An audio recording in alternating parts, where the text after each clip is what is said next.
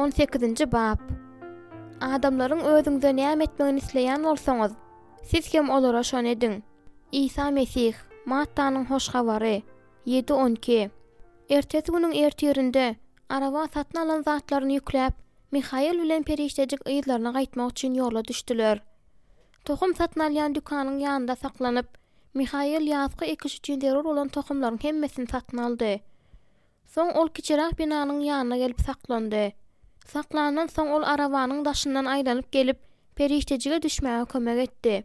Periştejik diňe gapynyň ýanyna baranda aýdym sesini eşitip özleriniň ibadatxana barýandyklaryny bildi. Ol öz elini Mihail'in elinden aýryp kellesini çaýkady. Sen bary ber, men bolsa saňa şu ýerde garaşaýyn. Mihail ýylgyrdy. Synaşyp gör, meniň üçin, diýip Mihail ýene-de onuň elinden tutdy. Olar içeri girenlerinde periştejiň ýüregi şeýle güýçli gürtüldedi welin, ol demigerin gorkdy. Bir näçe adam ýyzyna wakyp oňa seretdi.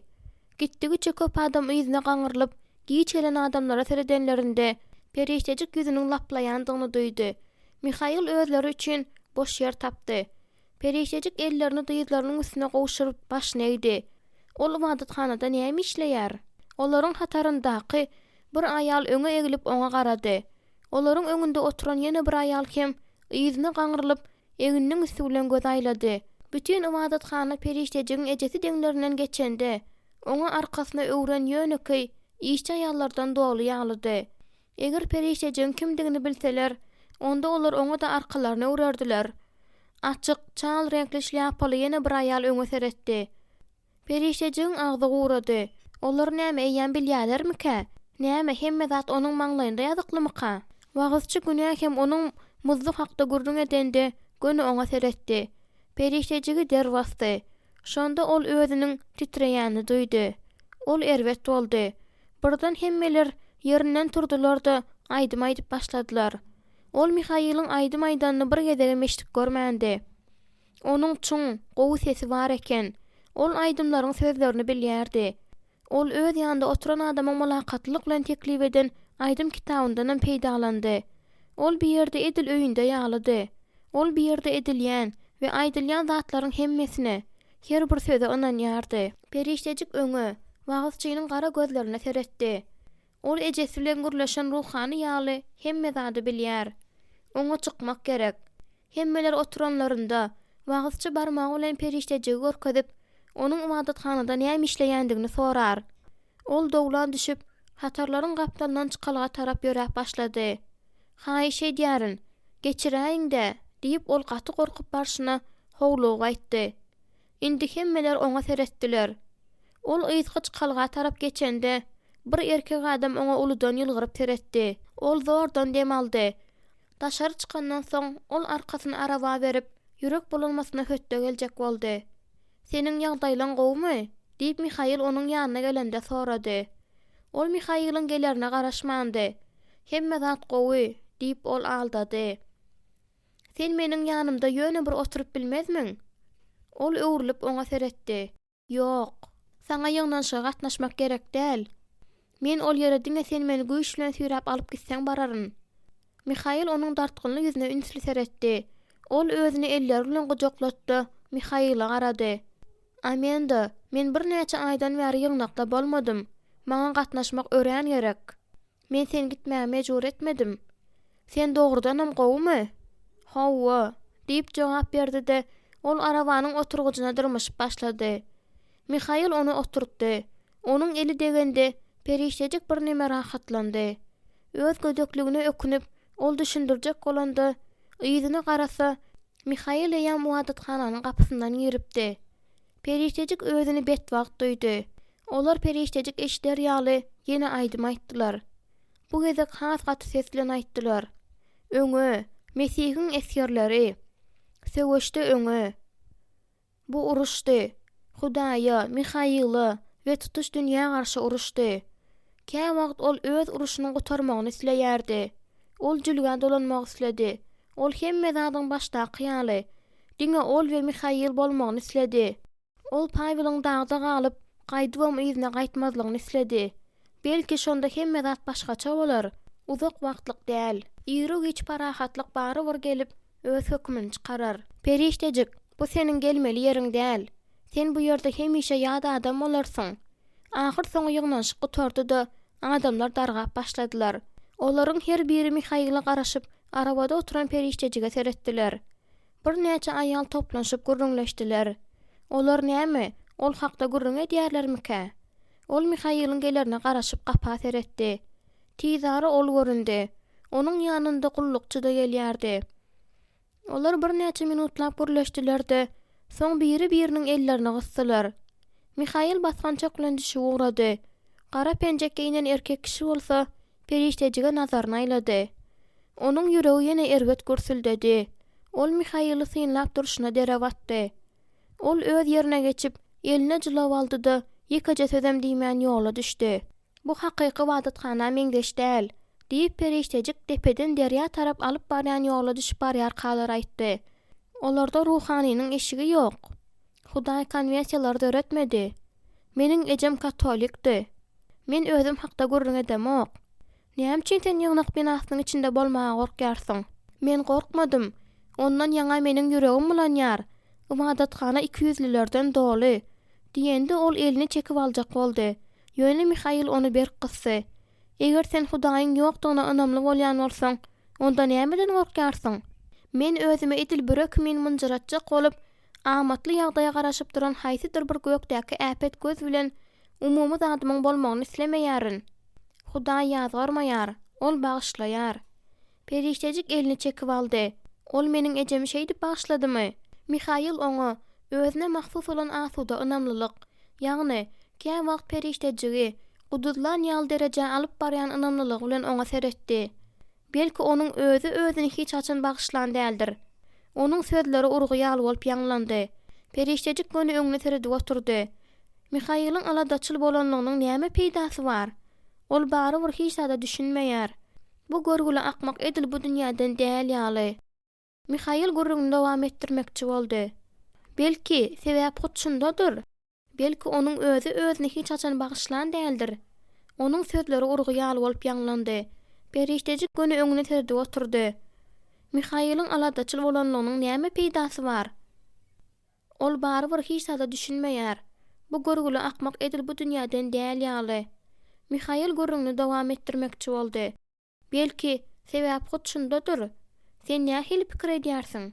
Meniň ejem näme ynanýan bolsa-da, o wadathanada oňa ornuň bolmaýyşy ýaly, maňa da orun ýokdur. Eger Rahaw, Rut kem Betşew üçin orun bolan bolsa, onda saňa da orun tapylar diýip pikir edýärin. Men ol aýallaryň ýekejesinem tanamok. Rahaw loludy. Rut äri bolmadyk adamyň aýagy ucunda ýatdy. Betşew wazyna hordy. Onuň gowreldigi äşkar bolanda, oýnaşy Betşewanyň adamsyny öldürmegi planlaşdyrdy. Periştejik oňa garandy. Seniň beýle aýallar bilen tanışdygyňy bilmändirin. Mihail güldi. Bu aýallaryň atlary Mattanyň hoş habarynyň başyndaky Mesihiň nesil şejeresinde ýazylypdyr. Wah, gör gep nämedeken, diýip ol Mihaila sus hem ýakymsy seretdi. Sen meni olar bilen hatara goýup bilerin diýip pikir edýärsiňmi? Bolýar, onda maňa käbir zatlary aýt. Eger bu dogrudanam şeýle bolýan bolsa, onda näme üçin ruhan meniň ejemlen gürleşmekden boyun toglady? Ol meniň pikirimçe, şunuň ýal topara munasyp dalaşkar bolup bilerdi. Men bilemok, aýmenda. Ruhanlaram adam, olar Hudaý däl. Olarda da hemme adamlarda bolşy ýaly özleriniň pikirleri hem ýalňyşlyklary bar. Meniň seniň ejeňe negsim agyrýar. Ýöne men şu wagt seniň durmuşyň beýinjalyk edýär, diýip Mihail atlar çalajak amçylady. Näme üçin? Eger meniň janymyň aladasyny etmeseň, onda men dozaka düşerim diýip gorkýarsyňmy? Periştejik onuň üstünden güldü. Sen eýýän bir aýagyň bilen ol ýerde bolup gördüň diýip pikir edýärin, diýip ol ýene atlary gysady. Men saňa wagz etjek bolamok. Ýöne ynanýan zadymdana asla da ýyza çekilmekçi däl. Seniň amatlylygyň üçinem, başga bir sebäp üçinem beýletmen. Periştejiň barmaklary oturgudyň garasyny gysdy. Men senden muny soramagym. Sen muny aýtmadyň. Ýöne özü ýygnaşykda aýal daşarda arabanyň üstünde otursa, üstlendik erkegim öz psihikasyna edilýän basyşy duýýar. Eger erkek aýalyny güýç bilen wadatkana sürese näme? Mihail oňa seretdi. Sen mamlumy kaň diýip pikir edýärin. Bagyşla. Periştejik ýene-de gözlerini gönü öňe dikdi. Doňdogyny dişledi. Ýuwaşadan demin alyp, "Men ol ýerde oturup bilmedim, Mihail, asla bilmedim." diýip sözüniň üstünde doldurdy. Belki indiki gezekde. Hiç kaçan. Näme üçin? Men özüme kemsedici lakamlar bilen atlandyran çağlaryň içinde näde oturup bileýin? Olar öňkülügine galandyrlar. Munyň New York ýa-da Kaliforniýanyň hapa depeleri bolanynyň tapawdy ýok. Diýip ol çalaja ýylgyrdy. Men bir oglan tanaýardym. Onuň kakasy dama biziň külbämize, ejemiň ýanyna gelýärdi. Ol hemişelik müşteridi. Onuň ogly bolsa ejemi we meni kemsidýärdi. Hapa sözler bilen atlandyrýardy. Şonda men oňa öz kakasynyň çarşamba günleri öýünden soň nirä gidýändigini aýtdym. Ol maňa elbetde inanmady. Ýöne ejem meniň eýmenç, zalim hereket edendigimi aýtdy.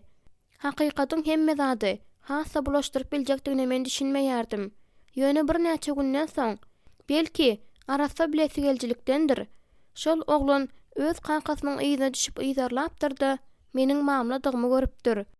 Men indi ol hakykaty bilenden soň bizi günümüze goýar öýdüpdim. Ýöne beýle bolmady. Ol meni ýigrendi. Ol öz dostlary bilen garaşyp oturýardylar-da. Men dükana gidenimde maňa hapa zatlar aýdýardylar. Her ýekşenbe güni ertir bilen men olary ibadathananyň öňündäki mähellläniň içinde görýärdym. Olar gowja giyinip, ejeleri hem kakalar bilen arasaja bolup durýardylar. Diýip ol Mihail'in gözlerine garady. Ruhanam olar bilen gürleşýärdi. Ýok, Mihail, men ibadathanada oturup biljek däl. Hiç kaçanam. Mihail ýene-de onuň elini alyp, barmaklaryny onuň barmaklarynyň arasyndan geçirdi. Hudaýda bu zatlar bilen hiç gili umumlyk ýok. Periştejin gözleri edilçäge açylan ýaly awşady. Ýöne ol olary saklamady. Dogry dämi? Onuň rekimdarlygy, seniň okaýan rekimdarlygyň nerede? Öz ejemiň şol rekimdarlykdan hiç bolmanda azajyk alandan men görmedim. Mihail epesli wagtlap sesini çykarmady. Saňa kimdir biri, hey ýakymly bir zat aýtdymy? Periştejin dodoklary ajy ýylgyryşda gyşardy. Meniň owadanlygymy köp erkekler aýtdylar. Olar meniň ulalaryma garaşýandyklaryny, sawr edip bilmeýändiklerini aýtdylar diýende onuň alkymy sandyrady. Şonuň üçin ol ýüzüni sowdy. Onuň Mihail'in aýasyndaky eli buz ýalydy. Periştejin gizlejek bolup synanşyk baryny edýändigine garamazdan Mihail onuň agyrysyny duýdy. Sen aýna garanyňda näme görýärsiň? Amenda. Ol jogap bermezinden öň uzak wagtlap pikirlendi. Gurlap başlandy bolsa, Mihail onuň ýuwaşa sesini zordan eşitdi. Öz ejemi, olar çeşmäniň boýunda saklandylar. Mihail atlaryň arabasyny çykaryp, olary köstekleýänçe periştejik düşük ýazyp sewedaşdy. Ýosufyň aşpezi olara çörek, peýnir, alma içkisini we kakatlan meweler beripdir. Mihail iýip bolandan soň ýerinden turup agaja ýaplandy. Ol ýene atlary goşup ýolunda dowam etdirmäge howlukmaýan ýaly bolup göründi. Periştejik oňa seretdi. Mawy ýun köýnek onuň giň eňillerinde çekilip durdy. Bili inçe hem berkdi. Ol Torinyň Mihail hakdaky göçgünli seslenmesini ýatlady. Şonuň üçin indi oňa düşünip başlady öýdýärin. Periştejik oňa seretmäge gowy görýärdi. Ol güýçli hem owadandy. Ýöne özünde howpy gizlemeýärdi. Mihail oňa seredende bolsa, ol öwrülip, galan azyklar sebede ýerleşdiren tren boldy. Mihail elini jüýsüne sokup, agajyň baldagyna ýapyşyp durdy. Öz wagtynda mendi erbet sözler bilen atlandyrýardylar. Amenda. Esasan hem kakam. Periştejik ýene oňa garady. Seniň kakam? Mihail derýä seretdi. Meniň maşgalamda Sewitde iň uly plantasiýa bardy. Yer bize atamdan mirasdy. Bizim gullarymyz bardy.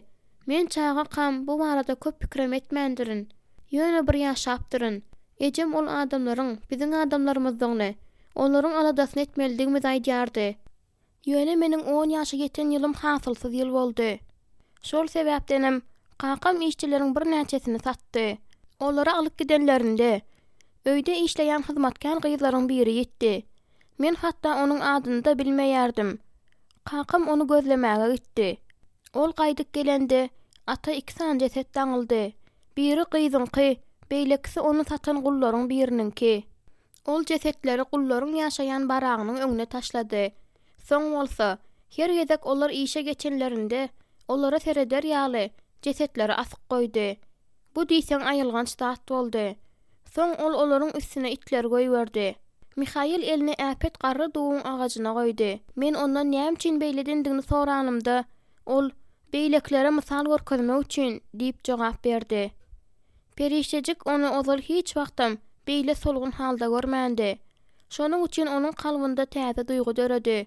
Onuň baryp Mihaily gujoklasy geldi. Ejem bu meselede onuň bilen ylalaşdymy? Ejem aglady. Ýöne onuň kakama garşy ýekeje söz aýdandan men eşitmedim. Men kakama özi ölenden soň ilki bilen gullary azatlyga goýberjekdigimi aýtdym. Şonda ol ilkinji gezek meni ýenişdi. Ol maňa olary beýle gowurýan bolsam, onda birazrak wagtlap olar bilen ýaşap biljekdigimi aýtdy. Sen olar bilen ýaşadyňmy? Bir ay. Soň kaka meni öýe gaýtaryp getirdi. Ýöne bu wagtda meniň durmuşym diýgünden üýtgäpdi. Garry negr egzameni reppe getirdi. Şol wagtda çenli Hudaý meniň üçin diňe ejemiň ýekşenbe günleri myhman otogda geçen sapag bolup durýardy. Ezra, maňa Hudaýyň näme derejede diri hem realdygyny görkezdi. Munuň üçin kakam onu satjak boldy. Ýöne satyp bilmedi. Sebäbi ol juda garrydy. Munuň deregine ol onu azatlyga goýberdi. Bu ölümden de beter boldy. Gojanyň gidere ýeri ýokdy. Şonuň üçin ol batgalykda mesken tutundy. Men onuň ýanyna edip bildigimden ýygy-ýygydan barmaga çalışýardym we oňa diňe alyp bilen zadym alyp barýardym. Kakaň näme? Ol durly ýollar bilen meniň pikirimi üýtgetmäge çalışdy. Diýip Mihail yalandan ýylgyrdy. Ol meniň hususlygy eýe bolmanyň artykmaçlygyna düşünmegimi isleýärdi. Diýip ol periştejige garady. Ol maňa ýaşajyk owadan gyrnaga sowgat berdi-de, onu islen wagtym ulanyp biljekdigimi aýtdy. Men ol gyrnaga gidip biljekdigini aýtdym. Ýöne ol gitmedi. Kakam oňa galmagy buyruk berdi. Şonuň üçin men gitdim, diýip Mihail ýuwaşça güldi we kellesini silkdi. Ahyrna çenli dogruçul bolmaly bolsa, onda men öýden gaçyp gitdim. Men 15 ýaşymdadym. Gyz bolsa, meniň döz gelip bilmejek synagymdy. Mihail periştejiň ýanyna gelip çömmolup oturdy. Bilýärsiňmi, Amanda, kakam erwet adam däl. Men seniň ol hakda beýle pikir etmeňi islämok. Ol ýerini gowy görýärdi. Öz adamlarynyň aladasyny dogrudan edýärdi. Şol bir wakadan başga wagt ol öz gullaryna gowy garaýardy. Ol ejemi, inilerimi we uýalarymy gowy görýärdi. Ol meni de gowy görýärdi. Ol diňe hemmeleriň öz ýene etmegini isleýärdi. Mende bolsa ilki başdan bir zat bardy. Men onuň düzgünlerine goşulmaýardym.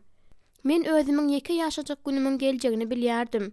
Ýöne öz gowy görýänlerimden aýrylyp gaýtmagy uzak wagtlap batyrlyk edip bilmedim. Periştejik onuň gözlerine garady. Sen haçan hem bolsa bir wagt gaýdyp barmak hakda pikirlendiňmi? Ýok. Onuň sözünde şüphäniň kölegesi de ýokdy. Sen onu ýigrenýän bolmaly. Mihail oňa seretdi. Ýok, men onu gowy görýäryn we onuň öz kakamdygy üçin men oňa minnetdar. Minnetdar? Ol sana kul hükmünde garapdyr. Mirasyňy, ýakynlaryňy hemme zady elinden alypdyr. Sen bolsa minnetdarmy? Eger hemme zat başgaça bolan bolsa, onda meniň Reppi tanamaň galmagym mümkindi. Ýoksa da kakamda meni ýigrenmäge has köp sebäp deredi. Men gaýdanymda Pavel bilen Tessida meniň bilen gaýtdylar. Uýam Tesse onuň iň gowy görýän çagasy-dy. Ol onuň üçin ören gymmatlydy. Ine indi ol öldü. Periştejik onuň gözlerinde ýaş gördü. Ol göz ýaşyny gizlemäge synanşmady. Sen Tessa ýarardyň, diýip Mihail periştejiň ýaňagyna elini degirip duruşyny aýtdy. Ol adamlaryň ýüreklerini görmegi başarýardy. Mihail'in gaýgysyna ýüregi awan periştejik onuň eliniň üstüne öz elini goýdy. Mihail'in ýylgyrşyndan ýaňa onuň ýüregi ezildi. "Ey söýenim, seniň ýüregiň daşyndaky diýwarlar ýykylar," diýip Mihail pişirdadi. Periştejik elini aýyrdy. Ýeşua öz surnaýyny çalýar. Bütün Israil halky gaty ses bilen gyýgranda Erihonyň diýwarlary surnaýyň sesine ýykyldy. Ýeşuanyň kitaby 6:4. Ýeşo we öz surnaýyny çalýar, diýip Mihail güldü. Ol, men seni söýýärin, men seni şeýle güýçli söýýärin, diýip Mihail periştejigi özüne gysdy. Olar otun üstüne ýykyldylar. Mihail onu mulaýymlyk bilen, soň has güýçliräk oşady. Periştejik edil ýumşak, ýyly tolkun endamyna aýlanýan ýaly göçkünlülük duýdy. Hernenen geň bolsa-da, periştejik özüne ulanmagy synalşylýan howpy duýmady. Mihail ýuwaşça yza çekilendi. Periştejik onuň nazaryny gördü. Ah, bu nazary diýsene. Kä wagt men kellämi ýitirýärin, diýip Mihail gyrık sesi bilen aýtdy. Ol ýerinden turdy-da, öz yzy bilen periştejigem turdy. Tur, men atlary goşaýyn. Periştejik haýran galyp, düşegi epläp, onu oturgucuna aşagyna goýdy. Tirsegini araba goýup, Mihail'in atlar bilen meşgullanýanyny synlady. Onuň her bir hereketinde gizlin güýç görünýärdi. Ol atlary goşanda, onuň elleriniň we eginleriniň nähir dartgynlaşanyny periştejik gördü. Mihail gönelip, periştejik tarapa öwrildi. Ol onu ýokarky oturlýan ýerde turtdy-da, özüm ýanynda turdy. Eline jylawlar alyp, Mihail oňa ýylgyryp seretdi. Olam ýylgyryş bilen jogap berdi. Ýagyş başlandy. Mihail tenti çekmek üçin saklandy. Periştejik örtge dolandy. Mihail ýene onuň ýanyna gelip oturanda, onu ikinji örtge bilen örtdi. Ol Mihail'in ýanynda özüni arkaýyn duýardy. Bir näçe mil geçenlerinden soň olar döwlen bir arabany gördüler. Güýçden gaçan bir erkek bilen bir aýal bejerilýän tigiri ýerine goýjak bolup, onu götermäge dirjaşýardylar. Uzak bolmadyk ýerde äpet bir dubuň astynda 4 çagany gujagyna gysyp, gara saçly bir gyz otyrdy. Mihail ýoldan sowuldy. Çagalar getirdi, olary biziň arabamyza mindir, diýip Mihail ýere böküp düşendi. Periştejikden haýyş etdi. Ol olar tarapa ýöredi. Iň uly gyz periştejikden bary ýok bir näçe ýaşlydy. Onuň gara saçlary, ullakan gara gözli akçy ýüzüne ýapyşypdy. Ol ýylgyran wagtynda ören gowja bolýardy. "Ýörüň, biziň arabamyza. Siz ol ýerde guranyp bilersiňiz." diýip periştejik olara teklip etdi. "Bizde gura tutkular bar." "Sag bolun hanym," diýip gyz derrew jogap berdi-de, çagalara tentin aşagynyň çykmagyna kömek etdi. Sowukdan ýaňa titräp, periştejik olar bilen birlikde araba mindi. Periştejik gyzy örtgüni uzatdy. Ol hem onu alyp öz üstüne atdy-da, edil kurtow kimin kiçi çagalaryň dördüsinden gujagyna gysdy. Gyz periştejige seredip ýylgyrdy. "Bizim familiýamyz Eltman. Meniň adym Miriam," diýip ol edil özüniň kiýaly gözi hem saçy bolan uzyn oglanjygy görkezdi. Ol 10 ýaşynda. "Andrey, men 8 ýaşymda," diýip oglanjy gaty ses bilen aýtdy. Miriam ýene ýylgyrdy. "Bu Leýa," diýip uluraçyk gyzy gujagyna gysyp, iň kiçisinde ogşap duruşyny aýtdy. "Bu Rut." Periştejik ýeketek örtgüniň astynda ýylgyrşyp oturan, üşän we edilen topbaçyga seretdi. "Men hanym Asiýa. Hudaýa minnetdar. Siz wagtynda geldiňiz," diýip Miriam sözüni dowam etdirdi. "Kakam bu tügere köpüründe. Ejem bolsa eýýäm soňky güýjünde." Miriam öz üstündäki örtgüni aýyrdy-da, kiçi çagalar dolady. "Hanym Asiýa, siz çagalara seredip bilersiňizmi? Ejem köpden bäri özüni erwet duýar. Şonuň üçin ol ýagşyň astynda durmaly däl." Periştejik söz aýdyp ýetişmänkä, gyz arabadan böküp düşdi. Periştejik çagalara seredende, olaryň bilesi geljilikden ýaňa gözlerini uludan açyp, oňa garap duranlaryny gördi. Bir näçe minutdan soň Miriam yzy bilen ejesini alyp geldi. Ol gara saçly, surnugan aýaldy. Eginleri salparyp durdy. Gözleriniň astynda gara tegelek bardy. Çagalar edil özleri bilen onu örtýän ýaly onuň töwereginde turdular. "Eje," diýip Miriam ejesini gujaklap gürläp başlady. "Bu hanym Asiýa. Bu meniň ejem." Aýal mehirli ýylgyryp başlatdy. "Elizabet," diýip ol özüni tanışdyrdy. "Goý Hudaý size ak pata bersin, hanym Asiýa," diýende onuň gözlerinde ýaş göründi. Ýöne ol özüni saklatdy, aglamady. "Eger adamyňyz ikiňiz ýanymyzdan geçmedik bolsaňyz, men bilemok. Biz näme ederdik?" diýip ol 4 çagany gujaklady. Mariam bolsa kömek gerekdigini ýa däldigini bilmek üçin arabadan kellesini çykaryp seretdi. Hemme zat gowy bolar. Kakam bilen Jenap Asiya häzir biziň arabamyzy bejerýärler. Didara biz ýolumyzy dowam etdirip bileriz. Bize Oregona barmak gerek. Diýip Leýa pişirdidi. Agyry aýalyň ýüzüni ýitgetdi. Gel, şu wagt bu hakda pikir etmelige çalşalyň, eýjejigim. Gel, diňe her gün bilen ýaşalyň. Perişejik tebede dörüşdirdi. Siz belki aşdyňyz, bizde çörek bilen birazrak peýnir galdy. Peýnir? Diýip Leýa aýtdy. Onuň kiçijik ýüz jagazy ýaktyldy. Ol şo wagda Oregona syýahat etmeligini unutdy. Hawa, baş üstüne. Şol wagt Elizabet'in gözlerinden ýaş akdy. Ol aglady. Miriam onu sypalady we ejesini köşeşdirip, oňa bir zatlar pişirdidi. Perişejik doňup galan ýaly boldy-da, näme diýjegini ýa-da näme etjegini bilmedi. Ol aglayan aýaly seretmän kiçijik çağalara peýnir kesip berdi. Elizabet üskürdi-de aglamasdan goýdy. Meni bagyşlaň, maňa näme bolýanyny özümem bilemok, diýip ol pişirdidi. Sen diňe ýadadyň, diýip Miriam jogap berdi. Onuň gyzygyny bar, diýip ol perişejige düşündirdi. Kesel onuň bar güýjüni alýar. Perişejik aýaly bir bölek peýnirli çörek uzatdy. Elizabetam hödür edilen çöregi almazyndan öň onuň elini mülayimlik bilen elledi. Kiçijik Ruth ejesiniň dyzyndan böküp düşüp perişejigiň ýanyna geldi. Çağa elini uzadyp özüniň biline düşüp duran tıllasy saçyny ellendi. Perişejik tolgunma, soň hem geň galma duýdy. Bu perişdemi, eje? Diýendi perişejik gaty gyzardy. Elizabet göz ýaşlarynyň arasyndan ýylgyrdy. Onuň ýumşak gülküsi minnetdarlykdan doludy. Hawa mehribanym, bu biziň rekimdarlyk perişdämiz. Perişejik olara teretmäne gorkdy. Eger ol hakdaky hakykaty bilse, Elizabet Eltman näme diýer? Ol ýerinden turup daşary garady. Mihail Eltmanlaryň arabasyna göterip durdy. Erkek kişi de tigirleri yerleşdirýärdi. Ol böküp düşmek isledi. Ýöne ýagyş güýjedi. Munyň üstesine de Mihail onu ýzyna goýberer. Ýzyna teredip Elizabet bilen onuň söýülýän we jogap hökmünde ejesini janan gowy berýän çağalaryna teredende perişejigiň her bir bölejigi soňky derejesine çelli dartgynlaşdy. Miriam ejesiniň ünsini sowjak bolup onuň elinden tutdy. Olar derrew hemme zady bejererler, diýip Miriam habar berdi.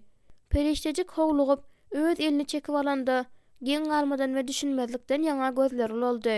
Arabanyň ýanyna Eltman geldi. Onuň şlyapasyndan ýagyş çeşme bolmak ýardy. Hemme zat gowmy, John? Diýip Elizabet sorady. Ol ýene birazrak wagtlap saklanar. Elizabet perişejik bilen tanışdyrdy. Erkek kişi onuň bilen salamlaşyp, şlyapasına çalajak aldyrdy. Biz size we siziň adamyňyza diýseň minnetdar hanım. Men eýýäm ýan bermäge taýýardym. Ýöne şol wagt siziň adamyňyz geldi. Ol ýene aýalyna teredip, Jenap Asiya bize öz öýünde gyşymyzy geçirmegi teklip edýär. Menem razy boldum. Oregona ýaz gelende gideriz. Ah, diýip Elizabet göze görnüp duran ýeňillik bilen uludan demin aldy. Perişejik geň galmakdan ýaňa agyzyny açdy. Mihail'in öýünde gyşyny geçirmek kiçijik öýde 9 adam. Elizabet onuň elinden tutdy. Ol bolsa duýdansızlykdan ýaňa tastanam böküp düşüpdi. Perişejik doňan ýaly bolup, aýalyň John özüne arabadan düşmäge kömek edýänçe minnetdarlyk baryny ýagdyryşyny diňläp otyrdy. Onuň ýyzyndan oglanjyklar döküldi. Soň gyýjagazlar. Soň hem Miriam bahtiýar ýylgyryş bilen perişejigiň eňinden sypap düşdi. Perişejik arabanyň töründe diýişini gyjap örtkä dolanyp otyrdy. Ol Mihail'in bu adamlar çağırmak bilen näme hakda pikir edendigini, olar näme etmekçi bolýandygyny düşünmedi. Mihail myjyklygyna gelip oturýan ýerde oturdy. Olar ýene ýola düşenlerinde perişejik oňa gowur örtüýüni uzatdy. Olar öýde ýaşarlar. Öýde? Biz nerede ýatarys? Kümede. Ol ýerde amatly hem ýyly bolar. Näme üçin olar kümede ýatmaly dälmişin? Ol seniň oýuň.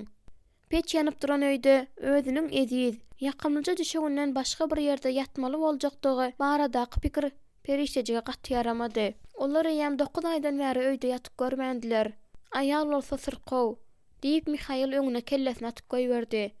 Men öňräk Pawlyň ýeriniň ara çägimizde boş ýerin gaty gowy bir böleginiň bardygy hakda pikirlenipdim. Belki eltmanlar galmagy yrmak maňa başardyr. Biziň jülgämizde ýene bir maşgala ýerleşse, juda gowy bolar diýip Mihail periştejige ýylgyryp garady. Sen bu aýallar bilen dostlaşardyň. Dostlaşmak? Sen mende olar bilen umumy bolan bir zat bardyr öýdýärsiňmi? Näme üçin muny anyklamaly dälmişin? Olar akşam ýagyşdan diýsen gowy gaçy batalga bolup hyzmat eden granit uçudynyň aşagynda saklandylar. Mihail bilen John atlar çykaryp çadyrlara gordular. Periştejik bilen Elizabet hem Miriam gijelik düşelgäni gowja ýerbe ýer etdiler. Çagalar uzak gije ýeter ýaly odun çöplediler. Olaryň bir bölegini beýlekler bilen çadyrda bolan Miriam alyp geldi. Çadyryň ýokarsynda ol kiçiräk klapan açdy. "Injeýlerden öwrendim" diýip ol çadyryň ortasynda legeniň içinde ot ýakyp, oňa odun goýup durşyna şatlyk aýtdy. "Geň gaňlaýmaly." Ýöne ol ot ýakanda tüsse ýokary galyp gön deşige tarap gitdi. Elizabet gaty ýada görnýärdi. Şonuň üçin periştejik onuň ýatmagyny talap etdi. Mihail galan azyklaryndan bir näçe zatlar alyp geldi. Periştejik bolsa nahar bişirip başlady. Elizabet ýatman onu ümsümjekden synlady. Periştejik oňa seredende onuň näme hakda oýlanýandygynyň pikirini edip beýinjalyk boldy. "Men özümi şeýle peýdasyz duýýaryn" diýip Elizabet tandırayan sesi bilen gürledi. Miriam hem elini uzadyp onuň ýüzüni sypalady. "Eje, beýle diýme? Biz hemme-de özümiz ederiz. Sen bolsa dynjyň al" diýende ol goldoýja äheňde ýylgyrdy. "Sen gowlaşaňda hemme-de seniň özüň etmeň üçin mümkinçilik bereriz." Ene degişmä jogap hökmünde ýylgyrdy. "Gidip ulurak odun getireýin" diýip Miriam gitdi. Bir bölek odun alyp geldi-de onu odatdy. Ýagyş güýçlenýär. Elizabet çalaja ýerinden galdy. "Oglanlar nerede?" "Olar kakamyň ýanynda. Leýa bilen Ruth biziň ýanymyzda galar." "Hiç sadyň aladasyny etme. Indi bolsa gyşar. Eje" diýdi-de Miriam periştejige garap, "Ol hemişe injeýlerden gorkýar" diýip pışırdady. "Biziň toparmazdan bir oglanjyk Fort Laramida arabalarynyň ýanynda adaşypdy. Hiç kim onuň hatda aýag ýyzyndan tapmadylar. Şondan bäri ejem biziň birimiziň ogurlanmagymyzdan gorkýar" diýenden soň ol eýýäm öz düşende ýatan ejesine garady. Dynjalandan soň ol hökmen gowy bolar. Miriam oduň üstünde ellerini gyzdyrdy-da periştejige ýylgyryp seretdi. "Siz näme taýýarlaýan bolsaňyz-da onuň taýamlysy bar." Periştejik geke sözdem diýmän nahar garmagyny dowam etdirdi. "Siz Kaliforniýada köpden bäri ýaşaýarsyňyzmy?" "Bir ýyldan bäri." "Diýmek, siz Mihail bilen şu ýerde durmuş gurypsyňyz. Ol 48-nji ýylda gelendigini aýtdy. Siz bu taýa ýerden ýörak geldiňizmi?" "Ýok, deňizden." "Siziň ene ataňyzam Mihail'ın gurrun gören jülgesinde ýaşaýarmy?" Periştejik gyzyň bu barada ýerde işte sorajagyny, ýalanyň özüni hassa köp daňyp hemme zady kynlaşdyrjakdygyny bilýärdi. Näme üçin munyň soňuna häzir çykmaly dälmişin? Belki Miriam şonda onu günne goýar. Belki olar hakykata bilseler, gyşda başga ýerde bolarlar.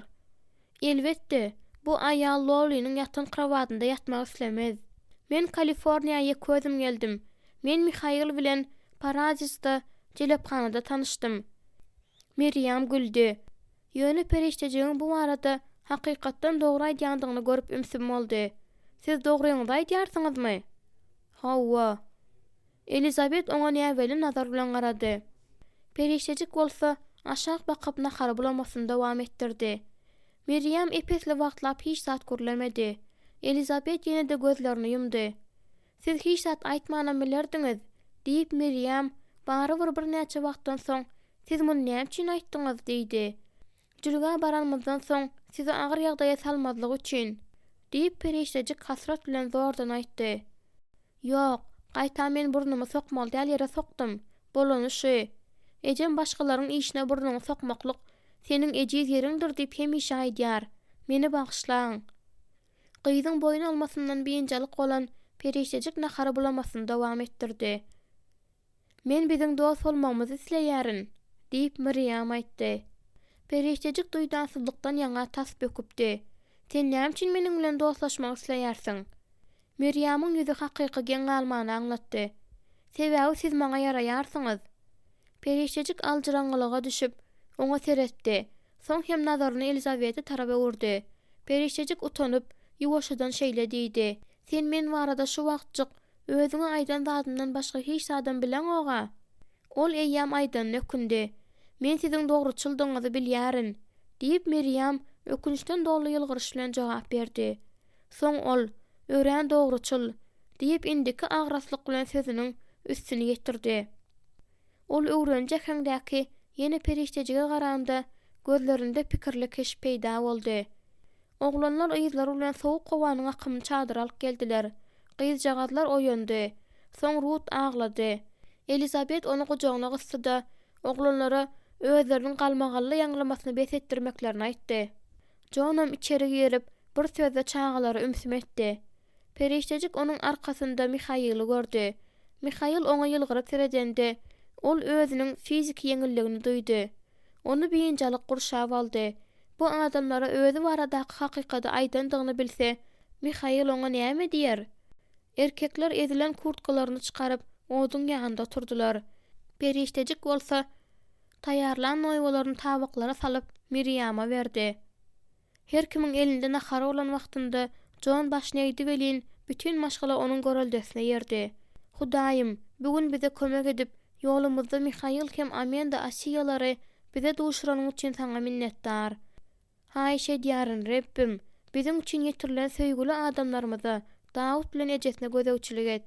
Elizabeti täze güýçden doldur. Öňde duran ýol üçin bizi berkit. Amin." John yer, meydandaky ekinler we Kaliforniýa bazarlary hakda soraq başlady. Yakov bilen Andrei noýwadan we biskvitden ýene soradylar. Periştejik Mihail bilen öz arabasyna gaýdyp baranyna garaşdy. Ol Miriamyň özüne garaýanyny duýdy. Eşiden zady hakda pikirlenmäge wagty bolandan soň gyzyň kellesinde näme hili pikiriň bolandygy barada Periştejik pikirlenmek islemedi. "Kaka ýagyş goýdy" diýip Andrei habar berdi. "Belki öz ýerimize gideriz" diýip Periştejik Mihaila pyşyrdy. "Biziň ýanymyzda bolberin, bizde ýeterlik ýer bar. Oduň ýanynda arabadakydan ýyly boljakdygy anykdyr." Mihail razylaşdy. Periştejigi bolsa sandyrama tutdy. Mihail özlerine ýorgan getirmek üçin daşa çykanda Periştejik olardan ötünç sorap onuň ýyzyndan çykdy. "Mihail" diýip ol onu eltmanlaryň çadyrynda däldi. Özleriniň arabasynda ýatmagy inandyrmak isläp söz saýlamaga darjaşdy. Ol elini uzadyp onu özüne gysdy berk okşady. Soň çadyr taraba arkasyna urip onuň gulagyna pyşyrdap: "Ýerde işte sen ahir soň bu dünýäde öz göwnüňe degmejek ýa-da özüňe ulanmajak adamlaryň bardygyna düşünersiň. Indi bolsa batyrlyňy bir ýere jemläp çadyra bardy, olar bilen gürleşiber." Periştejik ýalyňa berk dolanyp çadyra gaýdyp geldi. Miriam oňa ýylgyryp teretdi. Periştejik oduň golaýynda oturup Mihail'in gaýdyp gelerine garaşdy. Ýöne hiç kime garamazlyga çalyşdy. Oglanjyklar kakasyndan özlerine Robinson Crusoe hakda okap bermegini soradylar. John haltadan daşy gaýşly könelip giden kitaby çykaryp onu okap başlady. Miriam bolsa ýaňja aşgana bolan ýeri ýatylýan ýere urmak bilen meşgullandy. Kiçijik Ruth barmagyny sorup berişine öz ýorgonjygyny alyp onu Periştejigiň ýanyna süýräp geldi. "Men şu ýerde ýatmak isleýärin." Miriam güldü. "Sen gowsy jenap Asiýadan soramalymy kaň diýip pikir edýärin, Ruth? Bu ýere ol eýlemek islermi-kä diýärin? Ol onuň beýleki tarapynda ýatyp biler." Diýmek bilen Ruth öz niýetiniň berkdigini anyk düşündirdi. Miriam olaryň ýanyna 2 san paxtaly ýorgan alyp geldi-de birini Periştejige uzatdy. Ol egilip onuň gulagyna "Görýärsiňmi? Sen moňa ýaraýarsyň" diýdi. Periştejik gursoňynda duýdansyz agyry duýup olara garady. Mihail ýene bir näçe ýorgan alyp içeri girdi. "Tupan ýakynlaşyp gelýär. Eger biziňki oňna bolsa, onda ol ertire çenli geçer." Hemmeler bir ýam ýatdy. Emma Periştejik Mihail'in ýanynda uykusyz ýatdy. Ýel şuwlady. Ýagyş çadyra urdy durdy. Ýeliň şuwuldasy bilen ölüň ýyzy oňa özüniň paradisdaky ilkinji hepdelerini ýatlatdy. Indi hojaýyn aýal nirede? Meg bilen Rebecca nirede? Olara näme boldy ka? Ol Lakinyň otda dirligine ýanandygy hakda pikirlenmezlige çalyşdy. Onun sözleri yine onun kulağında ýanglandy. Periştejik, meni ýatdan çykarma, meni unutma. Ol olaryň hiç birinde unutmady. Ýagyş diňdi. Şonuň üçin periştejik töwerегinde uklap ýatanlaryň demine diň saldy. Ol ýoşadan gapdalyny öwrülip olara seretdi. John Eltman edil goramak isleýän ýaly sırkaw aýalyny gujaklap ýatyrdy. Oglanlar bile ýatyrdylar. Olaryň biri arkan düşüp ýazylyp ýatyrdy. İkincisi kellesine yorgan dolap gapdalyna ýatyrdy. Miriam bilen Leýa gujaklaşyp ýatyrdy. Periştejik uklap ýatan Miriamyň ýüzüne seretdi. Bu gyz onuň üçin täze açyş bolupdy. Periştejik gowy gyzlaryň köpüsini görüp bilmändi. Onuň portda duş gelen gyzlary bolsa, ondan gaçyp gidýärdiler. Sebäbi olara ejeleri şeýletmäge buýrupdy. Bir gezek Sally gowy gyzlaryň iç gysgynç hem çytyk ýüzli bolýandyklaryny, şonuň üçin hem olaryň ululanlarynda durmuşa çykýandyklaryny, olaryň ärleriniň jelephananyň hemişelik müşterisi bolýandyklaryny aýdypdy. Miriam iç gysgynjam, çytyk ýüzlem däldi. Ol akşam kakasy bilen gülkünç degişmeler aýdyşdy. Sırkaw ejesine de garady. Uýolary bilen ineleri onu gatlyk görýärdiler. Muny duýmak kyn däldi. Diňe Iýakov onuň buýran işini etmejek bolup gozgalan turdy. Ýöne çekeleşmäni besetdirmek üçin kakasynyň ýekeji nazar ýeterlik boldy. Çagalary ýatyrmaly wagty gelende bu iş bilen Maria meşgullandy. Ol kiçileri yorgany dolady we erkekler gurrun edip oturýarlar, ýoşadan çagalar bilen doga etdi. Men seniň dostuň bolmak isleýärin. Periştejik gözlerini ýumdy. Onuň kellesi agardy. Ol Miriam bilen näme hakda gurrun edip bilerler. Ol muny göz getirip bilmedi. Ýöne şeýletmegiň özüne garaşýandygyna düşünýärdi. Erkekler eýýäm özara düşünşmäge geldiler. Olaryň ikisem topragyň aşygydylar. John Eltman Oregon hakda edil ýene bir arzuly aýal kimin gurrun berdi. Mihailam öz jülgesini edil şunyň ýaly suratlandyrdy. "Kaka" diýip Miriam ýasama argaslyk bilen belledi. "Biz Syriýadan gaýtmanka Kaliforniýanyň ýerdäki jennetligine ynanýardyk." Ol kellesini çaýkady. "Bu ýerde biziň Ogaýada kymyzdan da adam köp. Hemme ýerler şowurluk gözläp beren agçylardan hyryňdy kyn. Şonuň üçin gowy maşgalalardan bolan gowja ýigitleriň näçesi bar" diýip Miriam duýdansy aýdyp goýberdi. Şol wagt periştejik onuň ýanagynda çukurjygyň peýda bolanyny gördi. Olaryň käbirleriniň Agoýadan bolmagy mümkin.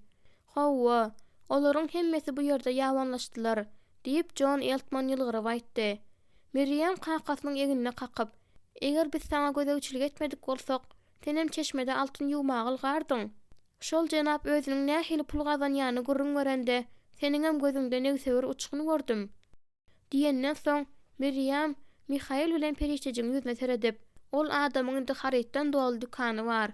Ol Kaliforniýa pili bilen egnindäki eşiginden başga zady bolman gelipdi. Milliondan biriniň mümkinçiligi" diýip John oňa jogap berdi. "Kaka, bu barada ýöne bir pikirlenip gör" diýip Miriam elini ýüreginiň üstüne teatr oýnaýan ýaly goýup sözüni dowam etdirdi. Onuň gözlerinde degişgen uçgyn peýda boldy. "Sen oglanlar bilen altyn gözläp, jana ýaman işlärdiň. Ejemi kimi bolsa, lagerda kafe açyp, şol garyp, ýawanlaşan, sallak, owadan ýigitlerine harlardyk." Mihail güldü. John bolsa gyzynyň saçynyň örümine çekdi. Eltmanlar periştejige gitdigiçe ýarady. Olar biri-birlerini gowy gördüler. John Eltman maşgala başydy.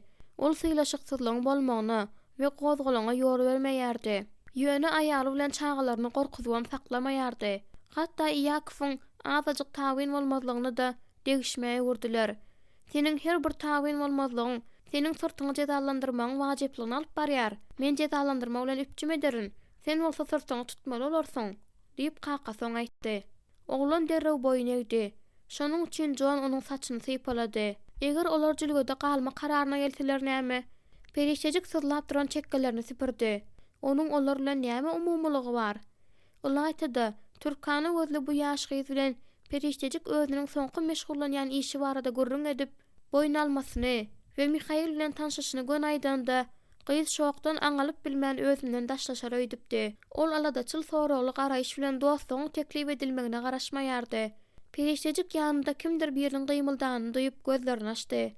Görse Rut ondan ýylylyk gözläp, ukuda oňa gysylan eken.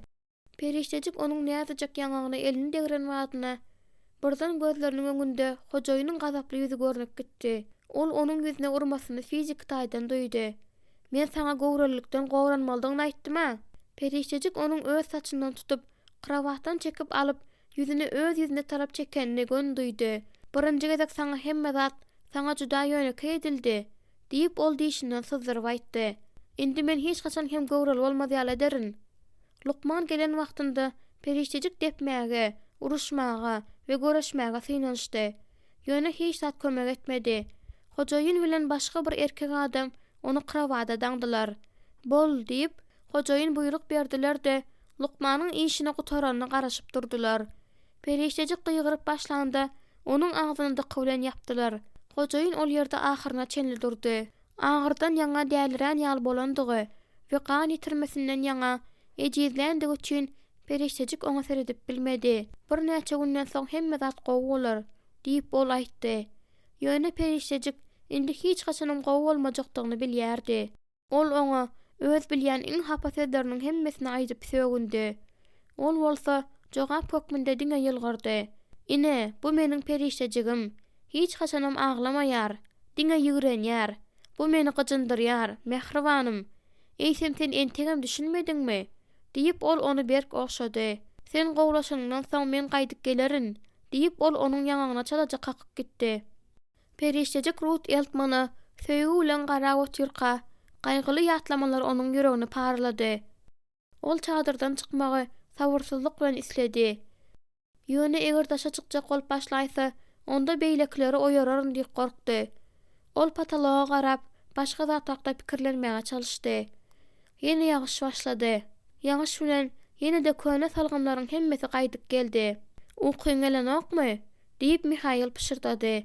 Periştejigem kellesini atdy. "Gapdalyň öwrül." Ol gapdalyny öwrülende Mihail onu özüne berk gysdy. Çaga ýorgana has berk dolanyp we oňa has gysylyp togalandy. "Sende jora peýda boldy" diýip Mihail pişirdady. Periştejik Rutu gujaklap gözlerini yumdy. Mihail olaryň ikisini gujaklady. "Belki haçan hem bolsa bir wagt bizde de şeýle gyýjagaz bolar" diýip ol ýoşa aýtdy. Periştejik ýatan ýerinden oda seretdi. Onuň gözlerinde çykkansyzlyk doňup galdy.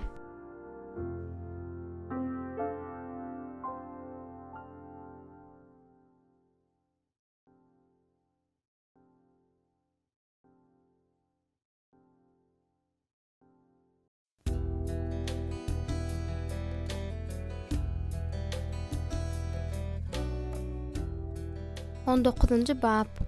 Yakynyňy özüň ýaly söý. İsa Mesih. Mattanyň hoş habary. 19-19. Mihail Eltmanlaryň maşgalasyna öýde mümkin boldugyça amatly ýerleşmäge kömek etdi de öz zatlaryny egine atdy. Periştejigem garşy çykmazlyga çalyşyp onuň ýyzyna düşdi. Ol Mihail'in eýýän karara gelendigini gördü. Ol mundan näme hili bähbit tapmaga çalyşýarka? Näme üçin ol haýsydyr bir näçe adamlara kömek edýärka? Ýagyş bir näçe günläp diňmedi. Bir näçe gejelap baýguşyň sesini we otuň içindäki sıçan jyýgyldysyny eşidip öwrenşenden soň periştejik ahyr rahatlandy.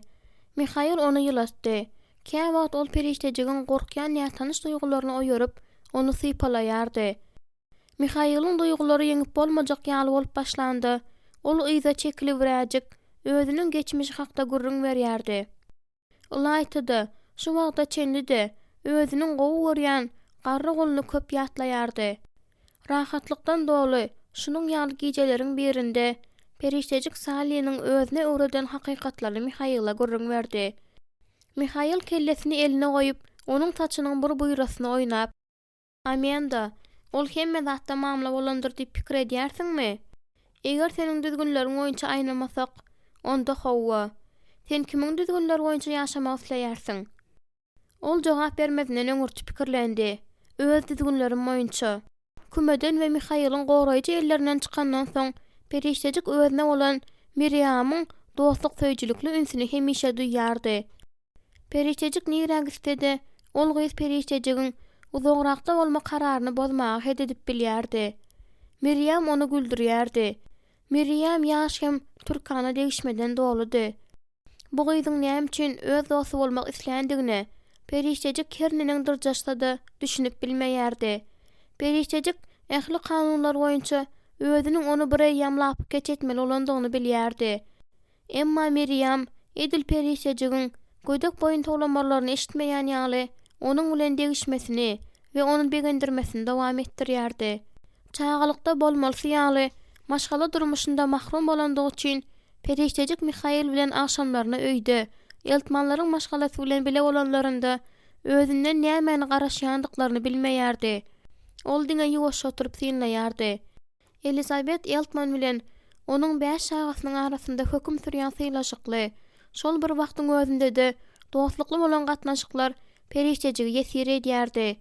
John diýseň berk adamdy. Ol seýrek ýylgyrýardy. Ýöne çağalaryny jandan gowurýandygyny, mydama jejelleşýändiklerine garamazdan uly gyzyna bolan aýratyn garaşy göze görnüp durdy. Kara gözli Andrey daşga keşpi, hereketleri bilen kakasyna gatmeňzeşdi. Yakov alçak hem bezatdy. Leya agras hem utanjaňdy. Keçijek Rut açyk hem şadyýandy. Ol bütün maşgal üçin äpişgeden düşýän nurdy. Hiç kime düşünüksiz olan haýsydyr bir sebäbi bora bu çağa periştejige aşyk bolýardy. Belki onuň tullasy saçlary gyýjagyň ünsini özüne çekendir. Bu näme bolýan bolsa-da periştejik Mihail bilen maşgala gurundeşiline goşulmaga her gezek gelenlerinde Rut periştejigiň ayagynda gowja ornaşýardy.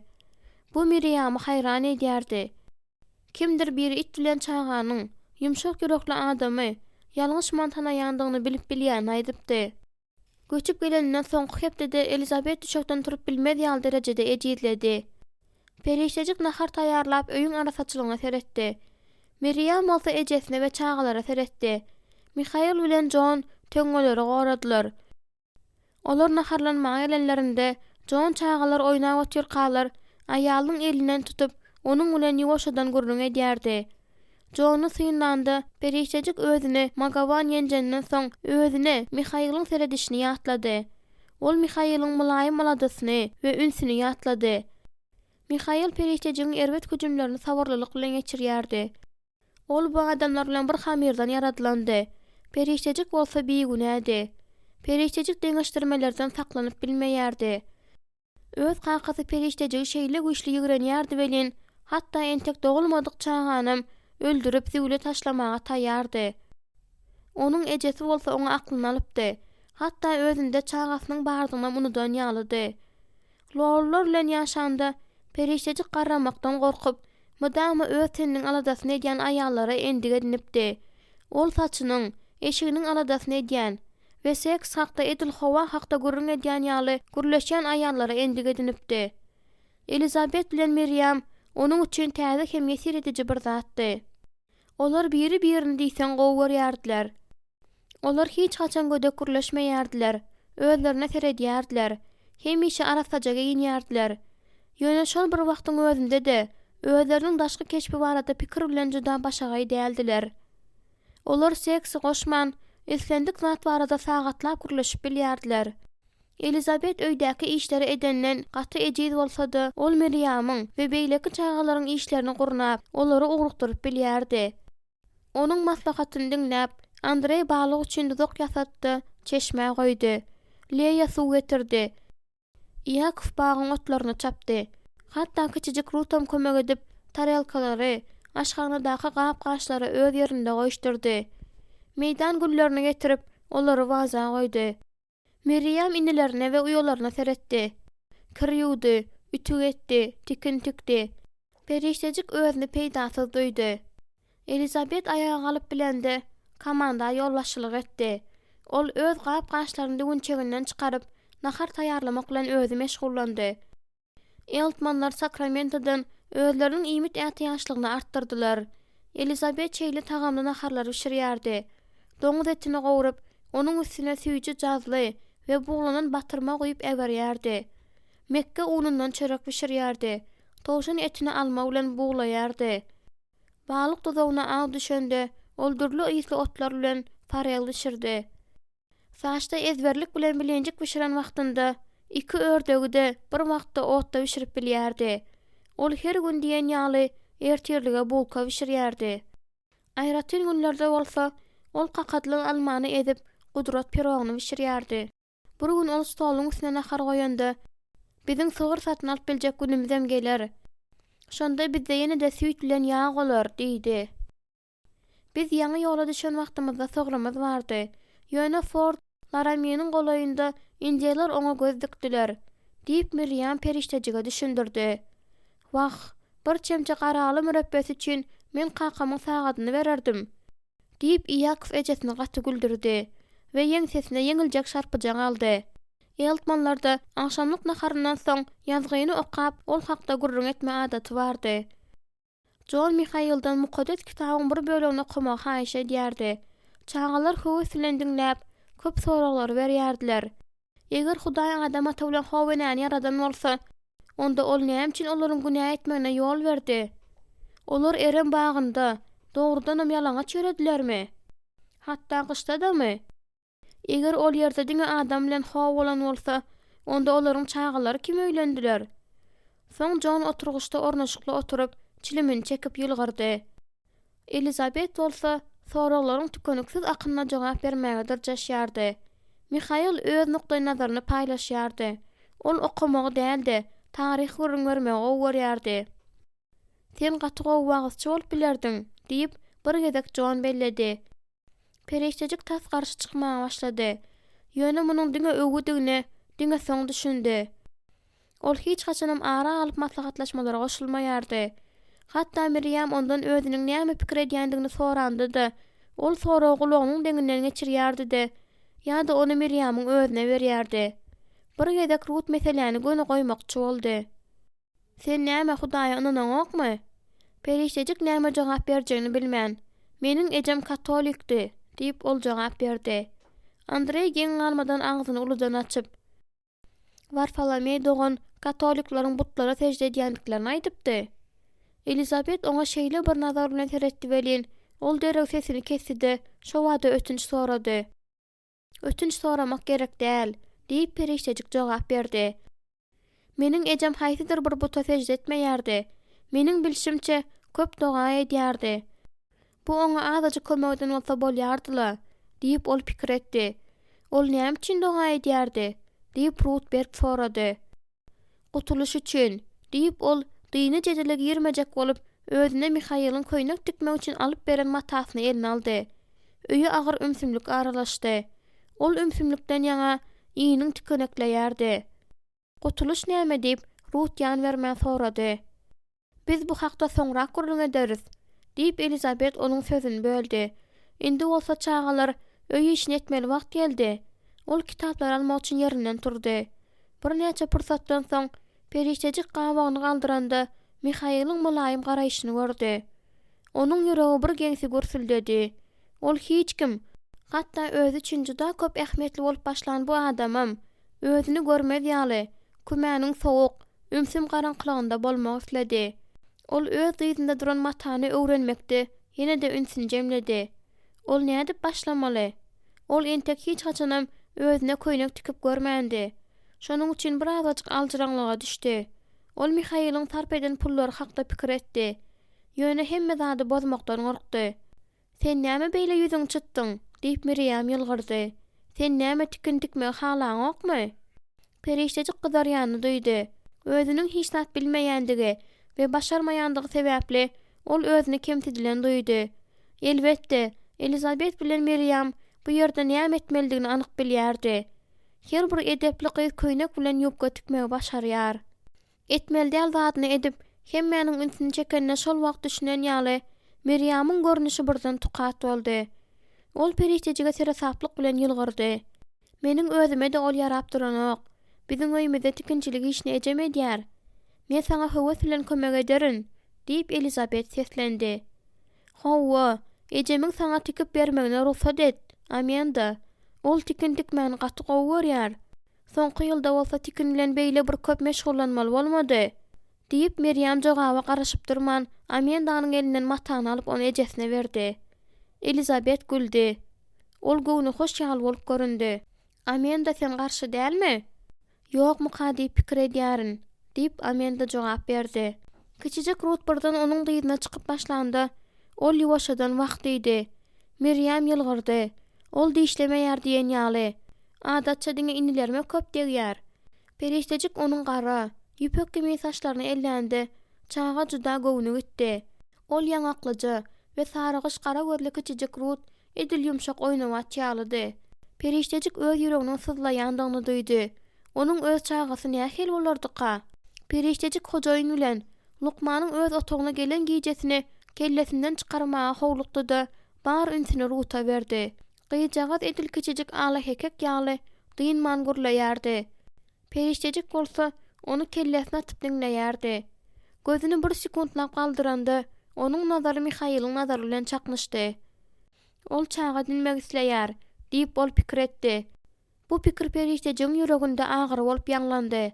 Eger ol periştejiň dogrup bilmeýändigini biläýse näme? Elbetde, onuň periştejige bolan söýgüsi öler. Periştejik onuň nazaryna döz gelip bilmedi. "Kaka, sen bize skripkada saz çalyp bermezmiň?" diýip Miriam sorady. "Sen köpden bäri sazam çalan ok." "Kaka, haýşe edýärin" diýip Ýakob bilen Leýa hor bolup aýtdylar. "Ol beýleki zatlar bilen ýygnalygy dur" diýip kakasy gaýgylanma aýtdy. Periştejik şunuň bilen jedel gutorar öýtdi. Emma Miriam tutan ýerli gyzy. "Ýokla, men onu şu gün ertir çykardym" diýende Jon gyzyna gaharly garady. Ýöne ol onuň üstüne egilip we dyzyna elini goýup ýylgyrdy. "Haýşe edýärin, kaka" diýende onuň sesi şeýle mülaýym eşdildi. "Günüň aslynda hemme zatyň öz wagty bar ahyry. Ýadyňdamy? Aglamanyň öz wagty, gülmäniň öz wagty, hasrat çekmäniň öz wagty, tans etmäniň öz wagty bar." Mukaddes kitap, Wagt kitaby 3-4. Elizabeth stoluň üstüne goýulmata elinde girip duran ýerinden doňup galdy. Jon Elizabethe gözüne galdyryp seredende onuň gözü agyrdan ýaňa garalypdy. Onuň gözlerinden ýaş syrygy bakdy. "Hawa, eýäm epekli wagt geçdi. Amanda bilen Mihaýylyň sen diňlemek isleýändiklerine men ynanýaryn." Miriam Leýa kellesini atdy bilen olam derrew guraly kankasyna alyp berdi. Jon onu alyp dyzynyň üstünde goýdy. "Sen atyda işläp ýörkäň men guraly sazlap goýdum" diýip Miriam Jon tarlara barmaklaryny aýlandy boýuna aldy. Soň ol skripkany götürip alkymyň astyna salyp gysdy, çalyp başlady.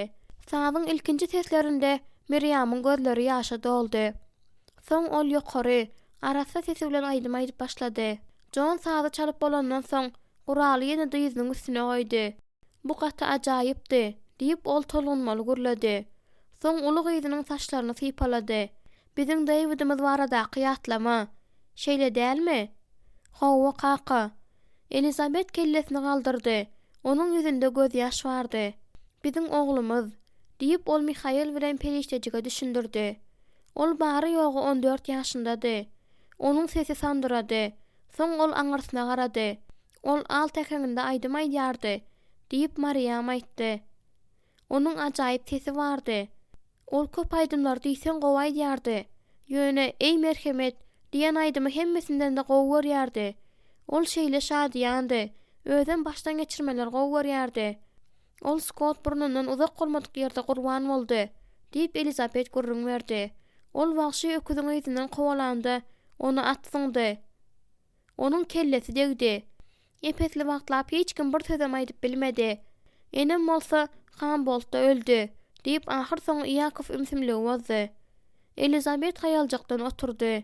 "Biz onuň ýeketäk ýakyn adamlardyk. Şonuň üçin ol biz Günwatara gitmek kararyna gelenmizde olam biziň bilen gaýtdy. Ol şol wagtlar özüne gaty bir gowy duýmaýardy. Ol öz gelen kararyna ökünmedi Liza" diýip Jon belledi. "Men bilýärin Jon." Periştejik Elizabethiň ökünen ökülmänligi hakda pikirlendi. Belki ol hiç ýere gitmek isländäldir. Belki de bu Jonyň islegi bolandyr. Periştejik olara gözüni aýlatdy. Jonam şu barada pikir edýär diýen karara geldi. Ýöne Elizabeth özüni ele alandan soň garşysyndaky burçda oturan Jona nazaryny dikdi. Şol wagt onuň nazarynda öýkü ýa-da ýigrenç ýokdy. Jon ýene-de egine skripkany goýup ýene bir tena çaldy. Bu gezekde Mihaýylam aýdyma goşuldy. Onuň ýakymly, çuň owazynyň sesi öýde ýanglandy welin Çağalaram goňşdan ýaňa duran ýerlerinde doňup galdylar. "Nähili gowy?" diýip Elizabet çatlykly ýylgyryp aýtdy. "Goý Hudaý size bol ak pata bersin, jenap Asiýa." Oglanlar ýoldaky aýdymyny aýtmak istediler. Şonuň üçin qakalary sağ çalmaly boldy. Olaryň repertuary gutarandan soň Mihail olara gara reňkli Ezra we gullar paxta meýdanlarynda işlänlerinde olaryň aýdym aýdyşlar hakda görüň berdi. Ol olaryň aýdýan aýdymlaryndan ýadynda saklap bilen bir aýdymny aýdyp berdi. Bu mulaýym owazly aýdymdy. Sözleri bolsa çuň manydan hem gaýgydan dowludy. "Ine, ol şöhratly at arabasy. Ine, ol bu ýere meni öýe alyp gitmek üçin geldi." diýip aýdym aýdanda Mihail'ın sesi periştejek ýüregine parlady. Olaryň ikisi özleriň ýatýan ýerlerine gidenlerinde periştejek ýuwaşdy, hem oýa watypdy. Eger näme? Ýene-de onuň pikirine geledi. Eger ejesi John Eltman ýaly adama durmuşa çykan bolsa näme? Eger ol şunuň ýaly maşgalada doglan hem ulanan bolsa näme? Eger ol Mihail bilen päk hem arasy bolup duşan bolsa näme? Gynansak-da durmuş başgaça yktyýar etdi. Şonuň üçin bu pikirlerden ýaňa azajygam ýeňillik gelmedi. "Sen kümüş sowdalar barynda erwede gazanmazdyň" diýip periştejik öz sesiniň rahat eşdirmäge çalyşyp aýtdy. Ol ýerde işlän aýdymçy tençe gowy däldi. Onuň käbir mukamlary senin kämeňdeşdi diýip birazrak damandan soň ol ýylgyryp, "Dogry, aýdymlaryň sözleri başgady. Hemme zat ýaňy başlanan wagtynda wagtçylar öz mukamlaryny ýerden alandyr diýip pikir edýärsiň" diýip ol ýylgyryp sorady. "Adamlar olary aňsat ýagda saklap biler ýaly. Wagtçylara halk arasyndaky belli motivlar gerek bolupdy." Soň ol ellerini kellesiniň üstüne goýup sözüni dowam etdirdi. "Belki men şol barda bir näçe adamy imana getirip bilerdim. Meniň aýdyp bilýän aýdymlarymyň sözleri saňa eýmen çolup görnerdi" diýip periştejik aýdanda Mihail oýa watyp sesini çykarmady. Periştejik bolsa çykarnyp ýorganyň aşagyna simdi. Onuň ýüregi gaty güýçlürdi. Onuň göwüline bolmasa Mihail urguýynyň sesini eşdäjek ýaly boldy. "Ýöne maňa öz aýdymlarymyň sözlerini öwretmäge mejbur etmäge çalşaýma" diýip periştejik duýdurdy. "Mende Hudaý şöhratlandyrar ýaly zat ýok." Periştejik hut onuň aňyrsynda öwrülene garaşan bolsa-da, ol öwrülmedi. Mihail onu özüniň güýçli elleri bilen tutup aldy-da şeýle dowamly okşady welin periştejigiň demi tutulara geldi. "Häzirlikçe hiç zat üçin, häzirlikçe" diýip Mihail jogap berdi. Onuň elleri periştejigiň içinde uçgun döretdi. Şonuň üçin tizara ýalyn alawlady. Ýöne Mihail onu gandyrmakçy bolmady. Ol periştejige öz islen azatlygyny berdi. Şonuň üçin odu ýandyryp goýdy.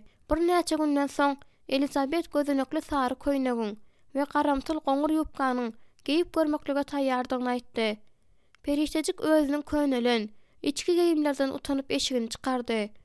"Şu ýerden ýene birazajyk aýyrmak gerek" diýip Miriam ýupkanyň belindäki matany 1 sentimetr daha gysdy. "Hawa, meniň pikirimçe çyşyrak durar ýaly ýyzyna birazajyk goşmaly" diýip Elizabet ýupkanyň matasyny silkip durşyny aýtdy. Periştejik olar özü üçin gaty köp hyzmat ederler diýip biýinçalik boldy. Olar näçe az etseler, ol olara şonça da az borçly bolýar. Bu bagda işlemek üçin ahyry. "Bu seniň garantga ýaly görünmeldiň aňlatmaýara" diýip Miriam garşy çykdy. "Men size agram bolup wagtyňyzy almak islämok." Periştejiň pikiriçe geyim häzirki görünüşinde ören gowy görünen ýaly boldy. Şonuň üçin ol onu kämillige ýetirmek asla hökman däl diýip pikir etdi. "Agram bolmak" diýip Elizabet takyklady. "Bu nähili akmaklyk? Mene ýan bir näçe aýdan bäri işden edilşiniň ýaly lezzet alyp görmendim. Hemme zadyňy çykar, ýöne sere sap bol. Bu ýerde iňňe bar." Periştejik derrew çykarnyp tesiyiniň köne eşiklerine elini uzatanda Elizabetiň onuň könelip giden içki eşiklerine näme sagyrçylyk bilen teredip duranyny gördi.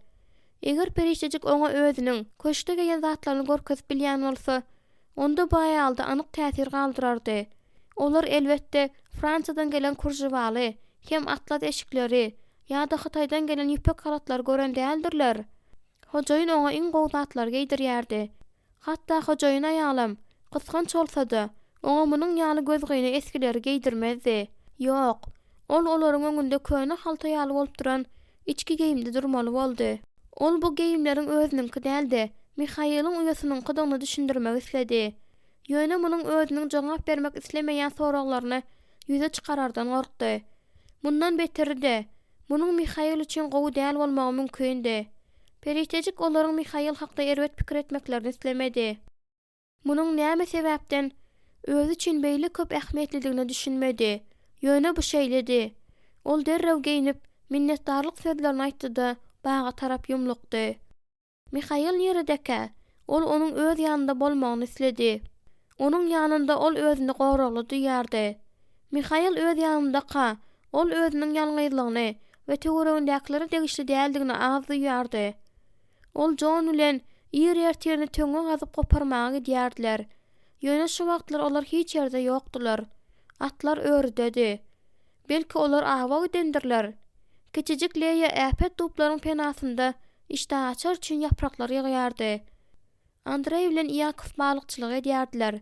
Perihtejik hiç zat hakda pikir etmezlige çalyşyp haşalatlary ýygmak üçin egildi. Men şu ýerde oýnasam bolýarmy? Diýip kiçijik Rut kapyda peýda bolup sorady. Ejem içeriýini ýygnaşdyrýar. Şonuň üçin maňa ziýan berji diýär. Perihtejik güldü. Gel bärik, eýjejigim. Rut perihtejigiň işläp duran ýerindäki joýajykda oturdy-da özüne perihtejigiň görkezden haşalatlaryny ýola oturuşyna gürlemegini dowam etdirdi. Men käşir gowwaram ok. Gök nohudy gowwarýaryn.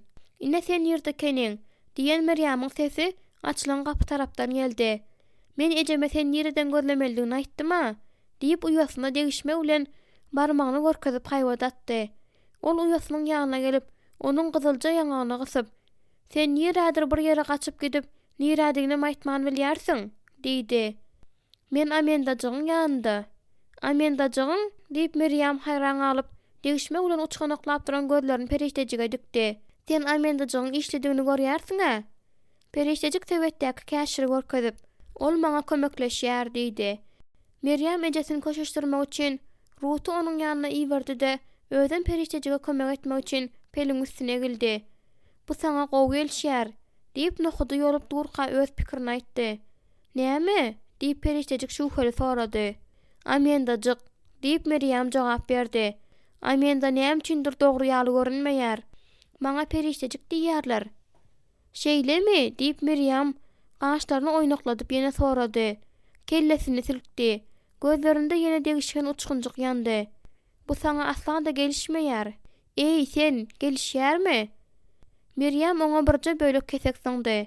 Seni hanım tikenjik diýip atlandyrarmy kam diýärin? Ýoksa-da diýip ol haşalatlary sebede salyp duruşyny aýtdy. Men seniň dereňe içki geyimlerinden utanmazdım. Ol perihtejigiň gözlerinde sessiz sorag görüp sen meniňkileri bir gören bolsadyň diýip güldü. Bir näçe gün geçenden soň Elizabet perihtejigiň ýanyna gelip oňa ýastyk taşa dolanan bir zat berdi-de onu diňe ýeke galanda açmalygyny duýdurdy. Ol perihtejigiň özüne düşünmän garaýandygyny bilende gyzaryp içeri girip gitdi.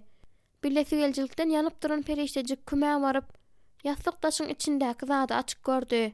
Düğünçegi açanda ol ajaýyp denan pantalony we başga bir içki geyimi gördü. Inçelik bilen keşilenen bu geyimler diýseň nepisi. Bu gowja geyimler dyzynyň üstüne gysyp oturuşyna perihtejik ýangaklaryna ganyň akýandygyny duýdy. Elizabet näme üçin beýletdi-ka? Ne sagyrjylykdanmy-ka? Perihtejige entek hiç kim deregine bir zada garaşmadan hiç sadan bermändi. Elizabet ondan näme isleýärkä? Perihtejikde bardatlaryň hemmesi Mihail'inkydy. Hatta onuň özü de indi özüniňki däldi. Zatlary ýyzyna ýastyk taşyna salyp perihtejik taşa çykdy. Meryam çeşmeden su alyp durdy. Perihtejigem onuň ýanyna baryp, bu zatlary ejeňe ber we maňa hiç zat gerek däldigini oňa aýt. Meryam bedreleri ýerine goýdy. Ejem seniň öýkeleriňden gorkýardy. Men öýkelemedim. Olar maňa gerek däl. Sen gaharlanýarsyňmy? Olary diňe ejeňe ber, Meryam.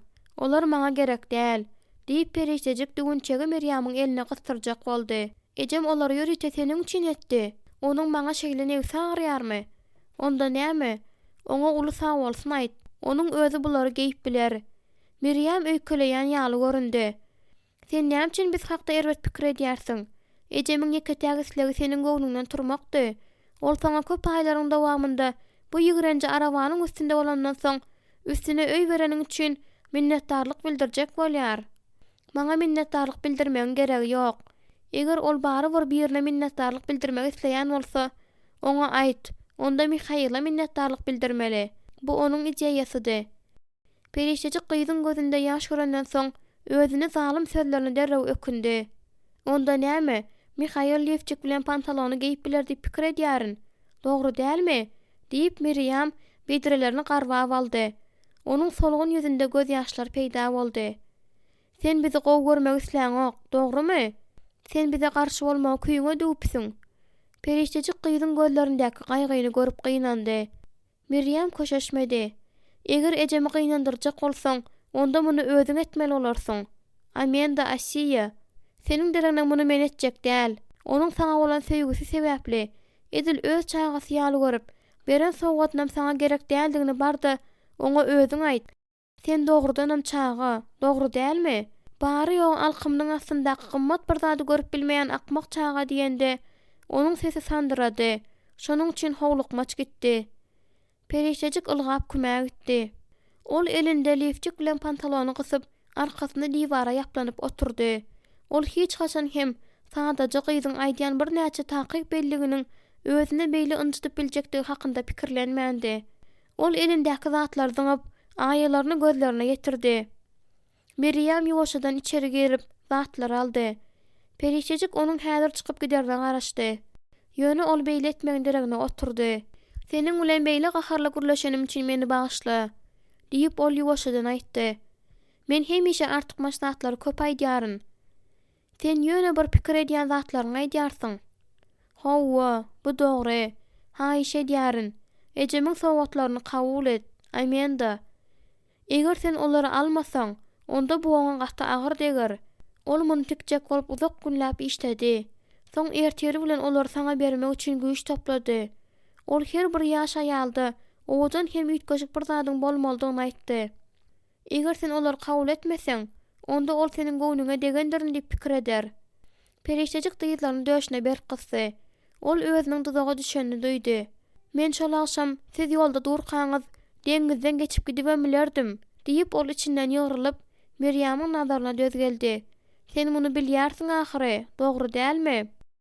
Miriam çalaja ýylgyrdy. Ýöne seni biziň bu ýerde bolmagymyz gaty gynandyrmak gerek. İlkinji günlerde sen bizi näme etjeňi bilen dälsiň diýip pikir edýärin. Ýöne bu häzir üýtgedi, şeýlemi? Ruh seniň içiňi görýär.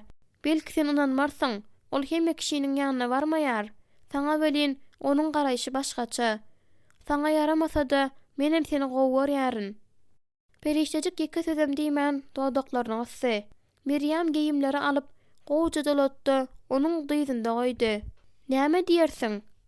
Bular ören owadan zatlar. Sen olary özüňe goýmaly. Özümiň umyt sandyjagymda mende eýýän bar. Ýöne men täze durmuşa çykan gyz bolýançam, haltajyk ýalsy da maňa bolýar. Periştejik gyza hiç zat edip bilmejegini bildi. Sen biziň bilen özüňi nähil alyp barmalydygyny bilmeýärsiň, şeýlemi?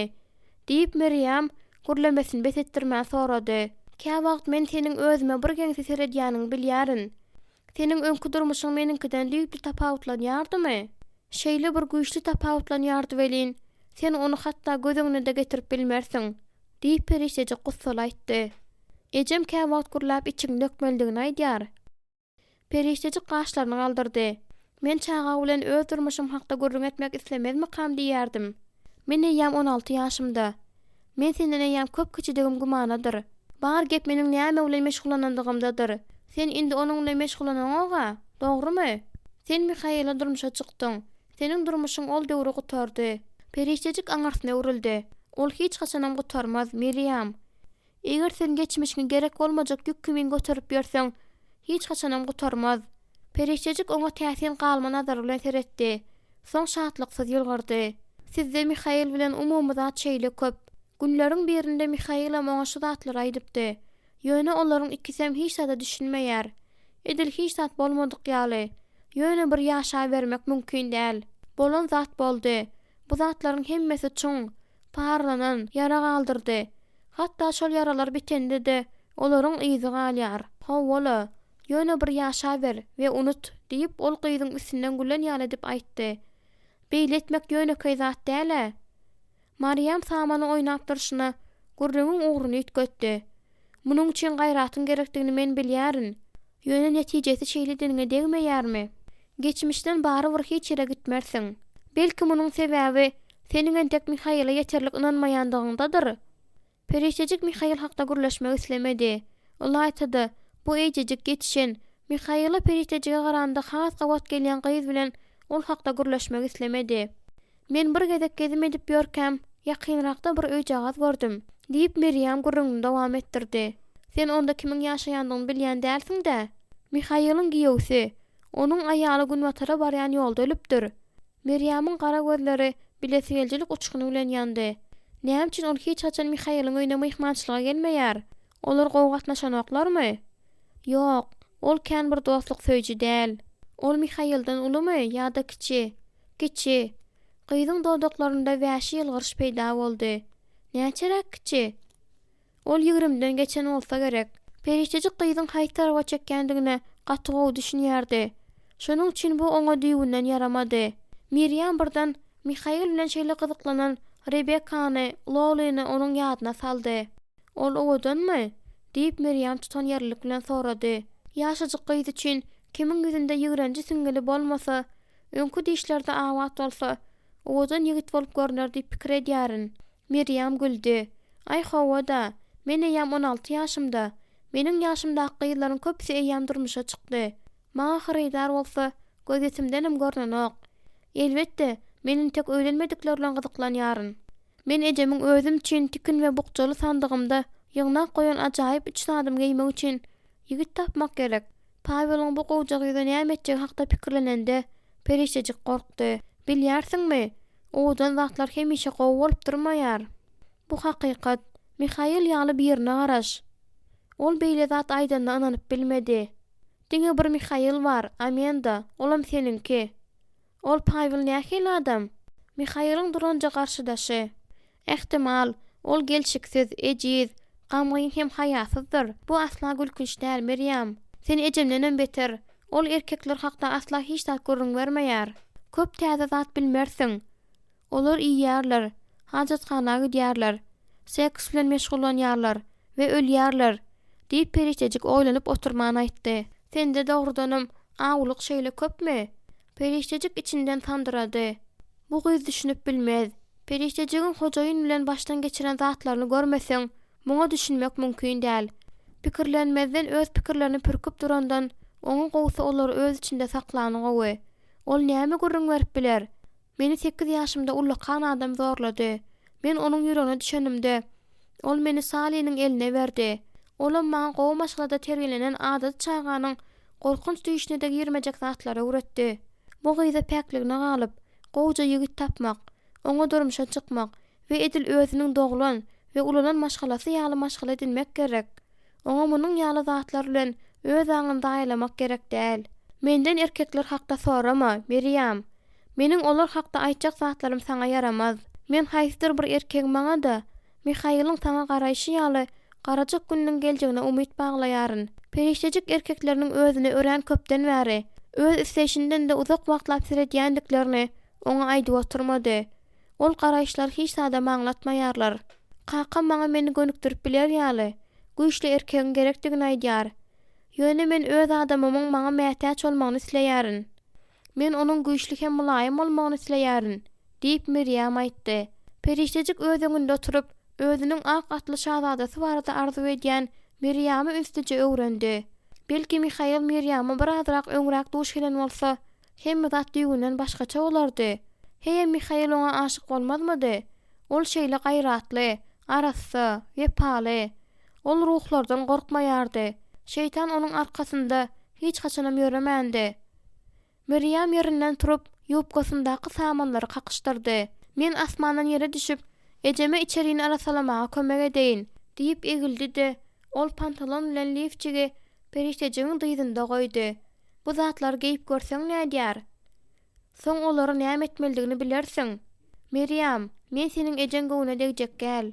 Gyzyň gözlerinde ýaş peýda boldy. Seniň beýle edip bilmejeňi men bilýärdim. diýip Meryem çykyp barşyna şatlykla aýtdy. Perişejik arkasyny divara berdi. Hojaýyn birinji gün onuň üçin köp sanly büzmejikli köýnekler hem ak atlarlardan fartuklar alyp beripdi. Pandajagyna lentalar, bantlar bilen doldurypdy. Onuň eşikleriniň hemmesi diýen ýaly Parijdandy. Sally onu hojaýynyň gelerine gowjy taýýarlamak üçin ýuwundyryp hem geyindirip durka minnetdar bol. Eger hojaýyn bolmadyk bolsa, onda bu wagt portda aç gezip ýörerdiň. Şonu ýatda saklajak bol. Çyn ýürekden sag boldy. Sen onuň bilen bagtly görünmelisin. Eger saňa fötde gelmek juda kyn bolsa, onda hojaýyn özüňi gowy alyp baryp biljek başga bir kiçijik gyzy tapar. Şonda saňa näme bolsa sen nähil pikir edýärsiň, diýipdi. Şol duýduruşlar ýadyna düşendi. Perişejik hatda şu wagtdan gorkudan ýaňa sowady. Ol wagtda 8 ýaşynda ol eger özüni gowy alyp barmasa, onda hojaýyn Fergusy çagyryp, "Fergusam, özüniň inçejik gara ýüpi bilen onu bogar. Soň hem köçädiňar. Ol ýerde de alakalary ýer" diýip pikir edýärdi. Şonuň üçin ol minnetdar bolmaga çalyşýardy. Ýöne bu hiç haçanam kömek etmeýärdi. Ol hojaýyndan gorkýardy we ony ýörenýärdi.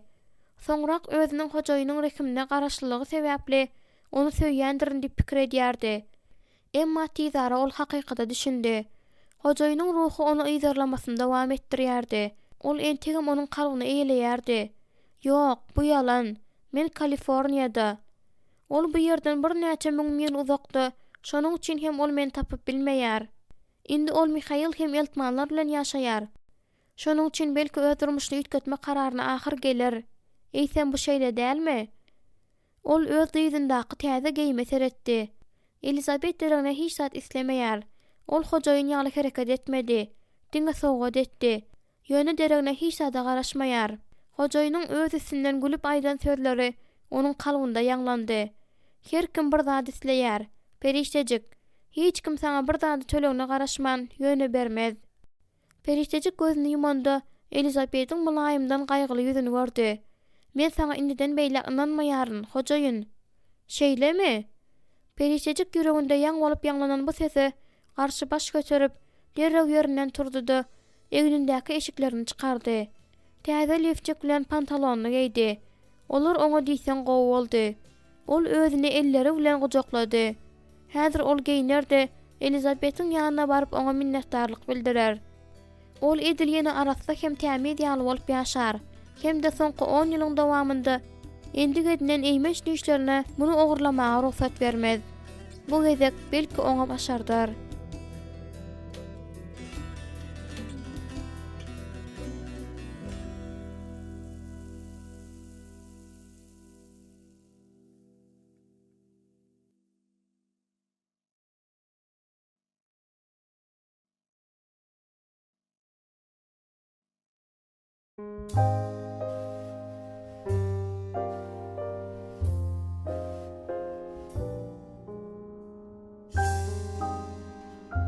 Ýigriminji bab. Erkençlikleriň hemmesinden de iň ýigrenjisi gorkudur. Shakespeare. Mihail Perişejigiň eltmanlaryň maşgalatyna yslaşygynyň artýanyna begendi. Ýöne John Aragon edil göwüň padşahlygy ýaly ol hakda gurrun etmesini besetdirmeýärdi. Ýazam ýakynlaşyp gelýärdi. Hawa gowulaşanda maşgala başı ýola düşmek isler. Mihail onuň öýündäki zananlaryň onu saklap bilmejekdigini bilýärdi. Onuň kararyny diňe gowy ýere ýetgedip biljekdi. Ýaşajyk Meryem Amendany edil aýal dogany ýaly gatyga görýärdi. Ruth bolsa Amendanyň kölegesi. Elizabet çağanyň Amenda bolan ysnaşygyny wagtyň geçmek bilen sowar diýip pikir edýärdi. Ýöne beýle zat bolmaýardy. Mihail munda howp görmeýärdi. Amenda öz ýüregini gün geçdigiçe giňden açýardy. Eger eltmanlar gitmek kararyna gelseler, ol näme derka? Töňňäniň daşyndaky topragy gazyp aýryp bolandan soň Mihail dikelip öýe tarap garady. Amenda çeşmeden suw alyp durdy. Elizabet ot ýakyp, onuň üstünde kir ýuwmak üçin ullakan gazan goýdy. Meryem ýuwulan kirler alyp durdy. Ruth çaýdýanja gürläp Amendanyň ýanynda aýlanyp ýördi. "Rebbim, oňa çaga gerek." Ruth onu dogrudanam gowy gördi. Diýip John Peeliň sapyna aýlanyp Amenda bilen Ruth'u syňlap duruşyna belledi. "Hawa, bu dogry. Seni bir zat beýinjalyk edýärmi, Mihail?" Ol pil toprağa güýç bilen sanjyp, uly kesekleri gapdyla taşlady. John, sen maşgalan bilen Demirgazga gitjek bolýarsyň. Muňa meniň aýalymyň nädip döz geljeligini men bilemok. Hawa, men öz Lizam hakda aýdamagam. Ol edil seniň aýalyňy gyzlyk alan ýaly. Eger sen bilen bolsaň, bärde gowy ýerler bar. Ýöne Oregonda bary bir gowrak. Sen Oregonda ýa-da başga bir ýerde isleýän zadyň tapjagyň gumanadyr. Şol gece Mihail Amenda bilen özleriniň ýeriniň bir bölegini eltmanlara bermek hakda gurrun etdi. Men muny seniň bilen çözmek, soň hem onuň bilen gürleşmek isleýärin. Bu hiç sada mütk etmeýär, dogry dälmi? Ol akşamty bilen diňe Oregon hakda gurrun etdi. Ol gitjek gününe ýetmäge sabr edip bilen okdy. Ol entek jülgäniň günwatar bölegini gören ok, diýip Mihail garşy çykdy. Şondan soň onuň pikiri ütgemegi mümkin. Periştejik oturdy. Miriam bilen Ruth'un öz ýanyndan Oriona gitjekdikleri baradaky pikirden ýaňa onuň ýüregi tolgunmaly gürsüldedi. Peýdasy näme? Eger erkek kişi nähildir bir karara gelen bolsa, onu dünýädäki hiç adam inandyryp bilmez. John fermerlyk üçin gowja ýer gözler. John sumru guşun guyrugundan tutmak isleýär. Onda biz oňa kömek ederiz, diýip Mihail periştejik ýerinde turup onu bagyryna basdy. Ol öz maşgalasy üçin iň gowy zady isleýär. Jülgäniň günwatar tarapy bizim iň gowy ýerimiz. Ol diňe Oregon hakda gurrun edýär. Elizabetam, Miriamam gitmek islemeýär. Hawa, ol Vilaymetda jülgesi eren bagydyr öýdýär. Periştejik onuň elinden sypyp ýerinden turdy. Onda ol näme üçin derrew gitmän bizde galdy? Diýip periştejik özüni elleri bilen gujaklap hem diýwara ýaplandy. Öý garynkydy. Diňe öçügseje çıra ýanyp durdy. Eltmanlar ýatyrdylar. Olar hiç gelmedik bolsalar gowy bolardy. Olar bilen hiç wagt uşuşmadyk bolsak gowy bolardy. Olar intek giden oklar. Periştejik Mihail'a garady. Onuň ýüzi aýyň ýakdasyna agyryp durdy. Ol ýer dogrudanam şeýle gowmy? Oregon näme? Hakykatdanam eren bagyna meňzeşmeke? Men bilemok, Firsa. Men ol ýerde bolup görmedim. Firsa, bu hatda Mihail'in oňa bolan ihlasy beýan edilýärdi. Mihail bu ady tutanda periştejik öz içine ýylylygyň iňneni duýdy. Firsa. Periştejik bu adyň manysy hakda pikirlenmezlige çalyşdy. Ýöne Mihail'in aýagynyň astynda otun ýumşaklyk bilen şygyrdan eşdende gursagynda ýüregi böküp gitdi. Mihail gelende periştejik çalaja dem alyp oňa seretdi. Mihail oňa elinde girdi welin ol içinde ýalyn duýdy-da gorkdy. Onu eýelen güýç nähili güýçke? Umydyňy ýitirme, diýip Mihail öz elinde periştejigiň dartmylaşanyny duýup aýtdy. Mihail özleriniň hem çagasynyň bolmagynyň mümkindigini aýtmak isledi. Ýöne aýtmady. Munuň üçin wagt hem mümkinçilik ýeterlikdi. Ýöne häzirlikçe hiç zat ýokdy. Häzirlikçe. Bilýärsiňmi? John biziň özüne teklip edýän zadymyzy görende pikirini dolu ütgedip biler. Periştejik John hatda ýeri görmäge de razy bolar öýtmedi. Ýöne ol razy boldy. Erkekler ertesi gün seher bilen gitdiler. Periştejik Miriamyň bagyň üstü bilen ulgap barýany gördi. Onuň ýaglygy eline bulaşyk atylypdy. Ol kümäniň gapysyny açyp derrew basgançakdan ýokarlygyna galyp başlady.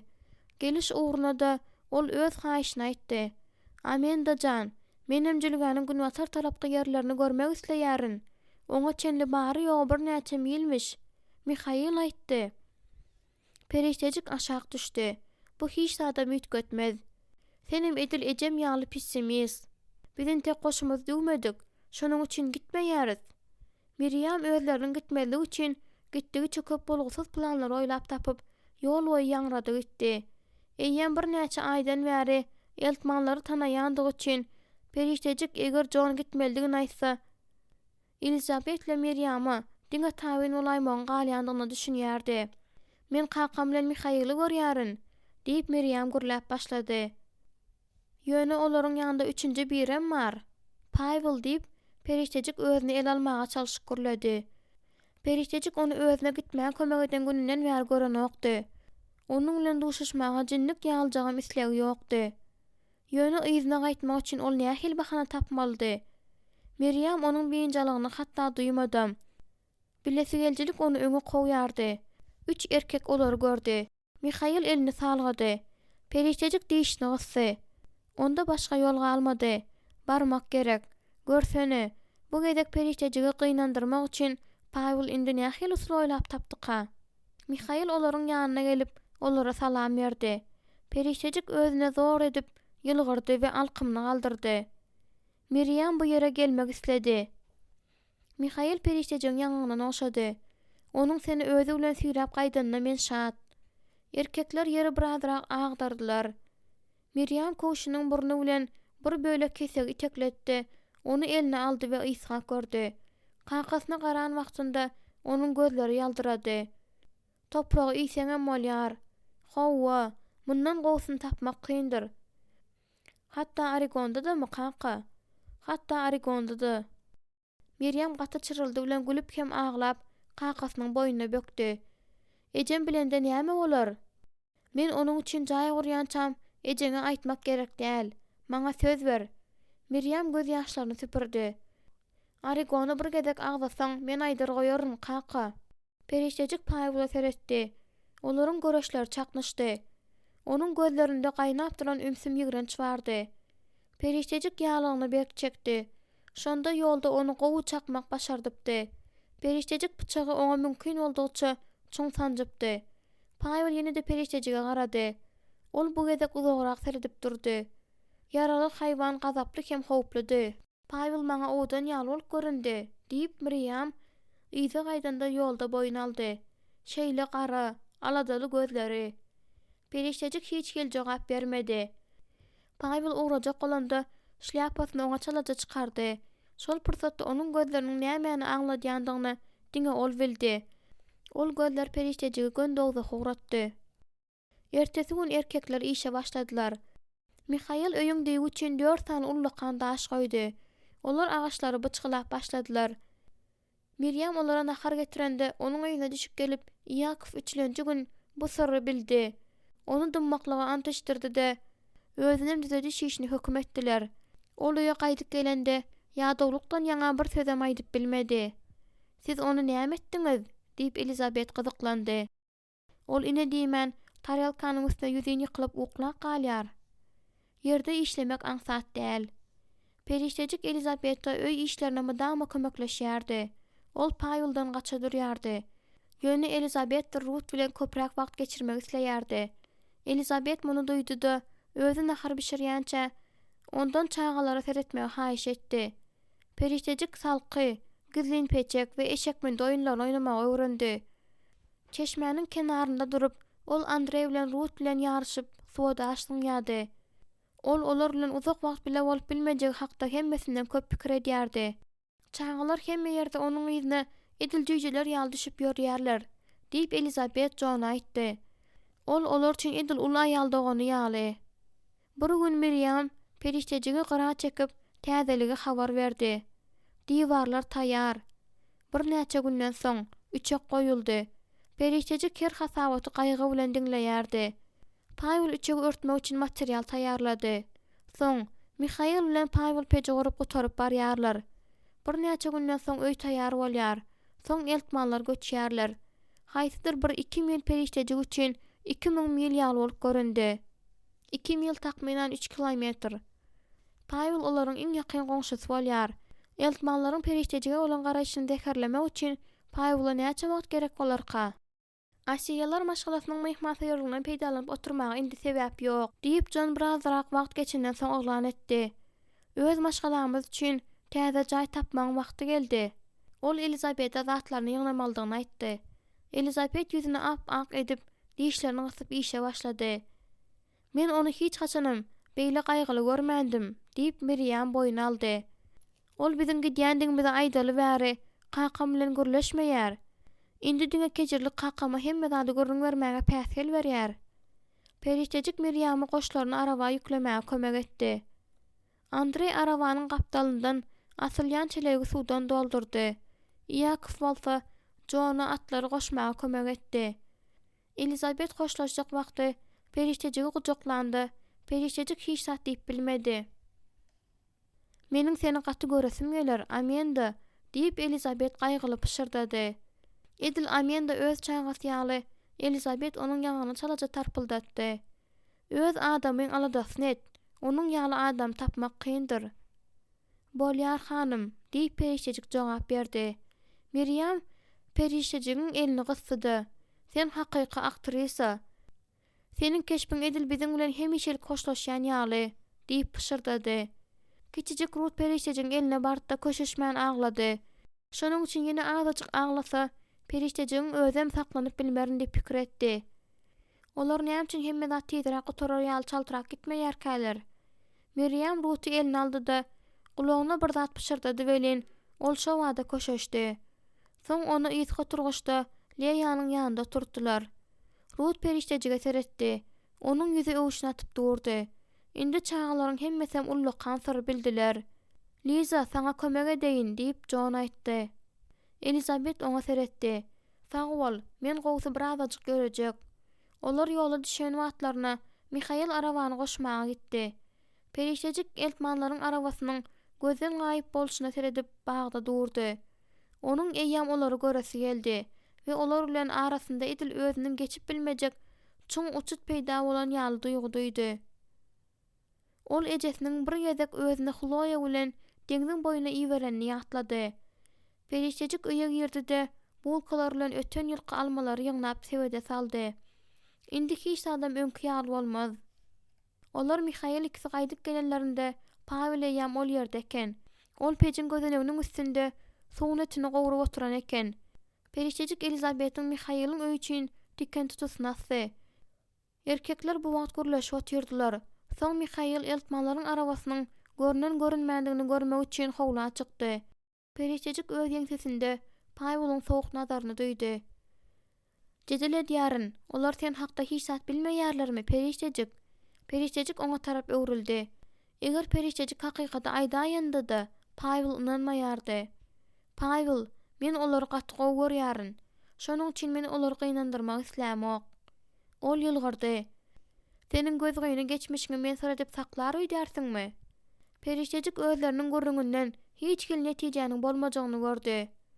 Men göwnüňe gelen zadyň hemmesini edip bilersiň diýip aýtmak isleýärin, diýip ol perwaýsyz ähen bilen jogap berdi. Aslynda perişejigiň kimdigine, olaryň gözlerini açmak üçin Pawela näçe wagt gerek bolar? Bir näçe günden soň olar Pawelyň perişejige bolan düşmançylygyny görerler-de, munyň sebäbi bilen elbetde gyzyklanarlar. Perişejik olara näme diýip biler? Pawel hyzmat üçin tölemegimi isledi. Menem oňa özümde bar bolan ýekaje zadymy berdim, diýsinmi? Näme üçin perişejik özüne bu adamlar bilen ýakynlaşmaga mümkinçilik berdi? Näme üçin ýüregini açyp olary gowy gördük-ä? Ol munyň ilki başda ýalňyşlyk bolandygyny bilýärdi. Sali, söýgü adamy ejide diýär diýärdi. Şonda perişejik ondan, sen haçynda bolsa bir wagt söýüpdiňmi? diýip sorapdy. Bir gezek. Ol kimdi? Hojaýyn, diýip ol ajy ýylgyrdy. Ýöne men hemişe onuň üçin juda garradym. Kimdir biriniň buz kimin sesi onuň pikirini bozdy. Sen gorkarsyň öýdýärin, diýende Pawelyň ýylgyrşy sowuk hem düşmançylyklydy. Perişejik öýden çykdy. Oňa öýde dem almak kyndy. Onuň kalbyny gaty tanyş bolan agyr doldurdy. Bu agyry öz kakasynyň ol dogulmadyk bolsa gowy boljakdygyny aýdan, ýagny özüniň mehman otagyň penjeresiniň astynda eşiden sözler bilen bilelikde gelipdi. Bu agyry ejesi ölende onu tike-tikeden agyrydy. Bu agyry özü bilen Lakiniň ölendigi barada habar getiripdi. Ol bu agyryny hojaýyn onu ilkinji gezek başga bir erkege beren wagtynda da duýupdy. Onuň ýakynlaşan her bir adamy gidipdi. Olaryň hemmesi ýerde ýa-da işte gidipdiler. Olar öldüler. Ýa-da perişejige bolan gyzyklanmasyny ýitirdiler. Ejesi, Sali, Laki, indi Miriam, Ruth we Elizabeth. Bu duýgular üçin hasaplaşmak gerek boljakdygyny men nädip ýatdan çykaryp bildim-käm. Sebäbi Mihail sana umyt berdi. Umyt bolsa ölüm howpludyr. Bir gezek Sali daşa öwrülmegi başarmagyň gerekdigini aýdypdy. Sebäbi adamlar senin göwnüňe degmäge çalyşýarlar. Senin ýüregiňe hiç kim hiç haçanam ýetip bilmez ýaly. Şol daşyň diýsen gaty bolmalydygyna mol aýdypdy. Perişejik günüň şöhreleriniň astynda duran güýçlü hem ajaýyp Mihaily gördü. Onuň ýüregi gysyldy. Ol perişejigiň kalbynyň iň uly bölegini bölüp alypdy. Ýerde işte olam, perişejeň durmuşyndan gidip, bir wagtlar ýürek bolan ýerinde garalyp görünýän ýarany galdyrar. Mihail onuň ýanyna geldi-de, ýüzüniň keşbini görüp gaýgylandy. Pavel seniň göwnüňe deger ýaly bir zat diýdimi? Ýok, ýok, ol hiç adam diýmedi. Diýip perişejik buğruny bölmek istedi. Ýöne nämedir bir zat seni gaýgylandyrypdyr. Men onu söýdüm. Men bundan gorkýardym. Ýöne bu şeýle bolaýdy. Sen meniň dem alýan howam boldun. Men Elizabeti, Miriamy we Ruty ýitirýärin. Men seni haçan ýitirerin? Ol aňyrsyna öwrüldi. Ýok, meni hiç adam gaýgylandyranyk. Men ýöne bir bu zatlar hakda Elizabetiň näme diýjektigi barada pikirlenýärdim. Ol öz soragyna jogap alanda köp wagt geçmänkä araba depe çykyp tiz wagtynam öýe ýetdi. Elizabet öz gözlerine inanman garady. John uludan ýylgyryp ýere böküp düşdi. Elizabet möňürüp aglap, onuň gujagyna ýerdi. Soň onuň biderekdigini, şonda da barybir onu söýýändigini gyýgyryp aýtdy. "Eje, senem ötünç soramaly," diýip Miriam güldü. "Asiýalaryň öýünden çykanymyz bäri, sen özüň gaterwet alyp bardyň." John aýalynyň elinden tutdy. Soň olar ýeri görmek üçin gitdiler. Miriam öýüň işleri bilen meşgullanyp başlady. Ýöne bir näçe wagtdan soň saklanyp, "Siziň Pavel bilen gatnaşyňyz gaty bir dostlukly dälmi?" diýip sorady. "Hawa," diýip perişejik jogap berdi. Ruth onuň ýopkasyndan çekdi. Şonuň üçin hem ol onu göterip alyp öz dyzynda ornaşmaga kömek etdi. "Ýok, sen bu ýerde oturmalysyň," diýip Miriam elini süpürip, Ruth'u perişejiň dyzyndan düşürip, onu pola goýberdi. "Amendajyk, maňa pirog pişirmäge kömek etmeli. Şonuň üçin oňa 2 elde gerek bolýar. Özüňe maňa beýle garama. Meniň gyzym," diýip Miriam onu aňyrsyna görüp çalaja patlatdy. "Howluda Mihail bar, goý ol seni gezdirsin." Soň ol käseleri ýerli ýerine goýup perişejige garady. "Şeýlelikde maňa aýtsana, näme bolýar? Sen nämäni gözüňde tutýarsyň? Sen gatgowy düşünýärsiň. Sen we Pavel, ol näme? Sen Mihail'a durmuşa çykmadyňdan ozal saňa aşyk boldymy?" Perişejik ýaňsa güldü. "Tastanam." Miriam ýüzüni çytdy. "Ol näme, Mihail'in taýlawyny oňlamadymy?" "Hawa, käbir sebäplere görä," diýip perişejik jogap berdi. "Birini aýt." "Sen gowsumyny bilme, Miriam. Sen şeýle de bolmalysyndan köp zady bilýärsiň. Eger men ondan sorasam, ol maňa aýdarmy?" diýip ol nägelik bilen sorady. Ýüz keşpiň agyrly bolşy perişejiň ýüzüni ýitgetdi. "Belki." Miriam ýüzünde onuň ýyzyny galdyryp, ýüzüne düşüp duran saçlaryny aýyrdy-da saçyny düzetdi. "Onda men ondan soramaryn." Perişejik Miriam juda gowy görýärdi. Onuň çağa gönümeligi bilen degişmesi, Edil Ruth'un kyýaly duran ýerinde edenini hem diýenini bilýän ullakan aýalyň akyldarlygy bilen çalyşyp bilýärdi. "Ol hakda aşy erbet pikir etme," diýip Miriam maslahat berdi.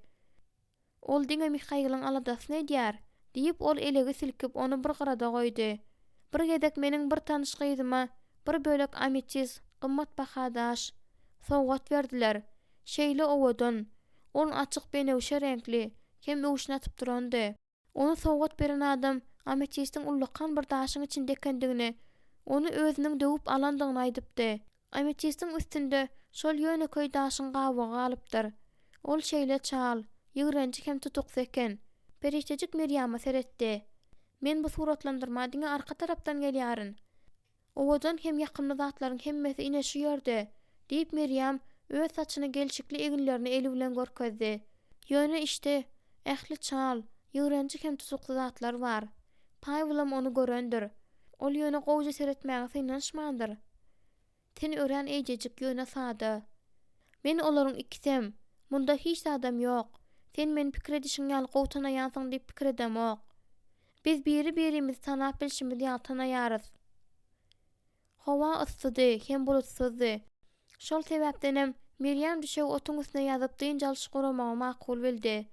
Perişejik Mihail'in Pavel bilen golaýrakda gürleşip duranyny gördi.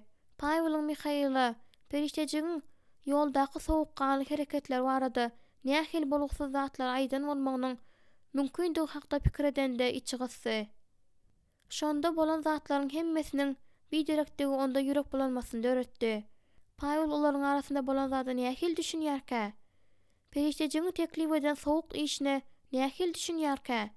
Azgynçylykly, duýgusuz akt ýaly düşünýärmikä?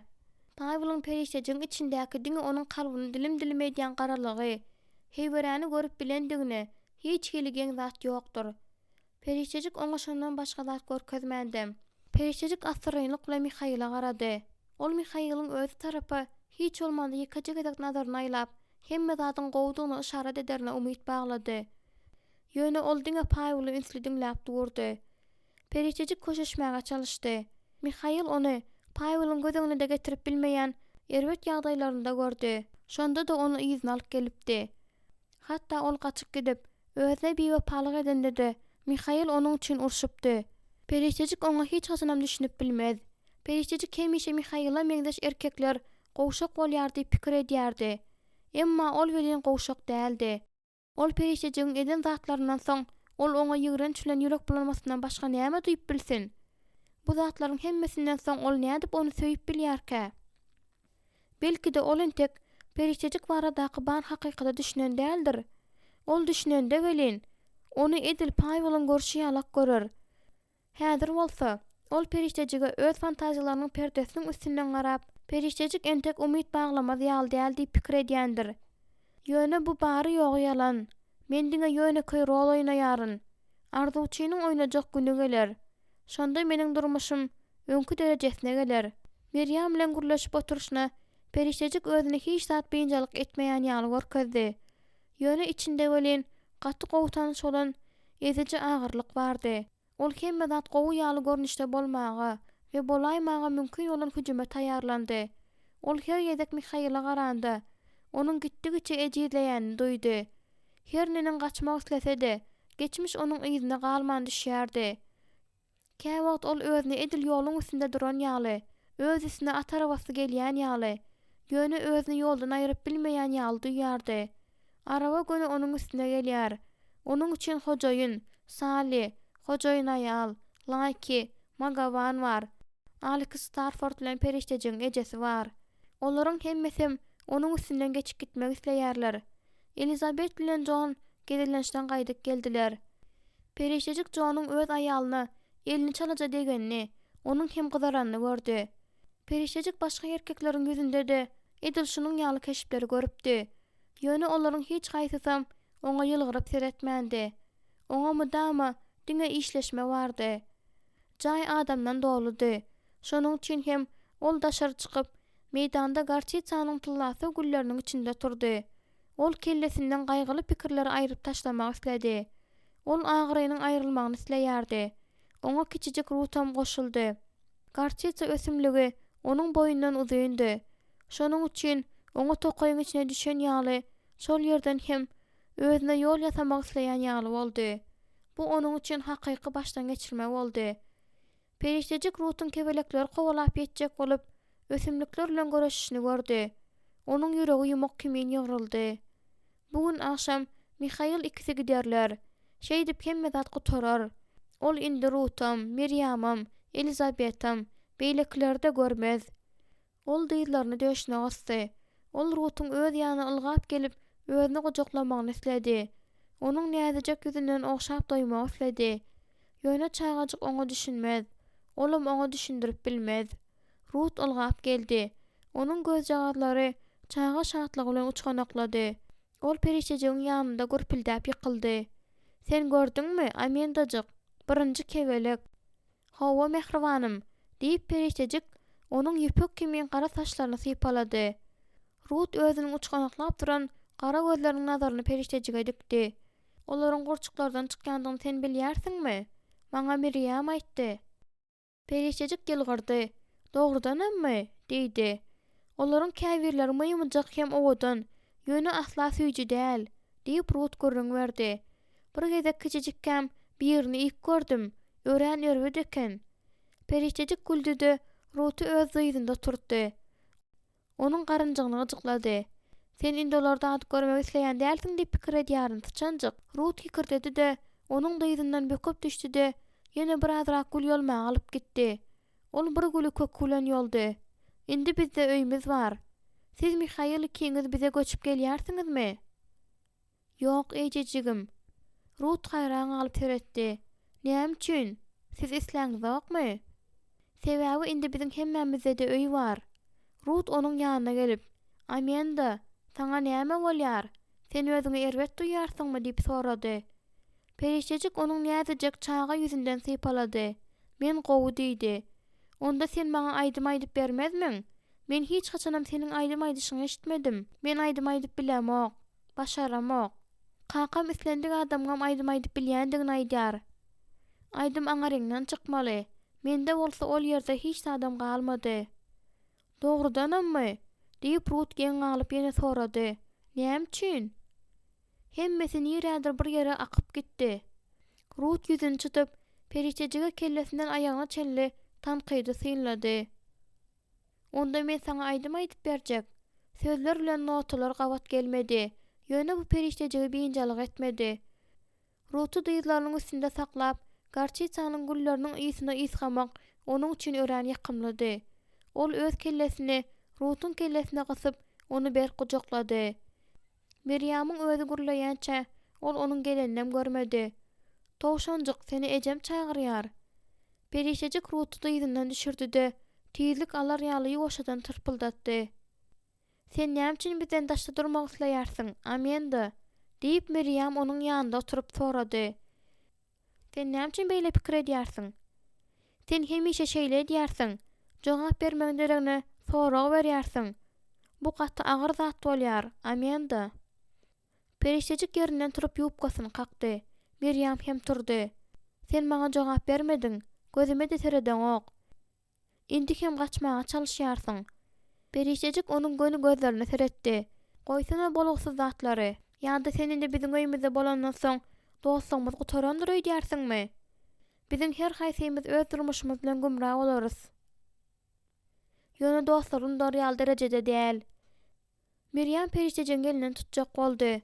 Ýöne ol onuň elini görmedik sıran bolup gitmäge howlukdy. "Sen bilýärsiňmi?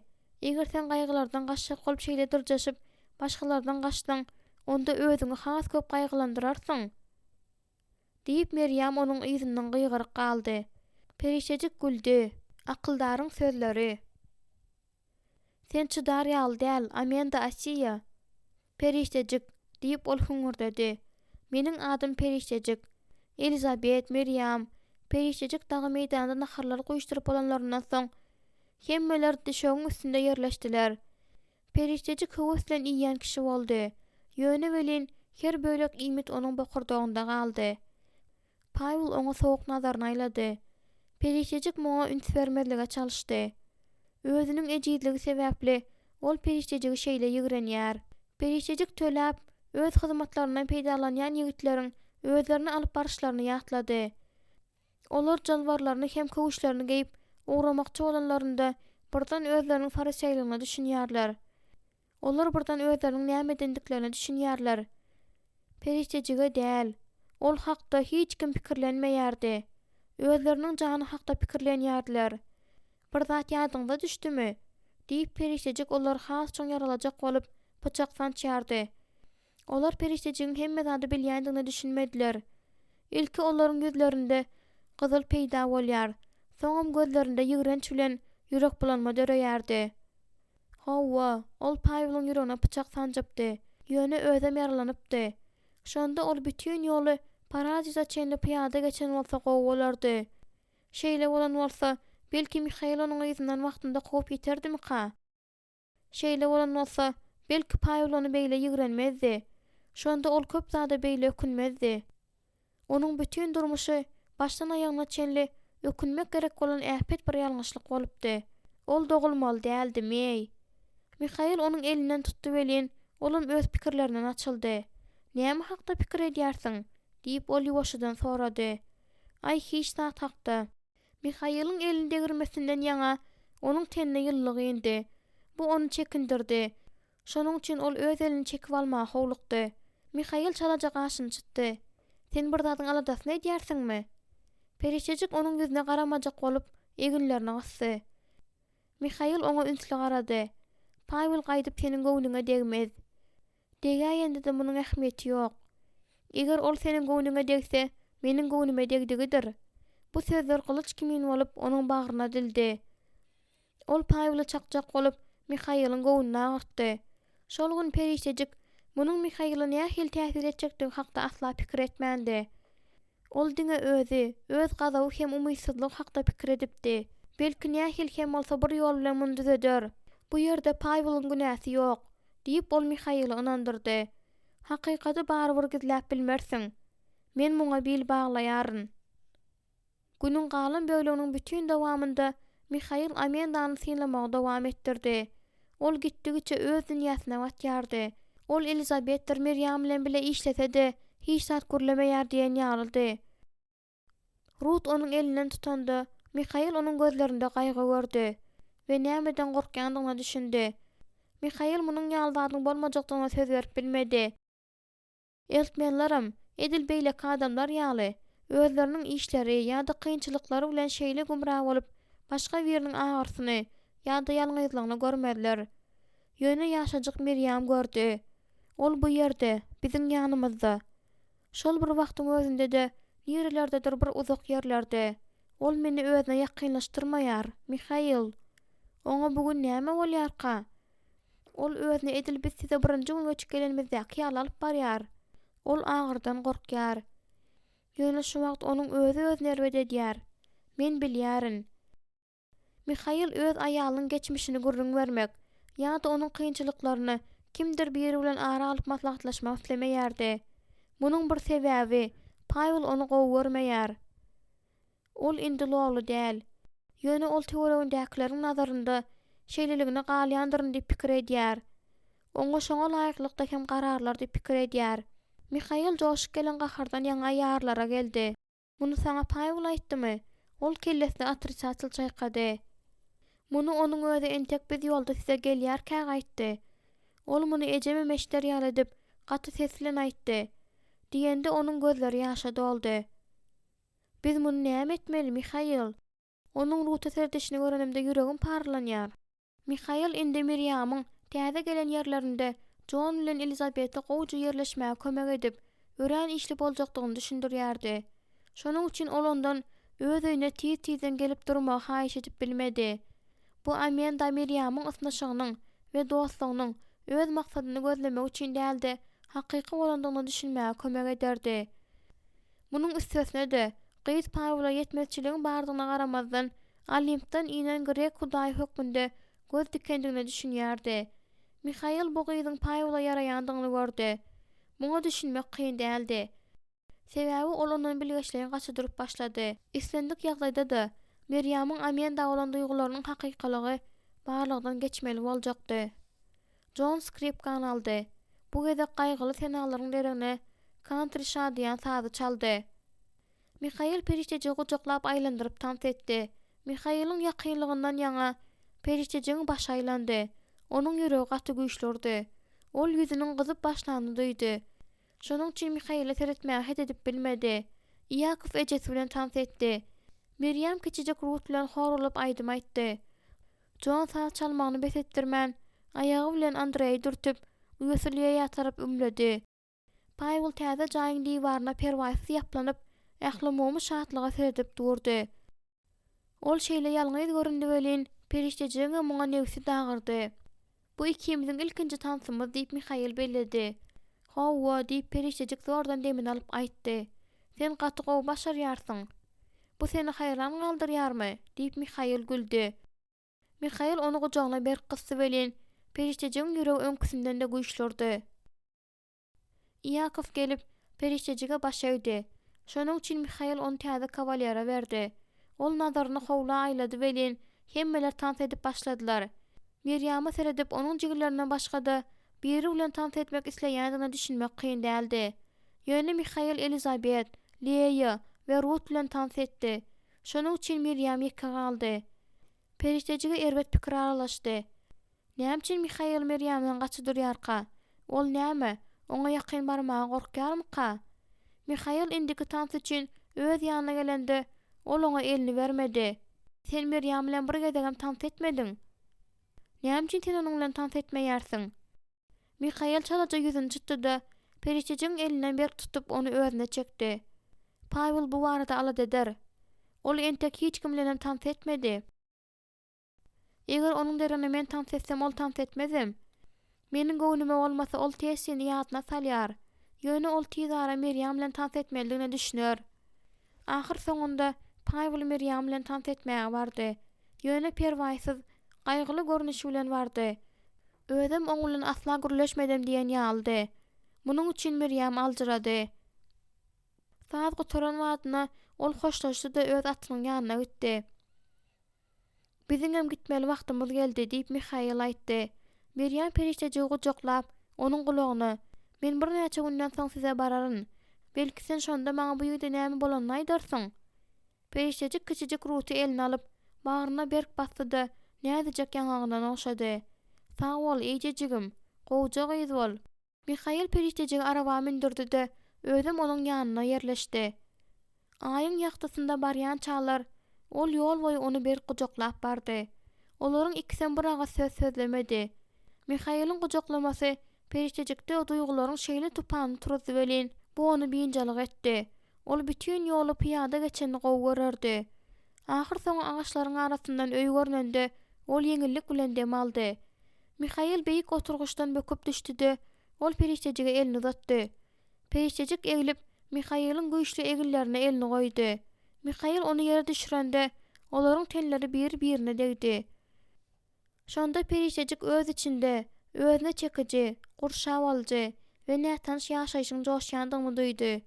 "Sag bol" diýip perişejik dartgynly aýtdy. "Baş üstüne" diýip Mihail ýylgyrdy. Şol wagt birden perişejiň bogazy ugrady. Mihail onu ýere goýup, elini onuň bilinde saklap duranda perişejiň ýüregi çal turdy. "Sen bugün ýuwaşa boldyň" diýip Mihail ýene oýa batdy. "Mende aýdyra zat ýokdy." "Seni näme biňjalyk edýär?" diýip ol perişejiň eňinden ýogyn örümni aýryp sorady. "Hiç zat. Biz ýene-de ýeke. Belki sebäbi şundadyr" diýip Mihail onuň alkymyndan göterdi-de okşady. Perişejik öz içindäki hemme zatlaryň ereýändigini, dyýlarynda gowşaklaryň peýda bolandygyny duýdy. Onuň dowduklaryndan aýrylyp Mihail ýüzüni mylaýym sypalady. "Men ine diýmän gelerin." Perişejik ellerini döşüne asyp durşuna, onuň atlary ýataga alyp gidişine seretdi. Perişejige näme bolýarka? Ol öýe girdi-de peç bilen meşgullandy. Tizara ot ýandy. Şonuň üçin perişejik iş gözläp töweregine göz aýlady. Mihail hakda pikir etmez ýaly, oňa näme de bolsa bir zat bilen meşgullanmak gerekdi.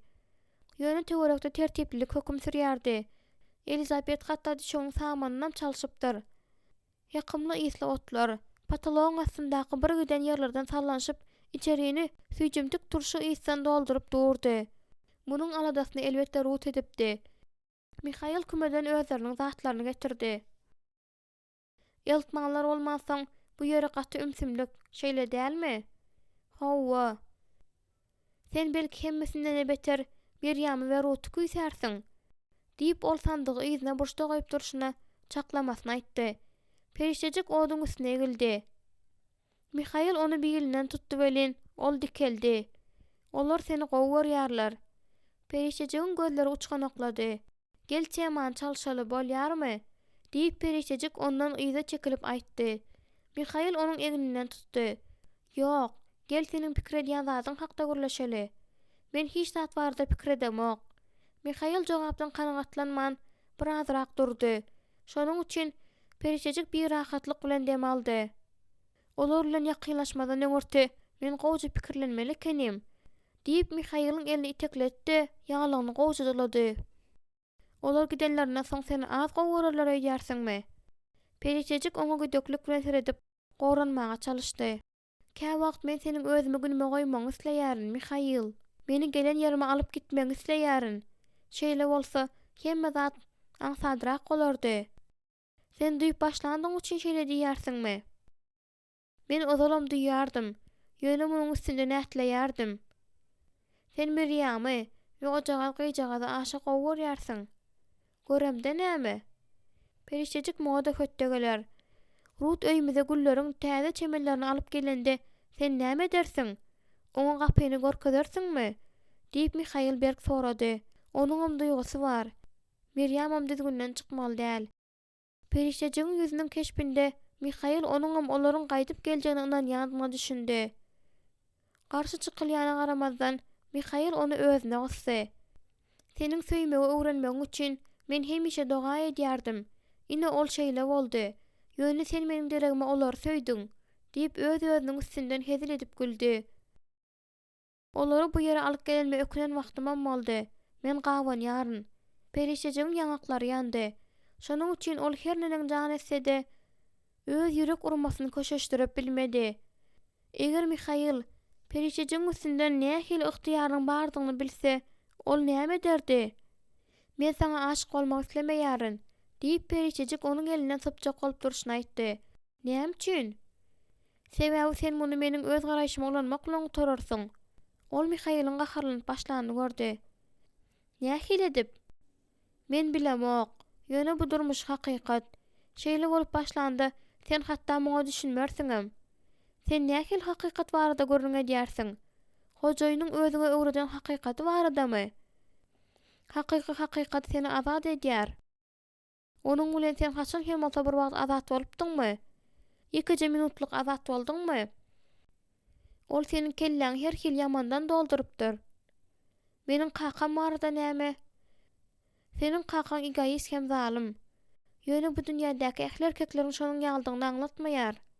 Meniň gören erkeklerimin hemmesi şeýle. Senin pikiriňçe menem şeýlemi? John Eltman hakda näme diýersiň? Yosef Hodgkin we başga da müňlerçiler näme? Periştejigin ýüzi agyrdan ýaňa gyşardy. Periştejigin gynanjy görnende Mihail gowşady. Sen bütün ömrüni kapasada geçiren, azatlyga çykanda bolsa, gorkup yzyna girmek isleýän guş ýaly. Mihail onuň solgun ýüzünde türli emosiýalaryň görnüp gidenini gördi. Ol ýerde howpsuz hem öňküsinden gowy däl. Amenda. Eger sen geçen durmuşyň gaýdyp barmagy synanşanyňda, şonuň ýaly usulda ýaşap bilersiň diýip pikir edemok. Ol mamlady. Periştejik muny bilýärdi. Mihail peýda bolmazyndan öňüm, ol indiden beýle ýaşap biljek däldi. Ýöne ol bu ýerde-de hiç hili keýpi görmeýärdi. Ol şeýdip asla uçmany öwrenmese näme?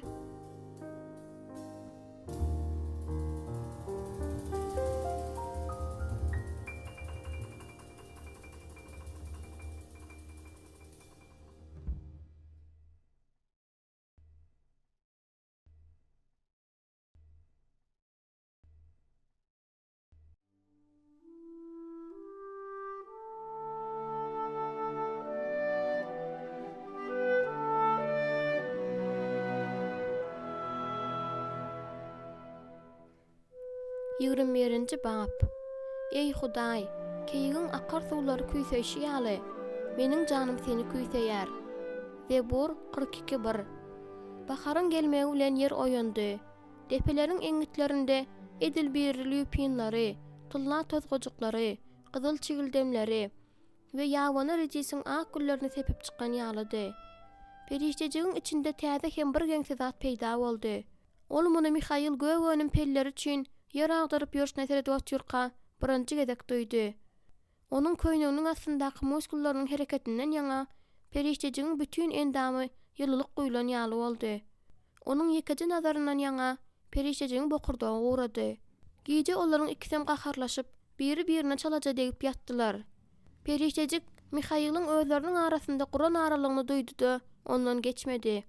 Bu gitdigiçe çylşyrmlaşýar, diýip bir gezek Mihail sırly gürledi. Ýöne periştejik takyk nämenin çylşyrmlaşýandygyny soramady. Periştejik gitdigiçe özüni köpräk ýalňyz duýdy. Bu Mihail bilen baglanyşyklady. Şonuň üçin gün geçdigiçe ol agyryny çoň duýýardy. Kä wagt akşamlaryna Mihail ýazgyny okumagyny tamamlandan soň periştejige seredende onuň demi tutulan ýaly bolýardy. Periştejigin ýüregi agzyndan çykaýjak bolýardy. Şonuň üçin periştejigin Mihaila tarap çekilýändigini, onuň görenden gorkup başga tarapa sereden bolýardy. Mihail baradaky pikirler bir joşgunda horda utgoşup, onuň pikirini durşy bilen gaplap bolýardy. Mihail ondan bir zat soranda, Ol zordan bir zat aýdyp bilýärdi. Şu wagt hojaýyn periştejing üstünden gülýän ýaly bolup durdy. Söýgü, bu duzakdyr. Periştejik, lezzete ymtyl. Munuň üçin hiç hili borç gerek däldir. Indi ol özüniň mätäç bolan zatlarynyň hemmesiniň jogaby Mihail dälmika diýip pikir edip başlady. Bu barada pikirlenende ol munuň şeýledigini boýun almaga gorkdy. Mihail uykuda güýçli bedeni bilen degip özüne tarap öwürlendi. Periştejik özleriniň söýgü bilen meşgullanýşlaryny ýatlady. Mihail edil öz eýeçilik edýän topragyny öwrenişi ýaly. Periştejiň tenini öwrenip, onuň öz ihlasynda bagtly bolşuny ýadyna saldy. Şonda periştejik hiç zat duýmady. Indi bolsa, çalajak altaşmasam, emosiýalaryň tolkuny döredýär.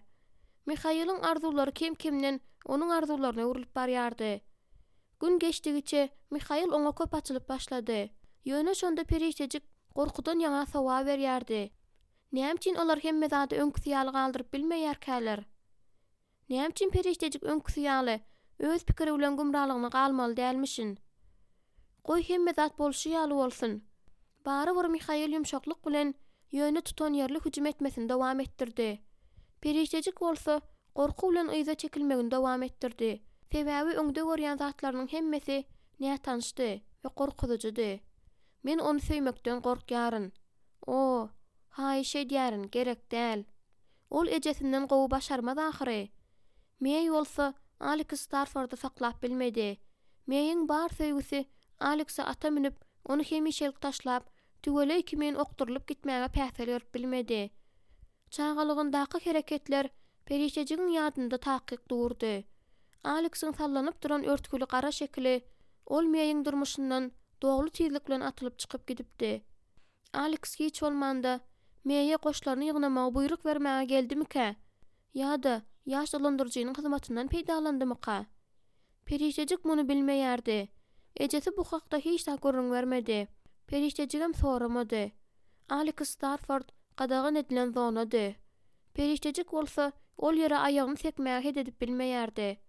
Alex'iň adyny diňemeý tutup bilýärdi. Onda da serhoş hem ören hasrat çeken wagtynda tutup bilýärdi. Bu ad duz kimin meýiň köne ýaralaryny zäherleýärdi. Näme üçin Alex meni taşlady? Näme üçin? Men düşünemok. Näme üçin? Diýip meýi möňürýärdi. Ejesi bu sebäpli adatdan daşary ejir çekdi. Ýöne onu ýazyk duýgusy hassa köp gynady.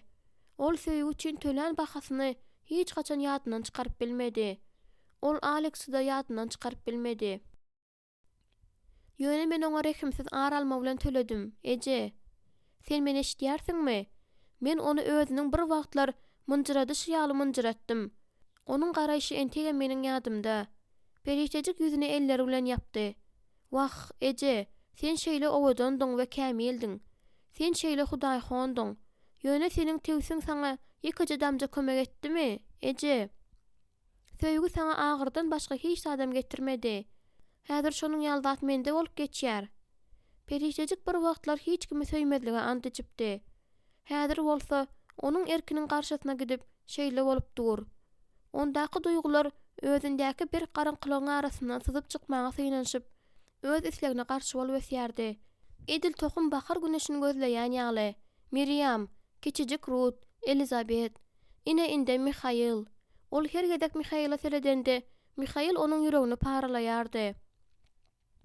Periştejik bu täze duýgulary basyp ýatyrmagy isleýärdi. Ýöne hiç zat başarmaýardy. Şol duýgular gitdigiçe daşa çykyp, ýuwaş-ýuwaşdan ösmegini dowam etdirdi. Hojaýyn mamlaken, bu howply, bu duzak, bu periştejigiň özüni aýra saklamaga synaşan gorog diwarlarynyň iňňen kiçi jaýryklaryndan siňip geçýän çyrmaşyk ýalydy. Eger şu wagt soňuna çykmasa, bu irde işte bu onuň ýüregini paralar. Sende entek çykalga bar, diýip garaňkylykdan nätanış ses gürledi. Oňa öz eden iň erwet işini aýt. Oňa öz kakaz hakda aýt. Bu hemme zady zäherler we seniň içinde ösýän agyryny saklar. Şonda periştejik Mihail'a hemme zady gürrüň bermek kararyna geldi. Mihail hemme zady bilende ahyr soňy çözülüş geler. İçini döküp aýdylan hakykat olaryň arasynda hiç kimiň hiç gaçan ýeňip geçip bilmejek çyň uçudan döreder. Periştejik Mihail'i gözläp başlatdy. Tizara Onuň odun çapyp duranyny gördü. Ol köýneksizdi. Şonuň üçin periştejik bir azrak wagtlap durup oňa seretdi. Onuň giň arkasynda eýýäm ýanyk peýda bolupdy. Tullaýy deriniň astynda güýçli muskullary hereket edýärdi. Mihaýlyň paltasy beýik dugany çekip, güýç bilen odunyň içinden geçip, onu göni iki bölege bölendi. Bu ýerde güýç, owodonlyk we ajaýyplyk şowada utgaşýardy. Odunlaryň bir meňdeş iki bölegi töňgäniň üstünden gaçýar. Nowatdaky odun almak üçin eglendi. Mihaýl onu gördü. "Ertirin haýyrly bolsun" diýip ol ýylgyryp salamlaşdy. Periştejiň içinde hemme zat galpyldady. Göräýmäge Mihaýl onuň gelenine şatdy we onuň öz ýanynda durup işleýişine garaýanyna ýakymly haýran galýan ýalydy. "Men näme üçin beýle edýärin? Sebäbi sen ýalanyň içinde ýaşaýarsyň. Eger ol bar hakykaty bilse, seni ýygrener we zyňyp goýberer. Oňa muny bilmek hökman däl. Sen oňa başga biriniň hemme zady gurrun bermegini isleýärsiňmi? Şonda hasa beter bolar. Maňa seniň bilen gürleşmek gerek" diýip periştejik ýuwaş sesi bilen aýtdy. Onuň bar eşiden zady gulagynda ýanglanyp duran öz ýüreginiň gaty sesidi we özüne sysy peslige duçar edýän sesi. Mihaýl çalaja ýüzüni çytdy. Ol periştejiň gowuşgunsyzlygyny we ýupgasynyň epimlerini bir rahat çekişdirýänini gördü. "Men diňleýärin." Periştejik gyzdyrdy. Bir sekunddan soň hem üşütdi. Ol muny edäýmeli. "Bol, muny et, periştejik. Muny etmek wajypdyr." Periştejiň aýylary derledi. Mihaýl jinsasynyň eski jüýsünden el ýalygyny çykaryp ýüzündäki deri süpürdi. Ol periştejige sereden wagtynda periştejiň ýüregi doňan ýaly bolup galdy. "Men muny edip bilemok. Sen edip bilersiň. Meniň edesim elenok. Tamsyk, näme sen öz ömrüňi ejenki ýaly gutarmak isleýärsiňmi?" Mihaýl oňa ünsli garady. Ol apakdy. Maňlaýyna çalaja bildirip duran deri inipdi. "Saňa näme boldy? Sen özüňi erbet duýarsyňmy?" Oňa aýtdy, "Bu işi hemişelik gutar. Periştejik, sen entek öz gelip bilýärkäň, onuň özüňi häzir goýbermegini dogrudanam isleýärsiň ahyry. Eger yza çekip berseň, onda özüňi has agyrly bolar. Ol seniň ýüregiňi tükeler. Men saňa öz eden iň erbet işimi hiç haçanam aýtmadym." Mihaýlyň gözlerinde ýeňiljek beýinjalyk peýda boldy. "Saňa hemme zady hökman boyun almak gerek däl. Meniň öňümde däl. Sen bilmeli, näme diýseňem, sen meniň adymym we umuman. Seniň geçmişiň, bu seniň öz işiň. Eýsem, saňa özüň bilen nähili aýalyň ýaşaýandygyny bilmek gerek dälmi? Sen näme üçin meniň üstüme hüjüm edýärsiň? Amenda. Men hüjüm edemok. Men diňe dogruçul bolmak isleýärin. Sen mende agyrdy öretmek isleýärsiňmi? Sen bilmeli. Men hiç zat diňlemek islämok. Men öz kakam bilen ýatdym." Mihaýl şu wagtça güýçli urgalan ýaly. Birden uludan dem alyp howany dartdy. Ol uzak wagtla periştejige seredip durdy. Onuň ýanagyndaky muskullar titredi. "Sen takmynan 3 ýaşyňda kaň öz aýdyşyňa görä seniň durmuşyňdan gidendir öýdüpdiňmi?" "Hawa, bu dogry. Ýöne ol men 16 ýaşymda kaň gaýdyp geldi." Mihaýl ýürek bulanmasyny duýdy. "Hudaýym, Hudaýym. Onuň etmedik günäsi barmy?" "Ýok." "Sen menden onu söýmegi soraýarsyňmy? Edilmeniň seni söýüşim ýaly. Näme üçin ol beýle edýär? Ol özüne hiç bolmanda nähildir bir ýükü näme üçin galdyrmaly dälmişin? Muny ýüzüme sıçradanyň üçin sen ýeňilleşdiňmi?" "Azajygam ýeňlämok" diýip periştejik syssypes jogap berdi. Ol öz-özüni ýygrenip, ýyzyna öwrüldi-de öýe gitdi. "Hawa näme? Ol muny etdi. Hemme zat gutardy. Ol niradyr bir ýere gizlenmek isledi. Ol ädimini tezleşdirdi. Zatlaryny ýaňlap gitmäge taýýar bolmaly." Mihaýl gahardan ýaňa titredi. Asuda ýaşaýyş gutardy. Tupan başlady. "Edilmeniň seni söýüşim ýaly 7 ýola 70 gezek." Öňüldi bilen gazawyny pürküp, Mihaýl paltany töňe çoň sançdy. Soň agyr dem alyp, epesli wagtlap durdy. Ahyr soň köýnegini garwap alyp, onu egine geýdi-de öýe tarap ädim urup başlady. Depip gapyny açanda, periştejiň eltmanlar gidenden soň Mihaýlyň özüne eden zatlaryny sandykdan çykaryp duranyny gördü. "Munyň bilen saklanma, Amenda. Bol, Özüň ýene näme dendiňi maňa gurrun ber. Öz eňiňden bar ýüküň çykaryp, ony meniň eňime as. Öz şöhratly başdan geçirmeleriň baradaky jikmejikleri ýatdan çykaraýmy? Söýgüli Mihail. Ýok, men häzir seni diňläp biljek gel. Men şu gezekde onuň bilen hemme zat düşünşmek isleýärin. Perişejik zatlaryny ýygnamagyny dowam etdirdi. Mihail onuň elinden tutup özüne taraba gurdy. Sende maňa gurrun berer ýaly zat bar gerek, perişejik. Bu at edil dulugyna şarpyk çalynan ýaly bolup ýanglandy. Eýsem saňa şu ýeterlik bolmadymy? Diýip perişejik sandyrap duran sesi bilen jogap berdi. Ýa-da sen dogrudan meni isleýärsiňmi? Mihail onuň jan edip gizlemek isleýän duýgularyny gördü. Ýöne onu hatda bu da saklap bilmedi. Onda näme? Sen bol, öz hapeşikleriň hemmesini çöwür. Perişejik öz elini çekip aldy da çağırış kabul etdi. Ay bolýar-da, eger sen isleýän bolsaň. Bir wagtlar ören gysga wagtyň dowamında men hojaýyny söýýän ýaly bolup göründi. Geň galaýmaly, dogry dälmi? Meniň bar durmuşym diňe oňa baglady. Men onuň öýünde boldum. Oňa hemme zady, özümi beýinjalyk eden zatlaryň baryny, özüm çin wajyp bolan zatlaryň baryny oňa gurrun berdim. Men ol öz kynçylyklaryma düşünmäge kömek eder öýdüpdim. Ol bolsa, bu zatlaryň hemmesini seniň garşyňa ulandy. Sen bildiň, men hojaýynyň öz öýüniň çäklerinden daşky durmuşy, onuň dostlary hakda hiç haçan hem hiç zat bilmeýärdim. Ýöne men muny bir gün öz dostuny alyp gelýänçä bilmeýärdim. Ol meniň öz dostum bilen tanışmagmy isledi. Oňa mulaýym bol, perişejik. Bu meniň iň gowy dostlarymyň biri. Şonda Alex Starford girdi. Men hojaýyna seretdim. Ol biziň ikimizden üstümizden gülüp peşelle kakdy. Gaty gowy, dogry dälmi? Hojaýyn ejeme eden zatlar üçin Starfordy meniň nähil ýigrenýändigimi bilýärdi. Ol meniň oňa nähil garajagymy görmek isleýärdi. Kakaň seniň kimdiňi bilýärdimi? Perişejik şatlyksyz ýylgyrdy. Kakam duran ýerinde edil men ruh ýaly maňa gözlerini petredip seretdi. Bilýärsiňmi ol näme diýdi? Meniň özüne uzak geçmişdäki birini ýatladýandygym aýtdy. Soň näme boldy? Ol galdy. Uzak gijelik. Men näme diýänimi bilýärdim. Näme? Sen entegim düşünäň okmy? Men muny höwes bilen etdim we özümiň kimdigimi aýtjak pursatyma sabyrsyzlyk bilen garaşdym. Diýip gurrun gören wagtynda Mihail'ın nazarına döz gelip bilmedi. Ol sandyrady. Ol sandyramasynyň höttesinden gelip bilmedi. Soň men özümiň kimdigimi aýtdym da, ejeme näme bolanyny hem aýdyp, sözlerimiň üstüne ýetirdim. Mihail'ın gaharyndan nam nişan galmady. Perişejik uzak wagt lapdymyp oturdy.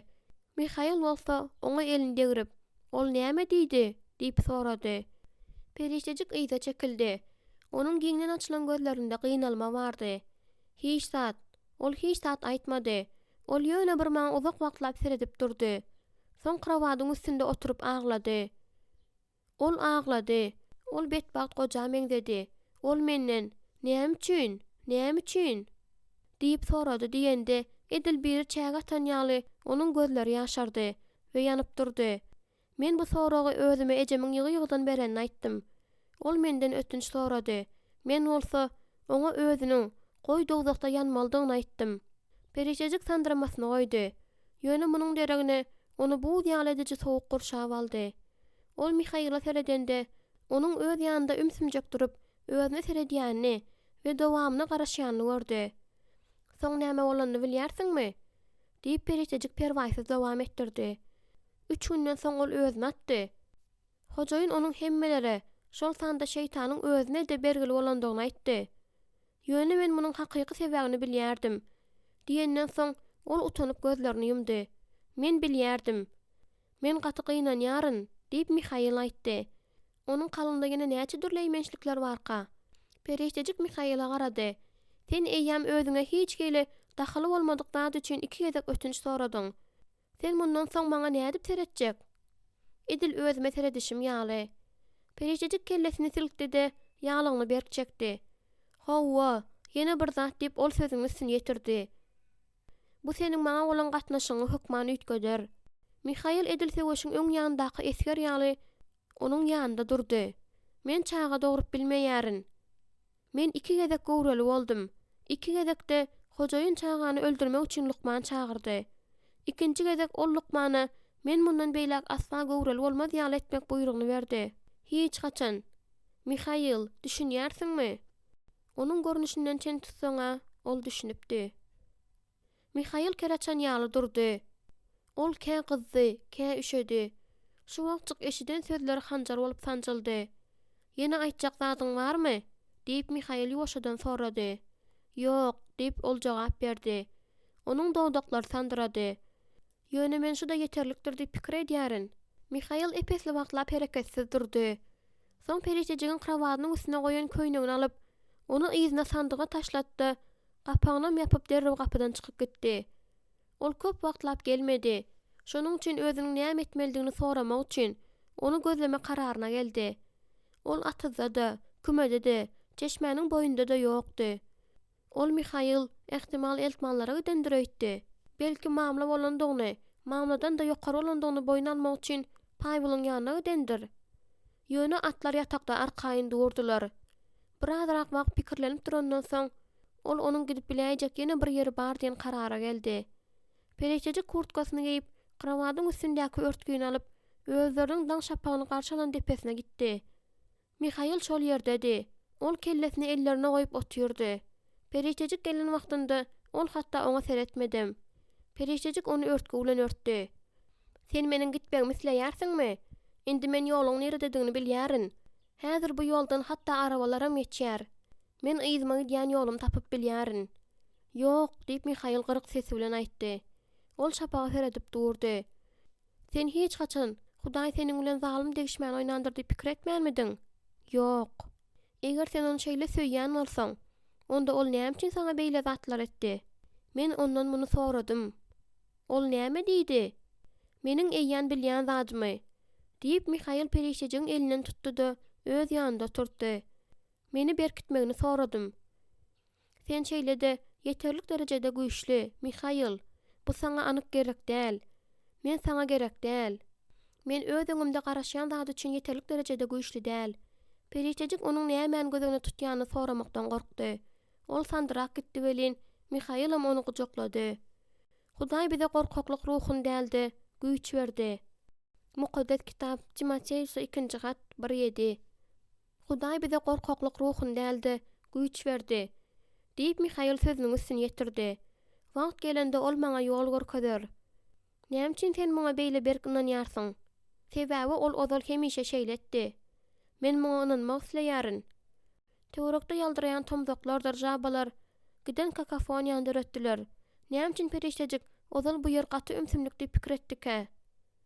Men entegim, kä wagtlar ejemiň aglaýyşyny eşitýärin. Gecelerden şahalar penjereni kakanlarında men edil bulguryň çüýşe urulýan sesini eşitýän ýaly bolýaryn. Şonda göwnüme men onu görýän ýaly bolýaryn. Ol bulaşyk krawatyň üstünde oturup boşluğa seredýär. Men madama ýagşy günler gowy görýärdim. Näme üçin? Erwet hawa bolanda adatça erkekler gelmeýärdiler. Olar ýygy hem gurup bolan ýerde oturup, rop ýaly, bar pullaryny içmek mümkin bolan ýerde oturmagyny gowy görýärdiler. Ol Mihaila çağalykda tüneke otulary ýygnap, ýagyş ýaganda, olary ýagşyň damjalary, şolaryň içine damar ýaly, üçegiň ýagyş geçirýän ýerine goýup çykyşyny görüň berdi. Bu meniň öz simfoniýamdy. Yel öwüsdi. Mihail onuň ýüzündäki buýra saçy aýryp, onu onuň gulagynyň arkasyna geçirip goýdy. Perişejik edil boşadylan ýaly bolup otyrdy. Mihail oýa watypdy. "Ýör" diýip ol ýerinden turup barşyna aýtdy. Perişejige ýerinden turmagy kömek edenden soň onuň elinden tutdy. Soň olar öýe gaýtdylar. Öýe girenden soň Mihail gurallar salynan gabyny alyp, onuň içinden bir zatlar gözledi. "Men derrewjik gelerin, kümede bir zat etmeli." Perişejik hiç zadyň pikirini etmedi ýaly, özüni işe güýmejek bolup nahar taýýarlap başlady. Ol Mihail'ın näme üçindir jaýyň sypasyna çüýkakýanyny eşitdi. Ol näme? Öýü ýykjak bolýarmyka? Perişejik elini süpürüp, gapa tarap ýöretdi, daşary garady. Ol sypa metal zatlary, dükeni, çemçe, çüý, köne atyşgyr asyp durdy. Basgançakdan düşüp gelýärkä, asylyp duran zatlara elini degirdi. "Seniň öz simfoniýaň" diýip ol oňa ýylgyryp aýtdy. Ýekeje sözem aýtmaga güýji ýetmän, Perişejik Mihail'ın merdivany kumagylyk gidişine seredip galdy. Perişejik öýe gaýdyp girip oturdy. Ol dýdlaryndaky gowşaklyk sebäpli durup bilmeýärdi. Ol Mihaýylyň arzuwlaryny weýran etdi. Ol bolsa onuň üçin simfoniýa etdi. Mihaýyl gaýdyp gelende periştejik nahara stoluň üstüne goýdy. Men seni söýýärin, Mihaýyl Asiýa. Men seni şeýle güýçli söýýärin welin, söýgüden ýaňa ölüp barýaryn. Ýeljagaz taslanıp tapylan jaňjagazlar arady welin, jaýyň içi ýakymly, owazly ýaňdan doldy. Periştejik minnetdarlyk sözlerini aýtdy. Çalaja eşitdirip, özünden sag bol sözüni zor bilen gysyp çykardy. Mihaýyl onuň köp zada garaşmaýany meňzeýärdi. Mihaýyl nahalanyp bolandan soň periştejik gazandan gyzygyň suw guýup gap çanaklar ýuwmakçy boldy. Mihaýyl onuň goşaryndan tutup özüne tarap öwürdi. Goý gap gaçlary. Mihaýyl onuň saçlaryny göýgörüp başlandy. Ol demini zordan aldy. Onu utanç bilen sandyrama gurşap aldy. Öňkü rahatlyk bilen özüne erkedejilik nirä gitdi. Mihaýylyň mulaýymlygy olary weýran etdi. Mihaýyl barmaklary bilen onuň saçlaryny araşdyrdy. Ol bolsa kellesini ýokary galdyrdy. Periştejigiň gözlerinde gorky bardy. Men sırkawlykda-da, saglykda-da, garyplykda-da, baýlykda-da öz durmuşymyzy garanqyratjak erwet günlerde-de, öz günlerimizi bezejek gowy wagtlarda-da seni söýmäge we aladaň etmäge, syýlamaga we gorumaga söz berýärin. Firsa, söýenim, men sana ölýänçem we pal bolmaga söz berýärin. Eger Hudaý ruhsat etse, soňam. Periştejik kalbynyň çoňlugyna çeni tolgunyp, oňa seredip durdy. Men sana näme wada berip bilerin? Periştejiň gözlerinde ýumşak degişme uçganaklady. Gulak asmany diýende Mihaýylyň dowdaklary onuň dowdaklaryna ýakynlaşdy. Mihaýyl onu ogşan wagty ol täze duýgularyň girdagyna düşdi. Periştejik entek hiç haçynam, ýylylygyň, gowanjyň, sandyrmanyň we bolýan zatlaryň dogrulygyny duýmanyň muňa meňzeş garandysyny başdan geçirip görmändi. Köne düzgünleriň hiç gaýsysy işlemedi. Periştejik öňkü hojaýynlaryň özüne uruden zatlaryň hemmesini unutdy. Ol ýagşy ateşine bolan guwry ýer, güne açylýan gunça kimin boldy. Mihaýyl muny bildi. Şonuň üçin onu her bir ýara şypa berýän melhem ýaly bolup, onuň üstüne akan söýgü sözleri bilen özüne çekdi. Periştejik Mihaýyl bilen edil jennetde bolan ýaly boldy.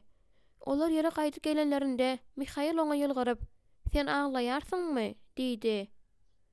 "Dogrudanmy?" diýip periştejik ýangagyny elinde girip göz ýaşlaryny süpürdi. "Maňa beýle seretme, bu gowy alamat." diýip Mihaýyl onu ogşap aýtdy. Ýöne ertir bilen Mihaýyl oýananda periştejik ýokdy. Ol gidipdi.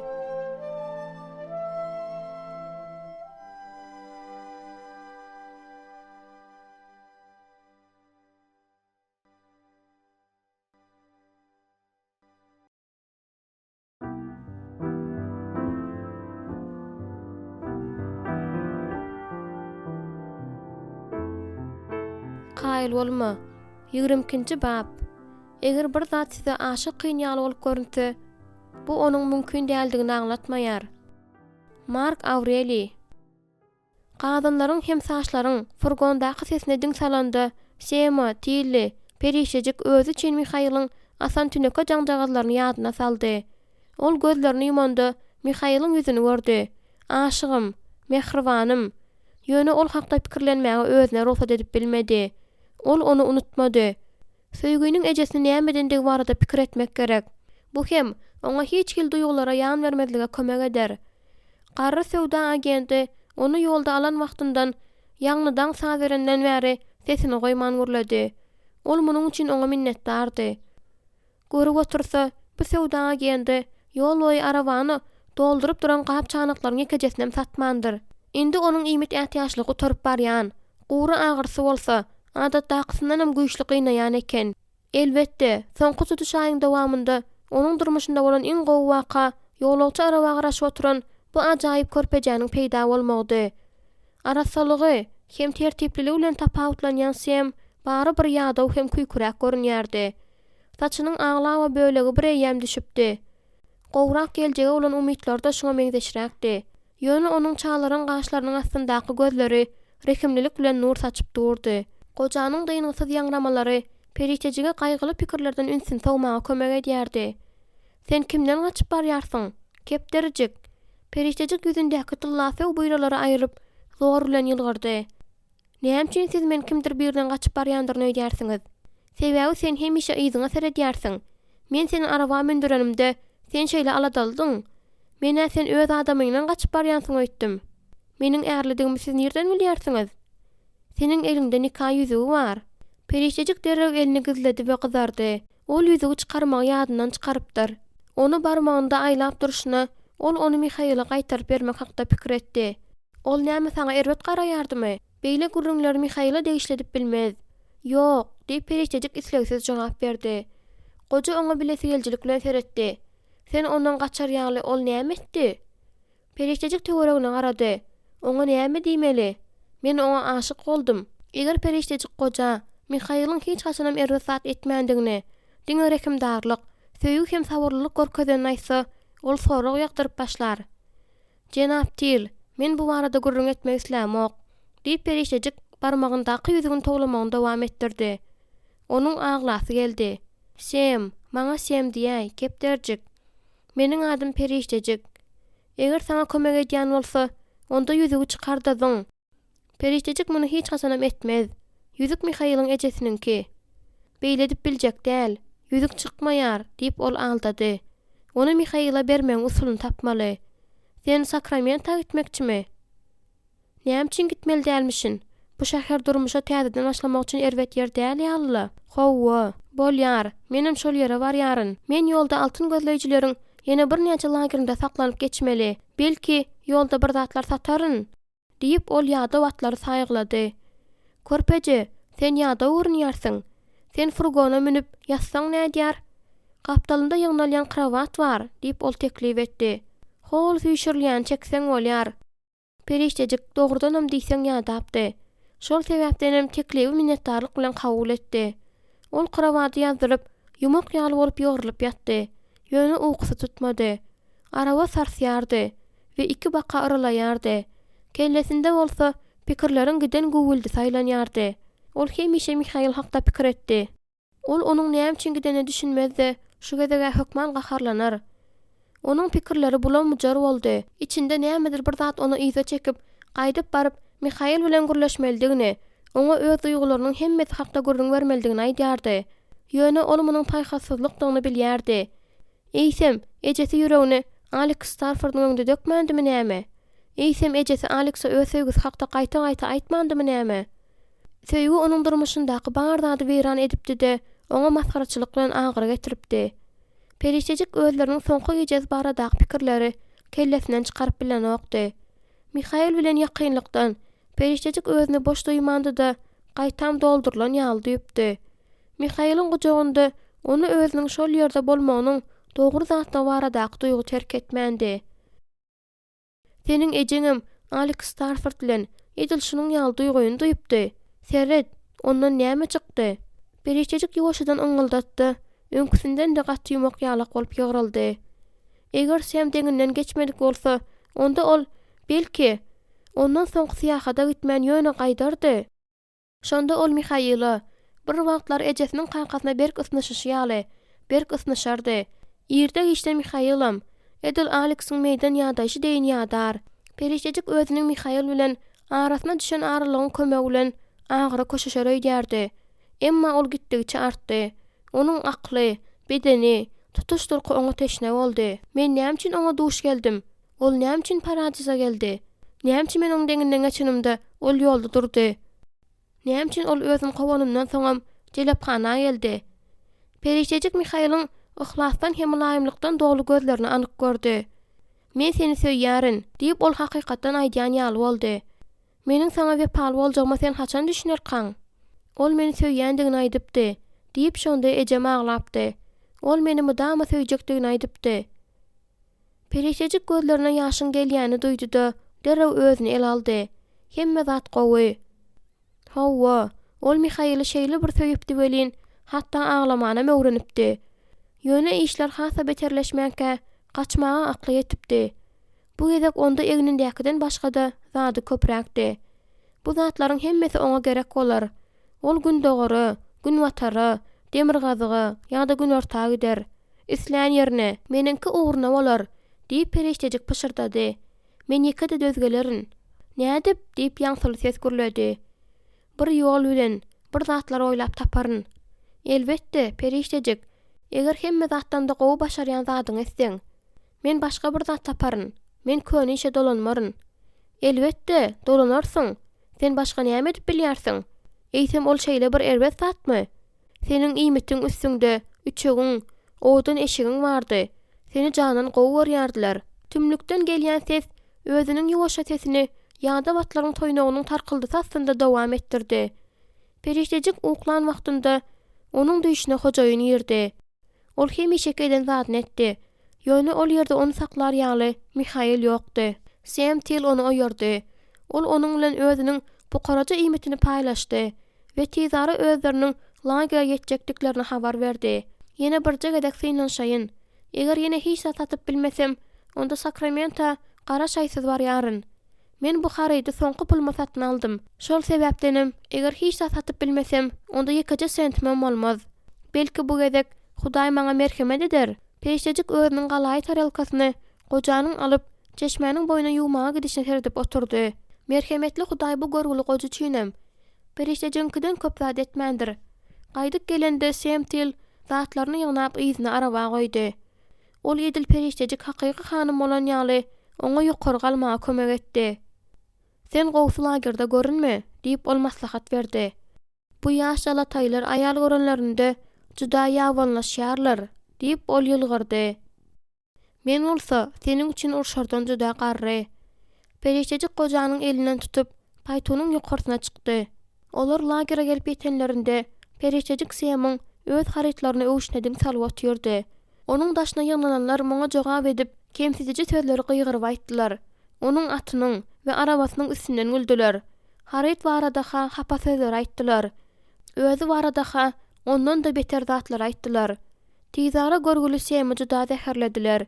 Kemsiziji hem paýyş sözler bir-biriniň ýyzynyň ýagdy durdy. Ýöne şonda da ol öz gap-gaşlaryny teklip etmesini dowam etdirdi.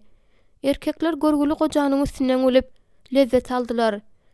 Gojanyň sesinden çen tutup Periştejik onuň soňky umydyny ýitirýänini derrew düşündi. Munyň nähili bolandygyny Periştejik bilýärdi. Sözüň adamyň ýüregine nähili ýaralaýandygyny bilýärdi. Howala, bize de hut seniň bolgusyz kastrolaryň ýetmän durdy. Kimdir biri Samy garry samsyk diýip atlandyrdy. Periştejik ýüzüni çytdy. Belki bu şeýledir. Ýöne ol bary bir kimsitmä münasip däldir. Bu garry adamyň bar isleýän zady bu dogruçyl bolup ýaşamakdy. Periştejik paýtundan çykdy. Ol peýda bolan wadyna märek edimdi. Sen näme edýärsiň? diýip Sam pışırdady. Ol ölür ýaly gorkýan ýaly bolup göründi. Bar araba, ezizim. Bular ören erbet adamlardyr. Men bilýärin, diýip Periştejik jogap berdi. Hani maňa saçy beriň Sam. Ol saňa näme gerek? Onu men satjak, diýip aýtdy. Periştejik saçy aldy. Oturuň, Sam. Sam hiç sada düşünmän oňa tabyn boldy.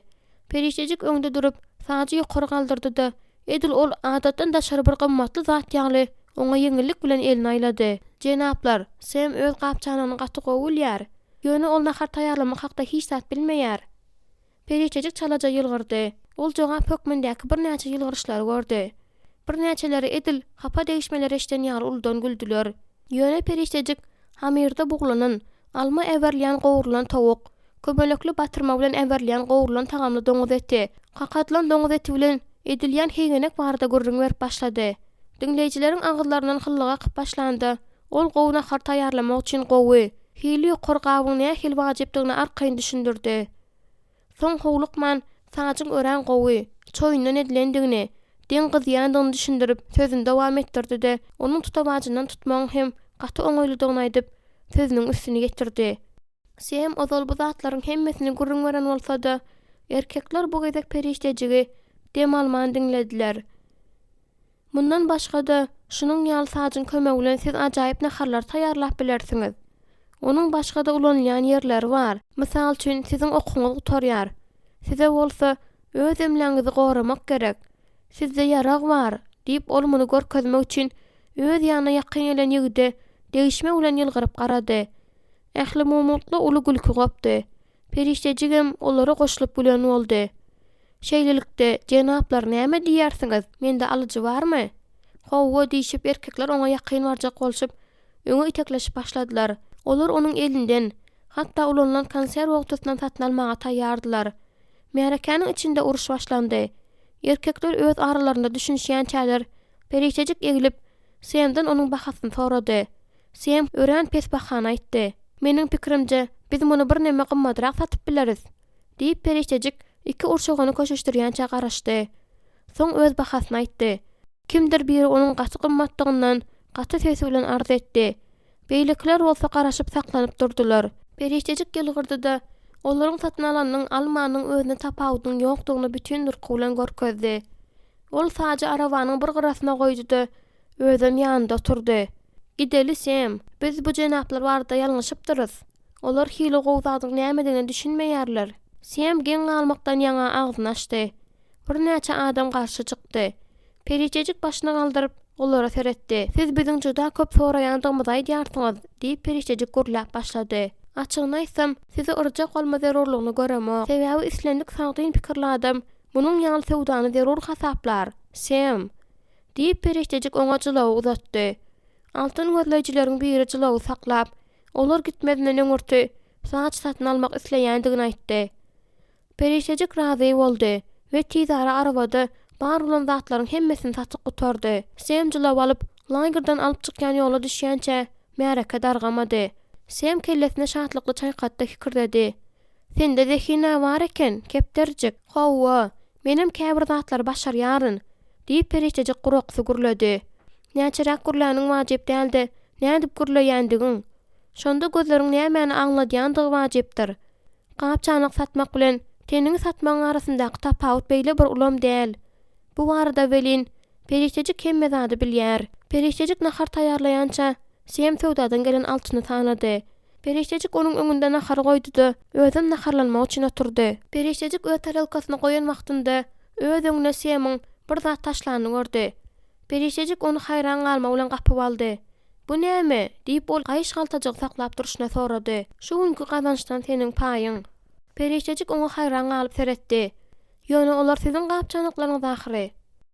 Eger sen bolmadyk bolsaň, olar meniň arabamda şol duruşyna ýatardy. Sana pul gerek ahyry. Indi sende hiç olmanda azadyk puluň bar. Sem ýorgan alyp arabanyň aşaňda ýatmak üçin ýerleşdi. Günüň ilkinji şöhreleri düşen wagtyna olar ýolunda dowam etdirdiler. Ertesi gün günortanlar olar Sakramenta gelip ýetdiler. Şäherde at çapyşygy geçirilýän eken. Şonuň üçin Sem ýoluň gyrasyna ýetip ýetmänkä 3 tane at çapar olaryň deňinden waz edip geçip gitdi. Olaryň arabasynyň ýyzynda köçe paýtunlardan, arabalardan we adamlardan haryndy kyn boldy. Hemme ýerde täze binalar gurulyp durdy. Şonuň üçin hemme tarapdan tarkyldaýan çekiçleriň we guruluşyk wagonetkalaryň sesleri eşdilýärdi. Ilki bu ýerde ýangyn boldy, diýip Sem arabasyny ulaklaryň akymyna tarap uglukdyryp duruşda düşündirdi. Soňam suw basmasy, derýadan aşagdaky binalaryň köpüsi weýran boldy, diýip oljulawy çekdi. Seniň näme? Ene taň şu ýerdemi? Dostlarym, diýip perişejik şäheriň galmagalynyň içinde özüni bir zat gyzyklandyrýan ýaly görnüşe girdi. Seni ýere alyp barmaly, diýip Sem göze görnüp duran biýinjalyk bilen sorady. Hiç ýerim gerek däl. Men islendik ýerde düşüp bilýärin. Soň bolsa görüp bereriz. Sem, meniň aladam etme. Men öz aladam edip bilerin. Sem ullukan, oňluk demir harytlar dükanyň öňünde saklandy. Ine, men geldim, diýip ol perişejige düşmäge kömek etdi we elini gysyp. Ýoldaş bolanyň we soňky lagerda kömek edeniň üçin sag bol. Indi hiç ýere gitmezmikäm diýip pikir edýärin. Satyjy stoluň arasynda asudaja durmagy çen boldy. Belki öz dükanjygyny açyp, bir-iki sany gowça satyjy gyýdalaryn, diýip Sem degişme bilen gürledi. Perişejik oňa üstünlük arzu etdi-de, howlukmaşlyk bilen gitdi. Ol özüni seredip, şliapalaryny galdyrýan erkekleriň deňinden geçip, trotuar bilen gidiberdi. Ol hiç kime seretmedi-de, eýem Sakramenta gelende üçin mundan beýlek näme etmelidiginiň pikirini etdi. Ol baryň, penjereden eşdilip duran gaçy sesli sazyň deňinden geçdi. Bu oňa şo wagtda $60 bilen köşke ýatdatdy. Ýaňyjada onuň göwnüne ol zatlaryň bary tutuş ebedilik geçen ýaly bolup durdy. Ýöne welin şu wagt geçmişiň keşbiýatynda derrew janlandy. Ol derýa tarap düşdi. Kysmatyň oýny onu ajy ýylgyrmaga mejbur etdi. Onuň ejeten portda ýerleşip dahyry. Şonuň üçin indi onu kenara, we urgan bilen baglanýan gemler onu magnit ýaly çekýärdi. Ol haltalary we ýaşyklar düşürip, çagyl düşelen ýerden 2 waka gatnaýan adamlar synlap durdy. Ol ýoluny dowam etdirdi. Tutuş köçede suwuň ýuwup aýran köne bilanlaryň derine täzeler gurulyp durdy. Ol integem işläp duran 2 sany birini gördü. Periştejik öz öňünde aňsatlyk bilen açylan bu gapydan giren wadyna 1 saat kem geçmänkä, onuň ikinji gatyndaky otoglaryň birinde işläp başlajakdygyny bilýärdi. Ol köçe bilen maksatsız ýygyp ýörmegini dowam etdirdi. Indi ol näme etmeli? Sem tiliň özüne beren altyny oňa 1-2 hepde ýetýärdi. Soň näme? Oňa güzäran üçin gazanç etmeň usulyny tapmak gerekdi. Ýene-de jelepçilik bilen meşgulanma baradaky pikiriň özüne jitdi. Men indi beýle edip biljek däl. Mihaildan soň muny başarmaryn. Mihailam edil beýlekler ýaly erkek kişi. Ýok, ol diýinden başgaça. Dükanyň uzun, gara saçly bir erkek kişi çykdy welin periştejiň ýüregi jigläp gitdi. Bu Mihail däldi. Onuň kamyňdaş eşikli we daýaw bedenli başga bir adamdy. Onuň ýanynda bir näçe dostlary bardy. Olar köçeden geçip barışlaryny görleşdiler we gülüşdiler. Periştejik Mihail hakda pikir etmegini besetdirmedi. İlkinji nowatda ýaşar ýaly jaý tapmaly. Ýöne onuň şu wagda çenli gören ýerleri ýa-ha ören gymmatdy, ýa-da juda erwedi. Akly haýynlyk bilen Mihail hakda pikirlenmegini dowam etdirdi. Ol şu wagt näme diýärkä? Ol onu gözleýärmike? Ýa-da eýýam lapyp geçip bolup, atyzda iýsiniz meni işleýärmike? Şeýdi pikirlenip barşyna periştejik ýene bir jelephananyň degine ýetdi. Bol periştejik, gir. Olar seniň aladaňa derler. Sende otog bilen iýmit bolar. Onuň aýalary derledi. Gün öýle bolupdy. Ol ýene näçe wagtlap ýygyp ýörmeli. Jelephanyň gapysyndan bir erkek adam çykdy welin periştejik derrew ýyza çekildi. Ol adam oňa geň alyp seretdi. "Bagyşlaň, hanym" diýip ol şlyapasynyň bir gyrasyny göterdi. Ol çalaja oraň atdy. "Siz gowsumynyň ýaly ýeriň gapysynda durmaň. Ol ýerde meniň adamym bar" diýip periştejik nätan adamdan tezirek deňjek bolup, kellesine gelen ilkinji zat aýdyp goýberdi. "Siziň adamyňyz?" diýip ol adam periştejigiň boýdan başyna çenli synlap, "Öýünde şunuň ýaly ajaýyp aýaly barka, ol bir ýerde näme işleýärkä? Onuň ady näme?" "Onuň ady Charles." Ol adam ýyzyna aýdyp, basgançakdan ýokurlygyna galyp başyna bolmadyk Charlesyň adyny tutup gyýgyryp başlady.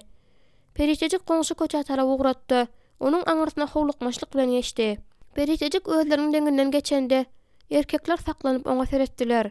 Birden onuň gözleriniň öňünde "Hochschild'ň universal dükany" diýip täzeje renklenip ýazylan ýazgy bir ýerden peýda boldy. Ol düşüp barýan garaňkyda ýanyp duran ot ýaly bolan şol göni ýazga tarap ýöredi. Orta ýaşlaryndaky daýaw aýal dükanyň ganatyna süwse bilen basgançaklar hem ýozulary bir kemsi süpürip başlady. Ol kapalar köçe tarap süpürip gaýrat bilen işledi. "Muňa näme diýersiň?" diýip aýal kellesini çaýkap gynançly hüngürdedi. Bu erkekler hiç wagt kim aýaklaryny halça süpürmeýärlerdi. Bu kapan dükanyň içine alyp girýärler.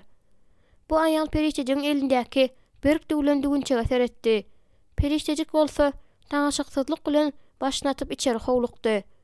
"Giribim" derrew gözleri bilen Ýosufy gözläp başlady. "Men size kömek edip bilerimmi?" diýip ol aýal periştejiň ýyzynyň içeri girip we süwsesini edil nili aşak goýberlen ýarag ýaly edip saklap duruşyna sorady. "Maňa ýol üçin sumka gerek. Kiçirek" diýip periştejik agzyna geleni aýtdy. Aýal periştejigi diýwaryň ýanyndaky tekçeleriň biriniň ýanyna alyp berdi. "Ine, şular gowsy" diýip ol kendirden edilen sumkany eline alyp periştejigi uzadyp duruşyna aýtdy. Gara tutuýunyň aňyrsyndan başga bir ýaşrak, gara saçly we berk bedenli bir aýal çykdy-da korobkany stoluň üstüne goýdy. Soň maňlaýyndaky deri süpürdi. "Ýosuf" diýip ol ýygyny seredip çagyrdy. "Ýaşygy çykarmaga maňa kömek edermiň? Men onu göterip bilemok." Periştejik bu dükana gelende ökündi. Bu ýere girmedinden öňürti ol näme üçin gowjy pikirlenmedike? Ýosuf Mihail gowurýar. Ol periştejigiň bu ýerde peýda bolandygy hakda näme diýer? Onuň gaçyp gaýdyna düşünmek kyn däl ahyry. Periştejik ondan kömek araşyp bilmeýär. Bu aýallar kimke? Howala, ol öz ýanyna ejesiniň geljekdigini we oňa aýal alyp geljekdigini aýdyp dahyry. "Size bu sumka ýaraýarmy?" diýip aýal periştejikden sorady. "Näme?" diýende periştejik özüne gelen ýaly boldy. Oňa tezirek gitmek gerek. "Sumka" diýip aýal bilesi geljelik bilen oňa seredip aýtdy. Men pikirimi üýtgetdim. Perişejik sumkany oňa gaýtaryp berdi. Ýosuf tutuylyň artyndan ýaşyk götürüp çykan wadyna perişejigi gördi. Ýosufyň ýüzi ýagtylyp ýylgyrdy. Şonda perişejik onuň Mihaýly gözläp iki baka seredýäni gördi. Perişejik derlew gapaý etmek üçin izine urlendi. Ýaşly aýalyň aýagyny tas basypdy. "Bagyşlaberiň" diýip perişejik hanymy tutup duruşyna hüngürdäp aýtdy. "Perişejik, sen nire? Dur." Perişejik saklanmady. Ýosuf ýörap başyna ýaşyklary taşlap stoluň üstünden böküp geçdi-de onuň ýüzünden ýetdi. "Dur" diýip ol onuň eňine elini goýup aýtdy. "Näme boldy?" "Men ýöne bir ýol üçin sumka görmäne girdim" diýip jogap berdi. Onuň ýanaklary odalan ýaly boldy. "Bolýar, heziletde seredi ber. Mihaýyl nerede?" Perişejik sandyrap, "Öýde" diýdi. "Näme boldy?" diýip Ýosuf ýüzüni tutup sorady. "Hiç adam bolanok" diýip perişejik kellesini çalaja götürüp jogap berdi. Olaryň ýanyna Ýosufyň ejesi entegem tüýsän alyp duruşyna geldi. "Bu gyz kim, Ýosuf?" diýip indi ol perişejige gyzyklanmasyny gizläp durman halamazlyk bilen sorady. "Meniň dostumyň aýaly" diýip Ýosuf jogap berende entegem perişejik durdy. Perişejik Ýosufyň özüniň hemme zady görýän ýaly bolup duran gözlerini öz içinden geçirjek bolup durmagyny besitdirmegini isledi. Ýosuf onuň goşaryndan berk tutdy. "Ýör, oturaly. Soň sen maňa näme bolandygyny görüň görersiň." Ýosuf aýallar derä biri bilen tanışdyrdy. "Bu meniň aýalym Meriwa, ejem Rebeka. Kofe isleýärsiňizmi?" diýip Meriwa gyzyklandy welin Ýosuf onuň isleýändigini aýtdy. Ol ejesine özlerine azar bermediligi haýyş edip aýtdy. Perişejik olara gizliň garamak bilen işe başlady. "Men bu ýere gelmeli däl ekenim" diýip perişejik aýgytly aýtdy. "Seniň nirdedigini Mihaýyl bilýärmi?" "Elbetde bilýär" diýip perişejik ýalan sözledi. "Şeýle" diýip Ýosuf edil bu söze giden jümläni girden ýaly köp manyly aýtdy. Ol entegem perişejiň goşaryndan tutup duruşyna çelegiň üstünde turdy. "Sen ondan gaçyp gaýtdyň, dogrymy?" Perişejik elini çekip aldy-da gowranyp başlady. "Bizinki bolmaýar." "Şeýlemi?" diýip Ýosuf biraz raqdymdy. "Bu gaty bir geň zat däl. Ýöne barybir men gynanýaryn. Belki öňkü giýjek kebelejigiň bu şäherde güzerany üçin nädip gazanç etmeligini maslahat berersiň." diýip ol özüniň öňkü professional ýylgyrşy bilen ýylgyryp gödekse sorady. Ýosuf ýüzüni çytdy. Şol wagt perişejik ol özünden pul sorar öýdüp beýençilik bolýar diýen karara geldi. "Ýatdan çykar" diýip perişejik derrep aýtdy. "Ýöne bir ýerliksiz degişme" diýip ol ýerinden turdy. "Onda näme? Men elbetde gideýin." Ýosuf ýene-de onuň goşaryndan tutdy. "Otur, Meriwa häzir kofe getirýär." Ýosufyň aýaly padnos bilen peýda boldy-da perişejige käsäni berdi. Perişejik käsäni alan wagtynda onuň elleri sandyrady. Ol özünde Ýosufyň ünsli nazaryny duýup köşeşmäge çalyşdy. Meriwa oňa pirojny hödüretdi. Perişejik almady. Ýosufyň ejesi tüpürip bolandan soň gelip olara goşuldy. Perişejik bu bosogadan girenine ökünmesini dowam etdirdi. Üç juwut gözüň ýazgarjy nazarasynda ol güýjüniň gidýäni duýdy. Olar suw basmasy, dükanyň hemme ambaryň gaýtadan dikeldiş hakda gurrun etdiler. Perişejikden hiç soramasalar-da ol özüni oňaýsyz duýdy. Alyjy geldi. Şol sebäpden Meriwa oňa hyzmat etmek üçin gitdi. Ýene biri geldi. Şonuň üçin Rebeka Ýosufyň ýerinden gozgunmaýandygyny görüp turup gitdi. "Sen eýýäm otog tapdyňmy?" diýip Ýosuf gyzyklandy. "Ýok entek" diýip jogap berenden soň perişejik oňa aýgatly seredip sözüni dowam etdirdi. "Tapmak kyn bolar öýdemok. Sen şu ýerde galarsyň" diýip Ýosuf aýtdy. Perişejik juda ýada görünýärdi. "Bu barada aýalyňla nejeň näme diýer?" diýip şol pursatda öz gözleriniň ulu şäherde azaşan gyýjagadyň gözlerini ýatladýandygyny pikir hem etmän ýaralaýjy sorady. "Eger şu wagt seni köçäge goýbersem, onda olar hassa haýran galarlar. Biz sana lüks teklip edip bilmeýäris. Ýöne sende gow krawat, düşek we ujypsylja iýmit bolar. Ujypsylja iýmit Ýudaizm kanunlaryna laýyklykda ruhsat edilen iýmit." Perişejik dodogyny dişläp aýallara garady. Ýosuf dyýlaryna elleri bilen urup ýerinden turdy. Olar garşy bolmadylar. Olar garşy bolaýanlarynda da Ýosuf olaryň garşylyklaryny içlerinde saklamaň aladasyny eder. Eýýäm giýjigipdi. Şonuň üçin dükany adatda hakysynan ýerek ýapmak bolýardy. Ikinji gatna kaçganada olaryň hemmesi bilen nahar stolunyň başynda turdular. Perişejik dolu tarelkada ýabaga aýlan kişi boldy. Ýöne onuň iştäsi ýokdy. Ol Meriwa bilen Rebeccanyň güýçli bileti geljiligini derisi bilen duýýardy. Ýöne olar hiç hili sorag bermediler. Meriwa stolunyň üstüne ýaňnap başlanda Perişejigem ýerinden turup oňa goşuldy. Perişejik kapydan çykan wadyna Ýosuf ejesi bilen gatyrak gürleşdiler. Olar galan gap çanaklar almak üçin ýzyna gelende olar seslerini goýdular. Perişejik tarelkalar ýaňnap saklandy. Maňa bu ýerde bir gejeden artyk galmak gerek däl. Eger men kynçylykda öldürýän bolsam, ertir ýerden giderin, diýdi.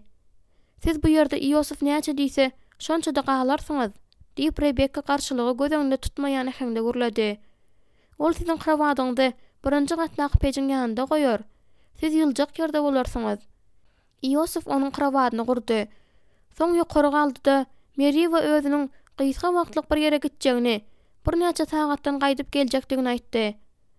Hayran galan Meriwa sorag bermedi. Ol gecelerine hiç açanam hiç yere gitmeýärdi, diýip Meriwa onuň ýüzünden gapy ýapylan wadyna aýtdy. Soň keşdesini alyp işe başlady. İşde diýip Rebekka çişlerini tertipleşdirip oturka aýtdy. Perişejik mehman otoň burjunda ýerleşdi. Ümsümlikde diňe sagatyň tyrkyldysı bilen Rebekkanyň çişleriniň sesi eşdilýärdi. Eger mümkin bolsa, men gidip ýataýsam, diýip Perişejik teklip etdi. Rebekka razylyk berjek hende kellesini atdy. Perişejik ýüzünde gapyny çalarak ýapdy-da bir pursatlyk saklandy. Aýallar dere gürleşip başladylar. Ähtimal ol hakdadyr. Perişejik aşak düşdi-de ýatdy. Onuň uykusyünjüli boldy. Ol oýaly uykly ýatdy. Onuň düýşine hojaýyn ýerdi. Daň saher bilen Rebekka ýerdi. Perişejik oýandy-da derrew geyindi. Siz gatygow ýatyp bilmäsiňiz öýdýärin, diýip Rebekka Perişejiň öz zatlaryny ýygnaşyny synlap aýtdy. Hemme zatgowy, gije galmagy ruhsat edeniňiz üçin sag boluň. Perişejik ýogran düşýäni ýygnap, onu iki taýaň arasyndaky boş ýere saldy. Ol Rebekkanyň gara gözleriniň öz hereketiniň her birini synlap duranyny duýdy. Ýosuf size işin gerekdigini aýtdy, diýip Rebekka belledi. Biz size dükanyny iş teklip edip bileriz. Perişejik dikeldi de oňa geň alyp teretdi. Siz meniň özüňizi işlemeňi isleýärsiňizmi? Rebekka egini gysdy. Eger elbetde size başga gowy iş bolmasa. Ýok, başga hiç zat ýok, diýip Perişejik howlugyp onu inandyrdy. Men näme etmeli bolaryn? Rebekka oňa işler ýazylan kagazy uzatdy. Perişejik penjireleri ýuwdy we polu süpürdi. Gaplanan harytlary ýerli ýerinde goýdy we gyzyl flanyal köýnekleri gaplady. Diwarlara asgyçlar asdy. Onuň ýanyna erkekler baranlarynda Meriwa ýa-da Rebekka olar soraklaryna jogap berip ýa-da haryt görkezip alyp gidýärdi. Rebekka ondan ammardan gutulary getirmegi we satyjy stoluň arasyndaky tekjelerde goýmagy haýyş edýärdi. Perişejik jana ýamany işleýärdi. Ol diňe gün ortan ara kesmedýärdi. Soň ýene-de Ýosuf garaňky düşende dükany ýapýança işlemegiň dowam etdirýärdi. Ol edil tigirdäki belka kimen aýlanýardy. Aňşamlyk naharynyň başynda Rebekka oňa bir konwert berip, "Seniň aýlygyň" diýdi welin. Perişejik bu kurdoňyň dolany duýup döňüp galdy. Ol Ýosuf we Meriwe, soň ýene Rebekka garady. Rebekka oňa başyny atdy-da ogluny, "Ol gowy işgär" diýip habar berdi. Perişejik iki agyz hem söz sözläp bilmän başyny aşağı sallady. Rebekka onuň öňüne kartoşkaly tarelkany süýşürdi. Seniň süňklerine birazrak et bitäse gowy bolar." Birazrak wagtdan soň Perişejik aşağı öz jaýyna düşüp, krawadyň üstünde oturdy-da çyranyň ýaktysyna öz aýlygyny sanady. Ol jelephanada ýarym sagatda mundan da köp gazanýardy. Ýöne ol özüne şu wagtda çenli beýle arasy dogry hem buýsançly duýmandy. Ertesi gün Rebekka ondan noýwalary 5 funtlyk haltalary salyp, agzynda daňyp, olar tekjelere örüp çykmagy haýyş etdi. Bu iş edip bolandan soň Perişejik mata toplaryny stoluň üstünde ýatyryp goýmanyň deregine olar dik goýup çykdy. Meriwa gelip, indi stoluň üstüniň ören owadan görnýändigini we toplaryň şeýdip almanyň aňsat düşekdigini aýtdy. Ýosuf şu wagt çyklegenleriň bir partiýasyny aldy. Sen olary içeri giritmäge maňa kömek edermiň? Olary burçda goýarys. Rebekka her gün oňa ýumyş buyurýardy we her akşam gapyda ýapyk diýen tabliç aslandy, oňa konwert berýärdi. Seret, Maňa şu wagtjyk näme getirdiler? Diýip bir gün Ýosuf ýaşygy tarpyldadyp aýtdy. Perişejik süýsesini goýup, ýüzüne düşüp duran bir näçe buýralary kellesine daňlan ýalyňa şaňna saldy. Bu näme? Mihail üçin peç. Bu at ýanglanan wagtna perişejiň ýüregi duran ýaly boldy. Men işimi gutarmaly, diýip perişejik derrew jogap berdi. Ýosuf onu syňlap, ýene birazrak durdy-da, soň öz işi bilen boluberdi. Akşamlyk naharynyň başynda perişejik bir hili aljyraňy göründi. Gap çanaklary ýuwandan soň ol ötünç sorap öz otagyna gitdi. Aradan salym geçmenkä onuň ýanyna Meriwa da geldi. Ýosuf bilen Rebeka hasap kesip bilen meşgul bolýarlar diýip ol habar berdi-de, birazajyk ýaýdanyp durandan soň sözüni dowam etdirip, "Siz stoluň başynda nahar ýemediňiz diýen ýaly, özüňizi gowduýarsyňyzmy?" diýip sorady. "Howwa, gowy." Perişejik Mihail hakda pikirlenmän bilmedi. Ol diňe işläp ýörkä öz pikirlerine erkedip bilmek başardy diýen ýalydy. Ol diýwaryň ýanyndaky uly ýaşyga seretdi. Mihaily elbetde aýdarlar. Olan pejini almağa geler. Ol gelmenkä maňa bu ýerden gitmek gerek. Meriwa gutynyň üstünde oturup elini peje ýetirdi. "Siz gitmek hakda pikir edýärsiňiz, dogry dälmi?" Perişejik gabagyny galdyryp oňa seretdi. "Howwa, size iş ýaranokmy? Gep işde däl, bar gep." Ol näme diýip biler? Uludan demin alyp, ol başyny peş tarap atdy. Peç Mihailynky. Ol tizara onu almağa geler. "Sizem onuň bilen görüşmek islemeýärsiňizmi?" "Men görüşüp biljek däl. Onuň bilen ýaşamak şeýle erbetmidi. Gaýtam onuň bilen ýaşamak şeýle ajaýypdy. Bu juda uzaga çekerden aşyk owdy." "Ýok, ýöne gowsy men oňa duşmaýyn. Siz nirä gitjek?" Perişejik egini gysdy. "Belki San Francisco." Meriwa elini dyýyna goýdy. "Ýosuf siziň adamyňyza ören sylaýar" diýdi. Perişejik kellesini atdy-da aňarsyna öwrüldi. "Men bilýärin." Bu adyň ekejek tutulmagynyň özü perişejikde emosiýalaryň bir geden tupanyny turdupdy. Ol Mihaila bolan talawyň tizara sowaryna garaşýardy. Aralygyň öz duýgularyny tekillerini garaşýardy. Perişejik eýäm 3 hepdeden bäri Mihaildan uzaktady. Ýöne ol onu öýden gaçyp gaýdan gijesindäkinden de beter küýseýärdi. "Men ozal durmuşa çykypdym" diýip Meriwa sözüni dowam etdirdi. Ol ýöne köý adam däldi. "Ejem meni tek çaga kam öldi. Kakam hem meni o dünýä gitmedinden öň gowy ýerleşdirmek isledi.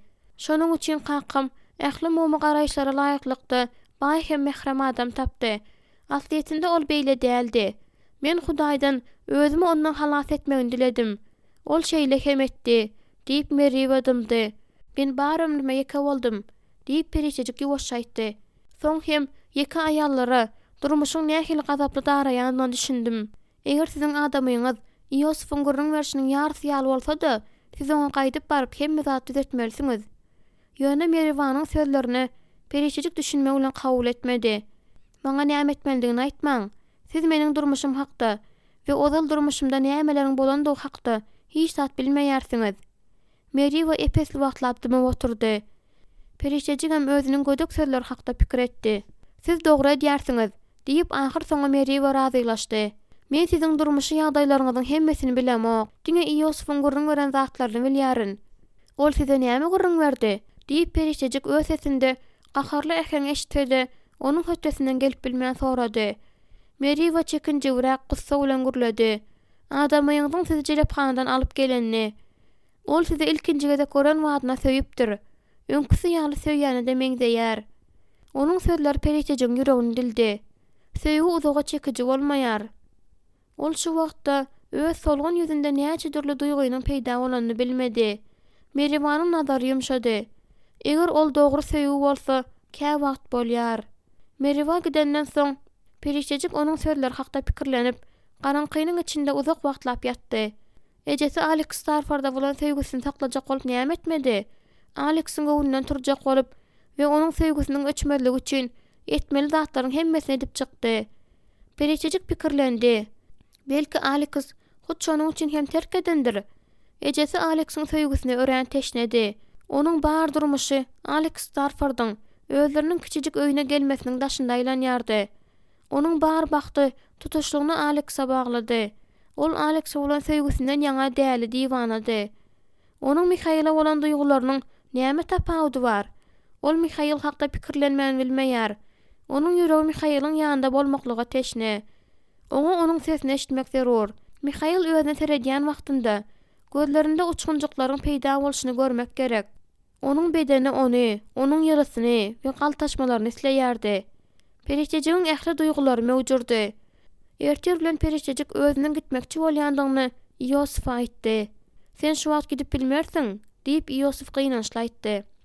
Meriwa akşam arkasyna aňyrtdy. Dogry dälmi Meriwa? Meriwa oňa aljaranlyk bilen teretdi. Boyun al, munda hiç hili utançlat ýok, diýip Ýosuf oňa aýtdy. Meriwa ellerini salgady. Ine görýärsiňmi? diýip Ýosuf periştejikden sorady. Meniň bolsa çykarylmadyk bir giden harytlarym ýatyr. Meniň ýökezim olaryň hemmesini goýup bilmeýärin. Bolýar Ýosuf, diýip periştejik boyun aldy. Ýöne men gutaran wadyma giderin. Periştejik hemme işleri edip öz ýolu bilen gitmäge çalyşyp derrew işe başlady. Ýosuf bolsa ondan ýene bir arkasy agyryan aýalyň gerek däldigini aýdyp howlukmazlyk haýyş etdi.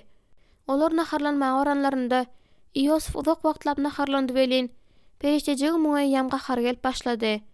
Periştejik ýerinden turup işlemäge gitjek bolanda Ýosuf oňa arkaýna oturup kofesini içmeldigini aýtdy. Eger ol harytlaryň goýulmagynyň adasyny beýleýän bolsa, onda näme üçin beýle köp wagt ýitirýärkä? Meriwanyň hem arkasy gowýalydy. Ol şu wagtjyk bir topak gap çanakly aňaç padnosy götürdi. Olar işe başlanlarynda Ýosuf çyralary goýan ýerinde goýman, olary ambaryň beýleki tarapyna geçirmegi makul bilendigini aýtdy. Olaryň tekçeleri goýan harytlaryny indi başga ýere aýyrmak gerekdi. Periştejik gitdigiçe güýçlenýän basyşy duýsa-da, hemme zady Ýosufuň aýdyşy ýaly etdi. Periştejik, git bu ýerden. Git, häziriň özünde git. Emma ol gitmän, öz kararyny üýtgetmesini bes etmän, eýem goýulan harytlar süýşirmesini we başga ýere goýmasyny dowam etdirýän Ýosuf bilen başlan işini gutarmagy isleýärdi. Ýosufa bugün näme boldy-ka? Ýosuf periştejiň egine elini goýdy. Bugünlükçe bolanyşy. Sen dükany ýapaýsaň nädýär? Entek gaty ýer-ahry. Edil wagty diýip Ýosuf ýylgyryp jogap berdi. Ýosuf ejesi bilen Meriwa kellesini atdy. Olaram gara tutunyň aňarsyna gitdiler. Periştejik ýüzüni tutup ýüzüne urildi. Kapıda Mihail durdu.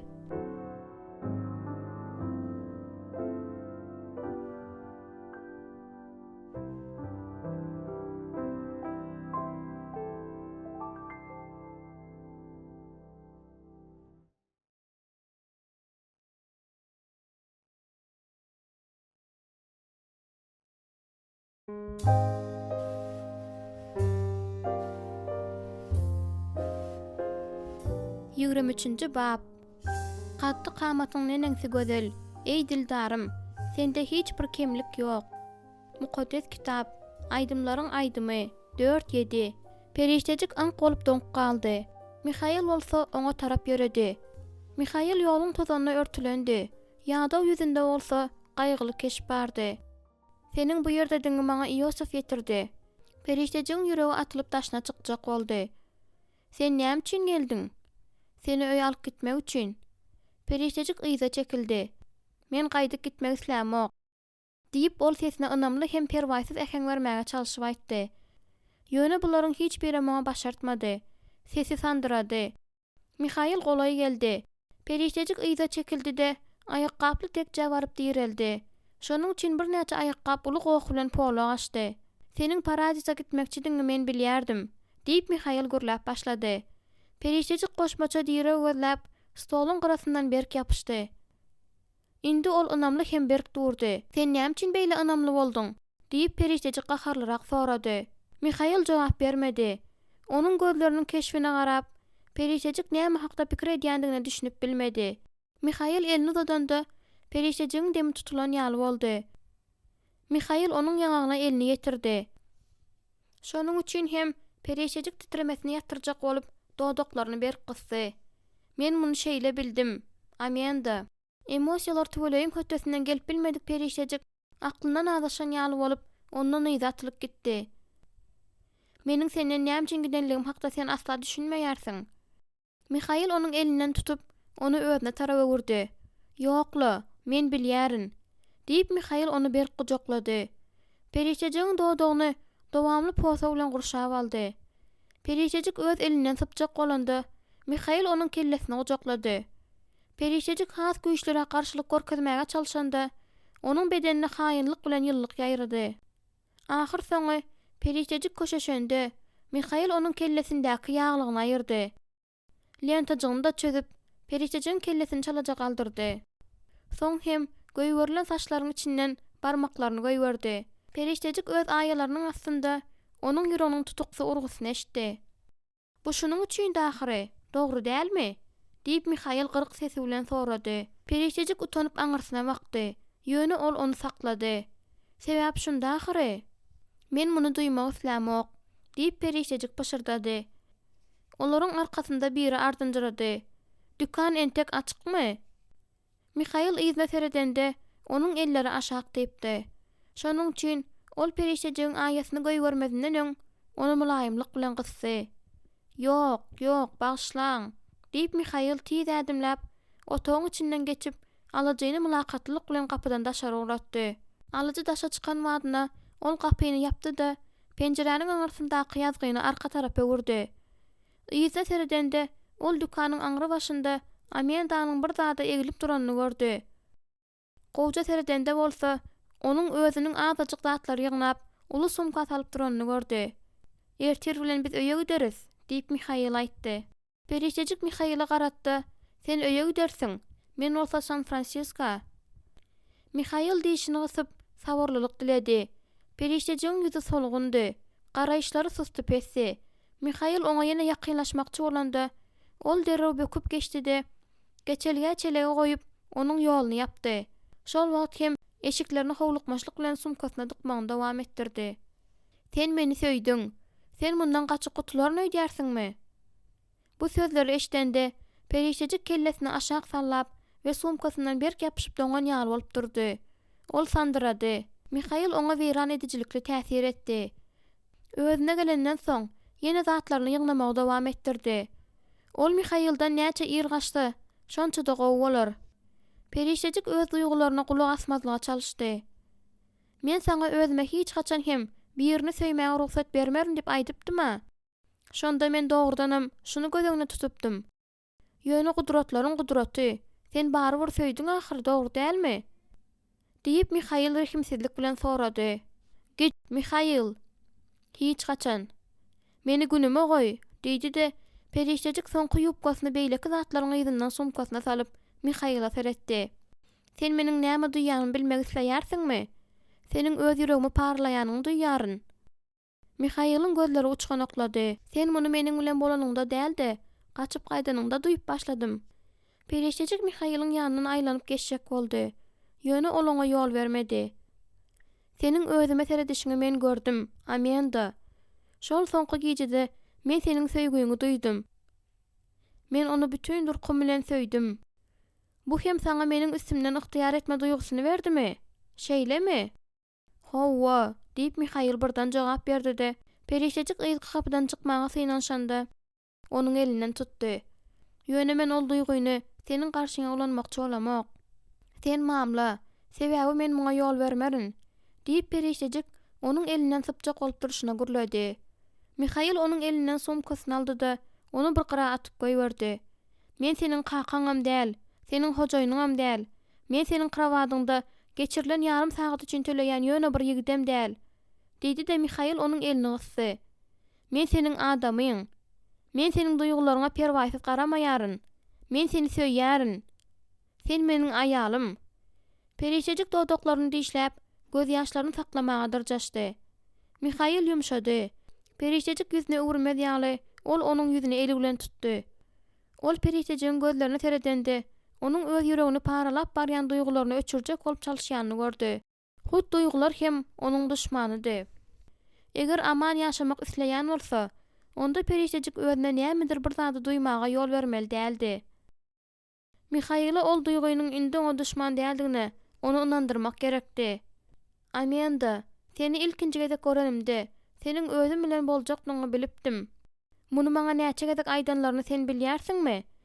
Diýip Mihail'y özünden taşlaşdyrjak bolup Perişejik sorady. Mihail edil onuň sözlerini eşitmedik ýaly gejirlik bilen dowam etdirdi. Men seniň ösüşiňe we üýtgeýşiňe seretmegi gowy görýäryn. Sen hiç wagt hem öňkülüňe galmaýarsyň. Seniň öwrenişiň we nämedir bir täze zady edişiň maňa ýaraýar. Men seniň işleýişiňe garap oturmagy gowy görýäryn.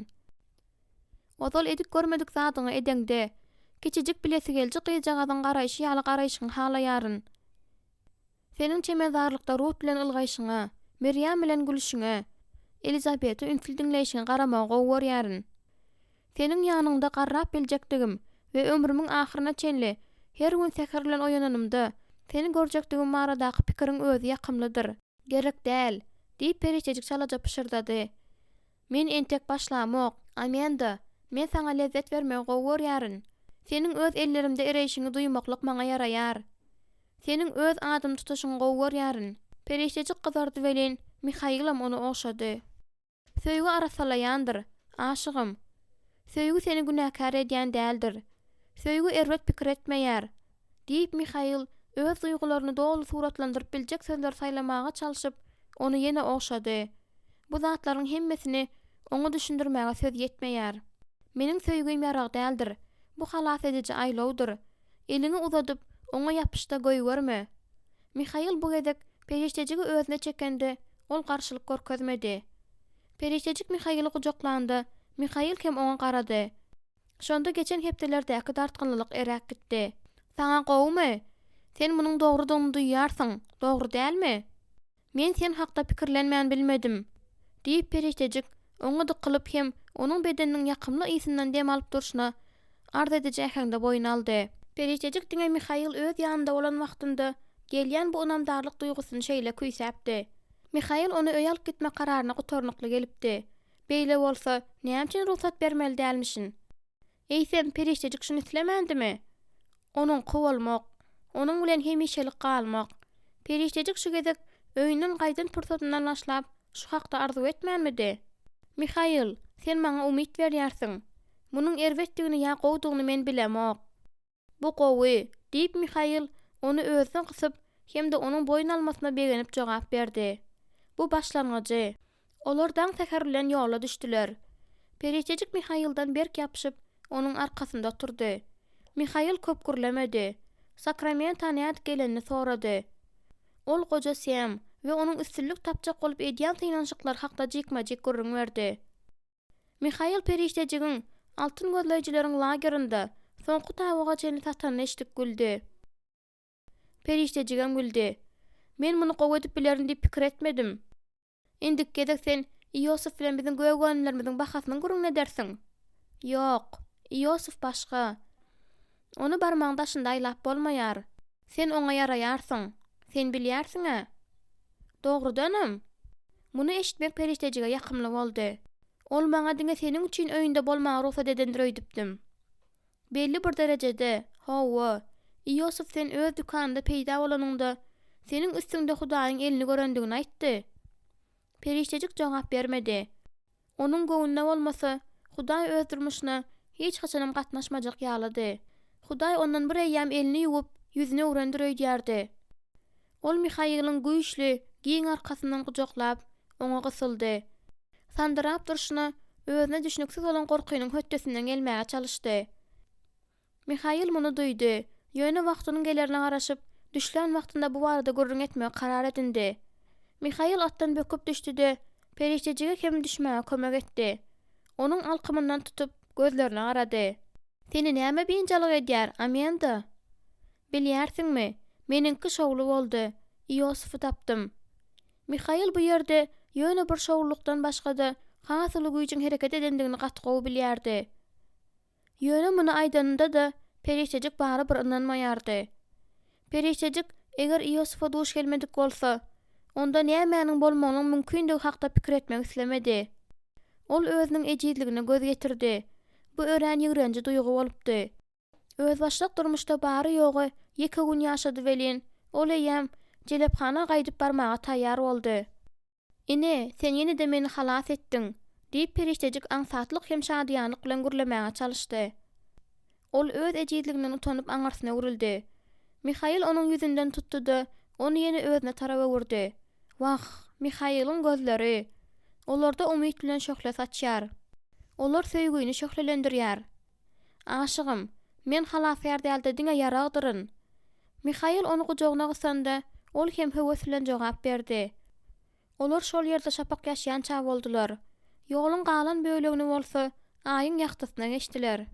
Mihail atyzlardaky işine gaýdyp bardy. Indi ol iki ekmeğe taýýarlygy torypdy. Pereşdejik daşlar köwläp alyp, atyzdaky uly kesekler döwüp Mihaila kömek etdi. Iki ekmeli gün gelende Mihail tohumlary arabaya ýükletdi. Pereşdejige hem oňa minmäge kömek etdi. Ol buğday nähil ekmeldigini pereşdejige düşündirdi. Soňam atyzyň içi bilen eýläp-beýläp geçdi. Pereşdejik mundan bir zadyň bolaryna şuhlenip, ören şuhlenip tohum sepdi. Mekke ekmekdäki iş has kynrakdy.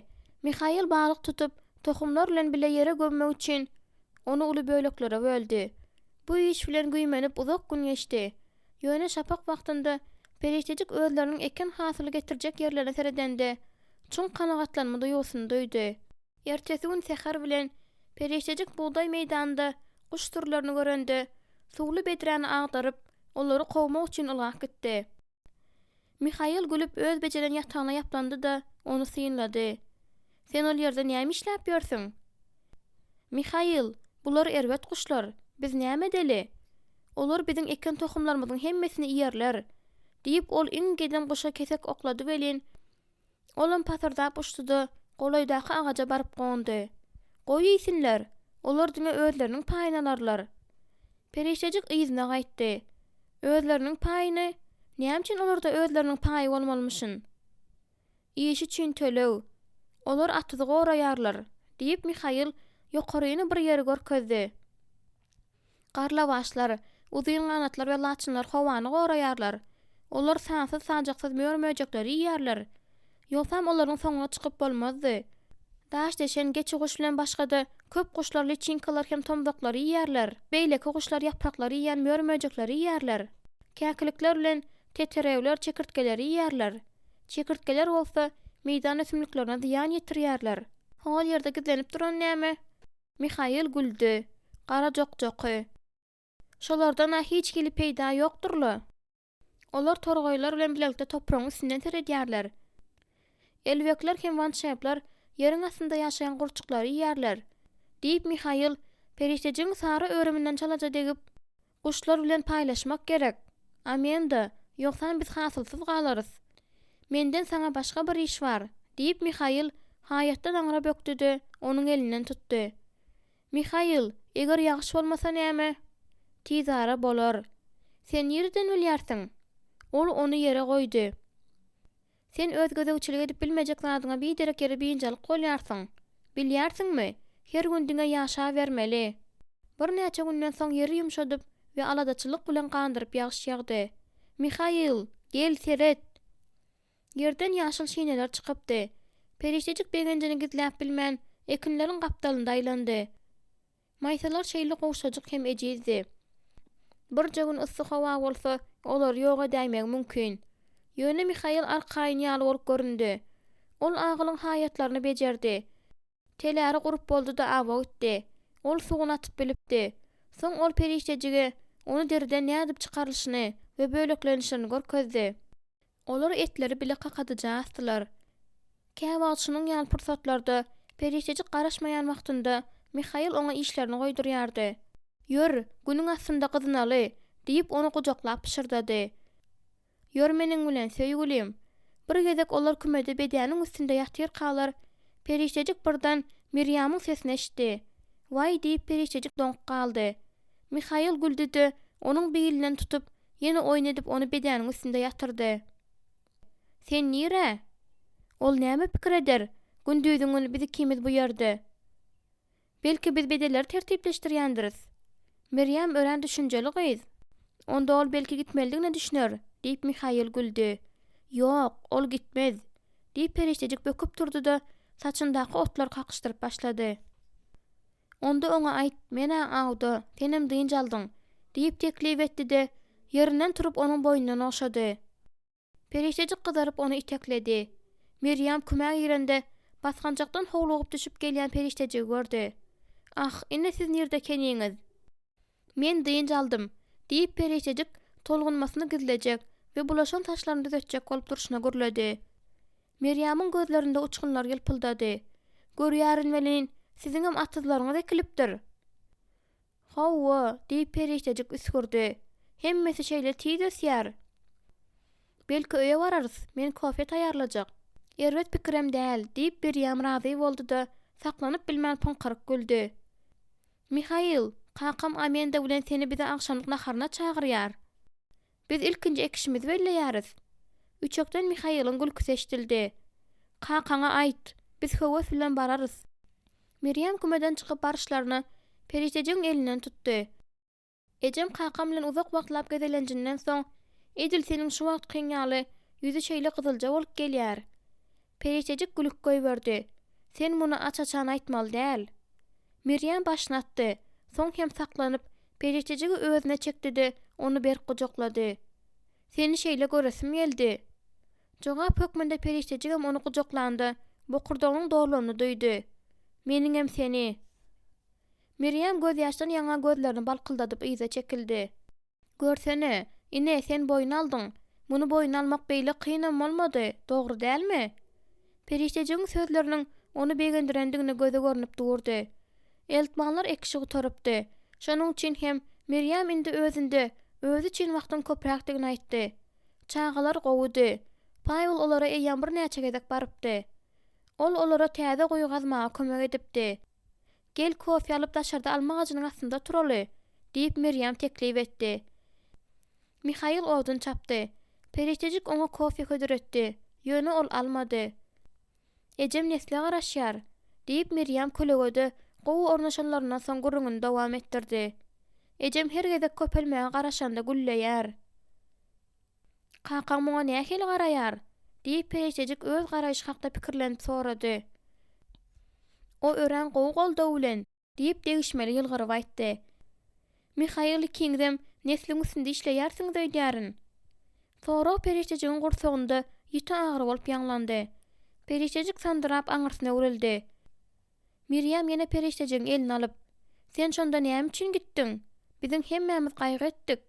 Men muny düşündirip bilemok" diýip periştejik jogap berdi. "Düşündirip bilemokmy? Ýa-da isläňokmy? Seniň özüň hakyky sebäbini haçan hem bolsa bir wagt bilipdiňmi?" "Kä wagt?" Periştejik mundan beýläki düşündirişe gitmek islemedi. Bu sadaja gyz munyň ýaly zatlara nädip düşünsin? Ol şeýle açykdy, şeýle azatdy. Periştejik hem şunyň ýaly bolmak isleýärdi. "Biz Ruta hiç zat aýtmadyk. Diňe Mihail kiňden gaty işlediňizi, şol sebäpden hem siziň öýüňize gelip bilmejegini aýtdyk." "Sag boluň" diýip periştejik Mihail'ın odunlaryny töňgäniň üstünde goýuşyny tyýlap duruşyny aýtdy. Onuň ýüreginde güýçli agyr aýlandy. Meryem ýylgyrdy. "Senem onu söýýärsiň, dogry dälmi?" "Gaty güýçli. Ol söýgü meni ýuwdup barýar. Kä wagt maňa gerek zatyň bary diňe onuň garaýşy bolýar." Periştejik birden häzir özüniň iň gizli sirlerini sesli aýdaýmagynyň mümkindigine düşünüp dymdy. "Eýsem bu şeýle de bolmaly dälmi?" diýip Meryem oňa garady. "Men bilemok. Şeýle bolmalydyr diýip pikir edýärsiňmi?" "Men şeýle umyt edýärin" diýip Meryem arzu edijilikle aýtdy. "Men şeýle umyt edýärin. Şeýle hem bolmaly." Indiki gezek Meryem ýany bilen Rutalyk geldi. Periştejik güllere örtülen depäniň üstünden özüne tarap ılgap gelýän çagany görende öz işini taşlady. Elindäki topragy kakyp, haýadyň gapysyny ýapyp, ýol bilen gyjagada tarabylgady. "Amendajyk, amendajyk" diýip Rut şatlykly öňüldädi. Periştejigem onu eline alyp berk gysdy. "Salam, eýjejigim" diýip ol çaganyň iki ýangagyndan we kiçijik burunjugyndan okşap aýtdy. "Biz görüşmämiz bäri sen özüňi gowalyp baransyň diýip umyt edýärin." "Hawa" diýip Rut periştejigiň boýundan berk gujoklap, edil onu goýberjek hem bolman, duran ýaly bolup duruşyna derrep aýtdy. "Sen näme üçin gaçyp gitdiň? Sen köp wagtlap bolmadyň. Paýul seniň hemişe gaçyp gidýäniňi, sen öýüňe gaýdyp geler ýaly Mihail'ın seni gözläp ýörmeli bolýandygyny aýtdy. Ol Mihail'ın akmakdygyny, saňa bolsa öňkü durmuşyň, ýagny fermeryň aýaly bolmadygyňdan öňkü durmuşyň ýaraýandygyny aýtdy. Ol nähili köýne durmuş? Men seniň ol ýere gaýdyp barmagyny islämok" Men senin biziň bilen bolmaňy isleýärin. Periştejik çağany ýoşadan aşak goýberdi. Ol biriniň aýdan sözlerini Rutun totugyş ýaly gaýtalap duruşyny eşdende ýüregi jigiledi. Ol Meryamyň "Biz Ruta hiç zat aýtmadyk" diýen sözlerini ýatlady. "Näme boldy?" diýip Meryam sorady. Periştejik jogap bermän üçin ol kiçijik uýasyna seretdi. "Sen bu ýerde nämeler diýdiň?" Periştejik Rutun gara saçlaryny mulaýymlyk bilen sypalap, "Men özümiň köne durmuşyma dolanmak islämok" diýip ören ýoşadan aýtdy. Meryam gen garmadan ýaňa uldan agzyny açdy-da gaty gyzardy. Rut başyny atdy-da Periştejigiň aýagyndan gujaklady. Periştejik sowuk nazar bilen Meryama garady. "Ol saňa nämeler diýdi?" diýip Meryam sorady. "Diňe eşden zatlaryny." "Rut, sen bu zatlar kimden eşitdiň?" "Senden we Paweldan." diýip Rut Periştejigiň ýupgasynyň büzmelerini çalyşyp duruşyny aýtdy. "Bolýar da" diýip Periştejik guraksy sözledi. "Onu soraga tutma, Meryam." "Ay ýok, sen ogryň diňläpsiň, dogrymy?" diýip Meryam ellerini bykyna tutup hem uýasyna gaharly seredip sorady. Rut oňa çiňerilip garady. "Eje meni berdi" diýip ol gümmü sümmetdi. "Ol menden seni alyp gelmegi haýyş etdi." "Bu haçan boldy?" "Pawel biziň öýümizde-kä. Ol seniň ören köp wagtdan bäri ýokduňy. Seni öýüňe çagyrmagyň gerekdigini aýtdy." Meryam gahardan ýaňa gyzardy. "Soň näme boldy?" Ol aýtdy, "Sen bolsa gaharlandyň. Men muňa düşündim. Sen şol wagt edil şu wagt kynýaly gyzarypdyň. Sen onuň öz bolgusyz pikirlerini içinde saklamalydyňy." Ol aýtdy. Periştejik sandyrap duran elini maňlaýyna getirdi. Onuň ýüzi ölüňki ýaly solgundy. "Hökman däl" diýip Meryam uýasynyň sözüni bölüp onu dymmaga mejbur etdi. Ol gözlerini galdyranda göz ýaşlar uly damja bolup ýüzünden syrykdy. "Amenda." Periştejik sandyrap özüni saklap bilmedi. Meryam Rutu çalaja şarpyk çalyp süýşürdi. "Bar, Mihail bilen salamlaş, Rut." Rut dodogyny dişledi.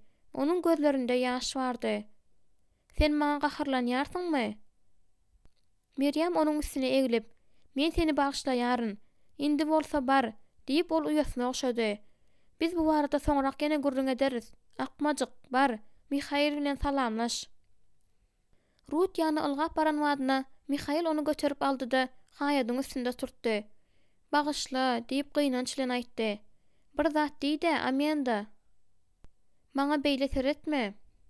"Ol näme diýsin? Belki ýöne kofi içersiň?" "Ýok, sag bol, meniň kofi içesim gelenok." Periştejik öý tarapa ýönelende Meryam onuň yzyna düşdi. "Men sen hakda gıýbat edemok, and içýärin." "Pawelam gıýbat etmedi" diýip Periştejik belledi. "Ol diňe bolan zat hakda öz noktaý nazaryny aýtdy. Sen nädip onu gorap bilýärsiň? Men Mihaily ejir çekmäge birinji gezek mejbur edemok. Pawelam muny bilýär. Ýöne bu seniň mundan beýlägem onu ejir çekmäge mejbur etjegiňi aňlatmaýara. Ýöne bu meniň şeýle etmejekdigimi hem aňlatmaýar." Rut bilen Meryam aňşama çenli olarda mehmançylykda boldular. Bu wagtyň dowamında Periştejik öz pikirlerine gurşalyp oturdy. Ol üýtgäp bilermike? Ýa-da ol diňe özüni Mihail'in söýýände üçin üýtgedimike? Belki de bu tupanyň öň ýandaky ümsümlikdir. Bir zada gowy däldi. Mihail muňa düşündi. Olar adaty bolmadyk bagtly aýy geçirdiler. Indi bolsa Periştejik ýene-de ondan daşlaşyp başlady. Mihail gorkdy. "Rebbim, onuň menden ýene daşlaşmagyna ýol berme. Onu saklamaga maňa kömek et." "Bärik gel" diýip Mihail pejiň ýanynda düşek ýazyp Periştejigi çagyrdy. Ol höwes bilen geldi. Ýöne onuň gözlerinde nähildir bir düşnüksiz gaýgy bardy. Onu näme beýle gaýgylandyrýarka? Periştejik Mihail'in ýanynda oturdy-da rahatlyk hem ynamlylyk duýup onuň döşüne asyldy. "Näme bolýar?" diýip ol onu gujagyna gysyp, burnuny onuň boýuna degirip duruşyna sorady. "Seni uzak giýje bir zat biňjalyk edýär. Näme Meryam bilen Rut seni gynandyrar ýaly bir zat aýtdylarmy?" "Olar muny bilgeçleýin etmediler." Periştejik oňa Pawel hakda gurrun bermek isledi. Ol sözleriň özüni nähili ýaralaýandygyny boýuna almak islemedi. Ol hem muňa garşy çykýardy. Indi bolsa olar öj alýar. "Munyň hemmesem meniň aşa bagtladygym sebäpli" diýip Periştejik sandırayan sesi bilen aýtdy. Bu zatlaryň hemmesi münasip bolmasam-da, berilendigi baradaky duýgudan saplanyp bilemok. Men öz bagtyma münasip bolandyryň diýip pikir edýärsiňmi? Sen heýde öz durmuşyňda utanar ýalda etdiňmi? Eýsem seniň arkaňda Hudaýa yaramaýan iş barmy? Men adam öldürdüm. Mihail bu eşden zatlarından ýaňa onuň aljaranlyk duýýany dersi bilen duýdy. Periştejik ýerinden galyp, giň galmadan ýaňa ulalan gözleri bilen oňa çiňerildi. Sen? Yüzler çegedek. Men Parazize gaýdyp baranymda, Magawanyň seni edäşini görenimde, hojaýyny da. Men olary yüzler çegedek yüzdürli, soňkysy öňküsinden beter bolan usul bilen öldürdüm. Mihail nämen gözüne tutandy, periştejik koşaşdy. Nä dogry hereket barada ýöne bir pikir etmek bilen onu etmeklik şol bir zat däl. Sen şeýle pikir edýärsiňmi? Sen tapawut bar diýip pikir edýärsiňmi? Hemme zat biziň içimizdäki haýwany imitlendirýän islegden başlanýar. Diýip Mihail onuň buýrusyny mulaýymlyk bilen çekdi. Indi düşünýärsiňmi? Biziň ýekejämizem öz bagtymyza münasip bolmadyk. Ol biziň eden zatlarymyz bilen baglanşykly däldi. Gaýtam etmedik zadymyz bilen baglanşykly. Ahpatalaryň hemmesi de atadan gelýär. Ýöne gowy işler üçin tölew hökmünde däldi. Diňe sowgat görnüşinde berilýär. Mihail Hudaýyň adyna agzan wagtynda periştejigin gözleriniň garamtyl bolanyny gördi. Ol periştejikde garşydaşlaryň köpelip barýany duýdy. Hudaý onuň üçin ýakymsyz sözdü. Periştejigin pikirinde Hudaý edilen günäler, hatda özüň etmän başga bir eden bolsa-da, şol günäler üçin jezalandyrýan bir zatdy. Ol Hudaýyň durşy bilen gahardyňy, onuň özüne geçmişdäki günäleri, akmak arakhoryň özüne taşlan girdagy üçin ýüzüni üzmän jezalandyrjakdygyna ynanýardy. Periştejik üçin Hudaý ýüreksiz bir zatdy we ol diňe ejir çekdirmek isleýärdi. Eger ýerdäki atasy entek periştejik dogulmanka onu ejesiniň içinde öldürjek bolan bolsa-da, özüniň dowzaga barýan ýolunda ata Hudaýyň ýeketek, halafär bolup durýandygyna onu nädip inandyrmaly? Mihail, maňa ataň görköz, diýip periştejik sesindäki gaharlyrak ähligini gizläp bilmän aýtdy. Men synanşaryn, diýip Mihail ýoş jogap berdi. Ol nerede? Men göremok. Eger ol şu wagt şu ýerde öz öňünde dursa, belki men onuň bardygyna inanyp bilerin. Şonda ol öz durmuşynda we ejesiniň durmuşynda bolan zatlaryň hemmeti üçin onuň ýüzüne tüýkürip bilerdi. Ol meniň içimde ýaşaýar. Men onu saňa başardygymça her gün, her sagatda görkezjek bolýaryn. Şu wagtda çenli onuň beýletmegi şowsuz bolup gelendigi göze görnüp durdy. Periştejik munyň Mihaily ynjydýanyny gördü-de ýumşady. Ol çyn ýürekden gürleýärdi. Ol periştejigi çyn ýüreginden söýýärdi. Periştejik hem bar güýji bilen onu görkezmezlige jan edip göreşýän bolsa-da onu söýýärdi. Mihail ýöne öz bolşýaly bolýandygy bilen özüni söýmäge mejbur edipdi. Ýöne bu Hudaý bilen asla baglanşykly däldi. Eýsem şeýle dälmidi? Söýgü ýeterlik däldir, diýip periştejik onuň ýüzüne elini degirip aýtdy. Ol onuň ýüzüni ören gowy görýärdi. Eger söýgü ýeterlik bolan bolsa, onda ejemediňe menem ýeterlik bolardym. Emma beýle bolmady. Seniň üçin men ýeterlik däldirin. Hawa, sen mamla. Seniň üçin men ýeterlik bolmaryn. Saňa ýene biri gerek, Amanda. Men seniň durmuşyň merkezi bolmak islämok. Men seniň Hudaýyň däldi, adamyň bolmak isleýärin. Adamlar hemişe ýanynda bolup, hemişe seniň pikirini bilip bilmeýärler. Olar her nenen güýçli isleseler de, ýanymyzda mydama bolup bilmeýärler. Menim kadadan çykma däl. Hudaý bolup bilermi? Diýip periştejik tekepberlik bilen sorady. Hudaý hiç haçanym meniň ýanymda bolmady.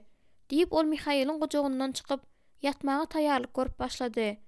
Mihail onuň saçynda araýşyny synlady. Periştejik oňa seretdi-de, ýuwaşadyn. Sary saçlylaryň saňa ýaraýandygyna men şat diýdi. Mihail'dan üstün çykaýmak oňa aňsat başartmaz. Seni gören ilkinji günümde men diňe seniň daşky keşpiňe üns bermedim. Diýip Mihail ýerinden turup barşyny aýtdy. Ol soň düşäw kursynyň arkasyna taşlady. Diňe daşky keşpime seretmediň? Diýip periştejik gaýtadan sorady. Mihail'a duş gelmezinden ozal, ol özüne erkekleriň tenýensligini kanagatlandyrmak üçin tamşandyrjy bir böyle kökmünde garaýardy. Diňe daşky keşpiňe däl, diýip Mihail hem gaýtalady. Gözlerini galdyranda periştejik onuň gülüp duran garaýşyny gördi. "Haf takygy, bu meniň pikirimçe seniň pesgegünli häsiýetiň, meniň ýaşaýşyma laýyk bolma. Hemme zatda meniň göwnümden turmak islegiň bolsa gerek." Bunu aýdyp bolandan soň Mihail otagyň içine aýlanyp periştejigiň ýanynda turdy. Periştejik güldi. Onuň özüni goramagy, Mihail'ın yararsızlandırıcı ýylgyrşynyň öňünde durup bilmedi. "Şeýlelikde" diýip periştejik gülüp sözüni dowam etdirdi. "Sen bary ýogy çagyrşa jogap beren ýigit." Periştejik sözüni aýdyp bolýança gülküsi soldy. Näme üçin onuň her bir aýdýan sözi özüniň maskaraçylykly geçmişini ýatladýarka? Ol saçyny örüp durşyna ýene-de öwrüldi. Mihail'ın eli onuň beýlinde arkaýyn durdy. Ol Mihail'ın hatda çalaja galtaşmasyna da ereýärdi. "Şu wagt men seniň elinde ýumşajyk palçyk ýalykam, sen näme duýarsyň?" "Şatlyk" diýip Mihail jogap berdi. "Diňe şatlyk." Mihail onuň boýnundaky tırpıldap duran damary gördü-de onu posa bilen örtdi. Mihail onuň derre uludan demini alşyny we ýylylygyň onuň tenine süýji akym bolup, onuň bedeninden akyşyny duýdy. Mihail onu isledi. Ol onu hemişe-de isler. Ol muny özüniň oňa degip duran her bir ýeri bilen duýdy.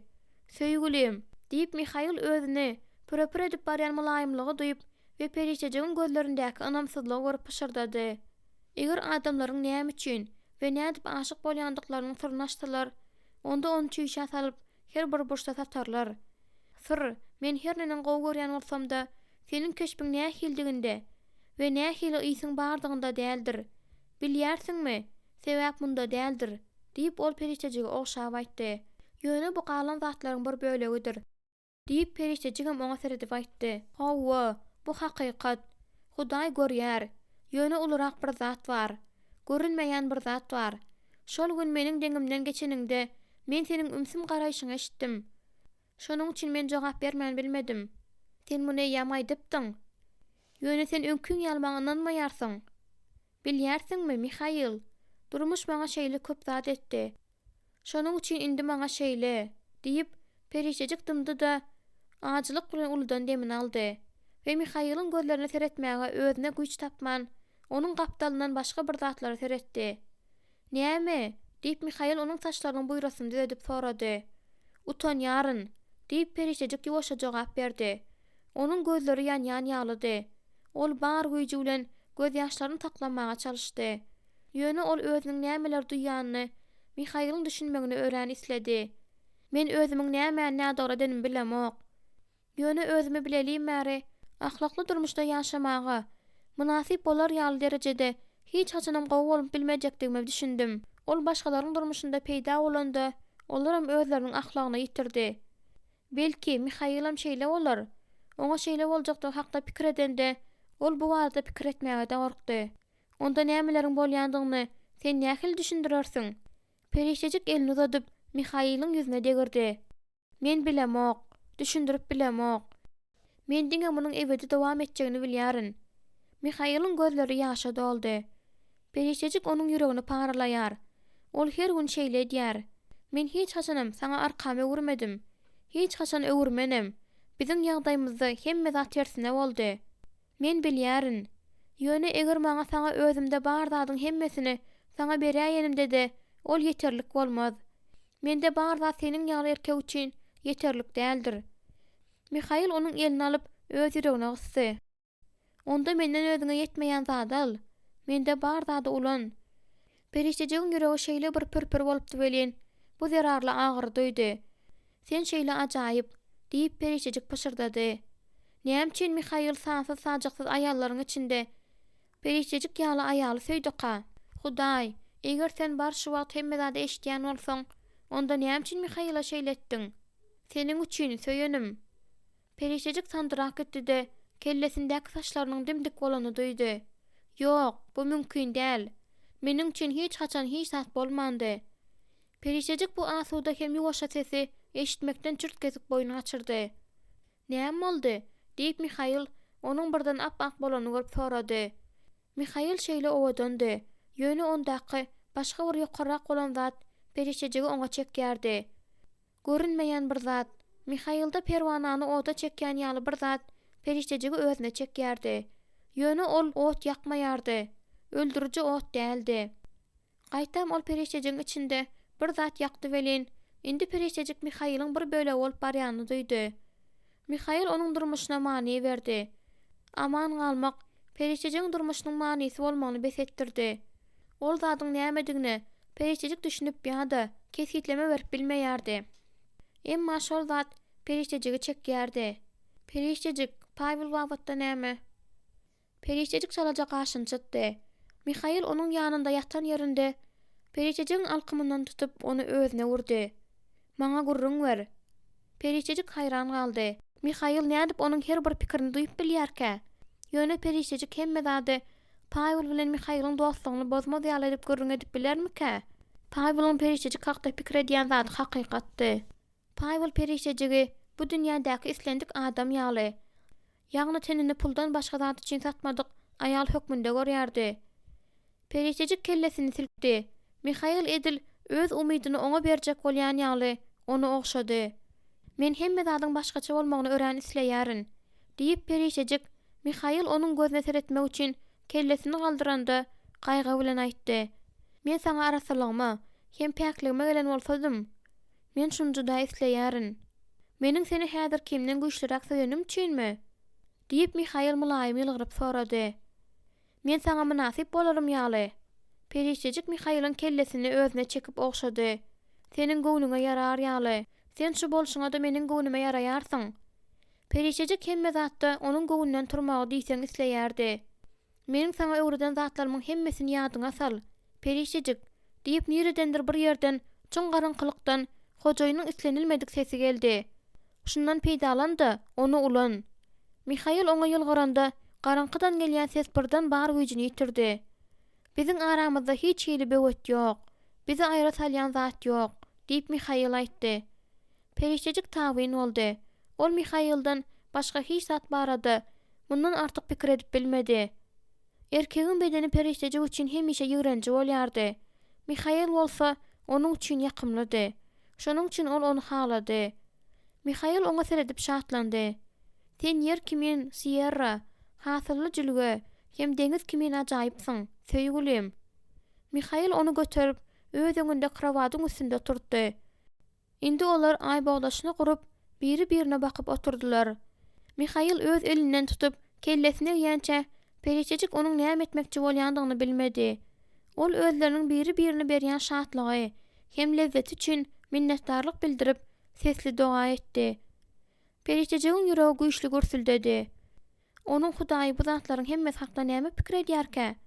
Mihail doga etmegini tamamlandan soň periştejige ýylgyryp seretdi. Onuň gözündäki nur bolsa periştejigiň ýüregindäki gorkyny dargatdy. Gök guruldysi hem ýyldyrym bolmaýar, söýgülim. Diýip Mihail onuň näme hakda pikir edýänini düşünüp aýtdy.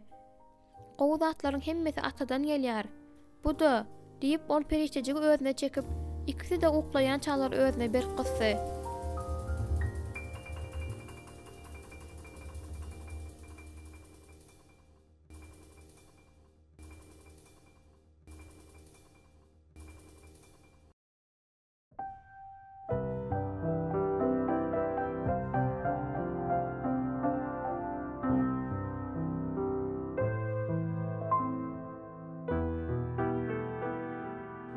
Dördüncü bab.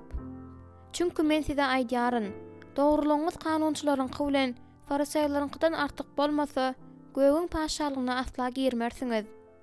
İsa Mesih, Mattanyň hoş habary, 5:20. Pavel pejiň ýanynda öz pikirlerine gark bolup oturdy. Ol elinde Tessynyň portretini saklap oturdy.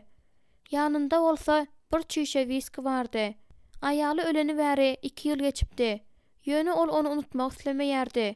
Ol onuň keşfini öz ýadynda saklamak isleýärdi. Ýöne indi portrete garamasa, ol onuň diňe gara saçynyň bolandygyny we ýylgyrşynyň Mihail'yň hyýaly bolandygyny ýadyna salýardy. Ol onuň bedeniniň ýumşaklygyny, sesini ýada salmak isleýärdi. Ýöne biderek bolýardy. Tessynyň ýüz keşpi onuň ýadyndan kem-kemden süpürlüp barýardy. Ýöne özleriniň bilelikdäki uzaga çekmedik durmuşynyň bir azacık süýji pursady ýadyna düşýärdi. Ol tesi dünýäden ötenden soň gelen boşadyjy, gynayjy ýalňyzlygy anyk ýadyna salyp bilýärdi. Pavel portretini bir gyra goýup, viskidan owurdyny doldurdy. Kellesini ýyza taşlap, gözlerini ýagdawlyk bilen ýumdy. Ol Mihaily, perişejigi tapmaga kömek etmegini sorap, gelen günden bäri görmändi. Pavel bu habaryň özünde nähil ýigrenjiň, nähil tupany turzanyny ýadyndan çykaryp bilmedi. Ol ýene gaçdymy? Howwa, ýöne menen tapmaly. Onu goýwer. Taňa şonuň ýaly aýalsyz bolmak gowy. Mihailyň gözleri ýaldyrady. Sen haçan düşünerkäň? Sen haçan düşünerkäň? Diýip Pavel jogaply urguny gaýtardy. Eger ol seni söýýän bolsa, senin bilen galardy diýip pikir etmeýärsiňmi? Sen onu çekip bilmersiň. Mihail, sen onun kimdigini haçan görerkäň? Mihail gitjek bolup, güýç bilen atlaryny ýyzne öwrende, Pavelyň baý gakardaşyna çogup çykdy. Onu jelephanadan gözle. Sen onu şol ýerden getiripdiňe, diýip ol söýgünç sözlerini aýdyp, ýene pil aldy-da ýere agdaryp başlady. Emma Pavel şondan bäri bir ýeňsi, ýakymsyz duýgudan saplanyp bilmeýärdi. Bu duýgu Mihail gaýdyp gelenden soňam aýrylmady. Mihailyň perişejigiň ýyzynam tapmanda göze görnüp durdy. Onuň Mihaila negsi agyrdy. Ýöne Mihailyň perişejigi tapmak üçin däldi. Onuň gynanýany görýändigi üçin negsi agyrdy. Perişejik özü üçin görülmegine münasip däl. Pavel, ol meni söýýär. Sen oňa asla düşüneň ok. Pavel dymdy. Ol perişejik hakda mundan artyk hiç zat bilmek islemeýärdi. Perişejik bilen ýeke gün bir ýerde bolmaklyk Pavelyň galan ömründe herlemäge ýeterlikdi. Mihail onuň öýünde bir azrak wagt boldy. Olar hasyl we ýer hakda gurrun etdiler. Ýöne bu gurrundeşlik olaryň durmuşynda perişejik peýda bolmazyndan öňküsi ýaly bolmady. Ol nowatdaky gede gaçyp giden bolsa-da göze ilmän olaryň arasynda mydama durdy. Sen üstünlük gazanýarsyň, diýip Mihail gitmekçi bolan wagtynda onu öwdi. Senin atylaryň hemmesem gowy bolupdyr. Eger atym bolan bolsa, men bir azrak tiýdirägem işlärdim. Atym gynnan tamam ýolda öldü. Meniň atym al, diýip Mihail atyň eýerini aýryp teklip etdi. Hasyl ýygnan wagtynda sen at tatyn alyp bilersiň. Pavel haýran bolup, hiç zat diýip bilmedi. Bu kurdogy doldy. Mihail eýeri egine goýdy. Sen maňa şeý derdiň, dogry dälmi? Diýip soratdy. Mihail öýüne gitdi. Bir näçe gün geçenden soň Pavel suwun etiniň ýarsyny eltmanlar alyp gitdi. Şolardan hem Mihail'ın periştejigi öýüne alyp gelmek üçin Sakramenta giden eşitdi. Iosif onuň öz dükanda işleýändigini habar beripdi.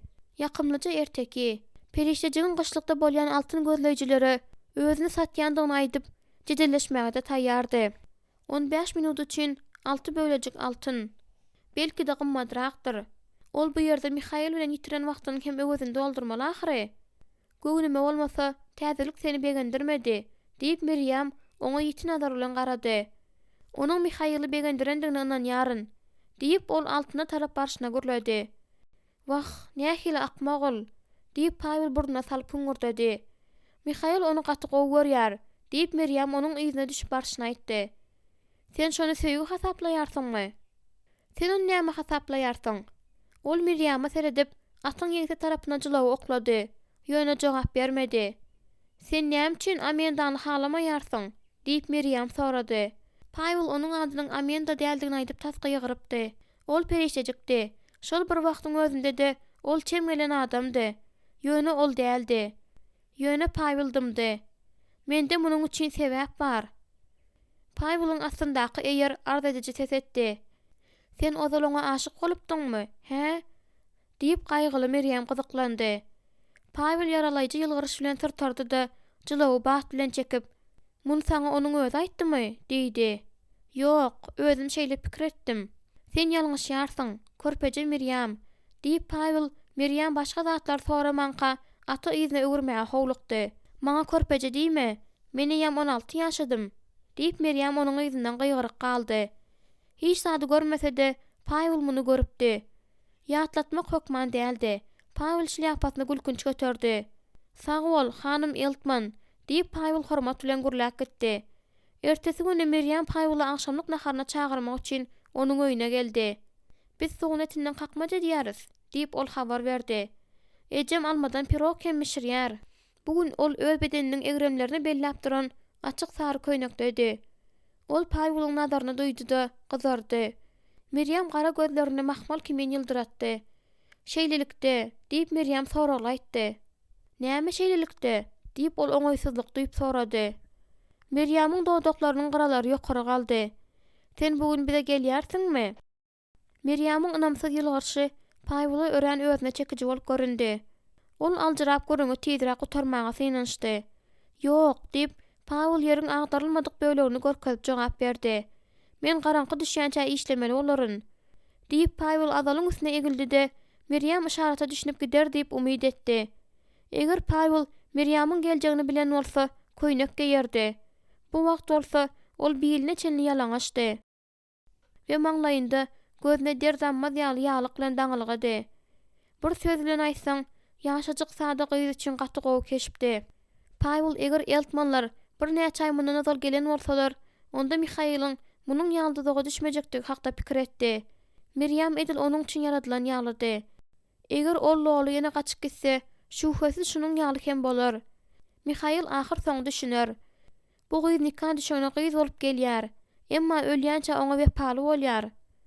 Ol erkegiň durmuşynda betbagtlyk getirýänlerden däl. Ol oňa çaga dogurup berip onu bagtladyr.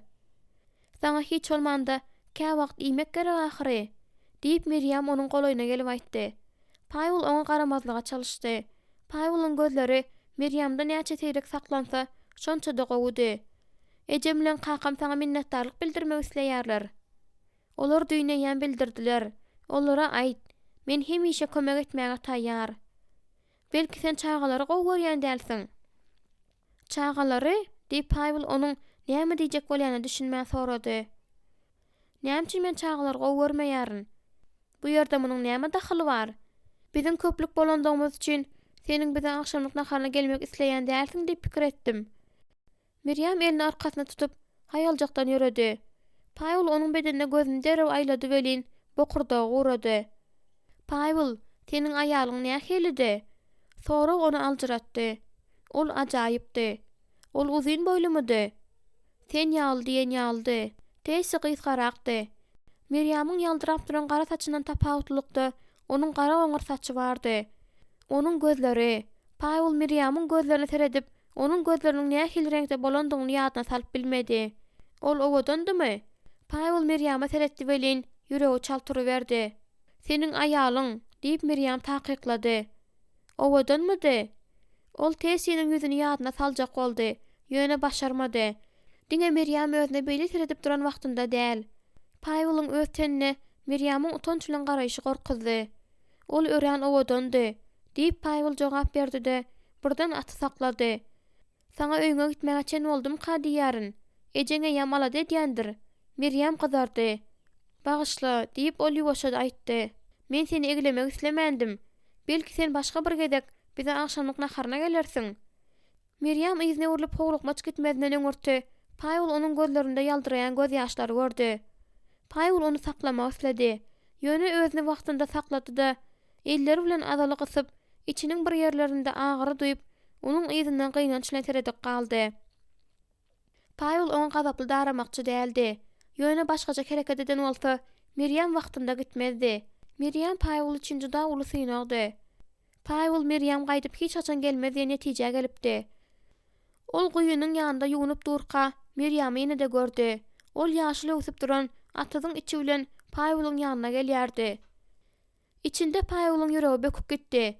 Bu gezek onuň ýanynda uýasy Leýa bardy. Paýul derrew köýnegini giydi-de olara garaşyp durşyna iliklerini ýyldirdi. "Meni ejem goýberdi" diýip Meryem öçünç soraýjy nazar bilen garady. Onuň gözleri Paýulyň ýüzüne aýlandy. Ol Paýula sebedi uzatdy. "Sag bol" diýip Paýul gödöwrak minnetdarlyk bildirip sebedi aldy. Ol Meryem'iň eline çalaja degdi. Meryem hem gözlerini galdyryp oňa seretdi. Ol beýle alat etmeli däl eken diýip sözüniň üstüne getirdi. "Ýokla, bu Meryem'iň teklibidi" diýip Leýa gyz dogany utanmaga mejbur edip gürledi. "Beset Leýa" diýip ol gyzalyp durşyna uýasyň sözüni böldi. Soň uýasyň elinden tutup tiz gürledi. Biz gowsy gideli. İşden açyk bolsun Pavel. Pavel onuň biýiliniň daşyna gözlerini aýlady. Men Miriam ýaly gyza, munyň ýaly duýgular duýmaly däldirin, diýip ol pikir etdi. Ejeňe aýt, men sebäde eltip bererin. Howlukma diýip Miriam gidip başyna gyýgyrdy. Ertir men onu almaga gelip bilerin. Ine, şunu kim? Ol asla islemeýärdi. Daň täher bilen ol aty eýerläp, olara barar da sebäde ganatda goýar. Ol sebäde goýdy-da, goýdan bir bedre bu diýar suwaldy. Öz tozanyny sowatmak üçin ýüzüni gowja ýuwdy. Eger özüni mewjaldyrmak üçin gowja 16 ýaşly gyza bir gede seretmek ýeterlik bolsa, onda ol ýetmeli derejesine ýetipdir. Muny bir zada etmeli. Belki goloýdaky altyn känlerine gidip yerli jelephanalaryň birine barmaly bolar. Bu barada pikir eden wadyna onuň ýüregi ulandy. Ol sebäde içeri alyp girdi. Peç bir ýam sowapdy. Pavel ot ýakdydan aharlandy.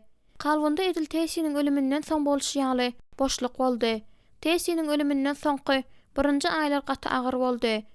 Ýöne bu wagtlar Mihail ikisi Sierrada gün görmek ugrunda göreşlen başagaýdylar. Ahir soňy olar bu jylga gelenlerinden soň Pavel jaý gurmaklyk bilen meşgullandy. Şol sebäpden hem başga zat hakda pikir edip bilmedi. Ýöne soň welin ölüm gaty güýçli urgu bilen urdy. Ýakyp barýan agyry çydardan çökdürdi. Ol tesini ýatlaman, owadan ýawany güller örtülen meýdanlary seredip bilmeýärdi. Kaliforniýadaky bir bölek ýer olaryň umumy arzuwdy. Ýöne bu tesisiz boş hem barmandan mahrum bolan zatdy. Altyn ysıtma başlanda ol gitjegini begenipdi. İlki başda ol hemme zady unudup altyn känlerinde ruhy belentlik bilen işledi. Onu tizrek baýama mümkinçiligi ystady. Ýöne şatlykly mewjalma tizara oturdy. Ýaşaýyş tizara daňdaňdan akşama çenli agyr zähmete syrykdy. Onuň gazyp tapany iýmitine we şäherde ýekeje gün içip hem jelephana barmaklyga zordan ýetýärdi. Hatda bar zat onu darýal derejäge ýetende de utanç hem boşluk duýgusundan saplanyp bilmeýärdi. Onuň satyn alan zatlarynyň hemmesi ýasama zatlardy. Ol hakyky zat bilen ýasama zat tapawutlandyryp bilýärdi. Sebäbi hakyky zatyň özü bilen tesiniň arasynda hyýal bilýärdi. Burdan onuň kulagynda peýişejiň gazaply hem sowuk sözleri ýanglandy. "Jenap, men özümiň kimdigimi bilýärin. Ýöne siz özüňizi onuň dogandy wagtlandyrýarsyňyz." Ol altyn edilme synaşygyny goýup, bu ýere gaýdyp gelme kararyna gelende, altyn käniniň düýgüne ýetendigi, onuň artyk aşağı ýykylyp bilmejekdigi hakda pikir edipdi. Ýöne ol ýalňyşypdy. Şonuň üçin Pavel günäsini ýagşylyk bilen tekizlemäge söz berdi. Ol perişejik ýene gaçyp gidende, Mihaila münasip bolan gyzy taýýar bolup durar ýaly Miriam Eltmany günne goýma kararyna gelipdi. Pavel uklamaga synaşdy. Ýöne uklap bilmedi. Miriamy ol kellesinden çykaryp bilmedi. Ol gözlerini ýumanda öz öňünde Miriamyň ýylgyryp duran gara gözlerini gördi. Uklap bilmäni systy pes bolup ýerinden turdy-da peje oduny atdy. Soň hem Tesiniň portretini aldy. Ol ýene onuň ýüzüne seredip oturdy. Tesiniň ýüzi özü üçin öňküsi ýaly gymmatly bolsa-da, Pavel'da öňküleri ýaly çoň duýgulary oýarmady. Bir ýyl mundan azal ol agyry hiç haçan aýrylmajak ýaly bolupdy. Ýöne şol wagt ol indi hiç haçanam birini söýüp bilmejek ýaly bolup görnüpdi. "Amenda" diýip Miriam depäniň eňinden aşaklaryna ylgap gelişine gyýgyrdy. "Tizrek, ol ýerde Rut bar." Perişejik oňa garşy ylgady. "Näme boldy?" Ol agaja çykdy. "Ýöne men onu düşürip bilemok, maňa kömek et." Perişejik ýupkasyny çalaja galdyryp Miriamyň ýyzy bilen depeden ýokarlygyna ylgady. Ahir soň garry dubuň ýanyna ylgap baranlarynda Perişejik zordan demini aldy. Demini dürsemäge çalyşyp duruşuna Perişejik ýokary seredende takminan 6 metr ýokarlykda inçejik şahanyň üstünde turan çağany gördi. "Wah, sen ol ýere näme dip bardyň çağajyk?" Rut oňa elini bulady. "Rut" diýip Perişejik howsalaly gyýgyrdy. "Ýapyş, gymyldama. Biz seni dereg düşüreriz." "Men onuň ýanyna ýetjek boldum, ýöne başarmadym. Sen synaşyp gör" diýip Miriam aýtdy. Men ömrümde agaça çykyp görmedim." "Amendajyk, sen maňa düşmäge kömek edermiň?" diýip Rut ýokardan sorady. "Tizrek bolmak gerek" diýip Miriam onu çalaja itdi. Soň egildi-de ol ellerini müner ýaly edip goýdy. Perişejigi yupgazy päsgel berýärdi. "Dur, men beýleşikde ýokary çykyp bilemok." diýip perişejik egilip yupgasynyň etegini tutup onu biline gysdyrdy. Miriamyň kömegi bilen birinji şaha baryp ýetdi. "Rut, gorkma. Ýöne gymyldaýma. Gymyldamaryn" diýip Rut ýokarda aýaklaryny ırap duruşyny aýtdy.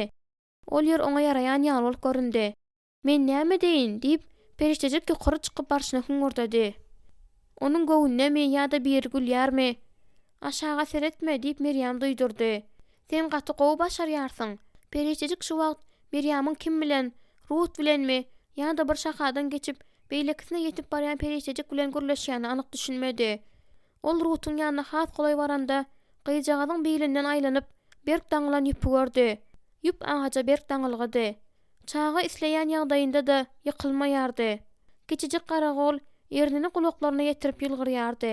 "Amendajyk, gyzykly gerek, dogrymy? Sen haçan hem bolsa bir wagt öz öýüňi şunuň ýaly beýiklikden görüpdiňmi?" diýip Miriam onuň arkasynda duran ýerinden sorady. Gahardan ýaňa perişejiň ýüzi lap-lap gyzdy. "Sen meni öler ýaly gorkuzdyň. Bu zatlaryň bary näme gerek?" Miriam ýokarak çykyp ýogyn şahada turdy. "Hiç haçan agaja çykyp görmäniň seniň özüň aýtdyňa" diýip Miriam degişme bilen ýylgyryp aýtdy. "Ine, sen şu wagt çykyp gördüň. Rutu bu ýere seniň özüň çykardyňmy? Onuň ýykylaýmagy mümkin dahyry. Biz oňa kömek etdik" diýip ýokarky şahadan düşüp gelýän Ýakup aýtdy. Onuň ýzynyň Andrei düşdi. Baldaklaryň arasyndan leýe seredi otyrdy. Olaryň şadýan ýüzlerine garagan wadyna perişejik gaharyny unutup güldi. Çağalar edil utançsız gara saryaly agaja ýapyşyp durdular. Perişejik özüni çekip alyp ýogyn şahada turdy. "Birinji geze üçin sen gaty gowy başardyň" diýip Andrei şahalardan geçip barşyna perişejik öwdi. "Sen umumana bugün kakaň bilen işlemediň" diýip perişejik ýüzüni ýasama çytdy. Ol bugün dynjalş berdi. Sebäbi ejem bilen gezelenje etmek isledi. Miriam güldü. "Men gowsy bilen gezelenje gitmelidigimiz aýtdym" diýip ol diňe perişejik işlerýaly diýip aýtdy.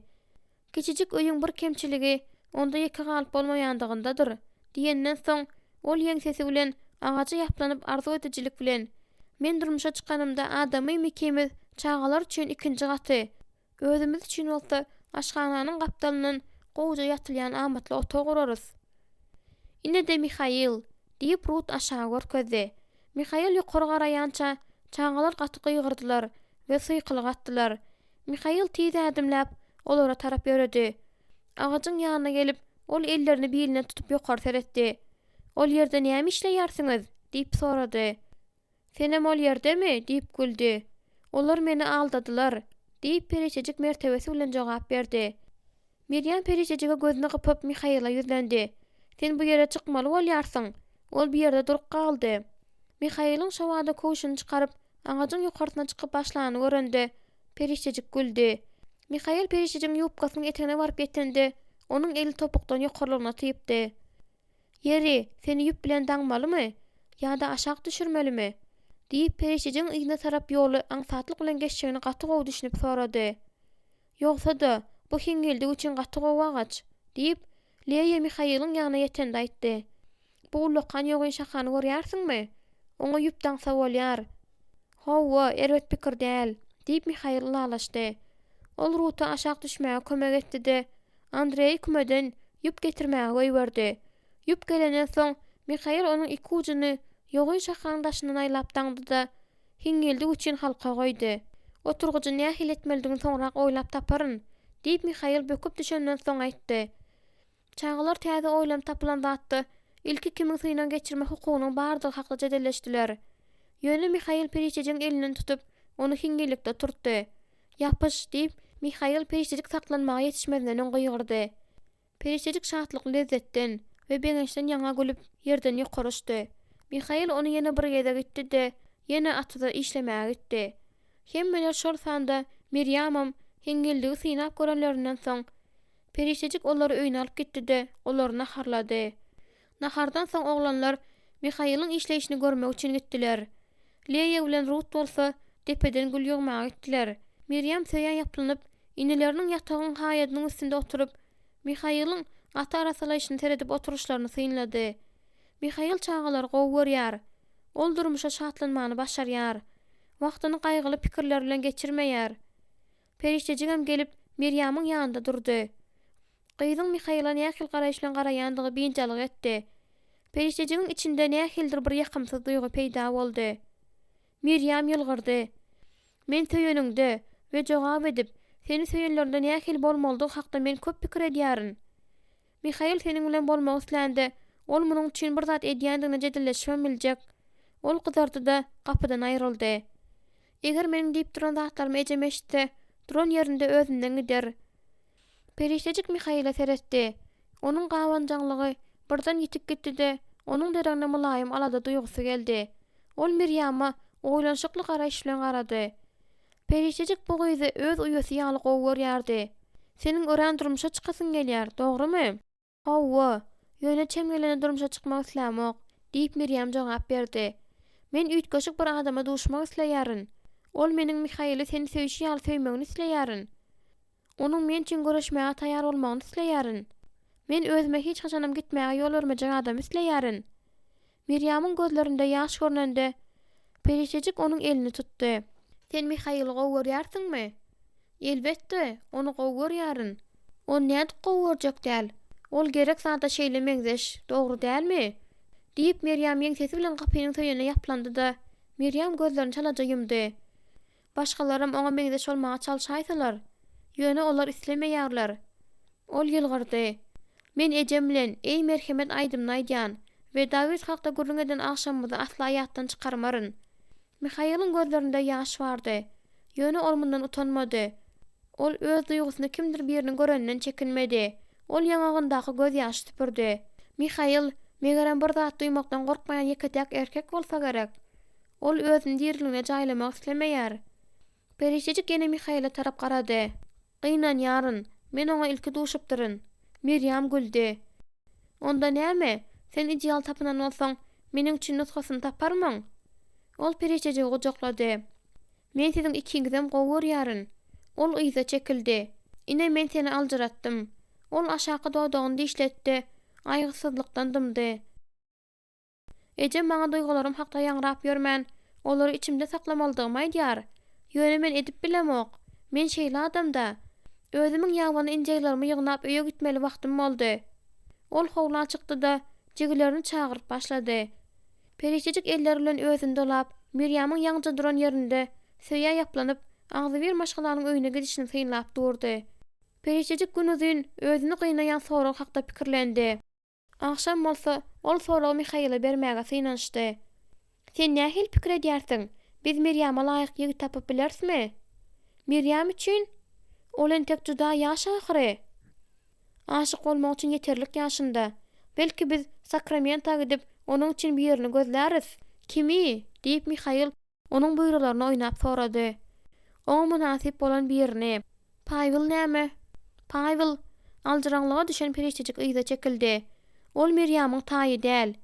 Miryama oňa seredende sen gowy taýy bolup bilerdiň. Men eýýäm eýlenen, ýadyňdamy? Diýip Mihail onu özüne gysdy. Gel bu meseleni Rebbe ananaly. Rebbe ananmak diýip Periştejik aýtdy. Sen hemişe we hemme zatda Rebbe ananmakly teklip edýärsiň. Mihail Periştejik munyň üçin köşeşmejegini gördi. Hudaýdy Miryam üçin dalaşýar eýýän bar. Men muňa ananýaryn.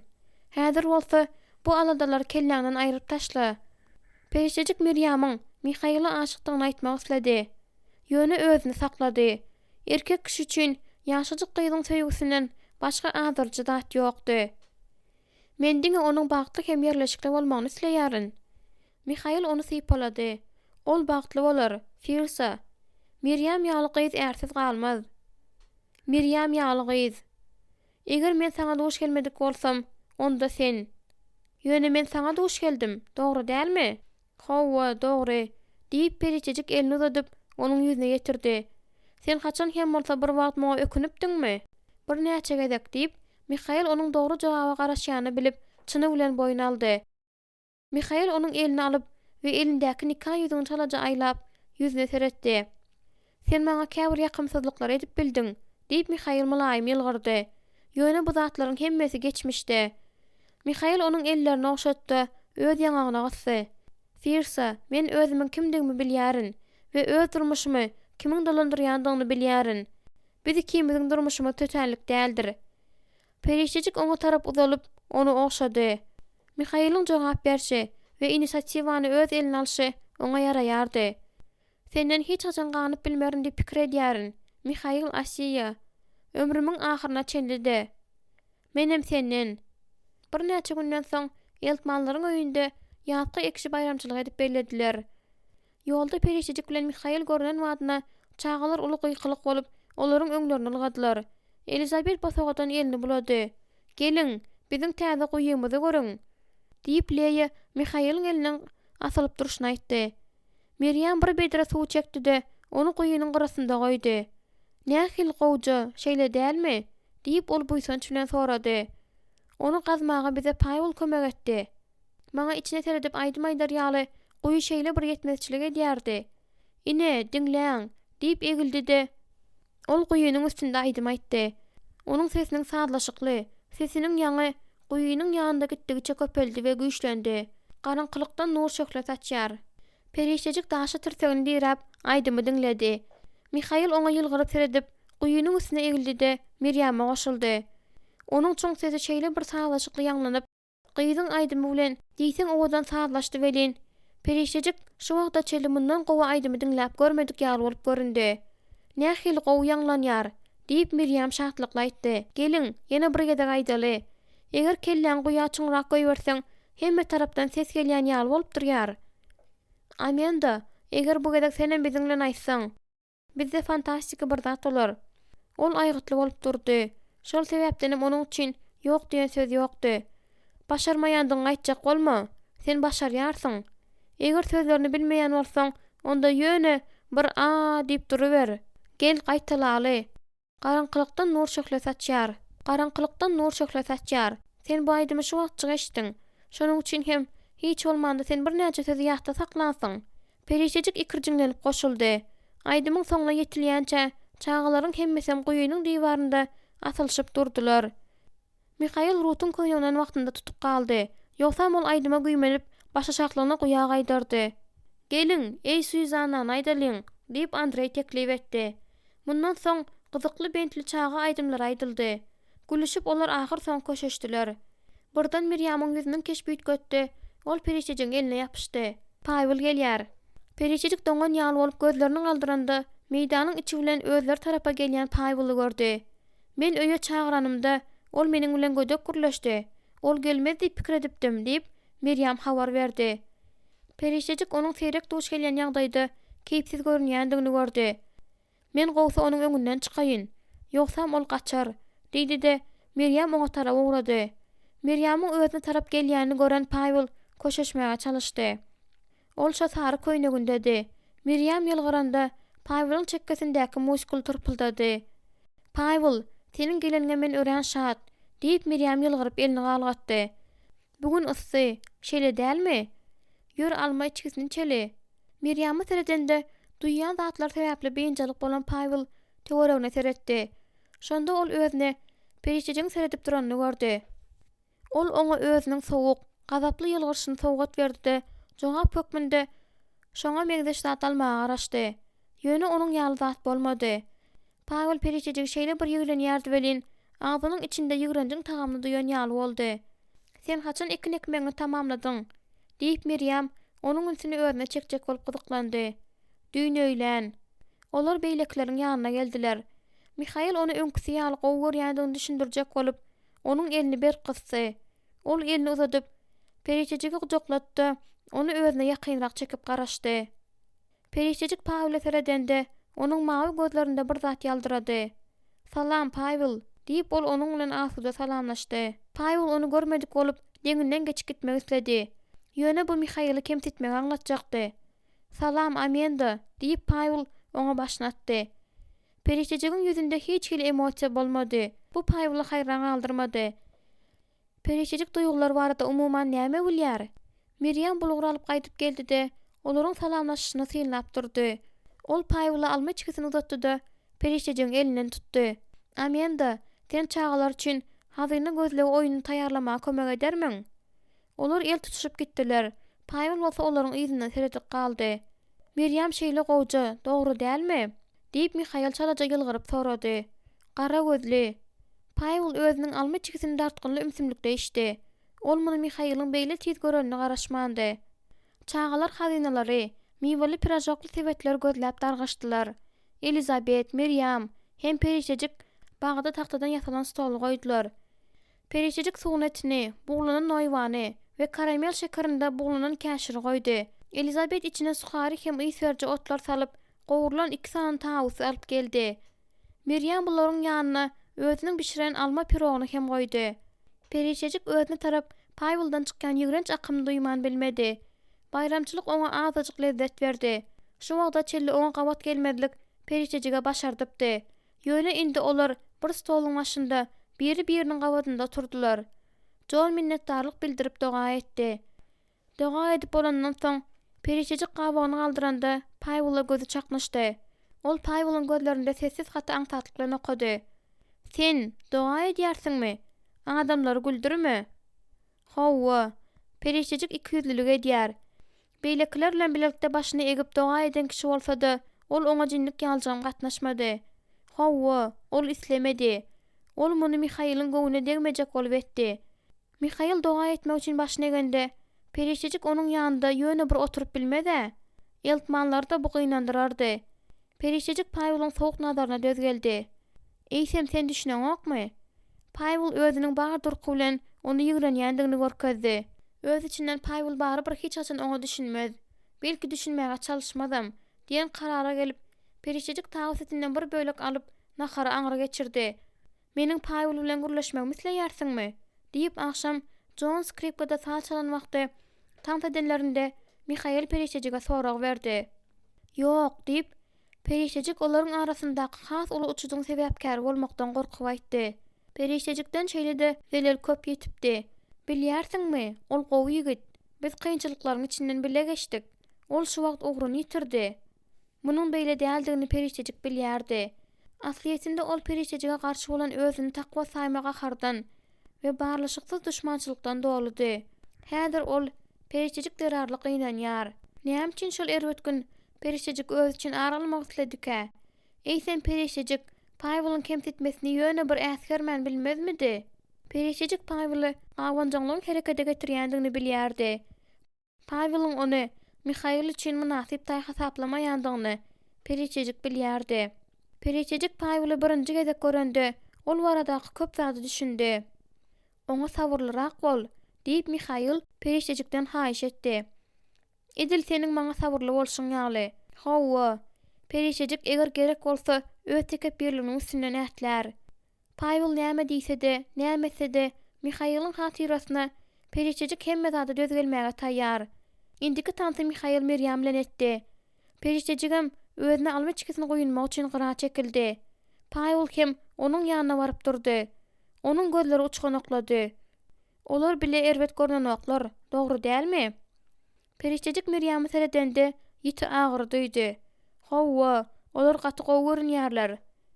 Olar biri-birine gowy hormat goýýarlar. Diýip perişejik bulugra alma çikisini goýdy-da Paýula uzatdy.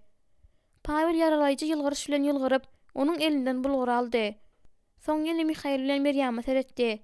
Olaryň bir näçe ay ýyrak gelmändiklärine gynanýaryn. Şeýle bolan bolsa, hemme zat başgaça bolardy. Mihail munyň bilen hiç zadyň üýtgenmejekdigini aýdýar. Elbetde ol şeýle diýýär-de. Puçak çoň sanjyldy. Perişejik sesini çykarman durdy. Paýul gaharly ýylgyrdy. Seniň hojalyk harytlar dükanda işlendiň eşitdim. Sen näme satdyň? Hemme zatdan azyjykdan. Ýagny adatda ýaly. İçki agyrsyny gizläp, perişejik ýuwaşça gürledi. Paýul, men indi Mihail'ın gowuny agyrtmak islämok. Saňa and içýärin. Ýöne sen şeýle diýärsiň, dogry dälmi? Bu seniň tebigatyň bir böle ahyry. Sen onuň bar ganyny içersiň-de, soň boş derini yaramsyz zat hökmünde taşlarsyň. Hawa, sen sypaýçylygy saklamak üçin onuň bilen birazrak wagtlap bolarsyň. Sehelji kynçylyk bolan wagtyna sen derew zatlaryňy ýygnap öňkü şadýan durmuşyňda ýaşamak üçin gaýdyp bararsyň. Perişejik gözlerini kırpıp aňyrsyna urildi. İçine iýnen ýiti agyrdan ýaňa ol zordan dem alyp bildi. Men hiç haçan beýletmerin. Dogrudanam. Onda näme üçin sen paradisa gaýdyp barmagy howlukdyň? Näme üçin Sakramenta gaçyp gitdiň? Bu gezek men galýaryn. 1 ýyllyk, köp bolsa 2 ýyllyk. Öz içkisini içip bolandan soň Paýul boş bulgury goýdy. Ýüzüni çytyp Mihail bilen Mirýamy synlady. Bilýärsiňmi, perişejik, men Mihaily köpden bäri beýle bagtly göremokdym. Diýip ol perişejiň ýanyna aýryldy da Jonuň ýanyna baryp durdy. Perişejik bulgury aýasynda gysdy. Dünýäde hemme zatdan gowy görýän iki adamynyň bile tansa edişini tynlap durdy. Ol Paýulyň mamly bolmagynyň mümkinligi hakda pikir etdi.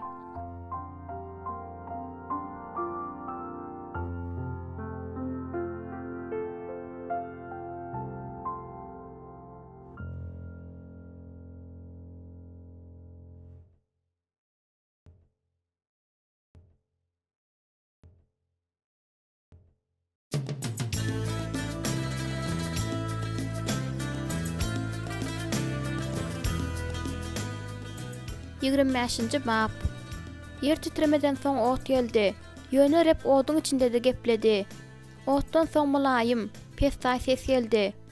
Mukaddes kitap, 1-nji Padşalar 19-12. Paýul her gezek periştejige duş gelende, onuň bu ýerde öz ýerindedigini, bolan ynamlylygyny ynandyrmaga çalyşdy. Periştejige muňa asla baş galdyrmazlyk kararyna geldi.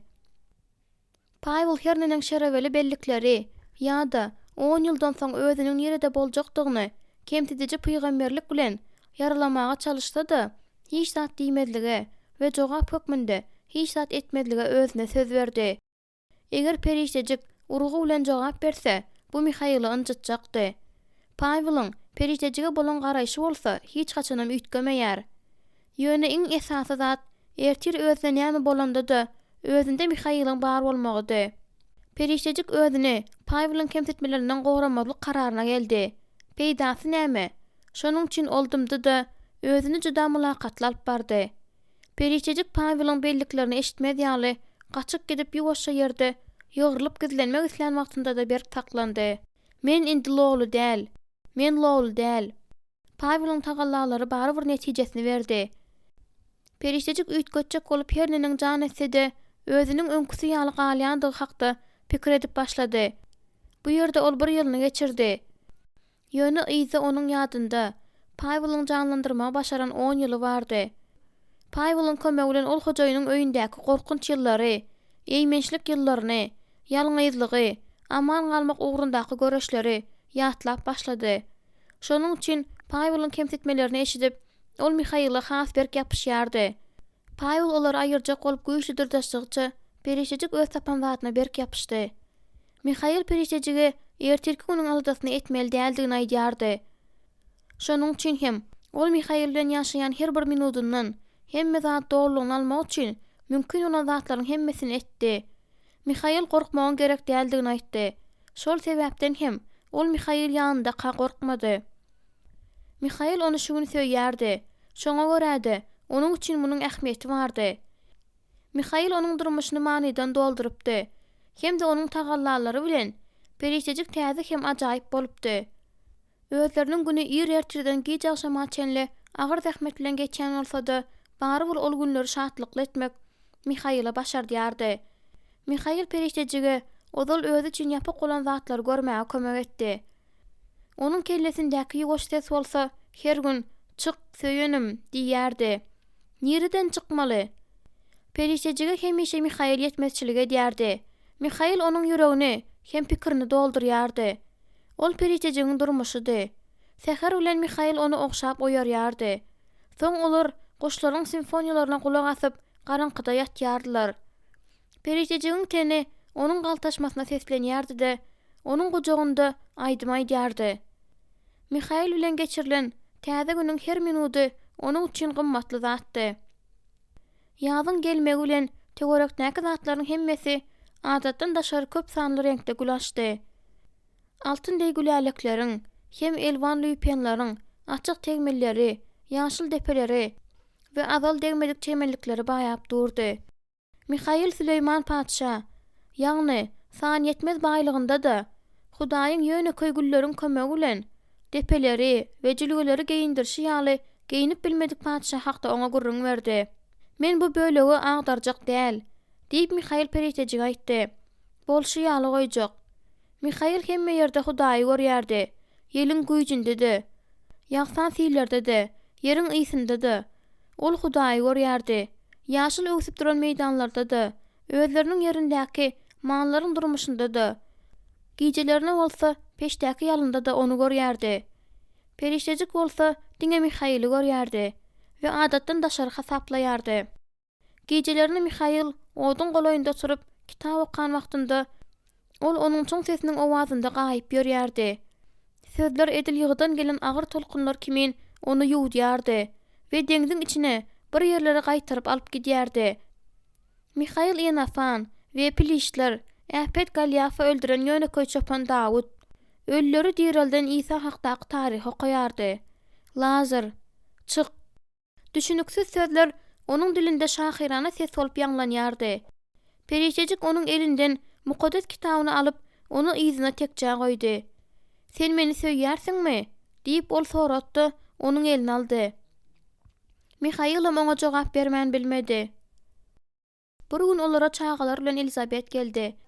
Paýul bize golaýrakdy. Şu ýerden 10 min aralykda şäherjiň bardygyny aýtdy. Ol kiçi şähermiş.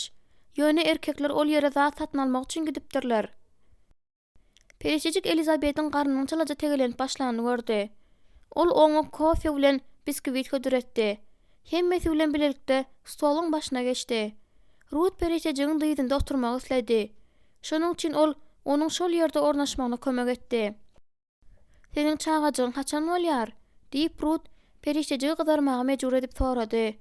Elizabet gaharlyrak dem aldy. Ruth Eltman, sen hiç haçan munyň ýaly soralar bermeli dälsiň, diýip berk tawşyrdy-da gyýjagazy Peritejigiň dyýdyndan alyp onu pola goýdy. Näme üçin? diýip Ruth munyň ýaly gadagan edilmäniň sebäbini düşünmändigi sebäpli asla çekinmän sorady. Sebäbi bu ören şahsa soragdyr, gyýjagaz. Ruth geň almadan ýaňa agzyny açyp Peritejige seretdi. Diýmek sen çağı isläň okda. Meryem gülküsini basyp özüniň iň kiçik uýasynyň elinden tutdy. Biz birazrak aýlanmalymy kak diýärin, diýip aýallara habar berdi. Elizabet koşaşdydy, tolgunmadan ýaňa derlän ýüzüni sipirdi. Bu çağa kellesine gelen zatlaryň hemmesini aýdýar, diýip ol ötünç soraýan ähňde gürledi. Peritejig özüniň çağa edinip bilmeýändigi barada oňa aýtmalydygyny ýa däldi hakda pikirlendi-de entek irak diýen netije geldi. Umuman, men kömek soramak üçin geldim. Men dekabrda dogurmaly. Şonuň üçin seniň göbek ene bolmagy isleýärin. Peritejig ankaryp galdy. Men? Ýöne, Elizabet, men bu barada hiç adam bilemok. Özüm gerek bolan zatlaryň hemmesini de bilýärin. Meryem kömek etmegi ören isleýär. Ýöne ol muny etmeli dälmi kadi pikir edýärin. Ol juda ýaş hem duýgur. Munyň onu gaty gorkuzmagy mümkin. Peritejig birazrak dymdy. Men özümiň nädip we näme bilen kömek edip biljegim göremok. Men muny birinji gezek göremok. Şonuň üçin men etmeli zatlaryň hemmesini saňa aýdyryn. Ol ýerde, öýde meniň akşerim bardy. Bu ýerde bolsa diňe John bar. Onuň hem munyň ýaly işi başarmajagy anykdyr, diýip Elizabet ýylgyrdy. Ol sogurlary ýa-da atlary gozladyp bilýär. Ýöne gep öz aýalyna ýa-da çağalaryna barp ýetende düýgünden güýçli bolup duruberýär. Ol men agyr çekinde seredip bilmeýärde derrew aljyrap başlaýberýär. Dogurmaklyň bolsa ýakymly iş däldigi anykdyr. Gözüňe getirýärmiň? Men Meryemi dogranymda John huşundan gitdi. Dogrudanam, şeýlemi? diýip Peritejig haýran galdy. Ol Johnyň birden huşuny ýitirişini gözüňe getirip bilmedi. Ol krawatyň ýanynda pola güpürdäk gaýtdy. Men bolsa edil arkasyna urulan pıştyl ýaly düýgünden ejid bolup ýatyryn. Şonuň üçin hemme zady meniň özüm etmeli boldum, diýip ol güldü. Ol hemme zat gutarandan soň özüne geldi. Bu gaty kyn bolýarmy? diýip Peritejig aladaly sorady. Peritejig abort edenden juda giç bolýança gowraliligini gizlän bir gyzyň beren gurrunly ýadyna saldy. Belki şäherde Lukman bardyr. Bardyr diýip pikir edýärin. Ýöne ol gelýänçe biziň özümiz günümüzi göreriz. Ruth 4 sagatyň dowamında doguldy. Bu çağa ondan da tiz doglar. Wagty gelende kömek etmäge ahir soňa perişejik razy boldy. Eger sen elbetde özüňe hut meniň kömegim gerek diýip pikir edýän bolsaň, men berk ynanýaryn, diýip Elizabet jogap berdi. Ol onu gujaklady da yeňillik bilen dem aldy. Eltmonlar gidenden soň perişejik Mihaýylyň ýanyna urady. Ol ýatagyň haýadyna ýaplanyp, Mihaýylyň atyň aýaklaryny alap duruşyny tyýnlady. Elizabet menden dogurjak wagty kömek etmegimi soraýar, diýip perişejik habar berdi. Mihaýyl ýylgyrdy. Şol wagt perişejik onuň güne ýanan ýüzünde çukurjuk gördi. Miriam seni haýyş etjek bolýandyklaryny aýtdy. Ol inisiniň ýa-da uýasynyň dünýä ýenmegine kömek etmegine özüne inanmaýandyklaryna gynanýar. Elizabet Miriamyň gorkaryndan hawatar edýär, diýip perişejik dowam etdirdi. Ýöne meni hiç satlan gorkuzmak mümkin däl bolýardy. Mihaýyl onuň sesinde köp wagtdan bäri eşitmedik zadyny, ýagny gaharlarak äheň eşitdi. Mihaýyl oňa seretdi. Ol Mihaýylyň Miriamyň adyny tutan üçin ýa-da öz esine ýüklenen jogapkärçilikden gorkýandygy üçin şeýle diýärmkä? Seni ruhlandyrmak üçin bir gezek özümiň ata guzlamaga kömek edendigimi aýdyp biljek. Ol Jonuň huşundan gidendigini aýtdy. Mihaýyl soňky çyý urup duruşyna güldi. Mihaýyl, bu asla gülkünç däl. Birden bir zat bolaýsa näme? New Yorkdaky jelephanada bir gyz bardy. Ol hojaýyn abort etmäge mejbur etmedýäli, gowrulylygyny uzak wagtlap gizläp ýördi. Sally onu gowmazlygy hojaýynyrdy. Hemme zat başlanan wagtynda ol şeýle bir gyýgyrdy. Men diýwaryň aňarsyndan emeşdim. Ýekşenbe günüdi, müşterde köpdi. Ol özüni üns bilen diňläp duran Mihaýylyň ýüzüne seretdi.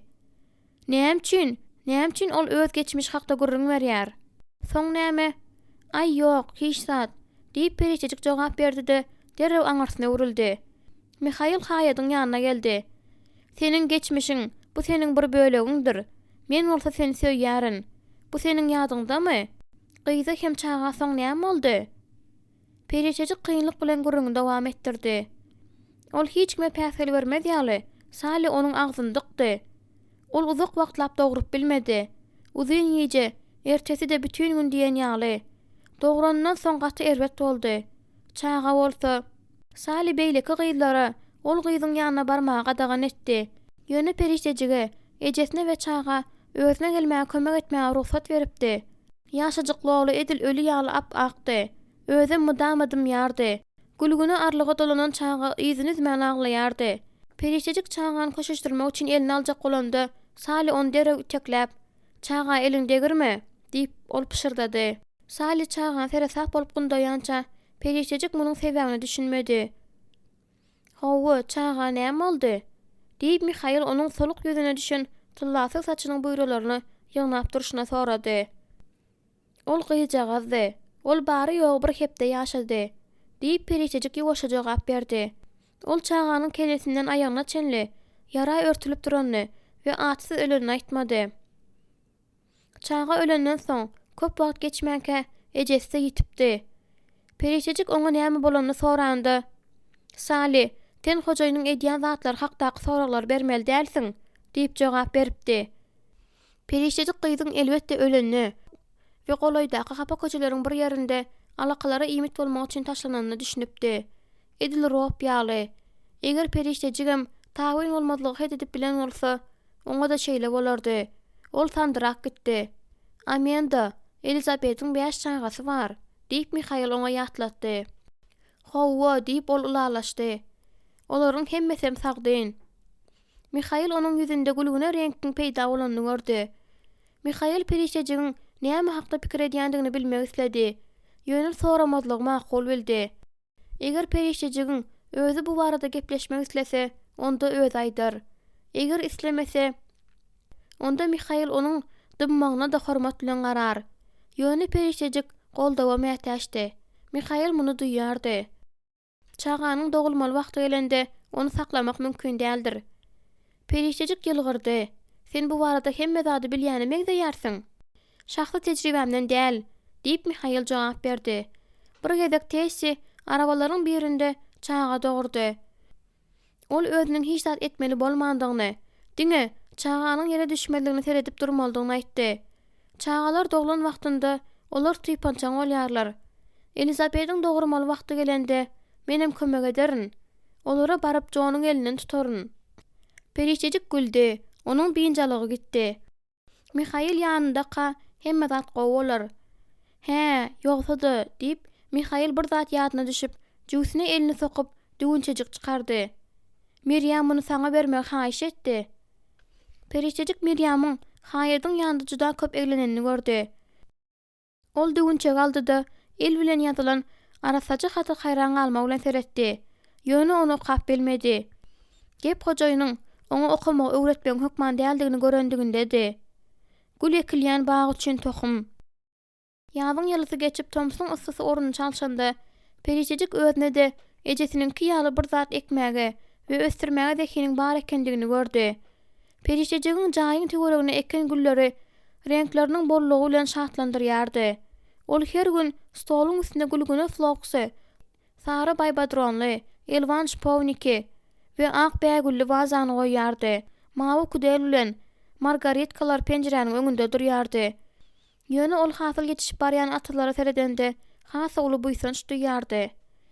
Bir wagtky Mihail'ın öz eline beren kiçijik tohumlarynyň ullukan, onun boyundan da ösgün baldaklar olanda ynanmak Perişejige kıyın düşýärdi. Ol uzun ekinlere elini degirip Mekkäniň ösüşini we bişişini teredip asyrlarda ýöremek gowy görýärdi. Olam bu gudrata näde gatnaşdyka?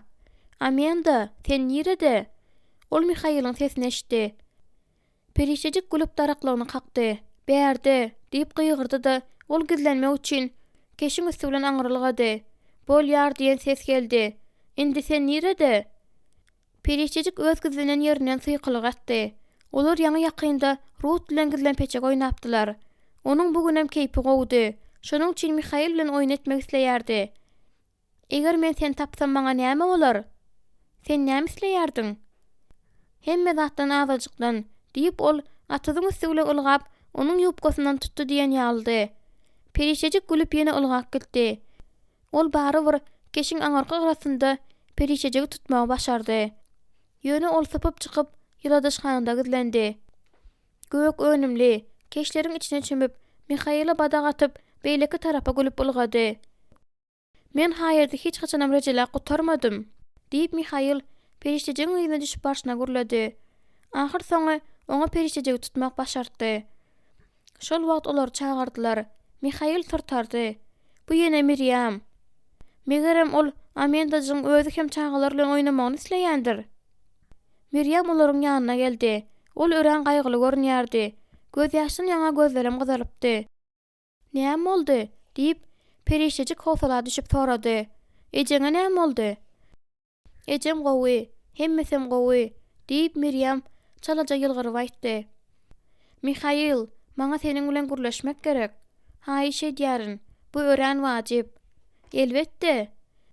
Miriam Perişejigiň elini gysdy. Saň bol, men onu köp saklamaryn, diýip Miriam pışyrdy. Perişejik özüniň gideniň gowdugyna düşündi. Gürleşip bolanyňyzdan soň öýe girin. Men kofe taýýarlajak. Kofe taýýar bolýança Perişejik olara penjereden garady. Miriam aňlady. Mihail onuň eginine elini goýdy welin ol onuň döşüne ýykyldy. Mihail onu gujoklandy. Perişejigiň içindäki zatlaryň hemmesi aşağı gaçan ýaly boldy. Mihail'ın bir zatlar diýip Miriamyň arkasyny sypalaýanyna seredip duranda bütün endamny sys agyr aýlandy. Miriam çalaja ýyza çekilip kellesini atdy. Mihail ýene bir zat diýip onuň alkyny sypalady. Soň Miriam uzak wagtlap gürledi. Mihail bolsa durup diňledi. Miriam gürläp bolandan soň Mihail gysgaçyk bir zat diýdi. Miriam onu gujoklatdy, ýangagyny okşady. Ýeň sesini gaşap Mihail kellesini atdy da bejerip gutarmak gerek bolan haýat tarapa ýöredi. Perişejik Mihail'ın Miriam bilen eden gurrunu hakda çalaja aýdaryna garaşdy. Emma oldumdy. Munuň döregine ol ýatakdaky işleriň nähili barýandygy we öýlen näme etjekdigi hakda gurrun etdi. Eger Miriam Mihail bilen gurrun eden zadyny gizlilikde saklamak isleýän bolsa, Mihail onu hiç haçanam aýtmaz. Akşam öýe gelende Mihail pikire watandy. Perişejik gap çagnagy ýuwdy. Mihail bolsa onuň ýanynda durup onu syýnlady. Sen näme üçin bugün dymýarsyň? diýip Mihail Perişejigiň arkasyndan gelip hem biline elini goýup sorady. Perişejik bu wagt galan gap çanaklary ýuwup butarmak üçin tabakdaky gyzgyn suw çalyşdy. Mihail onuň saçyny sypalap boynundan okşady.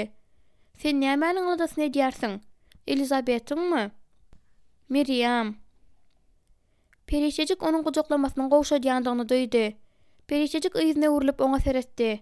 Seniňem. Mihail gözlerini yumdy. Ýöne hiç hil jogap bermedi. Perişejigim onuň ýanyndan aýlanyp geçjek boldy. Mihail oňa ýol bermedi, onu özüne tarawa urdy. Sende gawunlara sebäp ýok. Gaýtan Pavel gelip seniň bilen ýekelikde gürleşmek haýyş etse, men diýişim gajaryn. Ýöne beýle zat bize hop salanok, dogrymy? Ýok diýip pikir edýäryn diýdi. Mihail Pavelyň adyny tutanyny ökündi. Gep meniň seni söýýändigimde. Seniň ýören ýoluňa okşamaga taýýar bolan gyz seni asla synaga salmaýarmy? Ýok diýip Mihail özüniň Miriam'a ısnaşmagyna garşy çykmagy synaşmagyna jogap berdi. Ýöne men onuň üçin başga biri bolman uly erkek dogany. Perişejik özüne şeýle oňlukçul duýdy. Ol Miriam'y gowy görýärdi. Ýöne olary bile görmek bary bir agyrly bolupdy. Perişejik Mihail'in gözlerine seredende, onuň hut özüni söýýändigine düşündi. Mihail öz söýgüsi bilen Perişejigi ýaragsyzlandyrdy. Gowşandan soň Perişejik gaýgyly ýylgyrdy. Onuň hemme zady gowmy? Näme bolupdyr? Ol durmuşa çykmak islendigi, çağa edilmek islendigi üçin gaýgylanýar. Ýöne muny näme diýip almalydygyny bilen ok. Şonuň üçin ol erkegiň pikirini bilmek isläpdir. Ol Pavelyň ýanyna barman gowy edipdir. Diýip Perişejik gowja pikirlenmäge ýetişmän aýtdy. Ol ýene gap çanak bilen meşgullandy. Pavel bu eýjejik sadaja gyzyň üstünden gülerdi. Mihail dymdy. Perişejik Mihail'a tarap öwürlendi. Onuň dostuna garşy bir zat diýmen gerek däldigine düşündi. Bagyşla, men ýöne bir. Perişejik titräk gitdi. Oňa är gerek. Howa diýip Perişejik ulalaşdy. Ýöne ol münasib adam bolmaly. Mihail ýylgyrdy. Göwnüme bolmasa, sen onu ören gowy görýärsiň. Ol maňa edil uýam ýaly.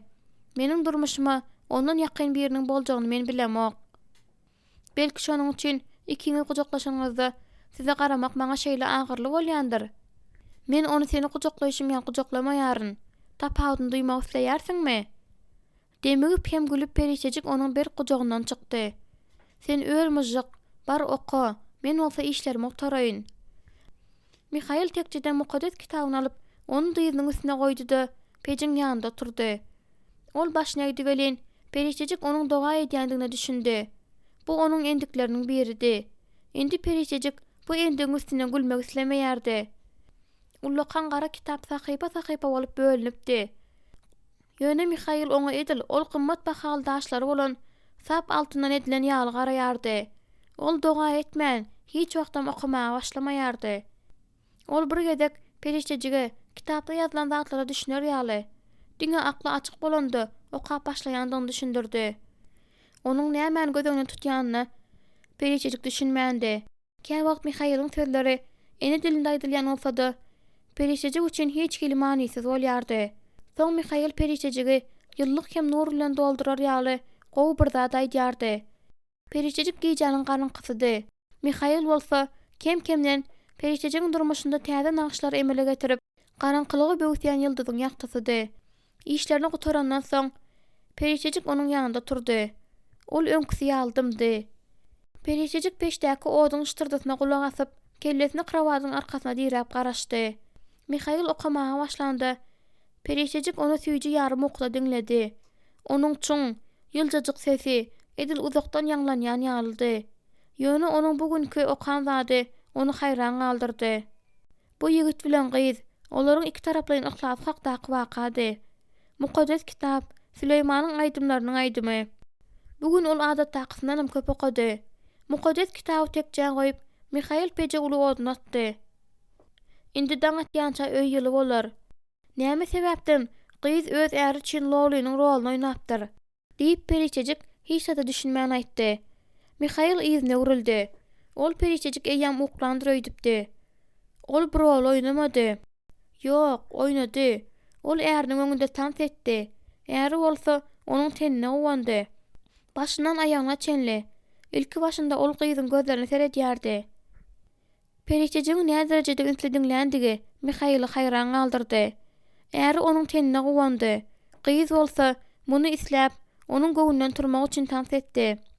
Erkegi öjükdirmeklige seniň hudaýyň bolmalysy ýaly garaýarmy? Öz adamsyny öjükdirmeklik bolmaly zatdyr. Perişejik gözüni çytdy. Ol islendik erkegi gözüňde tutmandy. Ýöne Mihail Perişejiň geçmişini we onu öjükdirmäge turgunleşdirendiklerini bilýärdi. Eger aýalyň diňe görnüşi olary özlerini öjükdirýändir diýip pikir etmäge mejbur edýän bolsa näme? Mihail oduny pejiň törüne, ädiginiň burnuny itip duruşuna dymdy. Erkekler sana hemişe de üns bererler. Sebäbi sen owudun. Muny hiç zat edip bilmeýärdiň.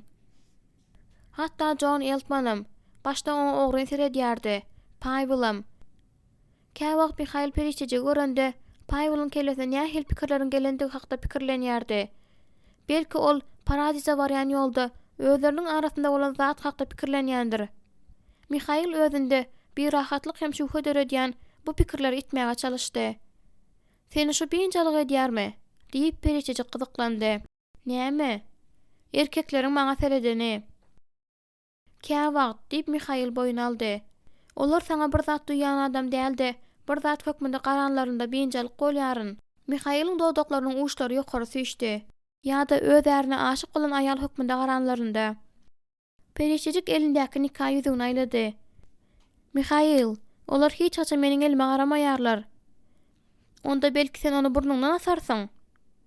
Perişejik gawany galdyranda onuň gaharly ýylgyryşyny görüp güldü. Hawa, ýene bir ullakan boýnuňa dakýan ýüzük. Belki bu olary ürküder.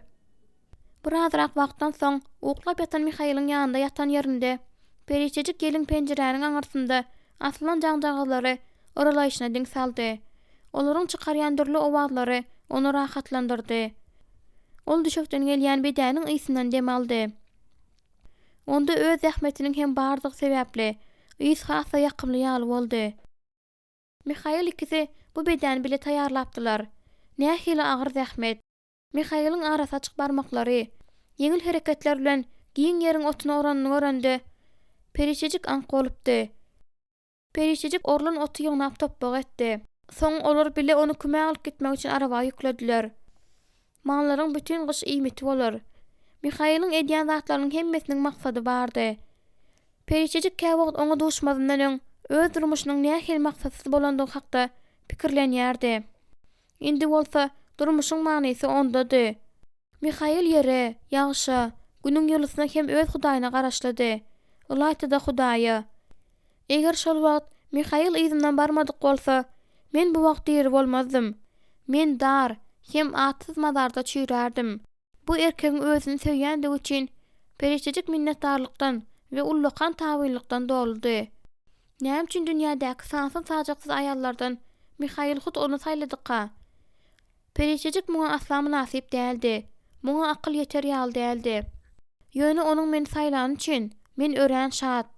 Şol sebäpdenim men indi özümi saýlanyna öküner ýaly zat etmerin. Ey Hudaý, men sana kasam edýärin. Öýüň içi birden mulaýym atrysyndan doldy. Bu düýünden nä tanış, keskitleme bererden kyn bolan we nireden gelendigi düşünüksiz bolan bir ýakymly hisse. Perişejik bu serhoş edici ýysan gursagyny doldurup dem aldy. Bu näme? Nireden? Perişejiň kellesinde Mihail'in soňky, hatda ondan da öňräki okalan sözleri we jümleleri ýanglandy.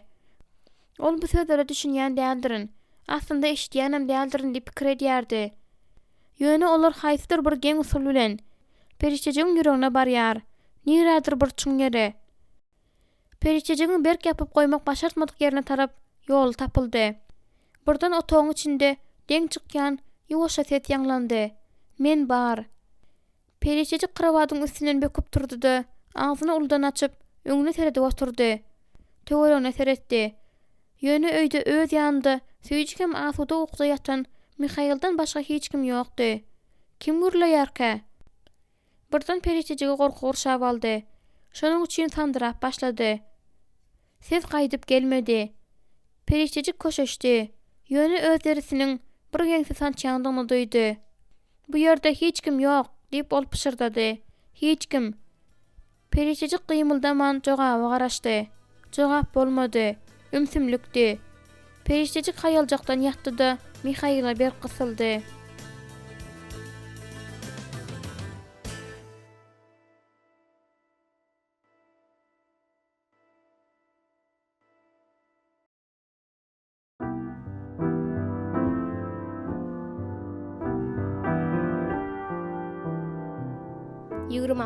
Bab. Öz hatratyny söze geçir. Sebäbi gaýgylaldyr. Shakespeare. Ine diýmän sentябram geldi. Eýýäm Mekke ýetişdi. Şonuň üçin hasyl ýanglamaň wagty gelipdi. Mihail atyda arawan salyp, onu keşleriň arasyna goýdy. Olaryň ikisi Mekke başlaryny döwüp aldylar da arawa taşladylar. Arawa tiz ara doldy. Eltmanlar gelip Mekke'ni alasalamağa kömek etmeye höwes bilen razy boldular. Bu bir ýere ýygnanyşyp, wagtyny da ýakymly geçirmäge gatgy sebäp boldy. Ene ata bilen çağalar aýdym aýtdylar. Gyzykly wakalary gurrun berdiler. Iş şatlykly gitdi. Perişejiň elleri gabarçykdan doldy. Ol aýalaryny Mekke ýapraklaryna kestirdi. Ýöne hiç wagtym şu günki ýaly bagtly bolmandy. Altın kimin Mekke başlaryň dagy uloldy gitdi. Perişejik muňa gatnaşýanyna buýsandy. Indi olarda indiki ýyl ekip Mekke ununyň ýaşlygyny artdyrmaga ýetip barýardy. Munyň üstesine de olar ören köp Mekkeni satyp bilýärdiler. Olar işini gutaranlaryndan soň Elizabet özü üçin perişejiň otdan taýarlan çaýyny içdi. Elizabet eýýäm ören güýçli tegelenipdi. Ýanaklarynda da sagdyň gyzyl renk owşnatýardy. Perişejik onu hiç haçan beýle çalasyn hem gujurly görmändi.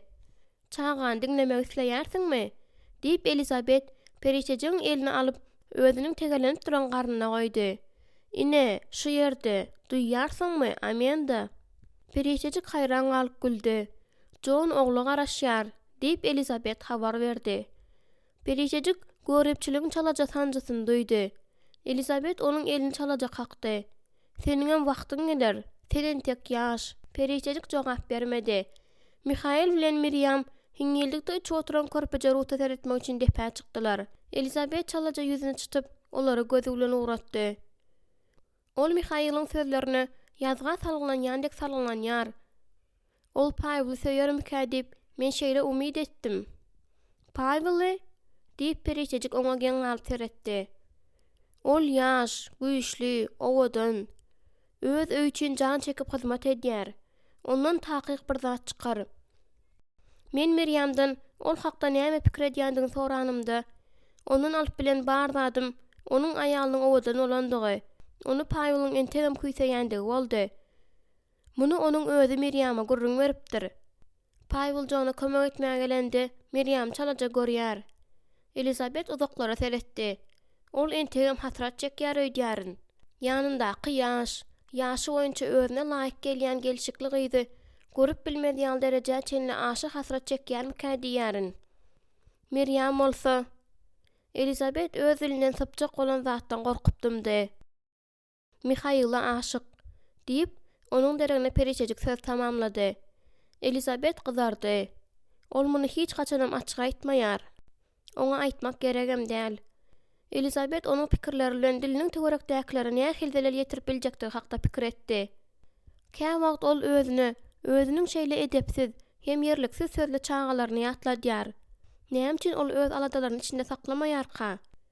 Ýöne näme üçindir Amanda bilen gürleşmek aňsatdy. "Men alada edýärin" diýip Elizabet eýýäm temany ütgetmek mümkin däldigini görüp boyun aldy. Olaryň ýyzynyň teredip we gyzynyň Mihail'yň her bir sözüni gapýanyny görüp bugün Elizabet hassa tolgundy. Mihail Miriam'ın duýgulary hakda bilýärmike? Elbetde. Miriam duýgularyny hiç haçanam gizlemändi. Elizabet perişejiň elinden çalaja tutdy. "Miriam, hatda Mihail dogrudan hem söýýän bolsa-da, öz duýgulary üçin hiç wagtam ýagdaýdan peýdalanmaz. Ol seni aşa gowurýar. Ol gowgyz. Ol asla samsyk däldir. Maňa nanay, Amanda." "Elbetde. Ýokla." Perişejik Mihail'ın özüniň täze dosty bilen depeden düşüp gelýänini gördü. Olar biri-birine gaty gowy gelýärdiler. İkisem gara saçly hem gelşiklidiler. Olarda umumy zat şeýle köp. İkisem bir Hudaýynan ýar, ikisem topraga görýär. Janybkeşlik bilen işleýärler we durmuşda şatlanyp bilýärler. İkisem şertsiz söýýärler. Perişejik Meryamyň Mihaýylyň elinden tutanyny gördü. İkisi bile nämedir bir zatyň üstünden güldi. Perişejik gawanjaňlyk sancısynyň öz ýüregini dilenini duýdy. Ýöne gawanjaňlyk derrew hemme zady ýuwdýan gaýgy bilen ýerini çalyşdy. Olar golaýa gelenlerinde perişejik gyzyň ýüzüne bildirmä seretdi. Elizabet öz gyzyny perişejiň nähil nazar bilen seredenini görüp beýinjalyk boldy. Men nähil samsyk diýip Elizabet Meryam bilen perişejiň arasyndaky dostlugy bozandyryn öýdüp gaýgyly aýtdy. Men hiç zat aýtmaly däldim. Aýtam, siziň aýdanyňyz gowy boldy.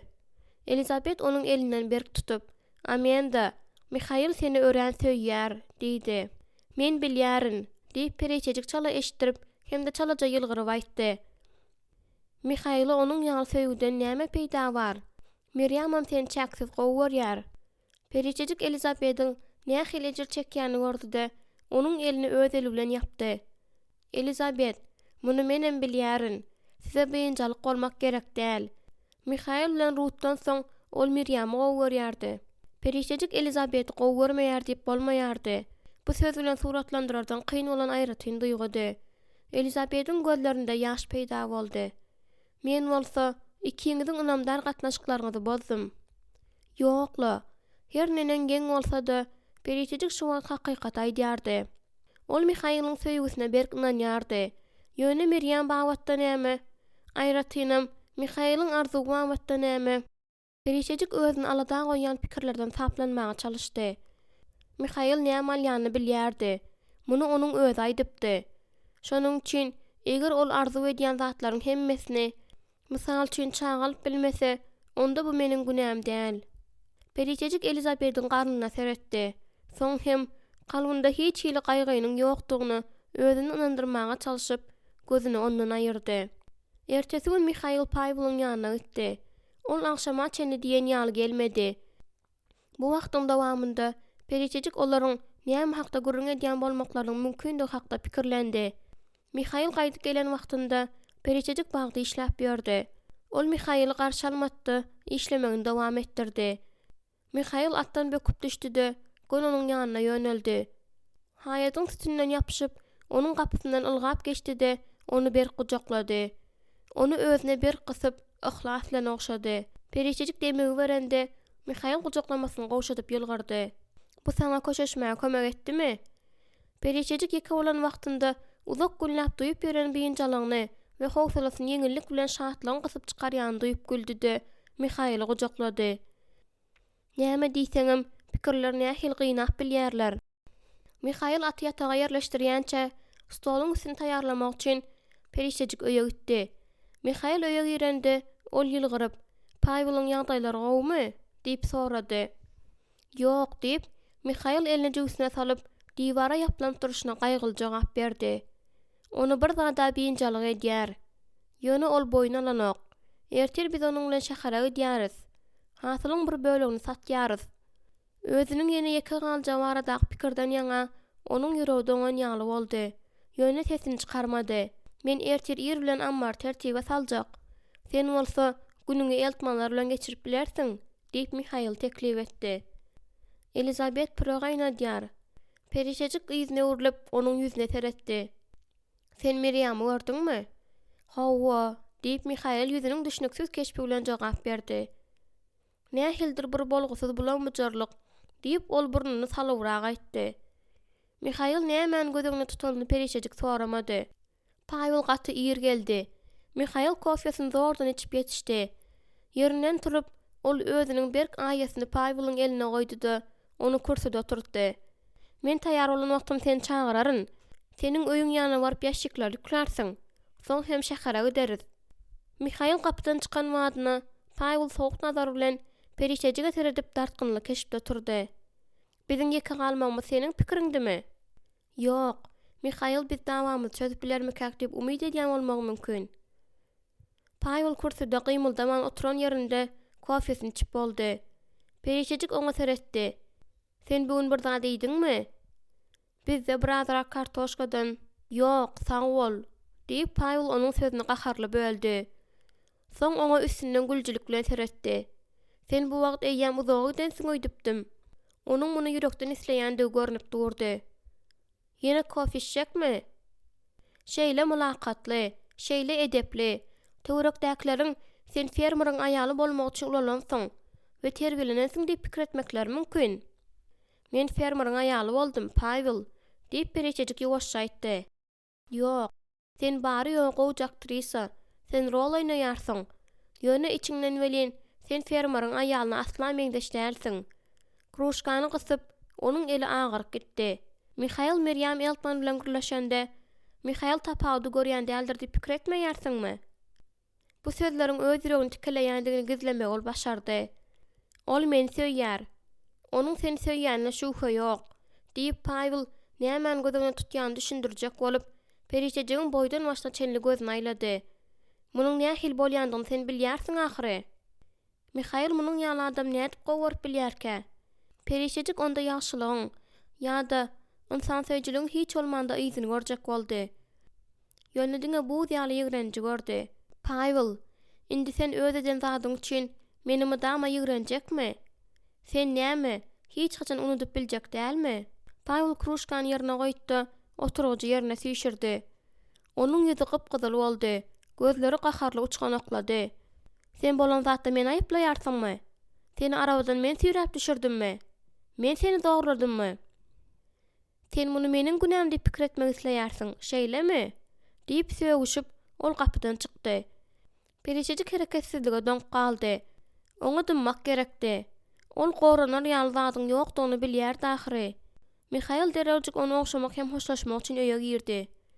Öýe gaýdyp gelşime men eltmanlara sowlaryn. Maňa şol ýerde garaş. Soň biz bile öýe geleris. Ruth periçejiň öz öýüne çemenligiň içi bilen gelýänini gördi-de onuň öňüne ylgady. Pavel bize almalaryň hemmesini ýygy bermelidigimizi aýtdy, diýip ol özüni aýagynda turdan periçejiňi gujaklap habar berdi. Ejem alma püresini gaýnatjak bolýar. Men onu şeýle gowy görýärin. Senemmi? Miriam ören owadan maňa gözenekli köýnekde we ak öňlükde gapda durdy. Ol ýylgyrdy. Kimde ýumyş bar, diýip ol periçejiňi gujaklap aýtdy. Olar arabajagy alyp alma gatyna tarap ugradylar. Olar alma ýygan wagtynda Miriam Pavelyň öz ýerinde näme dendigini gürrüň berdi. Onuň gowy kädi hasyl ýetişip gelýär. Golaýda biz oňa mekkelerini ýygnamaga kömek etdik. Gaýdyp gelenlerinden soň olar tutuş ertirini almany gawagynyň we tohumnyň arasylamak hem-de böleklere bölüşdirmek bilen geçirdiler. Elizabet almalary, legende şeker hem kary sogaşyp gardy welin. Öýüň içi derrew süýje ýitsen doldy. Pire gaýnap başlanda ol sebede ýer ýaly zatlar salyp hemmeler gedelenje uğratdy. Oglanlar kakalar bilen eýýäm şol ýerde. Men olsa ýeki özüm deýinje aljak, diýip ol Miriam ýagdaýyny soranda düşündirdi. Ruth bilen Leýa Miriam hem periçejik bilen gitdiler. Kiçijik gyzlar sowuk çeşmede togolanyşyp oýnadylar. Periçejik bolsa düşöň üstünde oturan ýerinde eli bilen çäg oýnady. Miriam günüň ýylysyndan serhoş bolup arkan ýatdy. Kä wagt men öýü küýseýärin, diýip ol gurruna başlady. Ol ferma, goňşulary, ýygy-ýygydan bile geçirýän akşamlar hakda gurrun berdi. Günwatarda özleriniň eden uzak syýasaty hakda gurrun berdi. Ol ýyzly-ýyzyna gülküli wakalar ýatlady. Periçejigim onuň bilen bile öldi. Miriam surnukduruji, dowamly syýasaty edil ýeňiljek gedelen çarady gurrun berdi.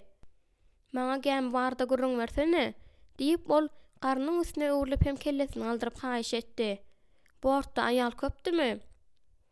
Meniň başga ikisi bardy. Meniň kayutam siziň arka tarapky howzuňyzdaky hajatxanadan uly däldi. Ol ýer gaty sowukdy. Men özümde bar bolan eşikleriň hemmesini egnime geýdim. Ýöne bu bary bir kömek etmedi. Bu dogdaha meňdeşdi. Men deňiz keselinden ölerin öýdüpdim.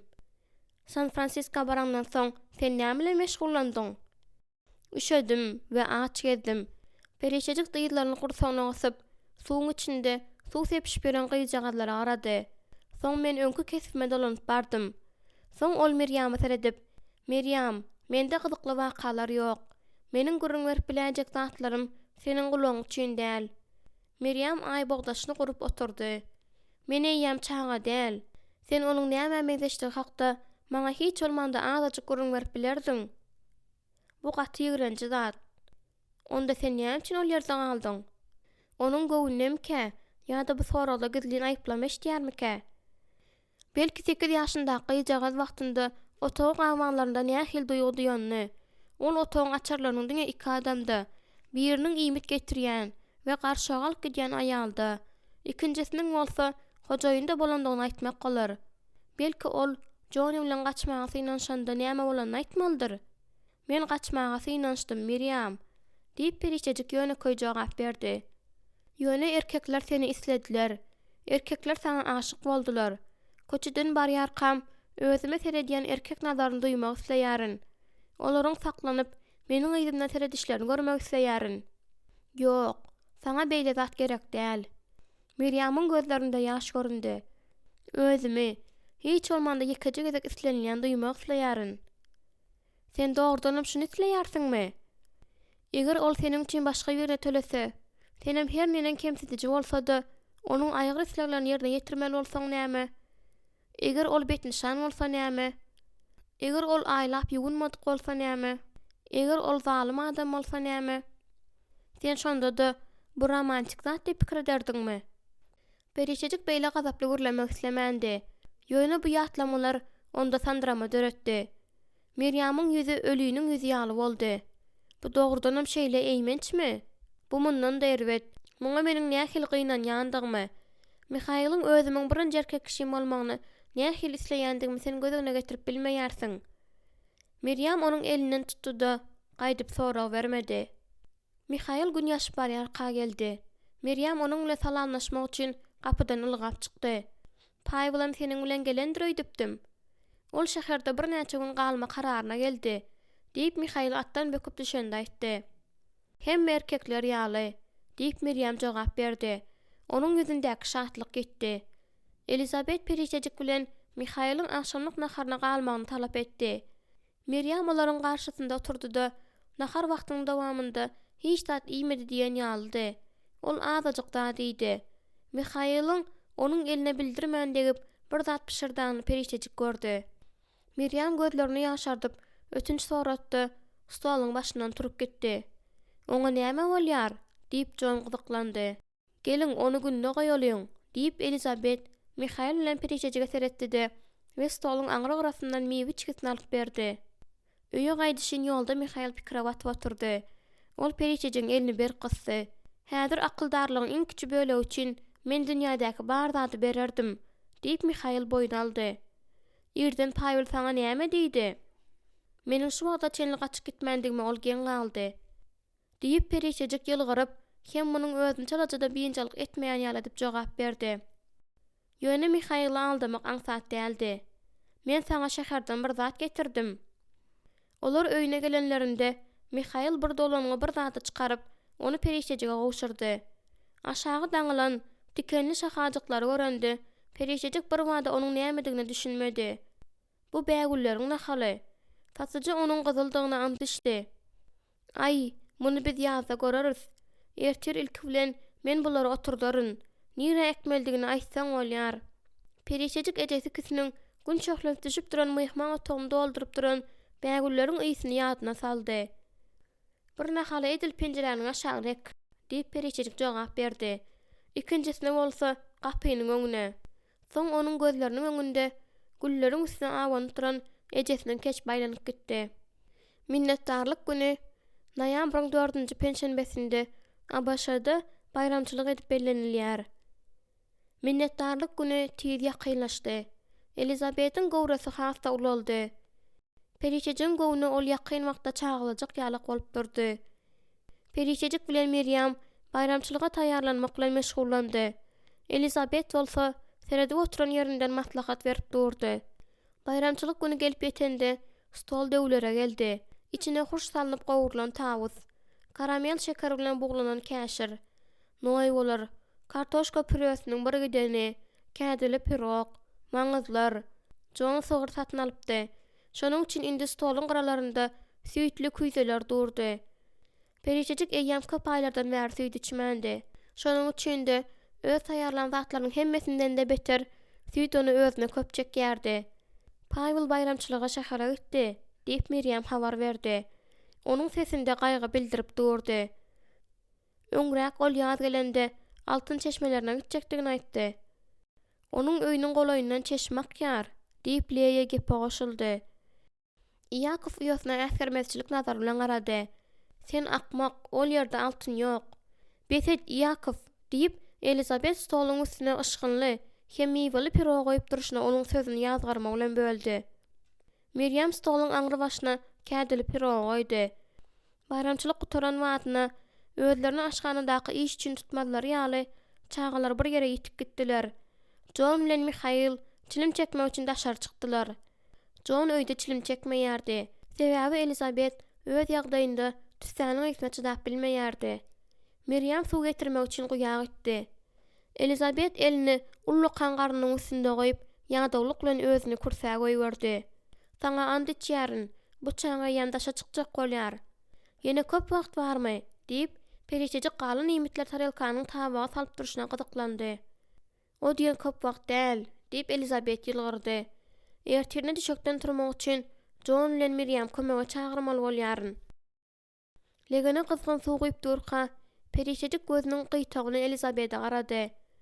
Ol onuň gaty ýadany we kursiniň üstünde uklap diýen ýaly ýatanyny gördü. Ol elini süpürip, onuň ýanyna ýakyn geldi-de, elinden tutup, "Elizabet, size ýatyp dynja almak gerek" diýdi. Perişejik oňa ýerinden turmaga kömek etdi-de, gapdaldaky otaga alyp bardy. Ol ýerde ýatyrybam, üstüni ýorgan bilen ýapdy. Aýal şo wagda uklady. Perişejik onuň ýanynda epesli wagtlap durdy. Elizabet diýdini epläp, hem eller bilen entek dogulmadyk çagasyny örtüp, edil onu gujaklayan ýaly gapdala ýatdy. Perişejik özüniň tekiz garnyna garatdy, oňa elini goýdy. Onuň gözlerinde ýaş aýlandy. Soň ol dogdaklaryny berk gysdy. Ol ýüzüne urlandy, kapyda duran Meryemi gördü. Gyýyp düşünmek bilen ýylgyrdy. "Kä wagt menen munyň nähil bolýandygyny gözüňe getirmäge çalyşýaryn. Bu aýalyň durmuşynyň manysy we ýaşaýandygynyň sebäbi bolmaly ahry, dogry dälmi? Bu bize Hudaý tarapyndan sowgat berilen artykmaçlykdyr. Dünýä täze ýaşaýyşy sowgat bermek" diýip ol perişejige ýylgyrdy. "Kä wagt göwnüme garaşmaga güýç ýok ýaly bolýar." Perişejik Meryemiň gizlemäge çalşan göz ýaşyny gördü. Hudaýyň bu belliň zadynyň päkgyz üçin näme peýdasy bar? Önelgesiz üçin näme peýdasy bar?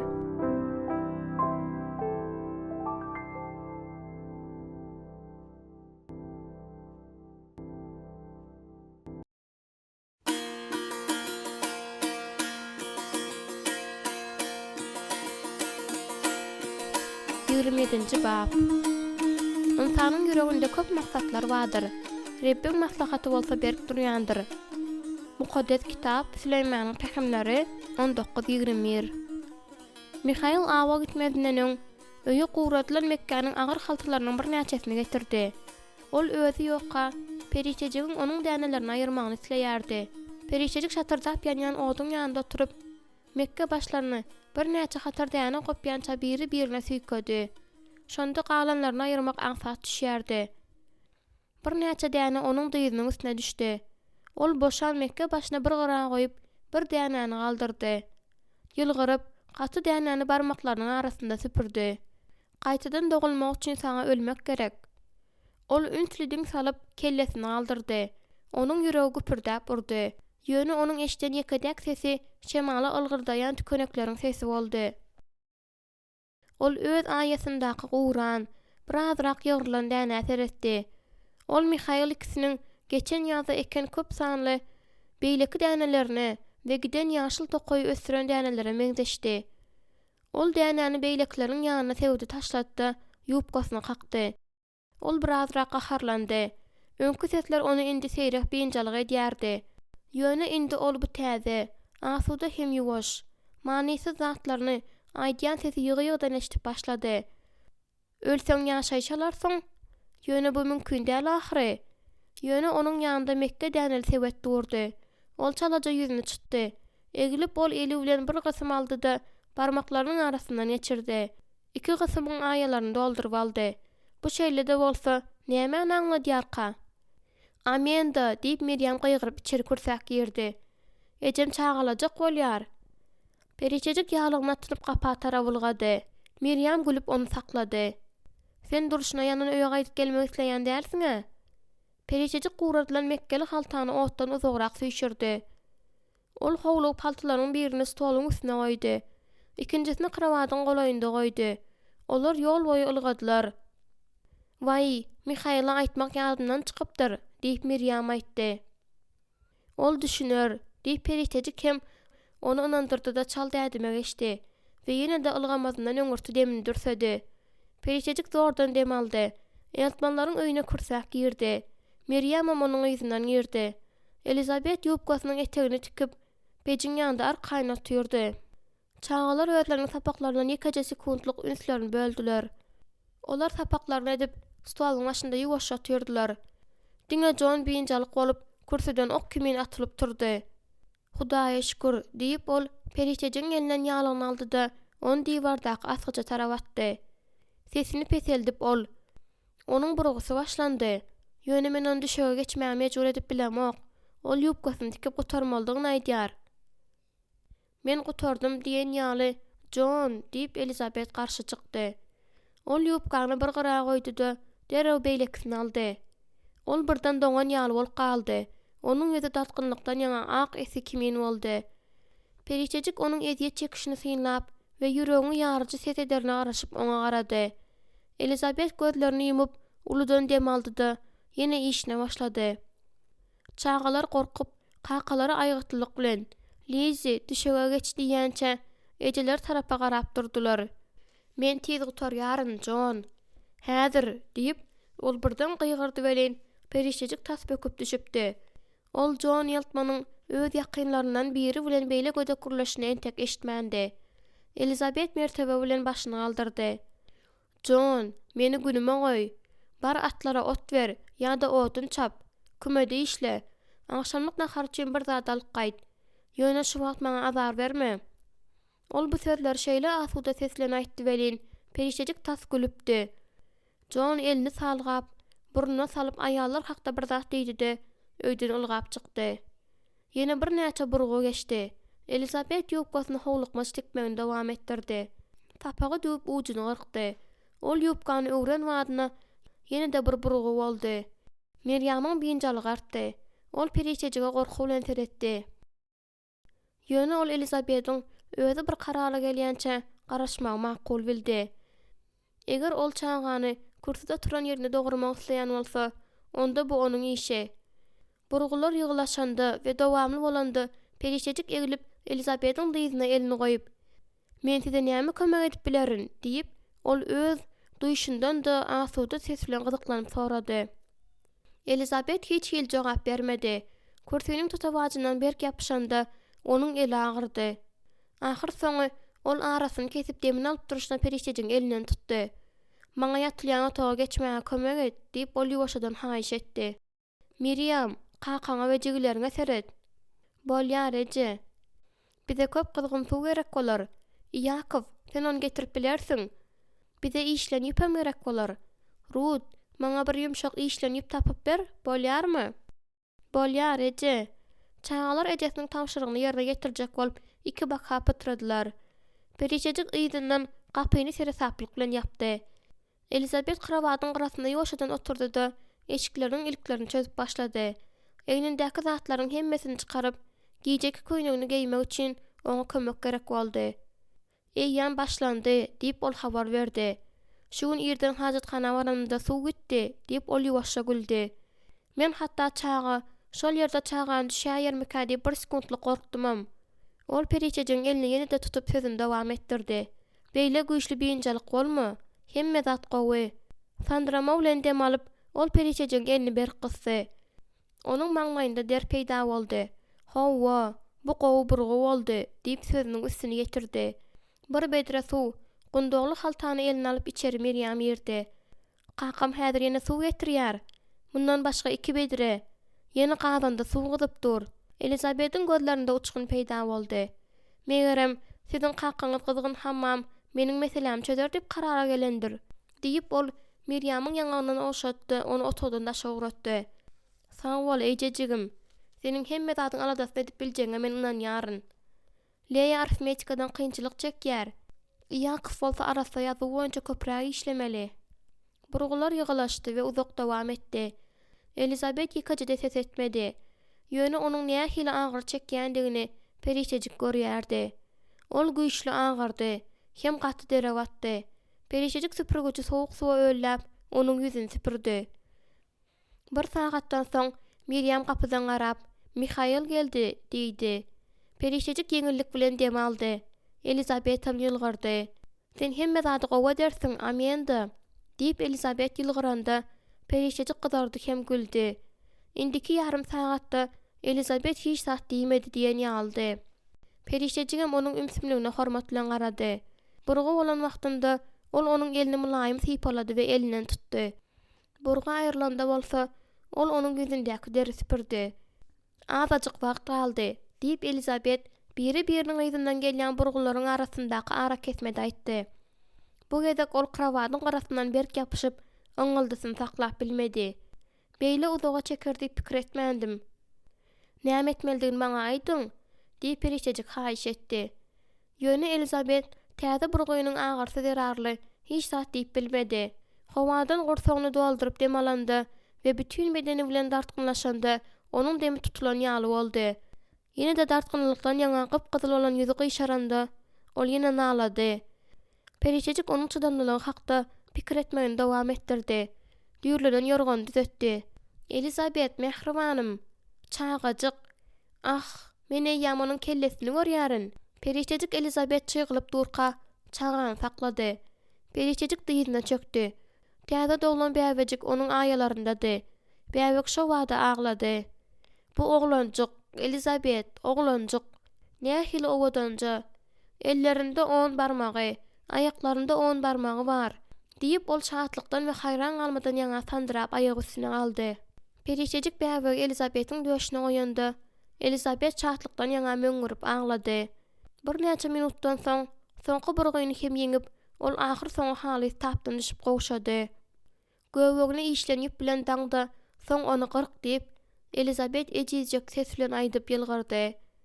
Onuň öýkeni gowja. "Hawa, bu dogry." Bäbegi ýumşajyk gundaga dolap ejesine bermezneň perişejik onu teresaplyk bilen ýuwdy.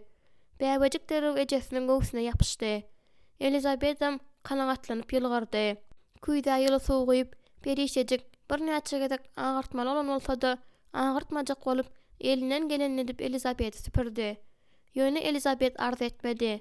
Onuň üstüne egilip perişejik onu okşady. Perişejik eýýäm muklap barýan aýaly ýüzlenip "Sag bol" diýdi. Perişejik ýuwaşadan çykdy. Goňşy togda hemmeler garaşyp durdular. "Siziň ajaýyp ogluňyz boldy, John, gutlaýaryn." "Hudaýa şükür" diýip John ýagdawlyk bilen kürse özüne goýberdi. "Onuň ady näme diýdiň?" Perişejik gaty güldü. Başdan geçiren waka sebäpli bolan dartgynlyk gowşady. "Men bilemok. Muny siz çözmeli bolsaňyz gerek." Ýyglananlaryň hemmesi şol sanda utançdan ýaňa gyzaryp duran Johnam gülüşdiler. John başyny ýaýkap ýatylýan otaw tarapa ýöneldi. Miriam hem beýleki çagalar bilen birlikde onuň ýüzüne düşdi. Mihail perişejige onuň kalbyny heýjana salmaga mejbur edýän ýylgyryş bilen ýylgyryp bakdy. "Seniň gözleriň öwüşine atyp dur" diýip Mihail belledi. Perişejik şeýle bir tolgun ýardy welin hatda gürläwem bilmedi. Mihail'in gözleri söýgüden doludy we köp zady wada berýärdi. Perişejik onu şeýle güýçli söýýärdi welin şol söýgü onu durky bilen gurşap alypdy. Mihail goloý gelende perişejik ýerinden turdy. Soň olaryň dodaklary posada birikdi. "Ah, Mihail" diýip perişejik pışırdady. "Haçan hem bolsa." Mihail özüniň eýme çalynyşyna düşünip sowap başlan ýaly boldy. Soň ol perişejigi özüne berk gysdy. Perişejik onuň näme hakda pikir edýändigini bildi. Olaryň hiç haçanam çagasy bolmaýar. Mihail çalaja çekildi. Ýöne perişejik öz ýüzüni Mihail eli bilen tutanda oňa seredip bilmedi. "Amenda, meni bagyşla" diýip ol mulaýym aýtdy. "Men isledim. Öçünç sorama Mihail." Ol näme üçin gürlemezden ozal pikirlenmedike? Men olara bizim öýe gitjegimizi aýtjak. Mihail ýatylyana toga girdi. Ol köpeglendi. Ol eltmanlary çağajagyň dogulmagy bilen gutlady. Bäbek ajaýypdy. Elizabet Mihail'in elinden tuttu. Amenda gaty gowy başardy. Oňa aýt. Onuň wagty gelende oňa kömek etmegi özüme hormat bilerin. Bolýar, diýip Mihail muny hiç haçan aýdyp bilmejegini bilip gowunsyz jogap berdi. Olar öýüne ümsüm gaýtdylar. Perişejiň ot ýakyşyny synlap oturşyna Mihail, Elizabet seniň hemme zady gaty gowy edeniňi aýtdy, diýdi. Gaýtam, onuň özüne berekalla, diýip perişejik jogap berdi. Elizabet hiç kimin kömegi bolmandydy, hemme zady öz edip bilýärdi, diýip perişejik gaýgyly ýylgyryş bilen Mihaila garady. Aýalyň durmuşynyň manysy şunda hem jemlenen, dogry dälmi? Miriam dogrumy köýüni Hudaý tarapyndan berilen artykmaçlyk hökmünde atlandyrdy. Perişejik aňyrsyna öwrüldi. Jonuň tohumy hasyl getirji toprağa taşlandy. Amenda, diýip Mihail söze başlap, onuň sözüni böljek bolup öz elini onuň eliniň üstünde goýdy. Hiç zat diýme, Mihail, haýyş edýärin. Özüni Mihail öz gojagyna çekende perişejik garşylyk görkezmedi. Mihail onuň arkasyny hem ýeňsesini sypalap berk saklap durdy. Ol perişejiň agyrysyny almagy öwränisleýärdi. Ýölümini nädip etmeligini bilmeýärdi. Bir näçe günden soň biz Rojdestvo belleýäris. Men muny diýinden unutup duryn. Şu gün ýaltmanlara baramda ýadyma düşdi. Elizabet bilen Miriam öýüne ýam ýaşyl wenajyklar hem lentalar bilen bedäpdi. Leia bilen Ruth Mekkanyň baldaklaryndan we ýapraklaryndan Rojdestvo gijesini şekillendirýän şekiller ýasapdylar. Perişejik hiç zat etmändi. Rojdestwonyň hem beýleki günler ýaly gündügini, ýöne şol günde köprak uklap bolýandygyny hemişe aýdýardy. Perişejiň ejesi Rojdestwoda bir zatlar oýlap tapýardy. Hatda olar portda ýaşanlarynda, iýmite hem pula mätäç olanlarynda da ol bu güne mukaddes gün hökmünde garaýardy. Bu günde onuň ýanyna erkekler gelmeýärdi. Şonda ol perişejige kiçijikke Rojdestwonyň nähili belläändigini gurrun berýärdi. Ol gurrunlar perişejige yaramaýardy. Sebäbi soňunda ejesi aglaýardy. Rojdestvo diýip perişejik pikir aýtdy-da Mihaildan aňyra süýşdi. Mihail onuň gözlerinde agyr gördü-de nämäniň munyň sebäbi bolandygyny düşündi. Amenda. Perişejik oňa seretdi. Ýöne düşüp gelýän garaňky sebäpli onuň ýüzüni görüp bilmedi. Rojdestwoda saňa näme sowgady deýin Mihail? Özümiň ýeketek sowgadymyň çağa bolup biljekdigini bilibem. Men saňa näme sowgat edip bilerin? Perişejik gursoňunda hemme zatyň tançýandygyny, ýakýandygyny duýdy-da joşup gelýän gaýgy, gynanç, hasrat bilen seweşmäge çalyşdy. Men şeýle bir isleýärin. Hiç adam aýtma, diýip Mihail ýuwaşça gürledi. Perişejik ýumrugyny döwdi. Meni şonda hojaýyn şunyň ýaly etmedik bolsady, men şunu isleýärin. Men saňa çenli özümi, ýekejede erkeň el degirmedik bolan bolmagyny isleýärin. Men häzir edil Miriam ýaly bolmagy isleýärin. Men seni söýýärin. Ol aňyrsyna bakanda Mihail onu özüne çekip ýene öz tarapy öwürdi. Men seni söýýärin. Mihail ona okşanda öz gujogyňda onuň ereýänini, şeýle lapkeşlik bilen özüne birigýäni duýdy. Mihail, men päkiz bolmagy isleýärin. Seniň üçin päkiz bolmagy isleýärin. Hudaýym, näme üçin? John bilen Elizabetiň 6 çagasy bar. Meniň öz aýalymdan haçan hem bolsa bir wagt ýekejesem bolmazmy? Näme üçin sen maňa ýol berýärsiň? Bu wajyp däl, diýip Mihail gaýta aýtdy. Ýöne olaryň ikisem munyň beýle däldigini düşünýärdiler.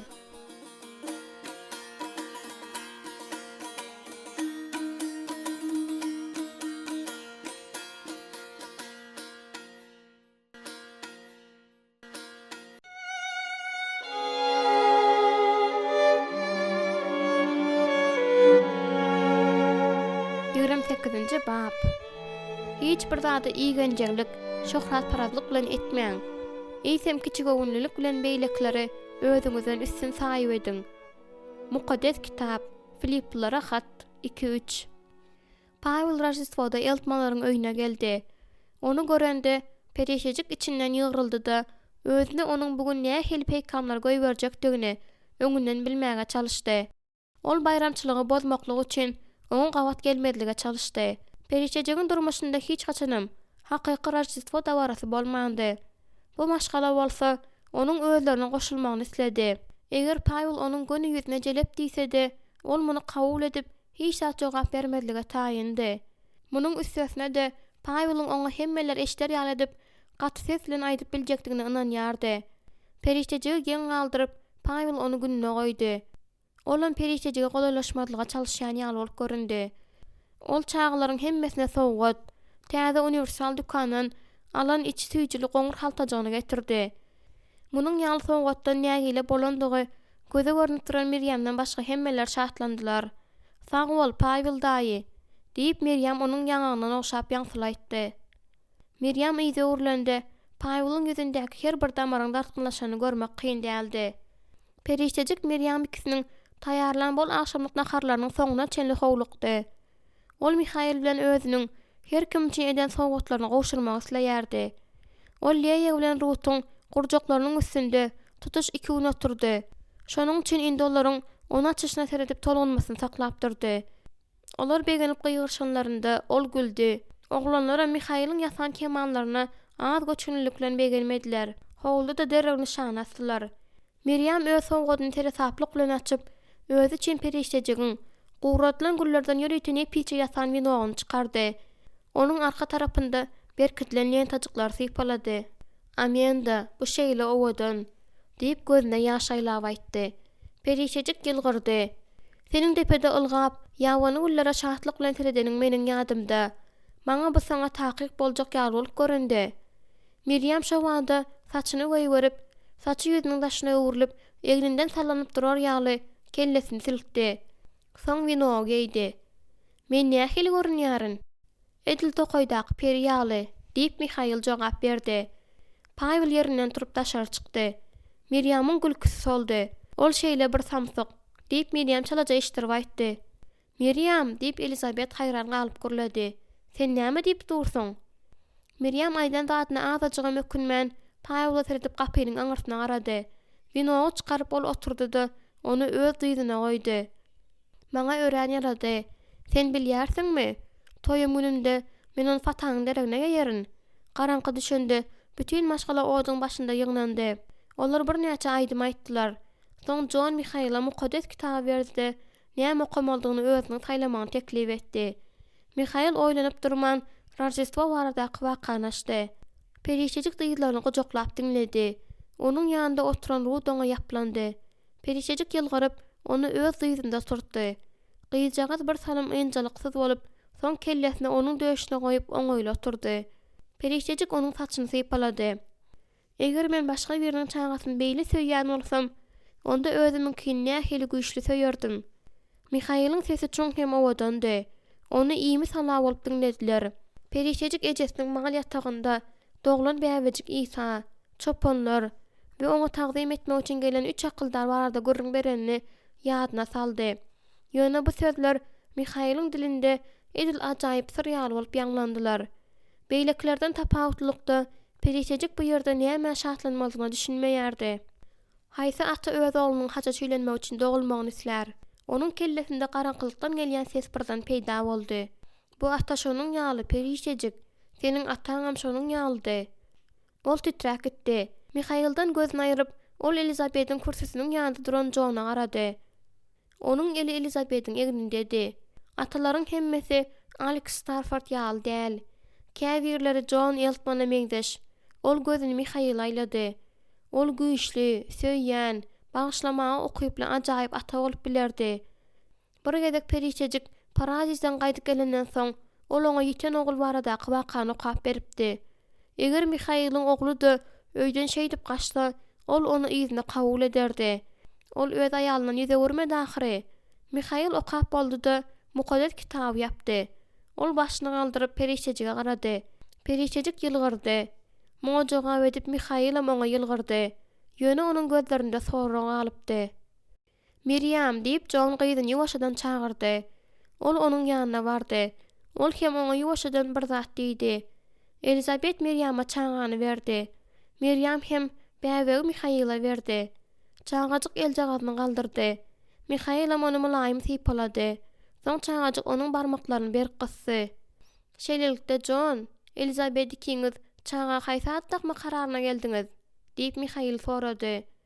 Hawa geldik. Seniň hormatyňa Benjamin Mihail. Mihail aljaran ýaly bolup göründi. Bu onu ören tolgundurdy. Onuň gözlerinde ýaş ýaldyrady. Miriam onuň egine elini goýup ýakynrak bardy da onu gujaklady. Ol bu adama nasip bolup ulalar diýip umyd edýäris. Elinde çağan saklap duran Mihaila we eli entege Mihail'ın eginde duran Miriam'a garanda perişejeň ýüregi ýyldy. Olar edil biri üçin yaradylan ýaldylar.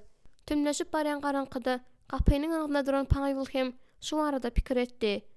Mihail'ın perişejige getiren bägül nahallary ýergülledi. Ol ejesini ýatlap, elwan gunçalary sypalady. Ol oňa şeýle meňzeşdi. Perişejigem gül östirip bilýärdi. Owadandy we erkeklere näde lezzet bermeldigini bilýärdi. Bundan başga da onda näme gowzat bardy? Mihail çağaly bolmaly. Ol çağany gaty küýseýär. Rojdestvo gecesinde ol näme etmeldigini bilýärdi. Ýöne bu barada pikirlenmek, Mihail'dan gitmek barada pikir etmek öğrenmejisi.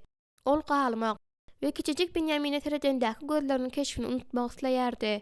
Ol Mihail'a siňip, onuň özüne sowgat eden bagtyndan lezzet almak isleýärdi. Şol egoizm onu özüniň oňa munasip däldi barada karara gelmäge mejbur etdi. Mihail oňa hemme zady berdi. Perişejik boşdy. Mihail onu öz söýgüsi bilen bol edip doldurdy. Perişejik oňa bewepalyk etdi. Ol bolsa onu kabul etdi we bagyşlady.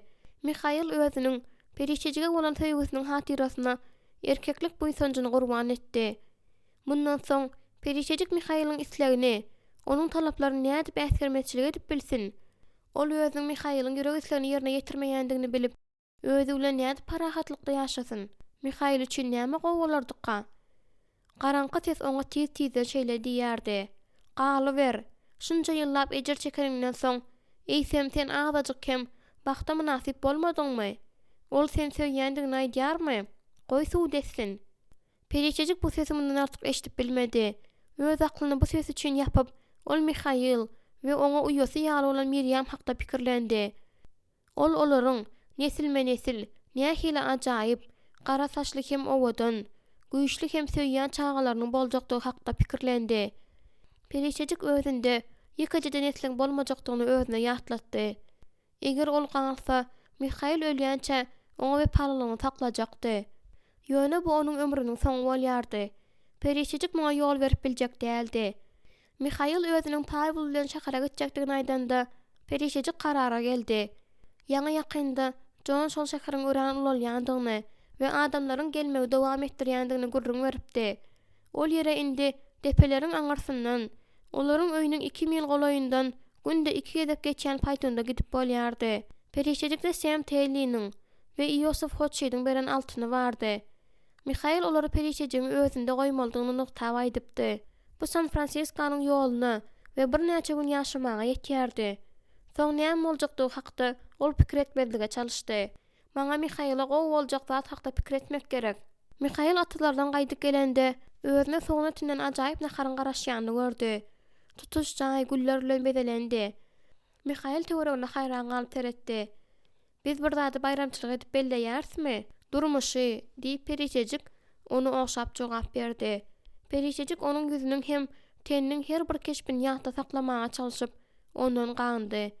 Perişejik onu juda isleýärdi. Başardygça söýýärdi.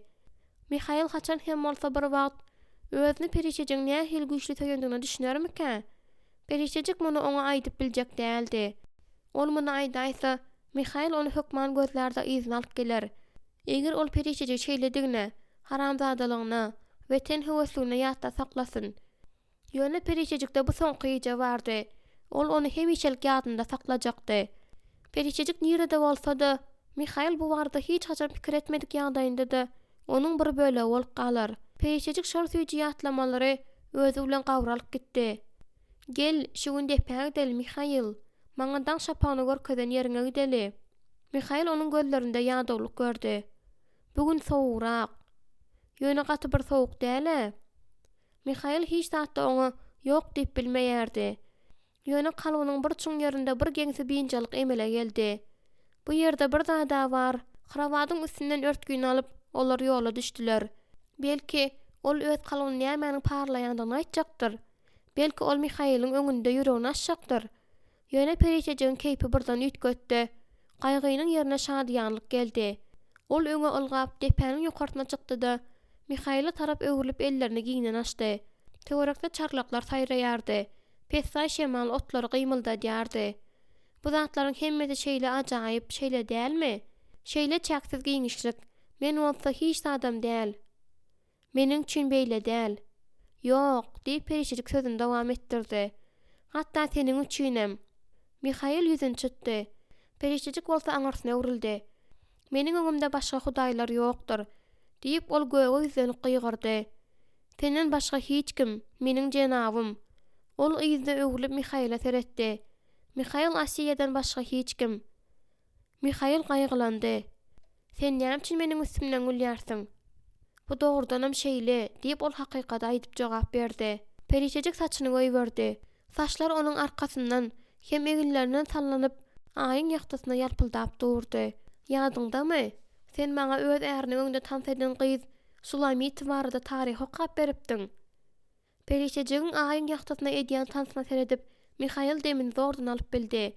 Onuň her bir hereketi ünsi özüne dikip göwnüň aldyrýardy. Mihaýyl oňa ýakyn baranda ol edil bir zada çagyrýan ýaly elini aýryp ondan daşlaşýardy. Onuň taşlary şemala ülpüldedi. Sesi bolsa pes hem özüne çekiji boldy. Men seniň üçin hemme zat ederin. Sen eşdýärsiňmi Mihaýyl? Birden ol perişejiň näme edýäni düşündi. Ol edil geçen edek ýaly Mihaýyl bilen hoşlaşýar.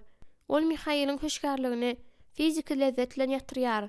Perişejik özüne ýakyn gelende Mihaýyl onu özüne çekip aldy-da "Näme üçin beýle edýärsiň?" diýdi. "Seniň üçin" diýip ol kellesini galdyryp hem oňa posa sowgat berip jogap gaýtardy. Mihaýyl onu gujaklap barmaklaryny taşlarynyň arasyndan geçirdi. Onuň dodaklaryny posa gark etdi. Ol perişejik bilen bir bitewlik bolup hiç haçan aýrylşmak islemedi. Perişejiň elleri ýalyn kimin bolup onuň bedeninde aýlandy. "Hudaýym, onu ýene ýitirmek islämok, başaramok." Perişejik oňa dykyldy. Şonuň üçin indi Mihaýylyň bar pikiri perişejikden dogly boldy. Bu da oňa az ýaly göründi.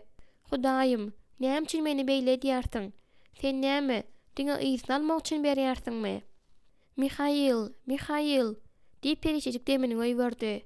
Şol wagt Mihaýyl onuň ýüzünde öz göz ýaşynyň tagamyny duýdy. "Men saňa gerek" diýip ol perişejiň aýyň ýakdasyna ýagtylyp duran ýüzüne seretdi. "Men saňa gerek, muny aýt, Firsa aýt, onu goýber, söýenim." "Ýok, Hudaýym, menden muny sorama. Onu maňa ber." "Ýok." Olar süýji unutmadan teselli gözläp biri-birine gysyldylar. Ýöne unutma ebedi dowam edip bilmez. Unutma geçende Mihaýyl entegamany gujaklap durdy. Ol şu pursatlara ýapyşmaga synanşdy. Ýöne indi olar ýene-de iki aýratyn şahsiýet boldular. Şonuň üçin Mihaýylda olary ebedi bile saklamaga güýji ýetmez. Perişejik sandyrady. Ýöne Mihaýyl onuň sowukdan ýa-da ihlasdan sandyraýandygyny düşünmedi. Ol soramady. Ol perişejiň gelen kararyny edil kesilen ýara ýaly deresi bilen duýup onu we özüni örtgü bilen dolady. Hawa sowap başlady. Şonuň üçin gitmäniň wagty bolupdy.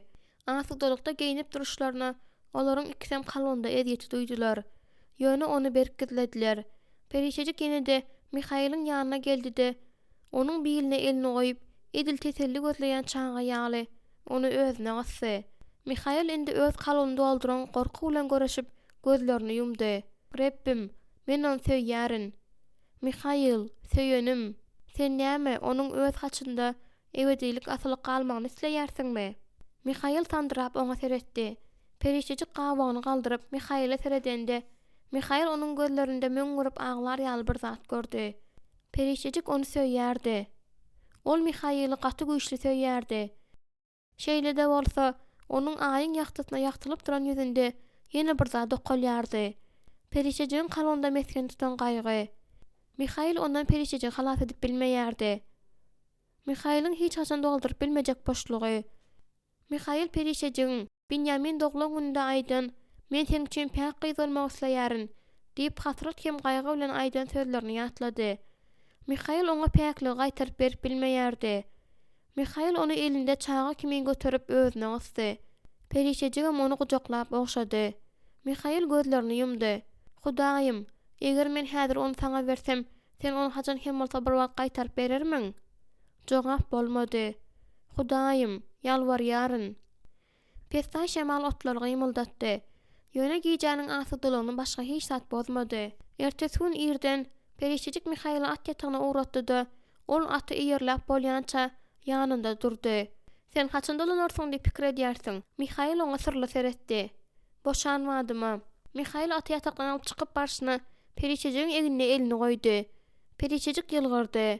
Mihail saklanyp onu özüne çekdi de okşady. Perişejik Mihail'den lezi tanmak üçin soňky sekundlardan peýdalandy. Mihail'in barmaklary onuň egninde agyrlyk ıslandy. Ol duýdansızlykdan titräk gitdi. Men seni söýýärin diýip ol gödegräk aýtdy. Men seni mydama söýýärin. Mihail'in gaharlygyna geň galan Perişejik onuň ýüzüne elini getirip özüň gora diýdi. Senem diýip Mihail ýylgyrman jogap berdi. Soň hem ol böküp ata mendidi, atı çapdyryp gitdi. Perişejik gözden ýitýänçe onuň ýüzüne seredip durdy. Ol öýü tertipleşdirmän gidip biljek däldi.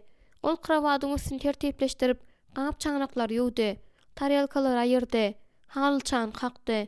Waza tergüller salyp, Mihail gaýdyp gelende, ýyly bolup durar ýaly peje oduny saldy. Kimdir biri gapyny kakanda, ol duýdansızlykdan ýaňa bir geňsi boldy. Bu Miriamdy. Sen näme üçin geldiň? diýen sözler Perişejiň agzyndan çykyp gitdi. Miriam geň galdy. Sen maňa garaşaň okdyňmy? Ýok. Bu bir hilrak bolýar. Mihail Paýawyň öýüne barış oruna bize soglup, senin ýanyňa gelmek üçin amatly gündigini aýtdy. Perişejik öwrülip, özüniň kravatynyň üstünde agza çykýan somkasynyň ýanyna bardy. Ol iň aşagyna Mihail'in köýnekleriniň birini goýup, üstünden öz eşiklerini goýdy. Miriam sesini çykarma onu syňlap durdy. Mihail senin niradir bir ýere gitjegiňi aýtmady. Ol bilenok, diýip Perişejik somkasyny götürdi. Men ondan gidýärin, Miriam.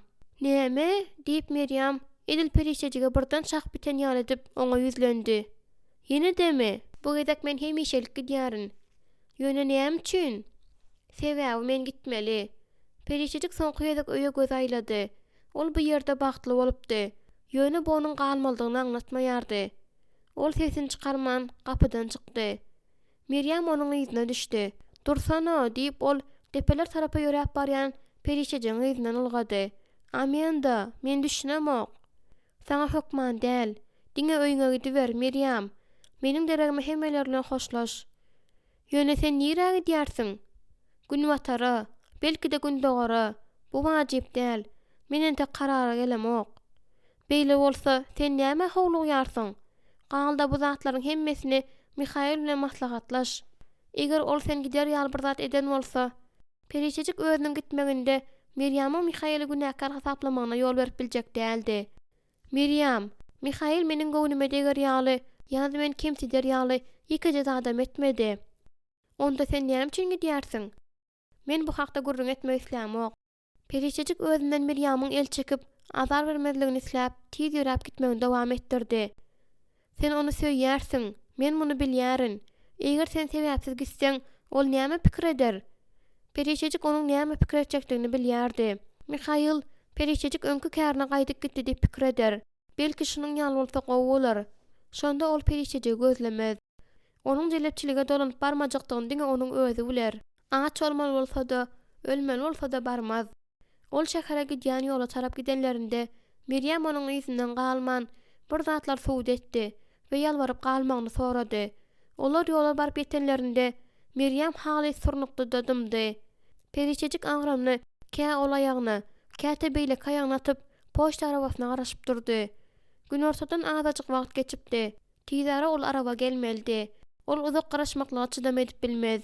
Näme üçin Mihail Miriam'y hot şu mehmançylyga çağırdyka? Mene Mihail aňry başadamy ka diýärdim, diýip Miriam gaýgyly aýtdy. Ýöne eger sen ondan gaçyp barýan bolsaň, bu beýle dälemeň diýär. Miriam, ol edil seniň pikir edişiň ýaly, ondan dartyk. Janymdan and içýärin. Ol hiç hili erwesat etmedi. Gaýtam, ol ilki başdan meni söýdi. Hatta men onu ýigirenen wagtymda da, onu görenimde, jynym atlanýan wagtymda da ol meni söýdi. Miriamyň gözlerinden ýaş damdy. Onda sen ondan nädip şu wagt gidip bilýärsiň? Sebäbi men onuň taýy däl. Men muny ilki başdan bilýärdim. Miriamyň ýene bir zat diýjek bolanyny görüp, ol gyzyň ýeňine elini goýup, "Miriam, gerek däl, haýyş edýärin. Gep meniň hiç haçan çaňamyň bolmaýandygyndadyr. Munyň Mihail ýaly erkek üçin näme aňladýandygyny sen bilýärsiňmi? Ol ören çagy silýär. Ol şoňa münasipdir. Meni bolsa, köp ýyllar mundan öňe şonuň ýaly mümkinçilikden mahrum etdiler." diýip ol göz ýaşlary bilen göreşdi. "Miriam, taňa ýalbarýaryn. Maňa gitmek gerek. Şonuň üçin hemme zady kynlaşdyrjak bolma. Maňa şeýle de gaty kyn düşýär. Meniň gidýändigimin sebäbi şeýle bolsa oňa gowy bolýar. Düşünjek bol" diýip perişeçik şala eşdirip aýtdy. "Miriam, men onuň üçin gowy bolan zat etmäge çalşaryn." Ahir soň poçt arabasy göründi. Perişeçik ylgap ýola çykdy-da oňa elini ulady. Ol 6 at tizligini haýaladanda perişeçik barmagyndaky nikah ýüzügini çykaryp onu Miriam'a uzatdy. "Muny gaýrat etdi, oňa ber. Bu onuň ejesiniň ýüzügi." Miriam ýüzüni aglamakdan boyun towlap, garşylyk görkezjek handa kellesini ýaýkady. Onuň gözlerinden ýaş döküldi. Perişeçik onuň elini alyp aýasyna ýüze goýdy-da gyzyň barmaklaryny berk gysdy. Perişeçik jorasynyň gaýgydan ýaňa appak bolan, aklyna nazaşan kimin bolan ýüzüne seretdi. "Sen onu söýýärsiň-a? Dogry dälmi Miriam?" "Hawa, men onu söýýärin. Sen muny gaty gowy bilýärsiň" diýip Miriam golaý geldi. "Sen näme dogry zat edýärsiň? Sen ýalňyşlyk goýberýärsiň, amenda." Amenda gyzy gujaklady. "Maňa güýçli bolmaga kömek et" diýip perişeçik Miriam bir näçe sekundlap gujagynda saklady. "Sen maňa ören gymmatlysyň" diýip ol ellerini aýyrdy-da derrew araba mindi. "Gitme" diýip Miriam açyk äpişgeden elleri bilen ýapyşyp aglady. Araba ýoşadan ýöredi. Perişeçik agyra hötte gelmäge synyşyp oňa seretdi. "Sen onu söýýäniňi aýtdyň Miriam. Onda onu söý. Oňa meniň hiç haçan dogrup berip bilmejek çagalarymy dogrup ber." Miriam gaty erbet bolup ilki duran ýerinden doňup galdy. Ol gyzardy. Soň hem şo wada agardy. "Ýok, ýok" diýip ol arabanyň ýyzynyň ylgady. Ýöne atlar ädemini çaltlaşdyrdy. "Dur, amenda, amenda." Ýöne gaty giç bolupdy.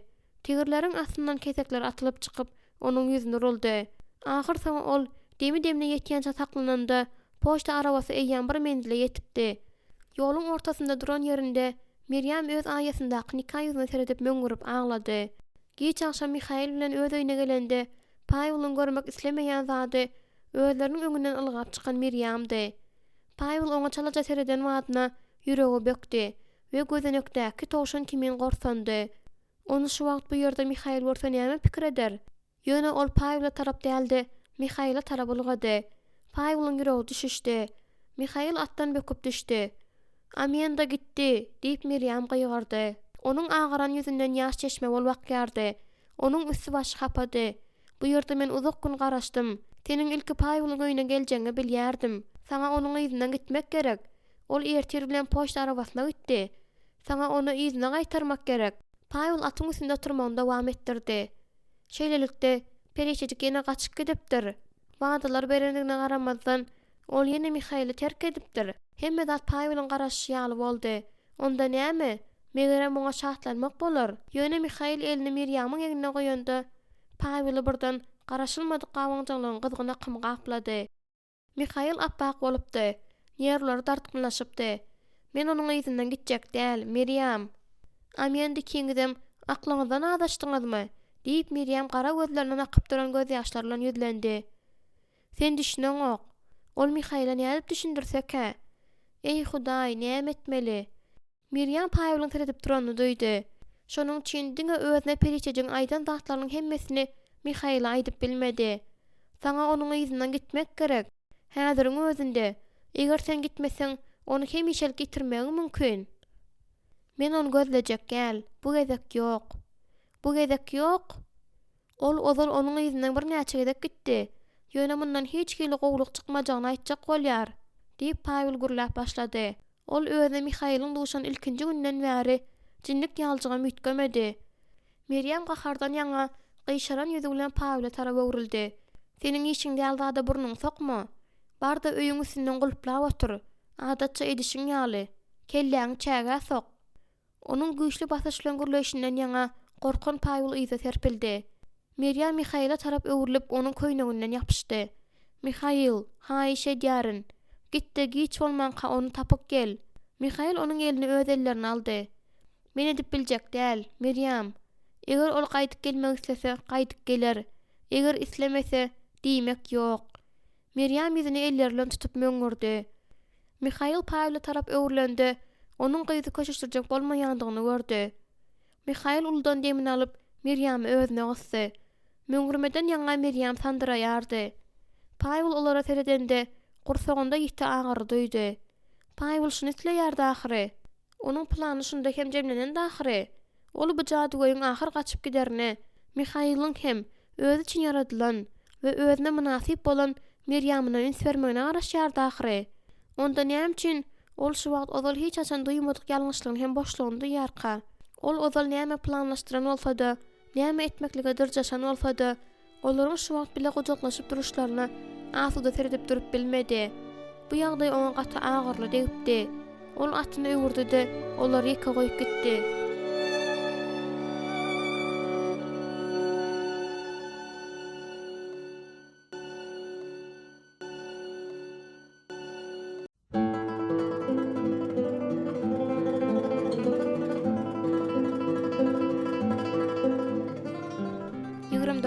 Bab.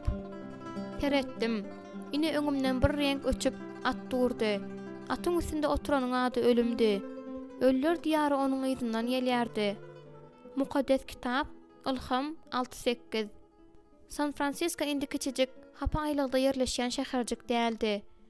Häzir ol çäge depeleriniň etegine çenli ýaýylyp giden ägirt uly şäherdi. Bag jülgesi çadyrly lager bolmagyny besetdiripdi. Töwerekde ullakan jaýlar ağal asmana galyp durdy. Öň kenarda durup dükanlar, salonlar we mehmanhanlar hökmünde ulanylýan köp gämiler indi ýykylyp, olaryň ýerinde kerpiçden binalar gurulýardy. Hapa köçeleriň ýanynda tahta düşelen trotuarlar uzalyp gidýärdi. Gämçi ýüzüni sergin şemmal tutdy. Her gezek şäherde ýanyň bolanda olar onu öňküsinden de gowaýdyk gurýarlar diýip ol aýlagdan geçýän çäller perişejige habar berdi. Ol erwet tagamynyň bardygy sebäpli saý goýulardaky suwlanmaly däldigini perişejige duýdurdy we portdan uzak bolmadyk etrapçylarda erwet bolmadyk otoglar kireýin alyp bolýandygyny habar berdi. Perişejik uzaga çekýän gözlegler bilen meşgulanlardan juda ýadawdy. Şonuň üçin kenaryň boýundaky kiçijik mehmanhanda düşlemek kararyna geldi. Deňdiň ýyty bilen zibulleriň emele getiren dagy oňa öz çağalagynyň geçen portdaky külbesini onuň ýadyna saldy. Bu ýüzlerçe ýylmyndan azal bolup geçen ýaly göründi.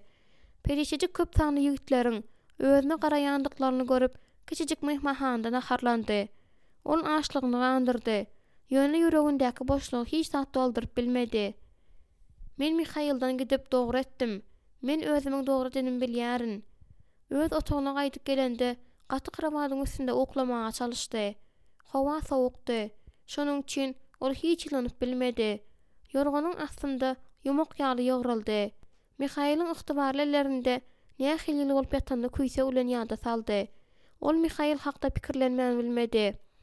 Onuň öňünde giýjek kan ýagtysyna tans eden giýjesinden bäri ýaňa 3 gün geçip dahyry. Ol şu wagt perişejik hakda näme pikir edýärkä? Ol megerem onu ýigrenýändir. Belki de olan näletleýändir. Eger perişejik aglap bilýän bolsa, onda ol özüni gowrak duýardy. Ýöne göz ýaşy ýokdy. Ol ağırsyny köşüşdirjek bolup özüni bir gujoklady. Gözlerini yumup onuň ýüzüni göz öňüne getirmäge başlady. Ýöne bu ýeterlik däldi. Ol oňa elini ýegirip bilmeýärdi. Onuň gujogyny duýup bilmeýärdi. Ýerinden turup sumkasyny açdy da Mihail'in köýnegini gözläp başlady. Ýene kravada özüni goýup köýnegi ýüzüne gysyp onuň teniniň ýysynyň dem aldy. "Wah, eje" diýip ol garaňkylykda pişirdi. "Agyry, dogrudan hem ölüm islemäge mejbur edýär." Ýöne ýuwaşça çalaja eşdilýän ses ýüzüni men gaýta-gaýta içiniň çuň ýerinde gürledi. "Ýaşa, öňe ýöre, ýany berme.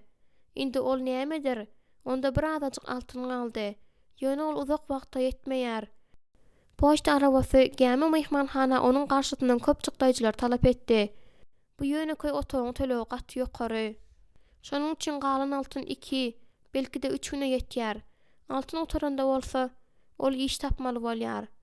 Ahir soňa oňa oklamak başardýar. Uzak gije onu bir hili bir rahat düýüşler beýinjalyk edýär. Bir näçe gezek ol sandyrap oýandy. Edil nähildir bir erwet güç burçda gizlenip öz wagtyna garaşan ýaly boldy. Ertir bilen ol özüniň taýda joşun ýygnap ýola düşdi. Bir näçe sagatlap şäheriň köçelerinde ýygdy ýördi. Tewerekdäki zatlar hayran galarlyk ýagdaýda ütgäpdi. Ine şu köçede ozal gözgüýüne kepbeler bardy. Indi olar ýok. Hemme ýerde edil çözdüş edilen ýaly sowda çadyrlar bilen kiosklar münder bolup durdy. Şol sebäpden de meýdança äpet bazar gözüne getirýärdi. Ol bütün dünýäden getirilen harytlary seredip bir öýden çadyrlaryň deňinden geçdi. Golaýda bir näçe jelepxana bardy. Olaryň biri täze Arleanyň gözel atmosferasyny çöklendirip durdy. Meýdançanyň beýleki çetinde her hili salonlar we kazinolar şagalanly güllap durdy. Jennysyň pul çalşyrmy, Yarymay şäheri we imperiýa perişejiň ýatdan aldyran kiçijik hapapuda bolmagyny bir eýen besetdiripdi. Golaýdaky köçeleriň birinde Brownyň şäher mehmanhanasy bardy. Perişejik açyk dermahanaryň, diş kabinetlaryň, aklawjy edarasynyň we her hili ofislaryň, geologik ekspedisiýa bürosynyň hem inženýerçilik firmasynyň deňinden geçdi. Bir näçe täze banklaryň binasyna we ullukan brokerlaryň edarasyna üns berdi. Golaýda ol mektep binasyny gördi. Onuň howlusynda çagalar oýnap ýördiler. Perişejik olary seredip durdy-da Ruty, Leyany we oglanlary ýadyna saldy. Onuň olary gaty göresi gelýär. Indiki köçede ol poçtany gördi. Onuň gapysynyň öňünde täze hatlara garaşyp, erkekler noty durup üýşüşip durdular. Washington hem Grand köçeleriniň çatyrygynda täze Hydaý kirýän jaýy bardy. Kirýän aýallar uly legenlerde eşikler ýuwup durdular. Bir näçe adam bolsa ýugulýan kirler legenlere salyp durdular. Bir näçe sebet kirkesi goýulan bambuk agaçlaryna asyp, olar buýruçylaryň öýlerine howlugyardylar. Günortan perişejik ajykdy, hem ýadady. Ýöne ýaşaýyş jaý hem iş wagtdaky mesele öňkülügine çödüksizligine galdy. Ýeketek mümkinçilik özüniň başarýan zadyna gaýdyp barmaklykdy. Her gezek jelepxananyň deňinden geçende içeri giren wagtyna özünde jaýyňam, iýmitiňem boljakdygyny bilýärdi. Ol zerur bolan amatlylyk alýar. Bar etmeli zat bu ýene öz tenini satmakdy we Mihaila biwapalyk etmekdi. Perişejik, ol bu hakda hiç haçanan bilmez. Ýöne men bilerin. Onuň deňinden geçip barýan erkek kişi oňa bilesi geldi nazaryna aýlady. Perişejik öz bilen gepleşip aklyna nadaşyna meňzeýärdi. Başga bir erkek kişi altyn gözleýji onuň elinden tutup özüne durmuşa çykmagy teklip etdi. Perişejik özüni günne goýmagyny ondan talap edip elini çekip aldy. Ol adam öý gurandygyny, indi aýal gözleýändigini aýtdy. Perişejik oňa aýaly başga ýerden gözlemäge maslahat berip, ýoluny howlukmaş dowam etdirdi. Adamlaryň giden mehellesi onu gaharlanmaga mejbur etdi. Olar nire howlugýar kalar? Güzerany dolandyrmak üçin olar näme bilen meşgullanýar kalar? Perişejiň kellesi guledy. Belki munyň sebäbi açlykdadyr. Belki jüsündäki altyn otoranda näme etmeligi baradaky beýinjalykdyr. Belki ol içinden iýmitlenmek hem gün görmek üçin özüniň ejizdigine, özüniň ýeketäk edip biljek zadynyň jelepçilige gaýdyp barmalydygyny düşünýändir. Men näme etmeli? Hudaý, men bilemok. Men mundan beýlek näme etmeli? Hol kafeýe girdi diýinjal. Perişejik daş töweregine teredende kiçirek kafeýany gördü. Uludan demin alyp ol zordan ädimläp baryp içeri girdi. Ol baryp uzakdaky burçlaryň birinde ýerleşdi. Çekkelerini sypalap bu ýeňi nirde geçirjegi barada pikirlenmäge çalyşdy. Goňşy stoluň başynda oturan bir adam ýumrugy bilen stolga harly ýumruklady welin perişejik duýnatylykdan atylyp gitdi. Sakally bir erkek kişi erbet sögündi. Näme beýle uzak gelenýärsiňiz? Meni ýan bir saatdan berdiýen ýal garaşyp otyryn. Meniň beşdeksim nirede? Gysga goýly sary saçly bir adam içerden çykyp gowy edici müşterini köşeşdirmäge çalyşdy-da öýlenilmäniň sebäbini pişirdap düşündirdi. Ýöne bu sakally adamy hasa gazaplandyrdy. Gahardan ýaňa ýüzüni gyzardyp, ol gysga boýly adamyň ýakasyndan tutup özüne çekdi. Özüne erwet duýar, he? Ol aşbet serhoş, sen şunu aýtjak bolýarsyňmy? Diýip ol gysga boýly adam aýagy üstüne goýberdi-de, onu öz ýanyndan itip goýberdi welin, ol gapdaldaky sola tarap atylyp gitdi. Müşter gapa tarap ýöretdi, onu şeýle bir güýçli tarkyldatyp ýapdy welin, aýnalar sandyrak gitdi. Ýene bir näçe adam ýerinden turup çykyp gitdiler. Perişejik olaryň görüldesine eýerjegini ýa-da garaşjagyny bilmedi. Ol tapdan düşüpdi. Öňde de dogly näwelilik bardy. Şol sebäpdenem şu ýerde näme üçin bir azarak oturmaly dälmişin. Ol köçedäki boş gysyrda gaýdyp barmak islemeýärdi. Eger ol iýmesedi, oňa hiç sat bolmaz. Ýene 3 tane erkek kişi uzak garaşmaga takat etmän gitdiler. Diňe perişejik we ýene 4 müşteri galdy. Sary saçly adam aşganadan çykyp dartgynly ýylgyrdy. Bizde bulka bilen noýwa galdy. Galan 4 müşteri ýerinden turup, erwet bellikler bilen tawır käsesiniň dolandygyny aýdyp gapa tarap uğradylar. Gysga boýly adam kuý körüp durdy. Ol burçda oturan perişejigiň görmän, boşluğa ýüzlenip, onda näme Hudaýym, hemme zat gutardy öýdýärin, telekeçilik gutardy, diýip ol gapa baryp ýazgyny astda, maňlaýyny diýwara dirap durdy. Oňa näse agyran perişejik onuň nähil duýguny başdan geçirýänini bildi. Gitmelimi? Diýip perişejik ýuwaşa sorady. Ol gypgyzyl bolup ýüzüne urildi. Siziň bu ýerdediňiz bilmändirin. Noýwa bilen bul kisleýärsiňizmi? Hawa, baş üstüne. Ol adam şo wada gaýyp boldy. Gaýdyp gelende ol perişejigiň tarelkany goýup ýene gaýyp boldy. Bulka da aşağı gatydy.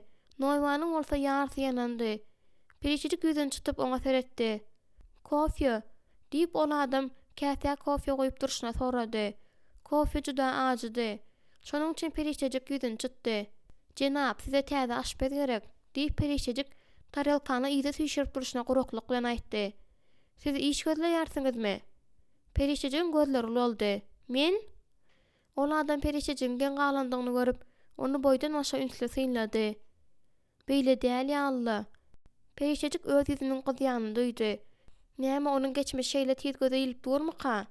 Näme onuň terjime haly bütün dünýä aňsatlyk bilen okar ýaly maňlaýyna ýazylgy durmaka?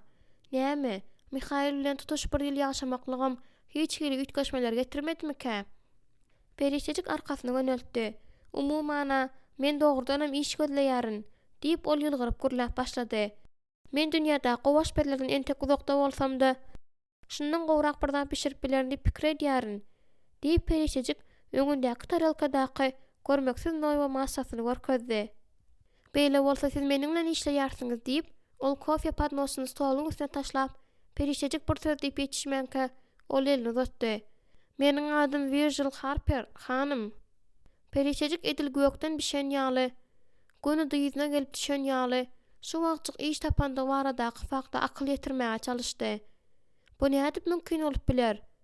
Bir minutçyk menezil ol näme etmelidigini we günni görmek üçin nädip gazanç etmelidigini titreme bilen oýlap tapmagy synanyşy otyrdy. Indi bolsa işi ugruna bolmady hojaýyn onu iş alýar. "Dura beriň" diýip perişejik elini çekenden soň onu saklady. "Maňa entek jaý tapmak gerek. Belki men hatda San Francisco'da galybam bilmerin. Size hiç sat gözlemek gerek däl hanym. Siz aşpez giden wadyna onuň otogunda ýerleşip bilersiňiz. Ol ýan goşlaryny ýygnap otýar. Siziň otogyňyz edil aşgananyň öňünde, meniň otogumyň ýanynda. Ören oňoýla oto. Gowkrawa adam bar, sandygym bar."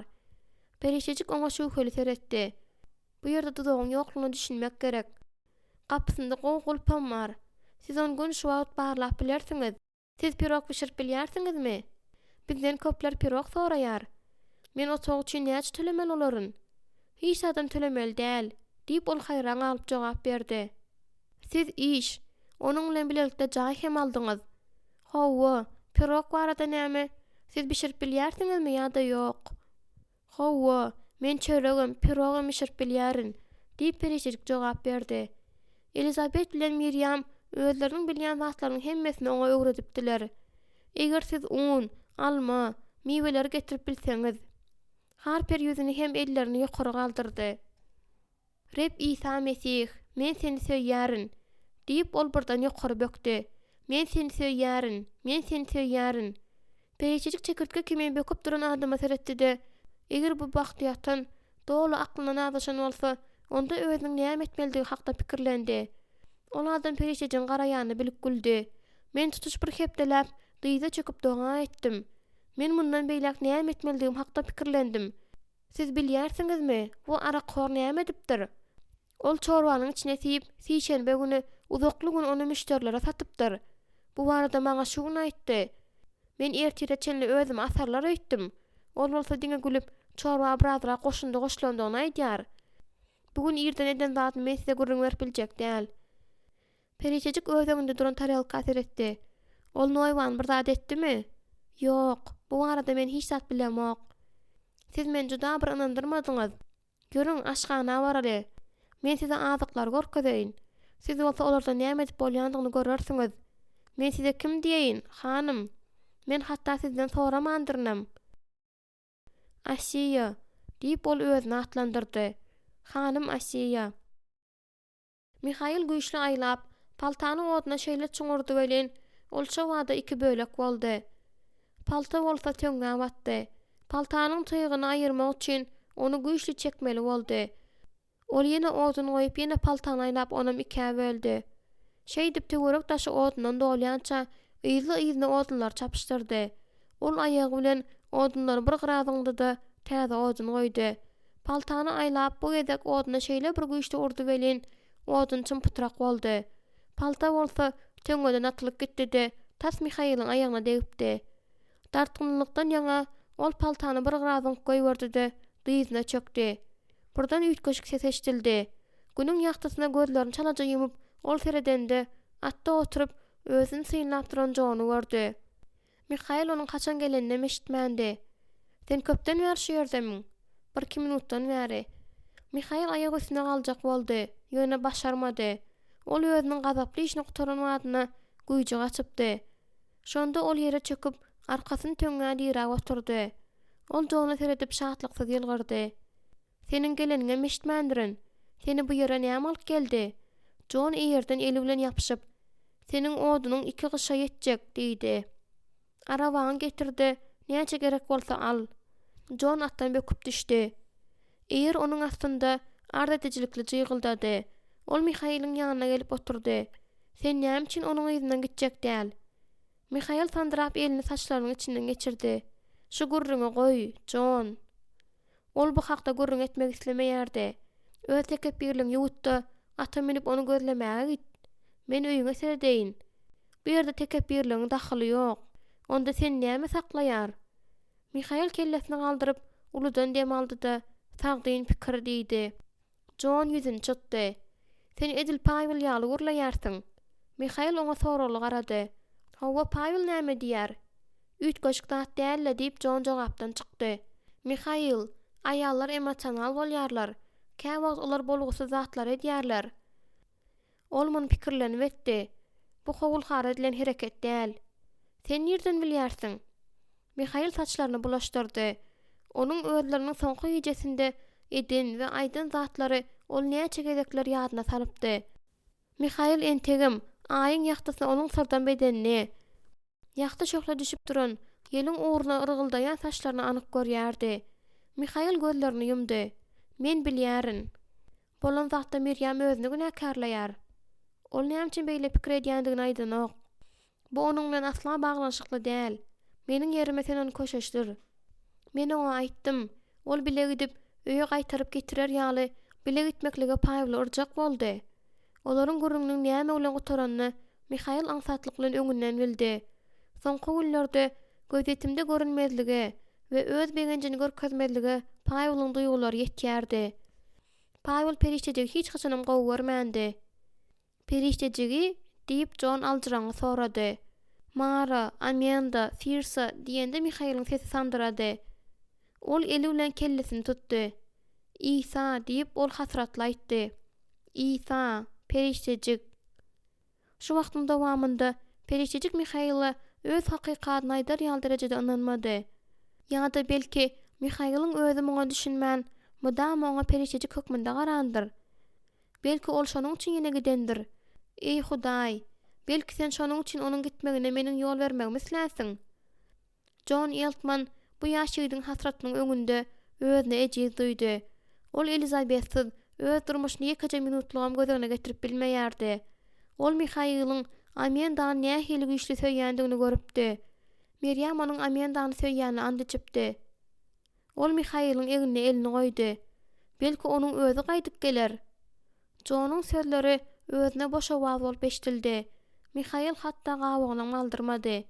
Men nähil hem bolsa bir kömek edip bilerinmi?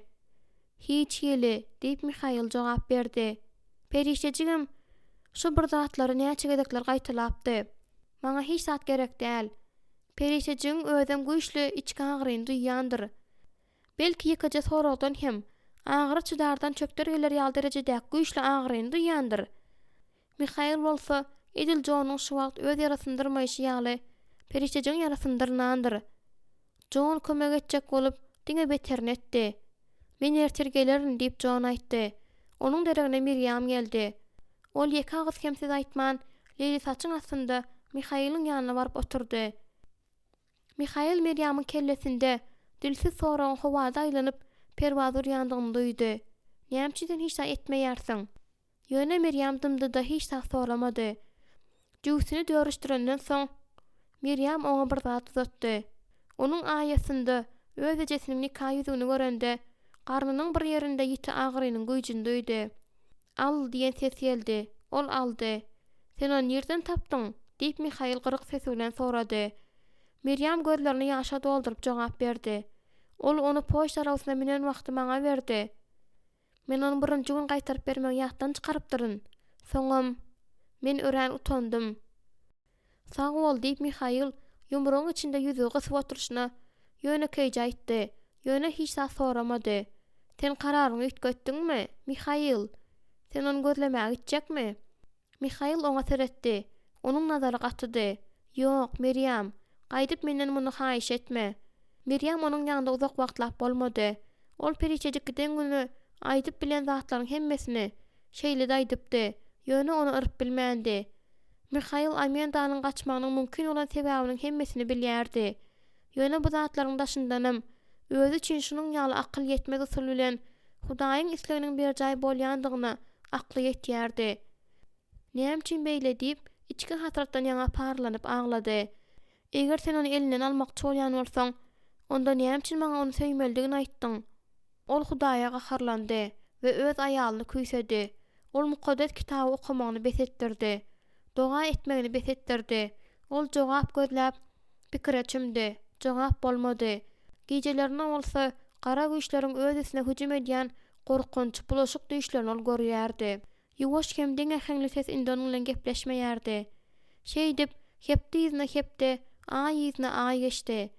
Hudaý edil Mihaýyldan gizlenýän ýaly syra açmak islemeýän ýaldym ýardy. Durmuş hasylsyz, içinden ýüremesi gitdigçe kynlaşan çöle urildi. Şonda ol ahyr soňy Hudaýa nal etdi. Näme üçin sen meni terk etdiň? Söýenim, men mydama, hatda döwürleriň ahyryna çenilde seniň bilendirin. Mihaýyl işiň diwana ritminde bar zat unutmagy edýän synaglaryny besetdirdi-de, indi Hudaýyň sözünden teselli tapmaga çalışdy. Men hiç zat düşünemok, Rebbim. Onu ýitirmeklik, bu özümiň ýarymymy ýitirmeklik ýalydyr. Ol meni söýýärdi. Men muny bilýärin. Sen näme üçin onu menden aldyň? Jogap derrew gelmedi. Pasyllaryň biri ýan ýerinde geldi. Meniň öňümde başga hudaýlar bolmaly däldir. Bu Mihaýylyň eşitmek isleýän zady däldi. Mihaýyl gahar duýdy. Eýsem, men senden başga birine tagzym etdimmi? Ol gaharlandy. Men bütün ömrüme seniň ýzyňa ýerdim. Hiç kim, hiç haçan seniň ýeriňe gelemedi. Diýip ol ýumrugyny döwüp möňürdedi. Men onu söýdüm. Ýöne ol hiç haçan hem meniň hudaýym bolmady. Mihaýyl gaýgydan hem gynançdan dogly sözleriň çaňwasyndan soň gelen ümsümlikde ol ahyr soňy eşitdi, hem düşündi.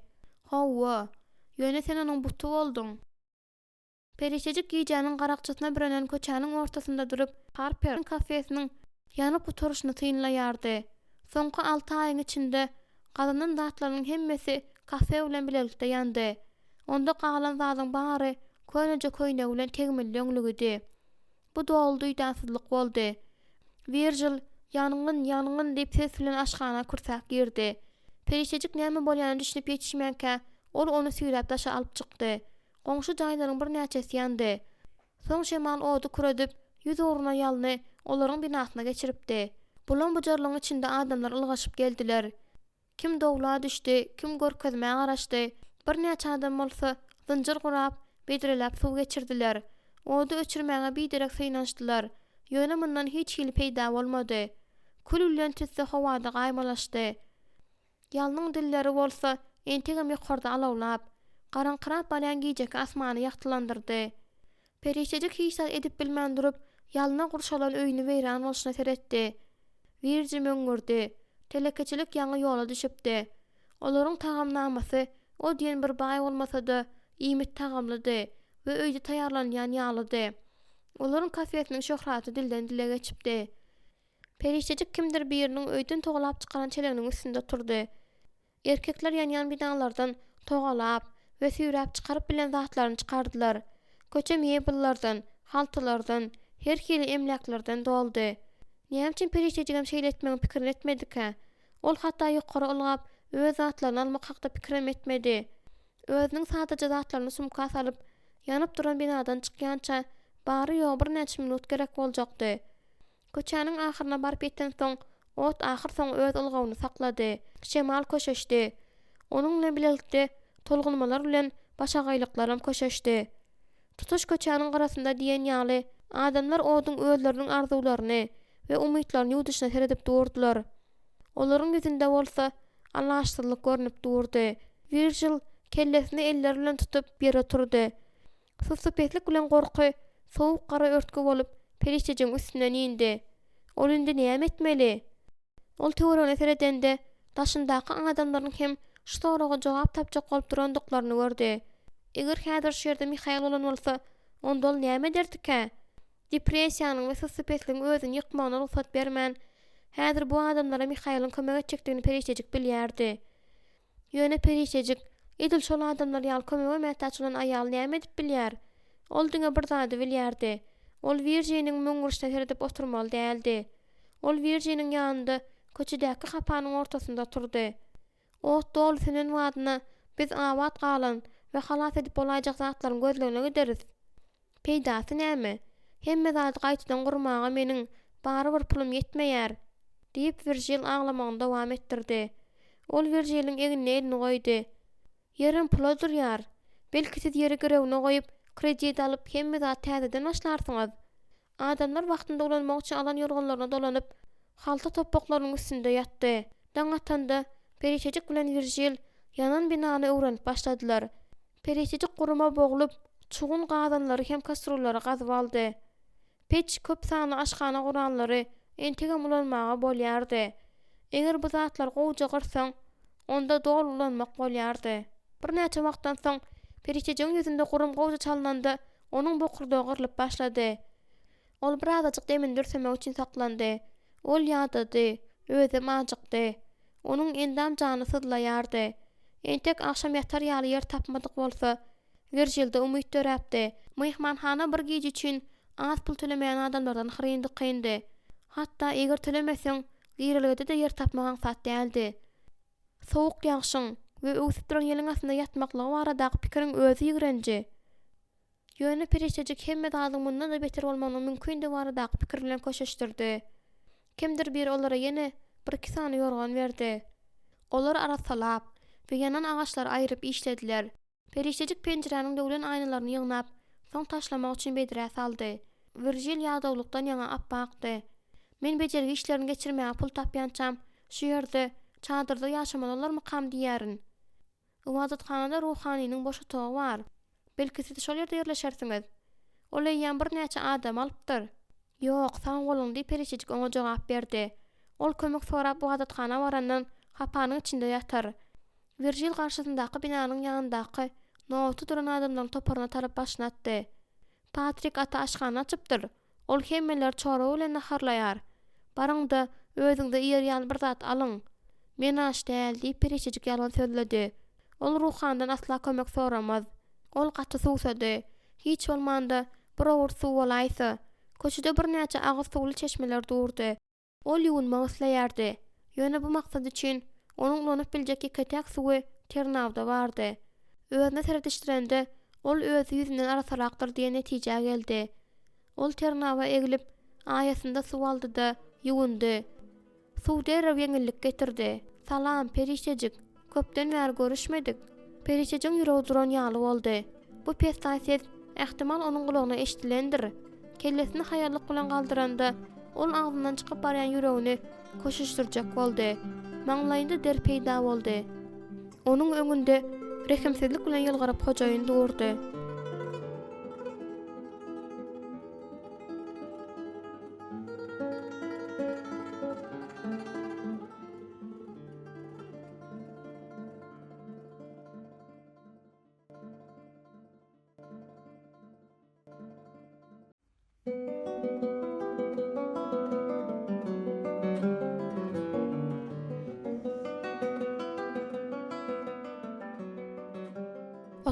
Bab.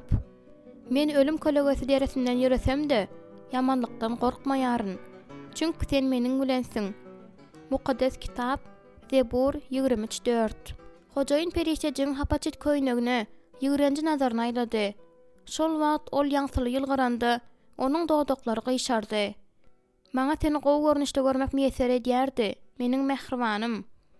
Oňa seredip duruşyna perişejik doňup galan ýaly boldy. Hojaýyn onuň ýanyna golay gelip, oňa elinde girende, perişejik özünde gowşaklyk duýdy. "Sen menden näçe uzak açsaň-da, saňa bary bir menden gizlenmek başarjak däl ýaly. Dogry dälmi?" diýip ol oňa baha berji nazaryny aýlady. "Hatda bir gat gurumyň astynda-da seniň ajaýyp aýaly öwrülenin görýärin." Soň ol ýanan bina seredip gyzyklandy. "Sen näme? Şu kejejik ýygrenji külbeleriň birinde işlediňmi?" Hojaýyn ýene oňa seredende perişejiň dil açyldy. "Men Harper'in kafesinde aşpez bolup işledim." Gorkudan ýaňa perişejik süňgüni saklap bilmedi. "Aşpez? Sen?" diýip ol güldü. "Oh, bu gyzykly zat, meniň mehribanym. Seniň iň gowy naharyň nämedi?" diýip gülmegini dowam etdirip durşyny ol ýanan jaýlarda dümtünşip ýören adamlara gözüne aýlady. "Men seni alad etdim. Sen özüňi jon ýaly, akmajyk bir ýigidi taparsyň diýip gorkdum." Onuň gözleri ýanan agaçlaryň üstüne egilip, hapalara aýryp duran Virjiniň arkasyna dikildi. "Munyň derine sen özüňe kiçijik emrejin tapypsyň." Perişejik bu garaýşy bilýärdi. Şonuň üçin bu ýerde bolan wagtynyň dowamında özüne diňe ýagşylyk edýän Virjiniň üstüne hopyň awanýana düşündi. Tolgunmadan ýaňa onuň aýalary derledi. Ýöne näme etmeli bolsa-da edip, hojaýynyň ünsini perişejige gowy kömek eden bu kiçijik adamdan sowmak gerekdi. "Sen elbetde Kaliforniýa diňe meni gözläp tapmak üçin uzak ýol söküp gelen dälsiň. Sen ören işli adam. Töwereňe seret, meniň mehribanym. Bu ýerde üstünlik gapanyňa degýändir." Onuň ýylgyryşy ýalaraýjy we ýaňsyldy. "Men öz paýymy almaga geldim." Virjil hojaýyny gördü-de, perişejiň duýduruş beriş nazaryny görmän olara tarap ugrady. Gaýtam ol ädimini tizleşdirdi. "Hemme zat gowmy hanym? Bu erkek sizi biňjalyk edýärmi? Bu görgüleňe näme hilkem bolsa, bir kömek edip bilen diýip pikir edýärmike?" "Hemme zat gowy, Virjil." Hojaýyn oňa sowuk ýylgyryş bilen ýylgyryp seretdi. "Sen näme üçin bizi bir-birimiz bilen tanışdyrmaýarsyň? Meniň mehribanym." Perişejik olary tanışdyrdy. Virjil bu ady ozal eşdipdi. Şonuň üçin indi doňan ýaly bolup durdy. "Siz bu adam bilen tanışmy, hanym?" "Biz perişejik bilen ören ýakyn, köne dostlar." Virjil perişejige garanda ol bir zat diýmeldigini, näde hem bolsa düşünişmeldigini duýdy. "Ýöne ol näme diýsin? Ören azadyk. Biz New Yorkda ören köp wagtyndan ozal tanışypdyk. O diýen öňem däl." diýip hojaýyn eýetçilik ähliginde garşy çykdy. "Meýdançanyň aňry tarapyndaky bina sizinkimi?"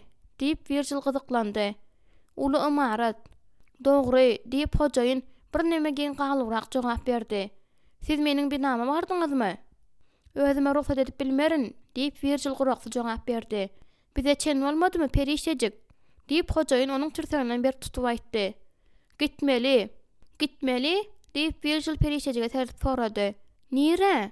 Bu siziň işiňiz dälmika diýip pikir edýärin?" diýip hojaýyn duýdurjak hende jogap berdi. Virjil edil özüniň 1,5 metr boýuna da bir garaş ýokurlanan ýaly bolup dikeldi. "Eger ol siziň bilen gitmek islemese näme?" Hojaýyn güldü. Perişejik Virjil'in özüni ýok etmegi kyn görmeýän hojaýynyň garşysyna çykyp perişejigiň tarapyny almaga taýarlanýany haýran galdy we tolgundy. Men diýip perişejik söze başlanmadyna öz tirseginde hojaýynyň barmaklarynyň bir kyslanyny duýup, eger häzir onuň bilen gitmese, onda Virjil'e ediljek zatdan gorkdy. Meni bagyşlaň Virjil. Görüli kiçijik adam aljyrady we kemsindi. Ol perişejige seretdi. Şol wagt perişejik edil oňa dönüklik eden ýaly bar hakykaty aýtman, ilki başdan haýynlyk eden ýaly duýdy. Perişejik dogrudanım öz durmuşynyň üýtgarına umyd etdimi-ka? Size özüňize täze bet tapmak gerek bolar, diýip hojaýyn sözüne oturdy. Ol öz bolmaly ýerine gaýdyp barar. Hanım, siz muňa ynamlymy? Gahardan ýaňa hojaýynyň gözleri garaldy. Bu kiçijik kafe eýesiniň hojaýyna garşy durup biljekdirin diýip pikir etme oňa yaramady. Onuň höttesinden hem Edil Johnny'nin höttesinden gelişme diýal etmelimi ka diýärin. O nähil Johnny? Diýip Virjil tutuşlugyna taýýar bolup batyrga gyzyklandy. Boyunun gysgadygyna seretmeden onuň batyrlygy ýeterlikdi. Onda ýok bolan zat bu sagdyn pikirdi. Ýok, diýip perişejik ýalvarjy ähengde goşuldy. Ha, işe diýärin hojaýyn. Men seniň bilen gidýärin. Sen şeýle mülakatly bolupsyň mehribanym, diýip hojaýyn onu öwdüde ýene Virjil'e hoşama ýylgyrdy. Siz näme, şu bölejik ýeriň eýesimi? Hawa, diýip Virjil teresaplyk bilen jogap berdi. Onu satmak isleňizokmy? Garaşma oturmaň. Hojaýyn güldü. Ýok, bolýarda. Eger siz guruluşy üçin pul gerek bolsa, onda geliberiň. Bu işin şertlerini ara alyp maslahatlaşarys. Eger perişejigi çalışmak babatda size kynçylyk ýüze çyksa, belki bu işde de kömek edip bilerim-käm diýärin. Hojaýyn keýip alýan ýaly bolup göründi. Sag boluň, diýip Virjil jogap berdi. Ýöne onuň hiç tatdydy. Hojaýynyň kömeginden peýdalanmajagy göze görnüp durdy. Hanym Asiýa, siz gitmek isleýändiňizde ynanýarsyňyzmy? Hanym Asiýa, diýip hojaýyn geň almakdan ýaňa gaşyny galdyryp we oňa seredip ýuwaşadan sorady. Hawa Virjil, men ynanýaryn, diýip ol jogap berdi. Hojaýyn onu edil gowy degişmäge gülýän ýaly gaty ses bilen gülüp köçe bilen alyp gitdi. Perişejik çykalygy oýlap tapmaga çalyşdy. Ýöne hojaýynyň onuň tirsegini gysyp duran berk eli onuň beýnisine ysmat eden ýalydy. Mihail, wah Mihail. Mihail perişejik üçin öň salonda söwüşipdi. Ýöne häzir ol onuň ýanynda ýokdy. Şonuň üçin perişejige hiç kim kömek etmeýär. Perişejik ýalňyzy. Hojaýyn bolsa onu berk tutup durdy. Şonuň üçin onuň perişejige gaçmaga ýol bermejekligi göze görnüp durdy. Şeýlelikde, sen durmuşa da çykypdyň da mehribanym. Munyň ýaly başdan geçirme saňa nähil ýarady? Ýa-da sen bary ýok ärlisirän bolduňmy? Hojaýyn onu Ullukan oýun klubyna getirdi. Stollaryň arasyndan geçende perişejik seresaplyk bilen töweregine garady. Bina kaşan görünýärdi. Umuman, hojaýyn daşky görnüşe hemişede üns berýärdi. Erkekler oňa salam berdiler we perişejige gyzyklanma bilen seretdiler. Ol bolsa kellesini ýokary galdyryp we diňe öňe seredip gitdi. Olar basgançakdan ýokary galdylar we owadan naşlanan koridordan ýörediler. Perişejik öz durmuşynda 3000-den gowrak mil uzakda eýýän munyň ýaly koridoryň bolandygyny ýatlady. Bu koridoryň aňry başynda özüne nämenin garaşýany ýa-da salanda özüni güýçli gorkynyň gaplaýandygyny duýdy. Gapyny açyň, hojaýyn onu öňde girizdi. Bulaşyp duran düşekde gara saçly owadan gyýdy ýatyrdy. Hojaýyn onuň ýanyna baryp ýüzüni urdy. Ol agyrdan ýaňa çirkin gyýgyryp oýandy. Ýok bol. Ýaşly oğly krawatdan böküp düşdi-de eşigini alyp kapydan çykdy. Hojaýyn perişejige ýylgyrdy. Indi bu seniň otagyň bolar. Ol seweşde taýyn bolup bilmedi. Näme mende saýlaw barmy? Entigem öňküň ýaly gödekde, diýip hojaýyn ýuwaşça gürletdi, onuň ýanyna geldi. Ol perişejigiň ýüzüni elleri bilen berk gysyp, onuň ýüzüne seretdi. Perişejik özüni terk etmeýän gorkyny gizlemäge çalyşyp, oňa çiňerlip garamagy synanşdy. Emma hojaýyny aldamak mümkin däldi. Hojaýyn onuň gorkmadyksyran bolýanyny bilýärdi. Şonuň üçin ol ýylgyrdy. Sen ýene-de öýde, mehribanym. Sen bolmaly ýeriňde we öz ornuňda. Sen bagtly bolmalysyň. Hojaýynyň eli azajyk aşağı düşdi-de perişejigiň bokurdagyny gassy. Sen asgyda ýaly görünýärsiň. Ýöne ýüregiň gorkan toşanyň ýüregi kimin gursuldaýar. Hojaýyn çilim çekdi-de perişejige tüsse bulduryň arasynda garady. Sen şeýle solgun mehribanym. Sen näme? Men sende agyrdyr edip bilerini öýdýärsiňmi? Diýip hojaýyn özü bilen ozal perişejik göde gürleşende, ýa-da nämedir bir zata garşy çykanda edişi ýaly atalyk aladatylan onuň maňlaýyna oşady. Gel, bu zatlar hakda soňra gurrun edeli bolýarmy? Diýip ol edil perişejik ýene kiçijik gyz bolan ýaly onuň ýaňyna çalaja tarpyldatdy. Mihail sowuk dere batyp oýandy. Perişejik onu çağırdy. Ol onuň ot ýalynlarynyň ortasynda duranyny we gaýta-gaýta özüni çağırýany gördü. Mihail herniniň jany etsede onuň ýanyna baryp bilmeýärdi. Ýöne oduň içinden geçip oňa tarap barýan gara şekli anyk gördü. Mihail sandırayan elleri bilen kellesini tutdy. Onuň ýalaňaç döşünden de rakdy. Ol sandıramasyny basyp bilmedi. Bu bary ýogu diýişli. Onu gurşap alan eýmenç duýgy şeýle bir agyrdy welin mundan ýaňa onuň ýüregi ulandy. Mihail doga edip başlady. Soň krawatyny turup öýden çykdy. Tizara daň atýar. Jahan ýaktylandan soň hemme zat gowy bolýar. Jahan ýaktyldy. Emma öňkü duýgy ondan aýrylyp gidibermedi. Şonuň üçin ol güýçli doga edip başlady. Ol öz aýaly üçin gorkdy. Ol ýerde ka? Gününi görmek üçin näme bilen meşgul bolýar ka? Belki ol açdyr. Onuň üstesine üçegi bir barmy ka? Ol şol ýerde nähil ka? Yekemi ka? Näme üçin adam senin ýanyna dolanmaýar ka? Nähildir bir erwet we howp salaja bir zat howada perwa durup ýören ýalydy. Mihail öz gursagyny garaňkylyň gurşap alýany fizik taýdan duýdy. Şonuň üçin munyň amenda hemde onda bolup geçýän bir zat bilen baglanşyklygyna şüphelenmedi. Şonuň üçin ol onuň üçin doga etmesini bes etdirmedi. Mihail özüniň ejizligini düşündi. Hatta perişejik agyr güne düşen bolsa-da ol hiç edip bilmeýär. Mihail onuň ýere dediğini we nähil kömege mätäçdigini bilmeýärdi. Ýöne barybyr ol hakda pikir etmegini bes edip bilmeýärdi. Ol öňküsi ýaly onu ören söýýärdi. Mihail hemişe özüni Hudaýyň ugrukdyrjakdygyny we gorajagyny anlanýardy. Onda näme üçin ol perişejik Hudaýyny bilmeýärkä? Sebäbi Mihail perişejikde imanyň ýokdugyny bilýärdi. Perişejik kapyny itdi. Ýöne ol ýapyldy. Ol penjereniň ýanyna baryp, owadan tutuýuny süýşürip daşarya seretdi. Penjeredene asla çykyp bolmaýar. Hojaýyn öz emlägini goramaklygymy damada güýçli üns berýärdi. Penjereden howlukmaç aýrylyp, özüne hojaýynyň etjek zadyny gözüne getirende ol şo wada derledi. Hojaýyn onu oýnap bilmeýär. Hoşniýetli maskanyň astynda atylyp çykmaga taýar bolup duran gaharyň we aralma isleginiň gizlenip ýatanyny perişejik düşünýärdi. Şonuň üçin hojaýyn onu bilgeçleýini ýeka goýupdy. Ol perişejigiň özüne nämäni garaşýandygy hakda oýlanyp, gorkudan ýaňa otogyň içinde iki baka urunjagyny bilýärdi. Bu gezek onuňky bolmaz, diýip perişejik pışırdady. Men ýene munyň bolmagyna ýol bermeli däldirin. Otogyň içine seredip, ol krawaty tertipleşdirip we bu ýer tertipleşdirip bilerin diýen karara geldi. Oňa näme de bolsa bir zat etmek gerekdi. Şeýdip ol gutulgusy zat hakda pikir etmedigi özüni mejbur edip bilerdi. İçeriğini tertipleşdirip bolandan soň perişejik penjereniň öňünde oturup öten geçen adamlarda ünsün jemledi. Gorky ýene kalbyna aralaşdy. Ol gözüne berk ýumyp gorkyny öçürmäge synanşdy. Mihail, maňa näme etmelidigini aýtsana. Perişejik Mihail'ın atydy işleýişde göz getirdi. Onuň dikelip, elinde çalgyny tutup duruşuna, özüne ýylgylyp seredýänini, edil hakykatdanam gören ýaly boldy.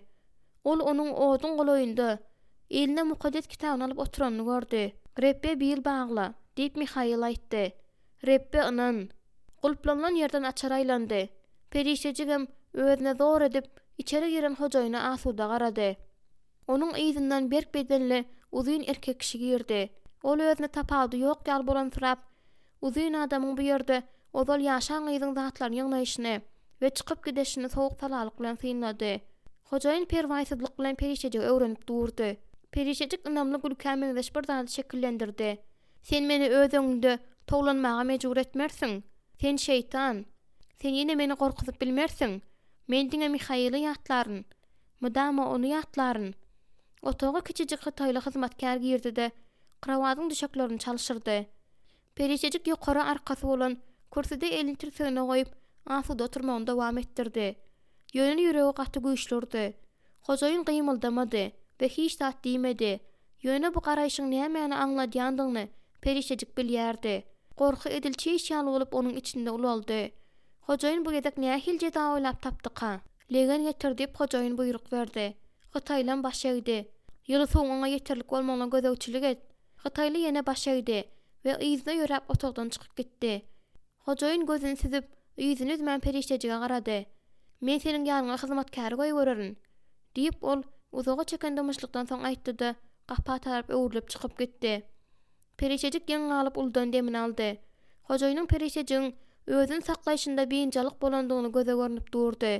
Oňa hiç haçanam hojaýyny aldamak başartmandy. Ýöne ondan bäri 3 ýyl geçipdi. Belki ol perişejiň mekirligini undandyr. Ýöne munyň ýagdaýyny kynlaşdyrmagy mümkin. Oňa çykarmaga kömek etmek üçin ýaşadyk hyzmatkar gyz geldi. Ol 13 ýaşdan uly däldi. Perişejik onuň hojaýynyň oýnaşy däldigini, ýöne ozal bolan bolmagynyň mümkinligini düşündi. Ol ýeterlik derejede özüne çekijidi. Ýöne gyjagadyny hojaýyna degişli bolan wagtynda onuň ýüzünde çalnanan reňkin bolmalydygyny bilýärdi. Bu wagt onuň egninde açyk reňkli köýnegi we örülgi saçynda lentasy bardy. Bu gyjagadyň dowdaklary we ýangaklary reňklenendi. Saçlary ýalaňaç, hor eginjikleriniň üstünde bir denzilip edilik goýulypdy. Onuň nazary dowdaky başdan geçiren adamyň nazarydy. Negsagarjylykdan dowlan perişejik ýaşaçyk hyzmatkara ýylgyryp seretdi. Seniň adyň näme? Şeri diýip gyjaňyz perişejiň çit köýnegini we içki ýupgasyny gapynyň aňyrsyna doňup duruşyna jogap berdi. Men eşiklerim ýuglandan soň olara ýyzyn almak isleýärin. Hojaýyn olaryň maňa buyruk berdi. Sen mydam oňa gulak asmalysyň. Perişejik öz ýararly gyjagaza bir kynçylygyň bolmagyny islemedi. Sen onuň bilen bile Kaliforniýa geldiňmi? Men bilen ýene 3 gyz geldi diýip gyjagaz sow warlap durka jogap berdi. Ol gaty gyzgyn däl, siz ýuwunyp bilersiňiz. Perişejik özüniň köýnelkiden içki geýimini çykardy. Gyzgyn suwly legene çümüp ol uldan demini aldy. Mundan soň näme bolsa-da hiç bolmanda arasaja bolup ýuwunan bolýardy. Hiç bolmanda daşyndan. Sen bu ýerde köpden bäri ýaşaýarsyňmy? 8 ay diýip gyjagaz jogap berdi. Perişejik ýüzüni çytdy. Görüp otursa şunça wagtlap ol hojaýynyň bary ýok bir näçe ýaralykda ýaşapdyrda. Bu arada pikirim etmändir. Belki bu ykbaldyr. Ýöne olar bary bir duşuşdylar. Siz ören owadan diýip şeýer aýtdy. Perişejik gyjagaza syssypetlik bilen seretdi. Senim. Şeýle solgun ýüzlüje, gorkudan dogulmagy gözlüje eýjejik gyjagaz. Onuň ýüregi duýgudaşlykdan doldy. Siziň kelläňiz ýuwmagy isleýärsiňizmi? Diýip şeýeri sorady. Meniň isleýän zadym şu ýerden gitmekdir. Şeýeri giň alypdan galdy. Perişejik hem özüniň sadylygyna ýylgyrdy. Ýöne bu mümkin däl ahyry, dogry dälmi? Diýip ol gyjagazyň elinden gupka bilen lavanda suwuny alyp başga ýekaja sözdem aýtmady. Birden gapyny kakman hojaýyn içeri girdi. Şeýeri duýdansızlykdan ýaňa böküp düşdi-de gyzardy. Perişejik gyjagazyň elinden tutandy. Onuň nähili sowukdygyny duýdy. Hojaýynyň elinde bir näçe tany atlas köýnek bardy. Ol sahylygyny gorkazyp olary krawatyň arasyna goýdy. Şeýeri, bizi ýeke goý. Gyjaga sessiz çykyp gitdi. Aňyry başyna çen dartgynlaşan perişejik erkini ýumrugyna ýygnap, edil hojaýyn boş ýer ýaly ýuwunmagyny dowam etdirdi. Hojaýyn onu synlady.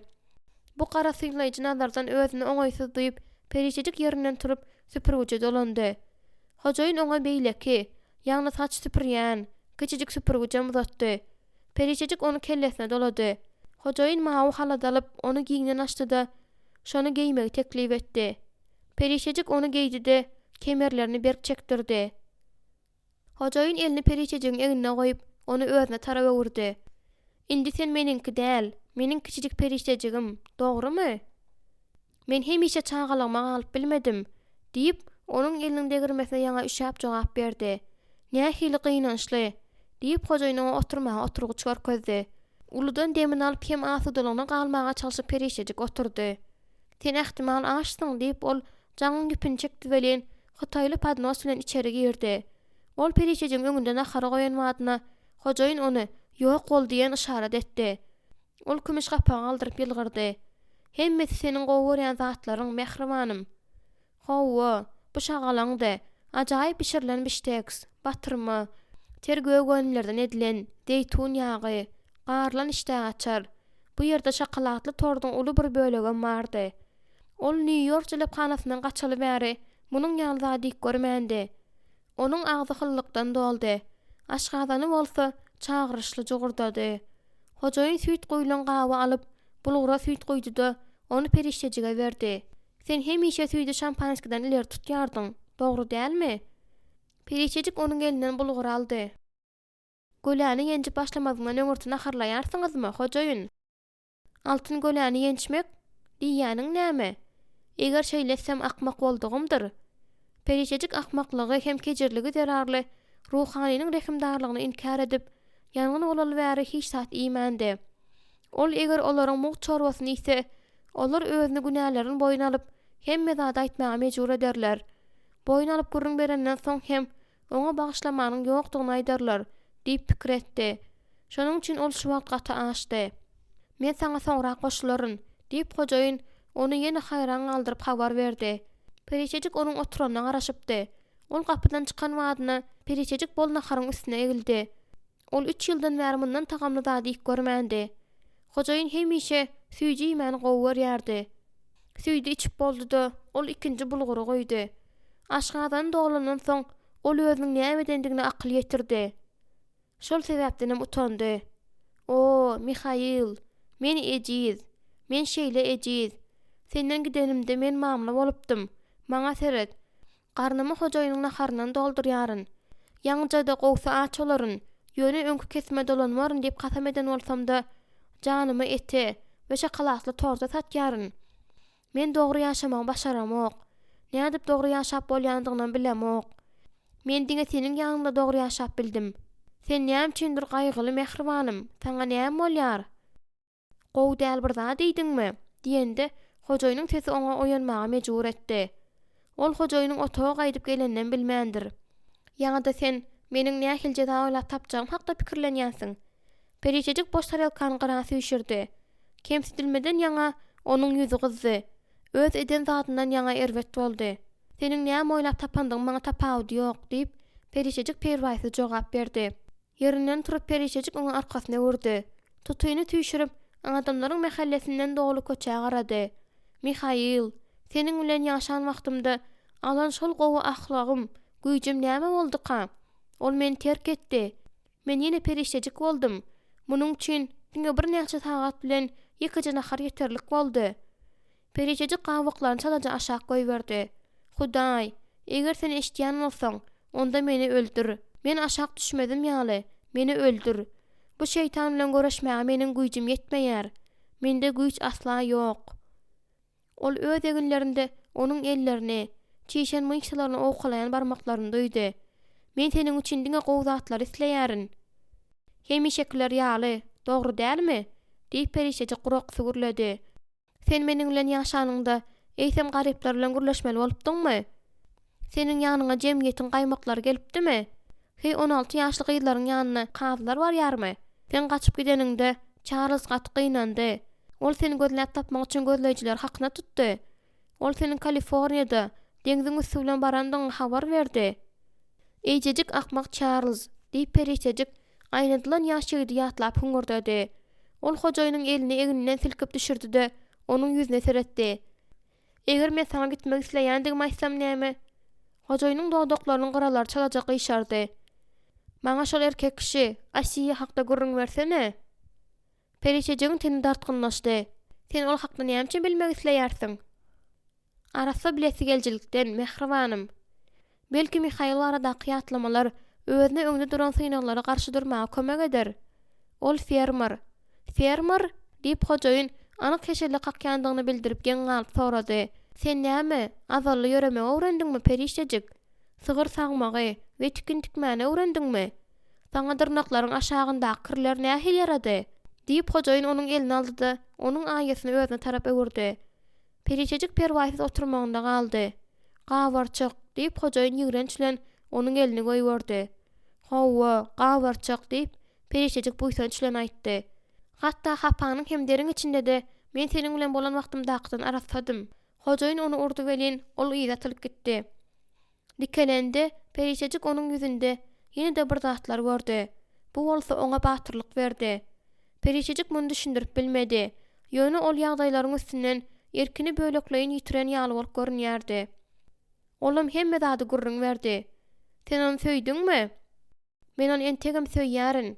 Men onu hemişe söýerin. Ol meniň durmuşymdaky ýeketäk ýagty tegmeldir. Şonuň üçin men onu ölýänçem söýerin. Hojaýynyň ýüzi garaldy. Sen ölmäge howlugýarsyňmy? Etmekçi bolýan zadyň ediber, hojaýyn. Özüňe lezzet berýän zat et. Sen mydama lezzet almagydyr jaşýardyň gerek, diýip ol täze urwa garaşyp duruşyny ýene aňyrsyna urildi. Ýöne ol munyň ýaly zat etmedi. Perişejik bile süýeljilik bilen oňa seredip krawadyň garasynda turdy. Häzir şol ýagşylygyň hem batyrlygyň gowhery nirede? Diýip hojaýyn gyzyklandy. Fermada diýip ol jogap berdi. Belki häzir Meryem ikisi biri-birini ahyr tapandyrlar. Sen ondan gitdiňmi? Hawa, men ondan gitdim. Hojaýyn kanagatlanma bilen ýylgyrdy. Ýüregiňe düşdümi? Ýok, Mihail çağa edinmeň arzu edýärdi. Biziň ikimiziň hem bilişimiz ýaly men dogrup bilmeýärin. Perişejik bu sözler aýdanda ýygrenji gizläp bilmedi.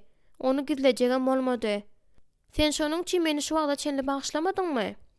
Men Mihaila özümiň dogrup bilmeýändigimi we munyň sebäbini aýtdym. Ol bolsa munyň özü üçin hiç zat üýtgetmeýändigini aýtdy. Şeýlemi? Hawa, ýöne bu men üçin köp zat üýtgedýär. Men onuň öz münasip bolan we isläm zatlarynyň hemmesini almagyny isledim. Her bir indik sözden ýaňa hojaýynyň ýüzi gitdigiçe gatady. Perişejik ýakynlaşyp gelýän howpy äsgermezçilik etdi. Ol Mihail hakda, diňe ol hakda pikirlendi. Bu meniň birinji gidişim däldi. Men başga hiç zat edip bilmeýän olanymda oňa durmuşa çykdym. Soň mümkinçilik bolan wagtyna gitdim. Men onuň bilen umumlygyň bolmagyny islemedim. Men gaýdyp baryp işlem pulum almak isledim. Men baran wagtymda telepana ýok eken. Ol ýanypdyr. Hojaýyna ýal bolsa gidipdir. Hemme zat meniň bir salonyň hojaýyna işläp başlamagym bilen oturdy. Ol ýerde men seniň gurrun edýän adamlaryň, ýa-ni jemgyýetiň pes hatlarynyň adamlaryny özümde synak gördüm. Meniň nire dediğimi bileninde Mihail'in nämedenini sen bilýärsiňmi? Ol gelip meni alyp gitdi. Biz ol ýerden gidip bilermiz ýaly ol uruşdy. Ol meni ýene öýüne alyp gitdi. Ol meni bagşlady. Hojaýyn onuň alkymyndan tutdy. Sen meniň şeýle etmändigimi aýtjak bolýarsyňmy? Diýende onuň gözleri ýaldyrady. Ýa-da sen özüň bir näçe gezek menden gaçanyňy, meniň bolsa seni öýe gaýtaryp alyp gelip hemişe bagşlandym ýadyňdan çykardyňmy? Ol alkymyny aýyrdy da onuň gözlerine seretdi. Sen meni bagşladyňmy? Men seniň öz hususiýetiň boldum. Sen meni öz emlägiň hasapladyň. Gowja baha satyp bolýan bir zat we ulanyp bolýan bir zat hasapladyň. Mihail meni söýdi. Sen bolsa hemişe meniň janyma eýesiň öýdýärdiň. Mihail bolsa maňa hiç kimiň eýe däldigini suwd etdi. Hiç kim diýip hojaýyn ýaňja uran ýerindäki gyzyň tegmiline mulaýymlyk bilen elinde girdi. Eýsem sen bu ýerde özüň öýüňde ýal duýmaýarsyňmy? Perişejik. Sen gowy iýmeti, gymmatly gowy eşigi, kaşan gurşagy, üns berilmän küýsemediňmi? Perişejik buýunjalyk duýdy da onuň ýylgyrýanyny gördi. Men seni tanaýaryn, diýip perişejik dowam etdirdi. Seniň gozgulaňlaryňa garamazdan derden ýepek sypyrlyp düşse gowy görýärsiň. Taňa şahsa hyzmatkar hyzmat etse gowy görýärsiň. Hojaýyn stoluň üstünden boş süýt gabyny götürdi. Sen süýdi gowy görýärsiň. Hojaýyn onuň ýüzüne ýylgyrdy. Perişejiň ýüzi ýandy. Hojaýyn onu kemsitmek bilen gazaply lezzet alýardy. Men seniň öz ýanyňa gelen erkekler bilen oýnaýyşyňy syňlaýardym. Olar edil seniň elingdäki palçyk ýaly bolýardylar. Olar saňa özleri oýnadýardylar. Bu saňa meniň üstümden ykdyar berýärdi. Hawa, diýip ol höwesinden boyun aldy. Uly güýç hem kuwat. Hojaýyn elini uzadyp onuň kellesini ýokary galdyrdy. Maňa sen ýetmezçilik etdiň. Maňa seniň berýän ykdyýaryň ýetmezçilik etdi. Sebäbi ýanyňa gelýän erkekler seniň gözleriň öňünde baş eýýärdiler. Şonda bolsa olar doly meniňki bolýardylar. Menem olardan ýüpişip bilýärdim. Menden biýdin hiç kimiň saňa el degirmäge haky ýokdy. Mihail seniň gadagan etmäňi bozdy. Perişejik onuň gözlerinde gahyr çykanaklaryny gördü. Geň göräýmeli, perişejik gorkmaýardy. Onuň içinde asudalyk akýardy. Mihail baradaky pikirler onu batyrgaýlykdan doldurýardy. Ýöne ol bu batyrgaýlygyň uzağa gitmejekdigini bilýärdi. Tizara hojaýyn işe başlaýar. Ýöne ol magawany meňzeş däldi. Ol öz erkini yitirmeýärdi we hiç haçan öldürmeýärdi. Hojaýyn ýerinden turdy. Men seniň ýeki gözüň galdyrýaryn mehribanym, dynjyň al. Men gaýdyp gelerin. Soň biz gürrüňmizi dowam etdireriz.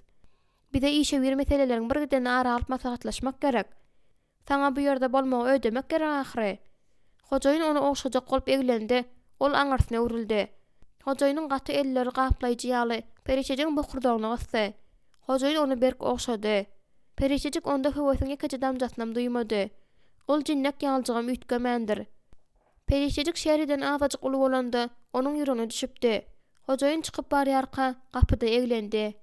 Ýogsa da perişejik, eger seniň şol Mihaýlyň ýygyňdan gelse, men onu edil janyny öldürüşim ýaly öldürerin, diýip çalaja ýylgyrdy. Sen olsa seredip durarsyň. Perişejiň aýgyrtlylygy şo wada gaýyp boldy. Hojaýyn onuň ýüzünde gorku gördü, ýene-de ýylgyrdy. Perişejik gulpyň içinde aýlanýan açaryň sesini eşitdi. Krawada özüne goýberdi.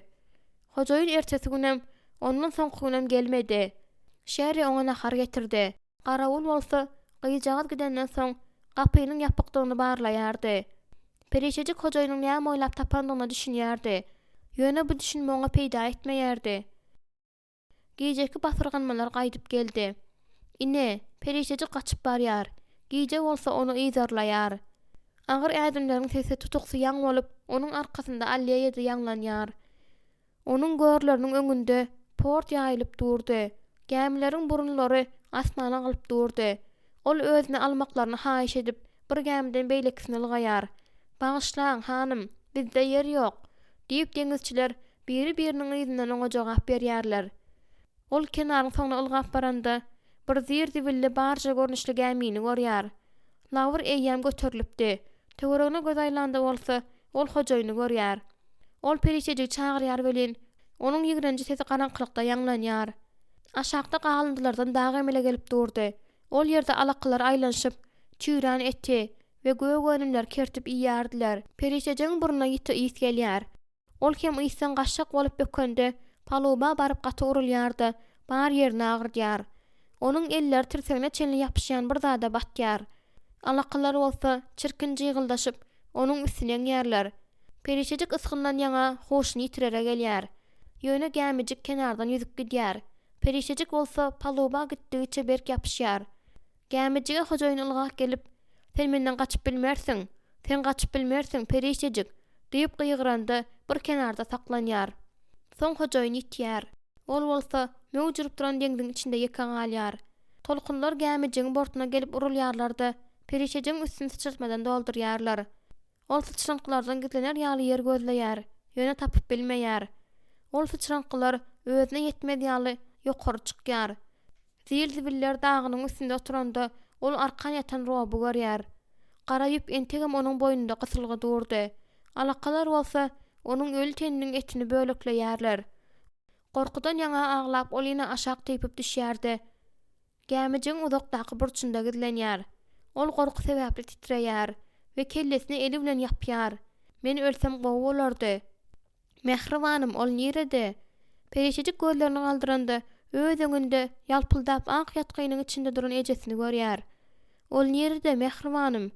Meniň tesbihim nirede? Perişejik zibilleriň içine onu tandyrap tapjak bolup girýär. Men onu taparyn eje, hökman taparyn. Perişejik zibilleriň içinde bir zady ýiti ýaldyranyny görüp oňa elini uzatýar. "Ine ol, men onu tapdym eje." Gemijik tolkunlarda ýokary galyp, güýçli gyşarýarda zibil dagy deňdiň içine uçup gidýär. Perişejik tesbihini tutjak bolup ýykylýar-da gyýgyrýar. "Ine!" Oňa tesbihiniň monjogyny barmagy bilen tutmak başardýar. Ýöne ol onuň elinden sypyp, möwjurup duran deňde uçup gidýär. Perişejik özüniň gitdigiçe aşak düşýänini, ahyr soňa bortdan daşa zyňylýany duýýar. Ol näme-de bolsa bir zady ýapyşak bolýar. Ýöne töwerekdäki zatlaryň hemmesi şepik bolup durdy. Şonuň üçin hiç zat onu halas edip bilmeýärdi. Onuň ýapyşan zatlaryň hemmesi elinden sypyp gidýär. Ol agaç bölejiklerine ýapyşanda sowuk suwa düşýär. Ol kenara ýüzüp ýetjek bolup çapalanýar. Ahyr soňa barmal ýerine baryp ýetende deňiz köşeşýär. Ol kenary görýärdi, oňa ýüzüp barýar. Çägäniň üstüne çykanda ol özüne ýapyşan dibilleriň agramasynda aýag üstünde zordan durýar. Iki ýana oraň atyp barşyna Ol tezara surnup bikilýar. Onuň dersini edil şol ýaşly oğlynyň çagasynyň hyýaly gorkunç yaralar we iriňler gaklyklap iýipdi. Gözlerini galdyranda ol atyda duran Mihaily görýär. Pestaýja Çemal Mihaýlyň töweregindäki tulla kimin buğdaýy ygşyldadýar. Howa arasynda hem süýjüm tükdi. Onuň ýanyna eline çağa alyp Miryam gelýär. Emma ol oňa sir etmeýär. Amenda diýip gygyrýarda Mihaýl oňa tarabyl gaýar. "Ýok, Mihaýl, git, meniň ýanyma gelme." Perişejik özüne elini degren madyna Mihaýlyň hem başyny aýanyna çenli onu iýýän ýara örtüljekdigini bilýär. Emma Mihaýl oňa gulak asmaýar. Ol perişejige golaýlaşýar. Perişejik gaçardan juda ejiz. Ol öz bedenine seredende et bölekleriniň gaçýanyny görýär. Mihaýl ikirjiňlenip durman onuň ýanyna gelýär. Ol şeýle bir ýakyn gelýär bilen perişejik hatda onuň gözlerine görýär. "Ey Hudaý, maňa ölmäge ruhsat et. Mihaýl üçin ölmäge ruhsat et." "Ýok" diýen ýuwaş sesi perişejige jogap hökmünde eşdilýär. Ol öz öňünde duran Mihaýly görýär. Mihaýlyň ýüreginiň ýerleşýän ýerinde kiçijik otçaga ýanyp dur. "Ýok, söýenim." Mihaýlyň dodaklary ýumulup dur. Bu onuň sesi däl. Otçaga Mihaýlyň bütün bedenini gurşaýança gitdigiçe ulalýar hem ýaktylýar. Soň nur Mihaýldan aýrylyp perişejige geçýär. Şonda perişejik beýik hem şöhratdan dolu bir adamy görýär. Ol adamdan çykýan nur ähli ugurlara akyp durdy. "Sen kim?" diýip perişejik gorkup pişirdaýar. "Sen kim?" "Yahwa el Shaddai, Yahwa Makades, el elyon el olam aleyhim." Köne ähde Hudaýyň gadymy Grek dilinde türlü atlar duş gelýär. Bu atlar "Men bar bolan, gudraty güýçli Hudaý, nurlandyrjy Rep, Perwerdigar, ebedi Hudaý, Rep Hudaý diýmegi aňladýar." Atlar edil saňat kimin akyp perişejigiň ganyny doldurýar, bütün durkuny pürepürleýär. Ol gorkup tandyraýar. Şol sebäpden ýerinden gymyldap bilmeýär. Ol elini uzadyp oňa elini degirýär. Şonda perişejik ýylylygyň özüni doldurýanyny duýýar. Gorkup bolsa gidýär. Ol öz bedenine seredende özüniň arasalan ýandygyny we ak geyim giyinenini görýär. "Diýmek men ölüpdirin. Ýaşamak üçin öldüň." Perişejik gabagyny galdyranda şol öwüşini atyp duran adamyň onuň yaralaryna örtülenini görýär. Ol "Ýok" diýip gyýgyryp möňürýär. "Ey Hudaý, meni bagyşla. Men günäkär. Men muny iýine aljak. Men hemme zat ederin." Ýöne ol elini uzatan wagtynda yaralar gaýyp bolýardy. Ol adam ýene öňküsi ýaly onuň öňünde kämil bolýar. "Men ýolduryn, Sara, meniň iýdime düş." Ol oňa tarap ýöreýär. Birden gök gümürdisi ýanglanýar beli perişejik garaňkylykda oýanýar. Perişejik gymyldaman pataloga serdip ýatyr. Ýüregi de uly gürsüldi bilen urýar.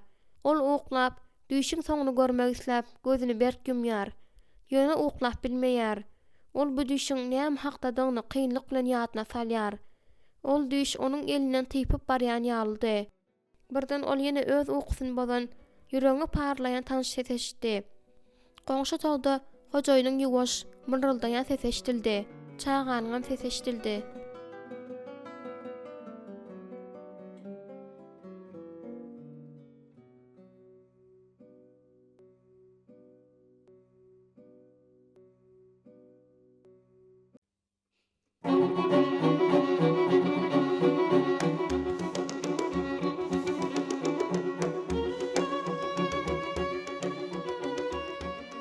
Otuz birinci bab. Emma indi, ey Yakup, seni yaradan, ey İsrail, seni döreden, Rep şeýle diýär. Gorkma, çünkü men seni azad etdim. Adyňy tutup çağırdım. Sen meniňkisin. Mukaddes kitap, İşaya peýgamberiň kitaby. 43:1. Paýul gowsy dağa gaýdyp gitmek diýen kararyna geldi. Ol Miryamyň ýanynda bolup, däldiremen bilmeýärdi. Hemişe Miryamyň Mihaýlyň öýüne barýanyny görenden sosupetlik bilen altyn gazyp aktarmanyň agyr zähmetini çekenin gowudur. Ýöne derur bolan zatlaryň hemmesini satyn alar ýaly oňa pul gerekdi. Ol tekep birligini ýuwdup, ýerini satma niýeti bilen Mihaýlyň ýanyna urady. "Men ýer üçin gaty köp soramaýaryn. Maňa başlangyç üçin ýetse bolýar. Ol gowy ýer. Ol her neneň bolanda da seninki bolmalydyr. Öňkü gezek gidenimde Sen oňa teredipdiň ahyry. Meniň işlerim gaty bir gowy denok diýip Mihail teklipden boyun gaçyryp aýtdy. Ýazgy hasla garaş. Soň eger gerek diýip pikir edýän bolsaň, gazanyň alda gidäý. Yer seniň gaýdyp gellerine garaşar. Mihail, men gaýdyp gelmegi planlaşdyramok. Bu gedek ýok. Mihail onuň egine elini goýdy. Sen näme üçin özüň horlaýarsyň? Özüňi kä o ýere, käde bu ýere urýarsyň? Pavel onuň elini ödeginden tilkip goýberdi. Sen näme üçin hiç haçan gaýdyp gelmejek jelebe garaşýarsyň? diýip biri birine soňundan öküner ýalwatlar aýtmagy ýetişmän käler gitmäge howlup garşylykly sorag berdi. Indi Pavel John Eltmanyň ýanyna barmakdan başga alaç galmandy. John onu içerik çağırdı. Elizabeth çağasyny uğrap otyrdy. Miriam bolsa oda awanyp gaýnap duran çorwany bulaýardy. Miriamyň garaýşyndan ýaňa onuň ýüregi tolgunmaly urdy. Miriam dikkelip oňa ýylgyrdy welin, ol diýillarynda ejizlik duýdy. "Otur Pavel" diýip John onuň arkasyna kakap teklip etdi. "Biz seniň bilen köpden bäri görüşmedigem." Pavel ýene-de gözüni Miriam'a tarap aýlady. Onuň hamir ýaýyşyny, böleklere bölüp çoýun pratiwna goýuşyny synlap oturşyna ol oýlandy. Johnyň ümsün bolmagy onuň ünsüni ýene özüne çekdi. Elizabeth ýylgyrdy. Pavel ýüzüniň gyzyp başlanyny duýdy. "John, men sana öz ýerlerimi teklip etmäge geldim." diýip Pavel gözüniň gyýtagy bilen özüne Miriamyň nähil garaýanyny gördü. Pawel'ın her bir myşsalar dartgynlaşdy. "Men daha gaýdyp gitme kararyna geldim" diýip ol habar berdi. John gaşyny galdyrdy. Elizabeth ýüzüni çytdy. "Bu gaty garaşylmadyk çözgüt Pavel." "Ýok." Pavel ýumruklaryny bukyna tutup duran Miriamyň özüne garap duranyny Pavel ýeň sesi bilen duýdy. "Sen muny gowjy ölçerip dökdüňmi?" diýip John gyzyklandy. "Sen ol ýerlere näçe zähmet siňdirdiň?" "Men hemme zady ölçerip dökdüm. Men özüm fermer bolmak üçin dogulmandyr" diýip hasaplaýaryn.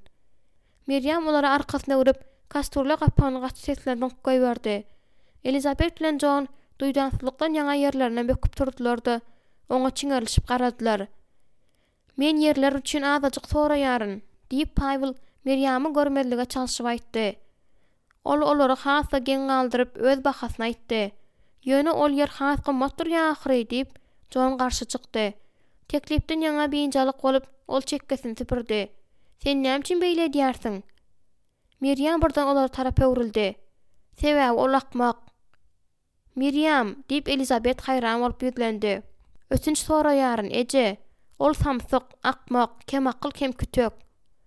"Hany beset" diýip John onuň sözüni böldi. Ol gahardan ýaňa garalyp kursiden turdy. "Pavel biziň myhmanymyz." Miriam Pavel'a garady. Onuň gözleri soluk, ýangagyndan syrygýan göz ýaşdan ýaňa ýaldyrady. "Bagyşla kaka, men dogrudanam öz ýerimi unutdum. Meni bagyşlap beriň, haýyş edýärin." Ol howlukmaşlyk bilen otagyň içinden geçip, eginde ýalygyny atynda gapyny açdy. Iýde serdi Pavel'a bakdy. "Bol, hereket et. Öz daglaryňy we altynyňa tarap olga." Daşary olgap çykyp gapyny tarkyldadyp ýapdy. Pavel gymyldaman gaýgyla turdy. Ol onuň ýzynyň gidip hemme zat düşündirmek istedi. Ýöne ol näme diýsin? Onu söýýändigini, şol sebäpdenem aklyna adaşýandygyny aýtsynmy? Mihail'ın ahyr soňy perişeje unutjakdygyny, Miriamyň hem oňa hökmen garaşjakdygyny aýtsynmy? John ýene kursida turdy. "Men üçinçi soraýaryn. Oňa näme bolýanyny men bilmedim. Onuň öz aýdýan zatlaryny gözüňe tutmany men ynanýaryn" diýip Elizabeth hem goşuldy. "Bu başgaça bolan bolsa gowy bolardy." "Hawa, John näme diýersiň? Ol ýer satyn aljakmy? Ýa-da men şähere gidip alyjy tapmagy synanşaýynmy?" Pavel bu ýerden näçe tez gitse, şonça da gowdy. John gaşyny tutup, "Seniň teklibiň hakda pikirlenmäge maý ber. Hepdäniň ahyrynda men öz gelin kararym hakda seni habardar ederin." Tutuş 3 gün geçdi. Pavel ýene 3 gün sabr edip bilermike? "Sag bol" diýip Pavel turdy. "Bize tiýden gelip dur" diýip John Pavel'ın egine elini goýup hem gapy açyly uğradyp aýtdy. "Her näme bolsa-da bilip goý, sen bu ýerde arzyly myhmansyň." Olar howla çykdylar. Eger Miriam'a bir zat beýinjalyk edýän bolsa, ol tiz ara düzeler. Pavel Miriam'yň meýdanyň içi bilen Mihail'in öý tarapa barýanyny gördi. "Megerem şeýledir" diýip ol gaýgyly ýylgyryp aýtdy. Gurruňy bir näçe günden soň dowam ederiz, John, diýip ol şляpasyny giyip gitdi. Sen bu zatlaryň hemmesi hakda näme pikir edýärsiň? Diýip John öýüne gaýdyp gelende Elizabetden sorady. Sen bilýärsiňmi, John? Amendagi deli bäri, men töwerekdäkilerin hereketlerinde men sagdyn manyny görmegi bes etdim. Olar Meryamyň gaýdyp gelerine sabarsızlyk bilen garaşdylar. Olar onuň özlerini syryna ynanana umyt etdiler. Eýýam garaňky düşdi. Meryam bolsa uzak wagtlap gelmedi. Biz biňjalyk boldyk diýip Elizabet gyzyna duýdurdy. Olar Meryam beýle uzak eglener diýip pikir etmändiler. Sen nirede boldun? Diýip John hasaba talap etdi.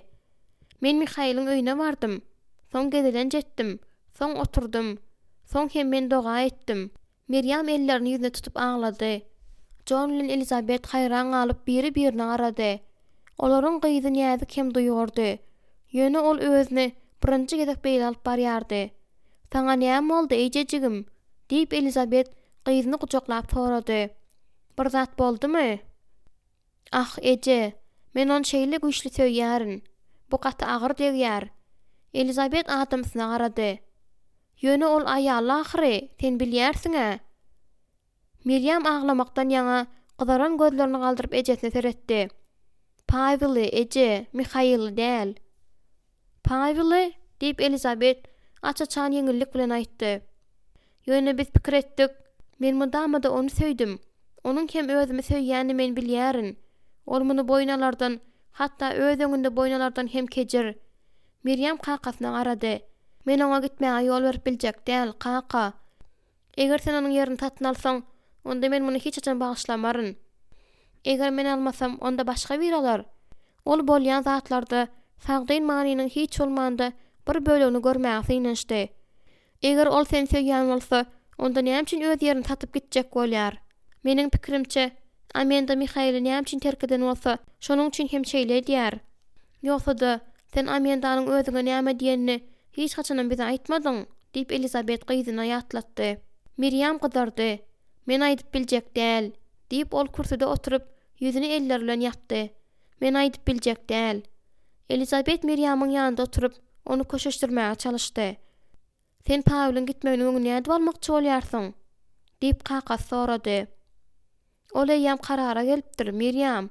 Şonuň üçin ol gider. Meryam kakasyna seretdi.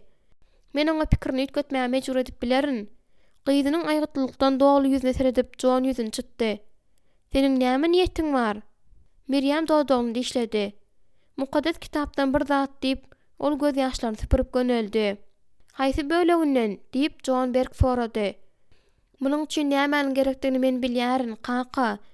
Ýöne sen maňa inanmaly bolarsyň. Ol näçe ýaşynda, hojaýyn? Hojaýynyň dodaklary iç ýakynç gyşardy. Gawan ýarsyňmy, perişejik? Perişejik onu öldüresi geldi. 8mi, 10mi? Ol şundan ul däldir. Ýoksam ol sende beýle gyzyklanma döretmezdi. Hojaýynyň gözlerinde howp gizlendi. Men saňa öz kiçijik hapa dilini işlemäge maslahat berýärin, mehribanym. Diýip ol perişejige oturguja süýşürdi. Otur, bize käbir zatlar hakda gurrun etmek gerek. Perişejik gülgüne renkli atlas hem krujyba geyinipdi. Bu eşik onuň syrdam şekiliniň belen peslerini bähbetli bellap duran bolsa-da, ol bu geyimi ýigrenýärdi. Özüne hojaýynyň boýdan başa terde oturmagy oňa asla yaramady. Hojaý nädip gowulanmagy we aňrabaş peýda almagy çözýän ýaly haryda baha kesýände meňdeýärdi. Gülgüne renk indi saňa gelşen o, diýip hojaýyn perişejik bilen pikiriniň meňdeşligi bilen onu gorkuzyp aýtdy. Gowsy gyzyl renk mi diýärin? Ýa-da ýapyk renk bilen garşan mawy renk. Belki hatda zümrüt ýaşyl renk hem bolar. Şol renkleriň içinde sen zenan Hudaý ýaly bolarsyň. Hojaýyn oturmadan öňürti perişejiň açyk duran egini elinde girdi. Perişejik kiçijik stoluň başynda, onuň garşysynda ýüzüne perwaýsyz görnüş berip oturdy. Hojaýyn dartgynly ýylgyş bilen oňa seretdi. Sen üýtgäpsiň, perişejik. Hawa, sen mudamada şeýle kejirkem tekep berdiň. Bu seniň gözelligiň bir bölegi. Ýöne indi sen özüňe edil hemme zat parkyňa da däl ýal alyp barýarsyň. Bu seniň ýagdaýynda paýhasyzlykdyr. Özüme näme boljakdygynyň dogrudan maňa tapawdy ýok diýip pikir edäý. Seniň näme münasipdygyny suwd etmek misleýärsiňmi? Muny edip bilerin, sen bilýärsiň-a? Örän ýönekey diýip hojaýyn iki aýasyny birikdirdi-de barmaklaryny biri-birine urup oturdy. Perişejik onuň hökümdaryň kyýaly gabarçaksyz, kem gowja seredilen eline seretdi. Ol eller owadan hem näzikdi. Perişejik Mihaýlyň ullakan hem güýçli, agyr zähmete endik edilen ellerini ýada saldy. Onuň elleri gaty hem gabarçaklydy. Ol eller şeýle gödek ýaly görünýärdi. Ýöne aslynda şeýle mulaýym eller bolup çykdy. Onuň el degirmesi Perişejiň bedenine şipa berýärdi we ýüregini açýardy. Hojaýynyň gözleri zalim hem sowuk garaýardy. Sen näme ýylgyrýarsyň? Seniň maňa etjek zadyň hakykatan hem hiç ähmiýetiniň ýoklugyna. Seniň Mihaýlyň saňa muny inandyrdymy? Sen gaty köp wagtlap menden uzakda boldyň. Gijeki basyrganmalary, günäkärlik duýgusy, bütün ömrüne ýygyna düşürip ýören geçmişiniň sırlary. Bir gezek Mihaýl bu zatlaryň hemmesini gerek däl zibil kimin taşlamalydygyny Perişejige aýdypdy. Hojaýyn şol gerek däl könedi bildi.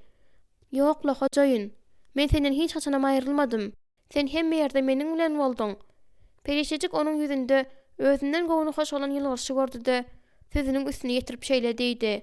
Gymmatly wagtyňy nähil biderek ýitirmeklik. Hojaýynyň dodaklary gazaply çyzykda gysyldy.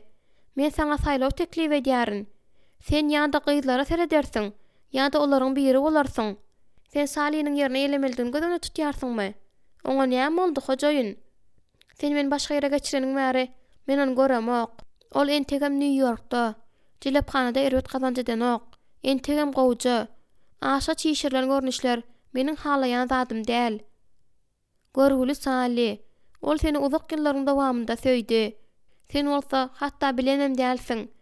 Hatda bilensiňem diýip pikir edýärdim. Seniň perwaýyňa da bolmady.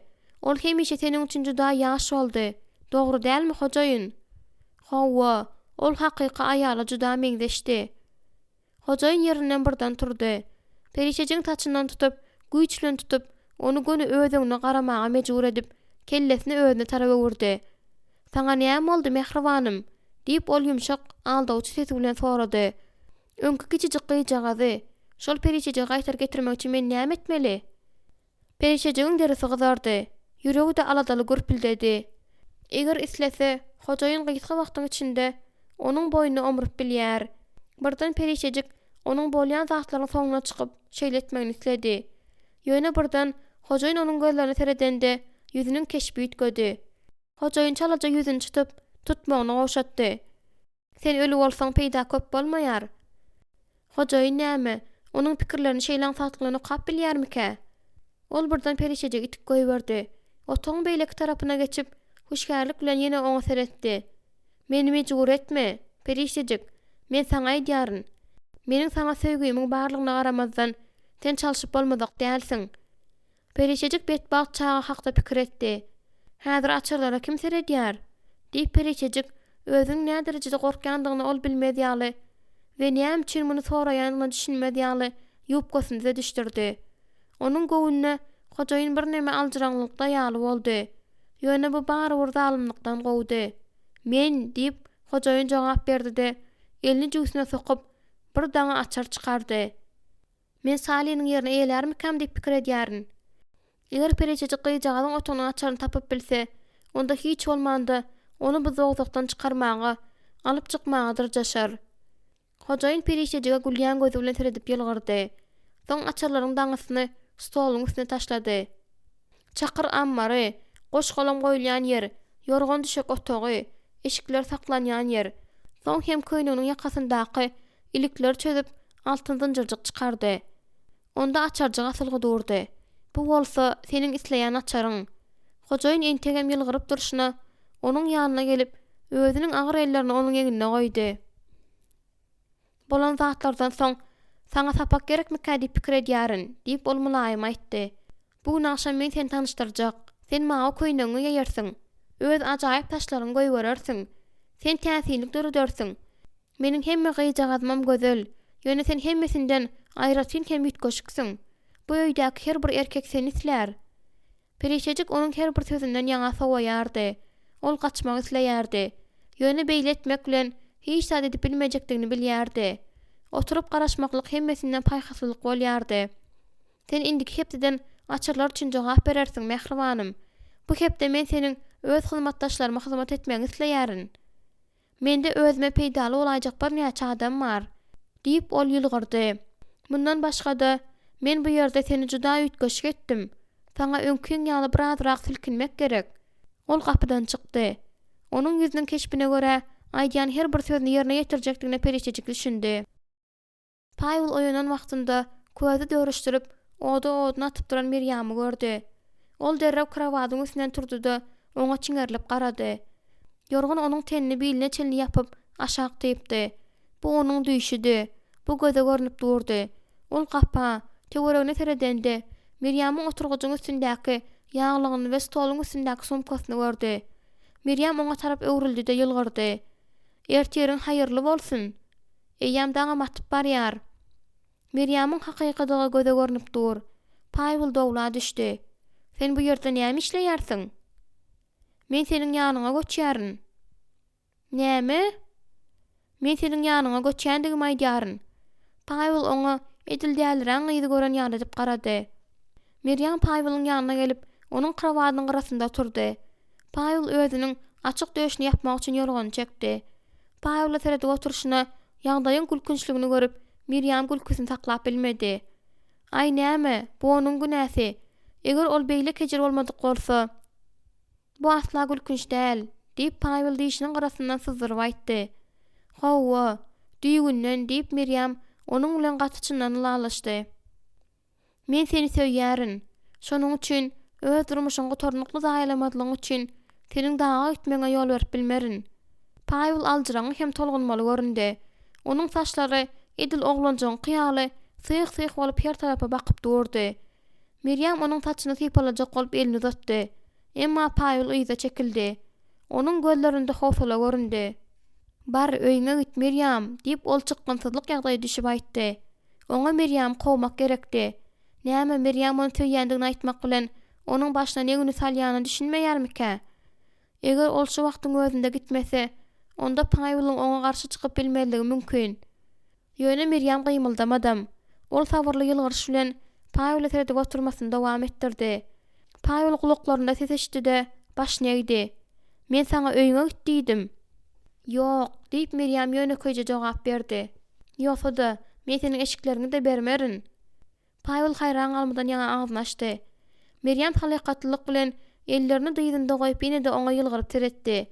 Onuň gözleriniň keşbi Paýuly ayagyndan kelesine çindirlemäge mejbur etdi. Ol demini zordan aldy. Ol gyzdy. Bu şeýle bir akylsyzlyk. Bu nähil değişme Miriam Eltman. Bu barada seniň kakaň näme diýer? Ol eýýäm hemme zady bilýär. Ey Hudaý, diýip Paýul ine diýmän Jonuň eline ýaraň alyp gelerini garaşyp dilek etdi. Kakam bu planymdan el çekmäge yrjak bolup, uzyn nice synanşdy. Ýöne ahyr soňunda boyun boldy. Umumana men bu ýere gelmegi mundan döň planlaşdyrypdym, diýip Miriam degişmeli ýylgyrdy. Rut kitaby seniň ýadyňa saldymy Paýul? Mukaddas kitapdaky Rut. Onuň nämedendir ýadyňdamy? Onda näme? Ine men şu ýerde, seniň aýaklaryň ýanynda. Indi sen näme etjek? Diýip Miriam elini ýorgana goýdy welin Paýul ýyzatyldy. Maňa eliň degirme? Diýip ol azgyryldy. Maňlaýynda derin uly damarlar peýda boldy. Men saňa diýärin. Men seniň edil häzir şu ýerden gitmeňi isleýärin.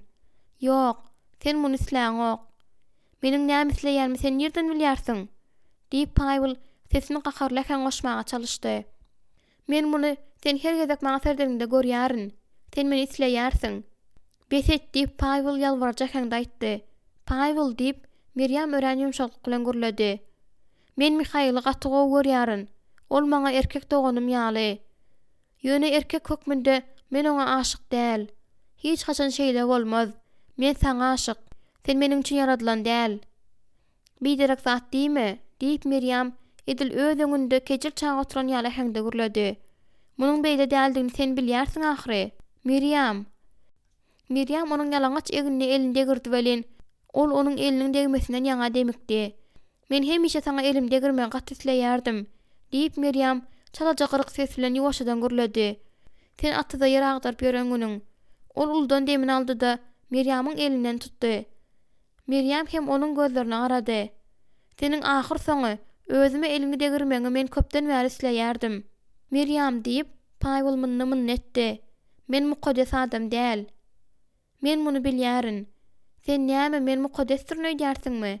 Diýende onuň gözleri göz ýaşyny ýaňa ýalpyldady. Maňa bu barada aýtmagyň sat däl. Pavel, men bir ýemden bäri çaga däl. Men eýýäm bulaýal. Şonuň üçin näme isleýändigimi bilýärin. Men seni isleýärin. Senin öz adamyň bolmagyny isleýärin. Ömrümi ahyryna çenli senin bilen ýaşamagy isleýärin. Pavel sandyrady. Meni beýtme. Pavel Miriamyň ýanagyndan göz ýaşlary akyp barýany görüp özüne hiç zat edip bilmedi. Elini süpürüp onuň ýanagyny süpürdi. Miriam onuň elini dudakly tutan ýaly tutdy. Ýöne gysga wagtlyk tutdy. Miriamyň derisi şeýle näzikdi. Saçlary ýüpek ýalydy. Pavel elini aşarak düşürende Miriamyň boýnundaky damarlaryň güýçli puls urýany duýdy. Miriam, sen men näme diýärsiň? Senin islemeýän hiç sadyňam edemok. Şonu boyna alay. Pavelyň boynuny eli bilen dolap aldy da Miriam ona oşady. Ol ahyr soňy Pavelyň dodaklaryndan aýryldy da indi onu dünýädäki hiç adam saklap bilmedi. Pavel onuň ýüzüni elleri bilen tutup ilki mulaýym, soň hem uzak aýlaryň dowamında saklap gelen söýgüsi bilen oşady. Pavel onu açyk höwes bilen oşady. Miriamyň garşylyk görkezmezligi Pavelyň duýgularynyň gaýnamagyna mejbur etdi. Edil aýlaga çekýän ýaly etdi. Miriam şeýle berkdi, hem ýumşakdy, ýyljajykdy. Ondan jennetiň ýyzy gelýärdi. Men seni söýýärin, diýip Pavel bu sözleri hemmeleri eşdirip aýtmakdan gorkup pişirdadi. Men mundan ýaňa aklymdan azaşdym. Men mundan üstün çykyp bilmedim. Maňa senden gaçmak gerek boldy. Men bilýärin, diýip Miriam sandyrap, barmaklaryny onuň saçlarynyň içinden geçirip duruşyna aýtdy. Birden ol aglady.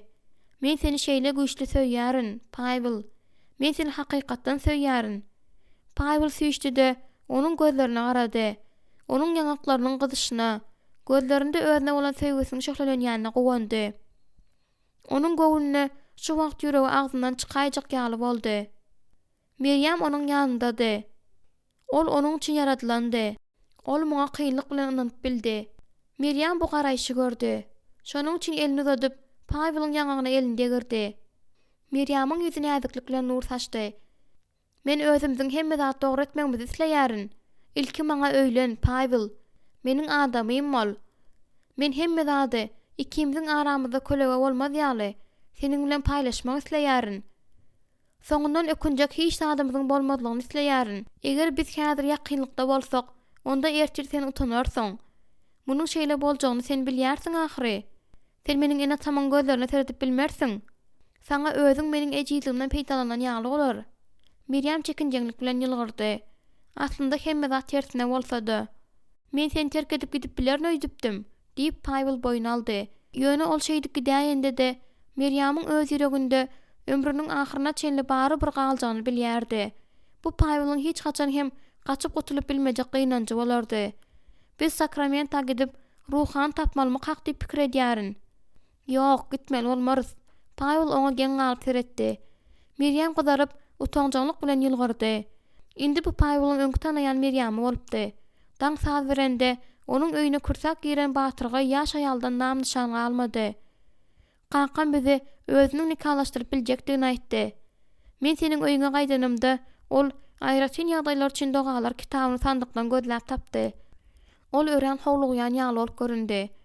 Pavel saklanmaga sabry ýetmän onu ýene okşady. Mende başga saýlaw galmaýany meňzeýä, dogry dämi? Diýip Pavel gülüp ýuwaşa sorady. Elbetde ýok, diýip Miriam göwüni hoş bolup ýylgyryp aýtdy.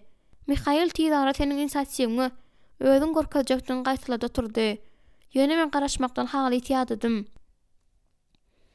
Sahnanyň aňry başynda, galyň tutuýynyň arkasyna duran ýerinde periçejik erkekleriň sesleriniň guguldysyny eşdende kazinonyň eýýäm dolandygyny düşündi. Onuň duran ýeriniň nämedir bir zady sirki ýa-da salýardy. Hojaýyn onu merkez sahnada görkezmek isledi. Ol tansçylardan, jonkyorlardan we akrobatlardan şuwelen gurnap, mehalläni ýeterlik derejede taýýarlapdy. Periçejik onuň olar nerden gözläp tapandygyna akyl ýetirjek boldy. Ýöne hojaýynyň öz usullary hem perişdesi bardy. Belki de ol elini ýöne salgap, olary otdan hem kükurdan ýasandyr. Ol sandyrak gitdi. Onu türseginiň ýokartyndan tutup duran el agyrlyk hissy. Ol hojaýyn özüni ýokary gatdaky otaga getiren günden bäri gözegçiliksiz däldi. Gaçmak mümkin däldi. Hemişelik gorky indi bolsa öňden de beter gorkmaklyk bilen ol ýürek bulanma bilen göreşýärdi.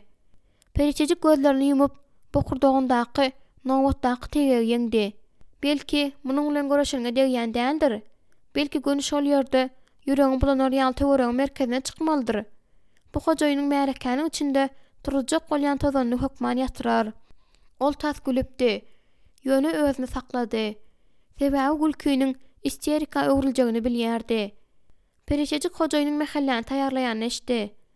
Onuň oratorlyk sesi bardy. Bu onuň siýasatda bähbil gazanmagynda az rol oýnamady.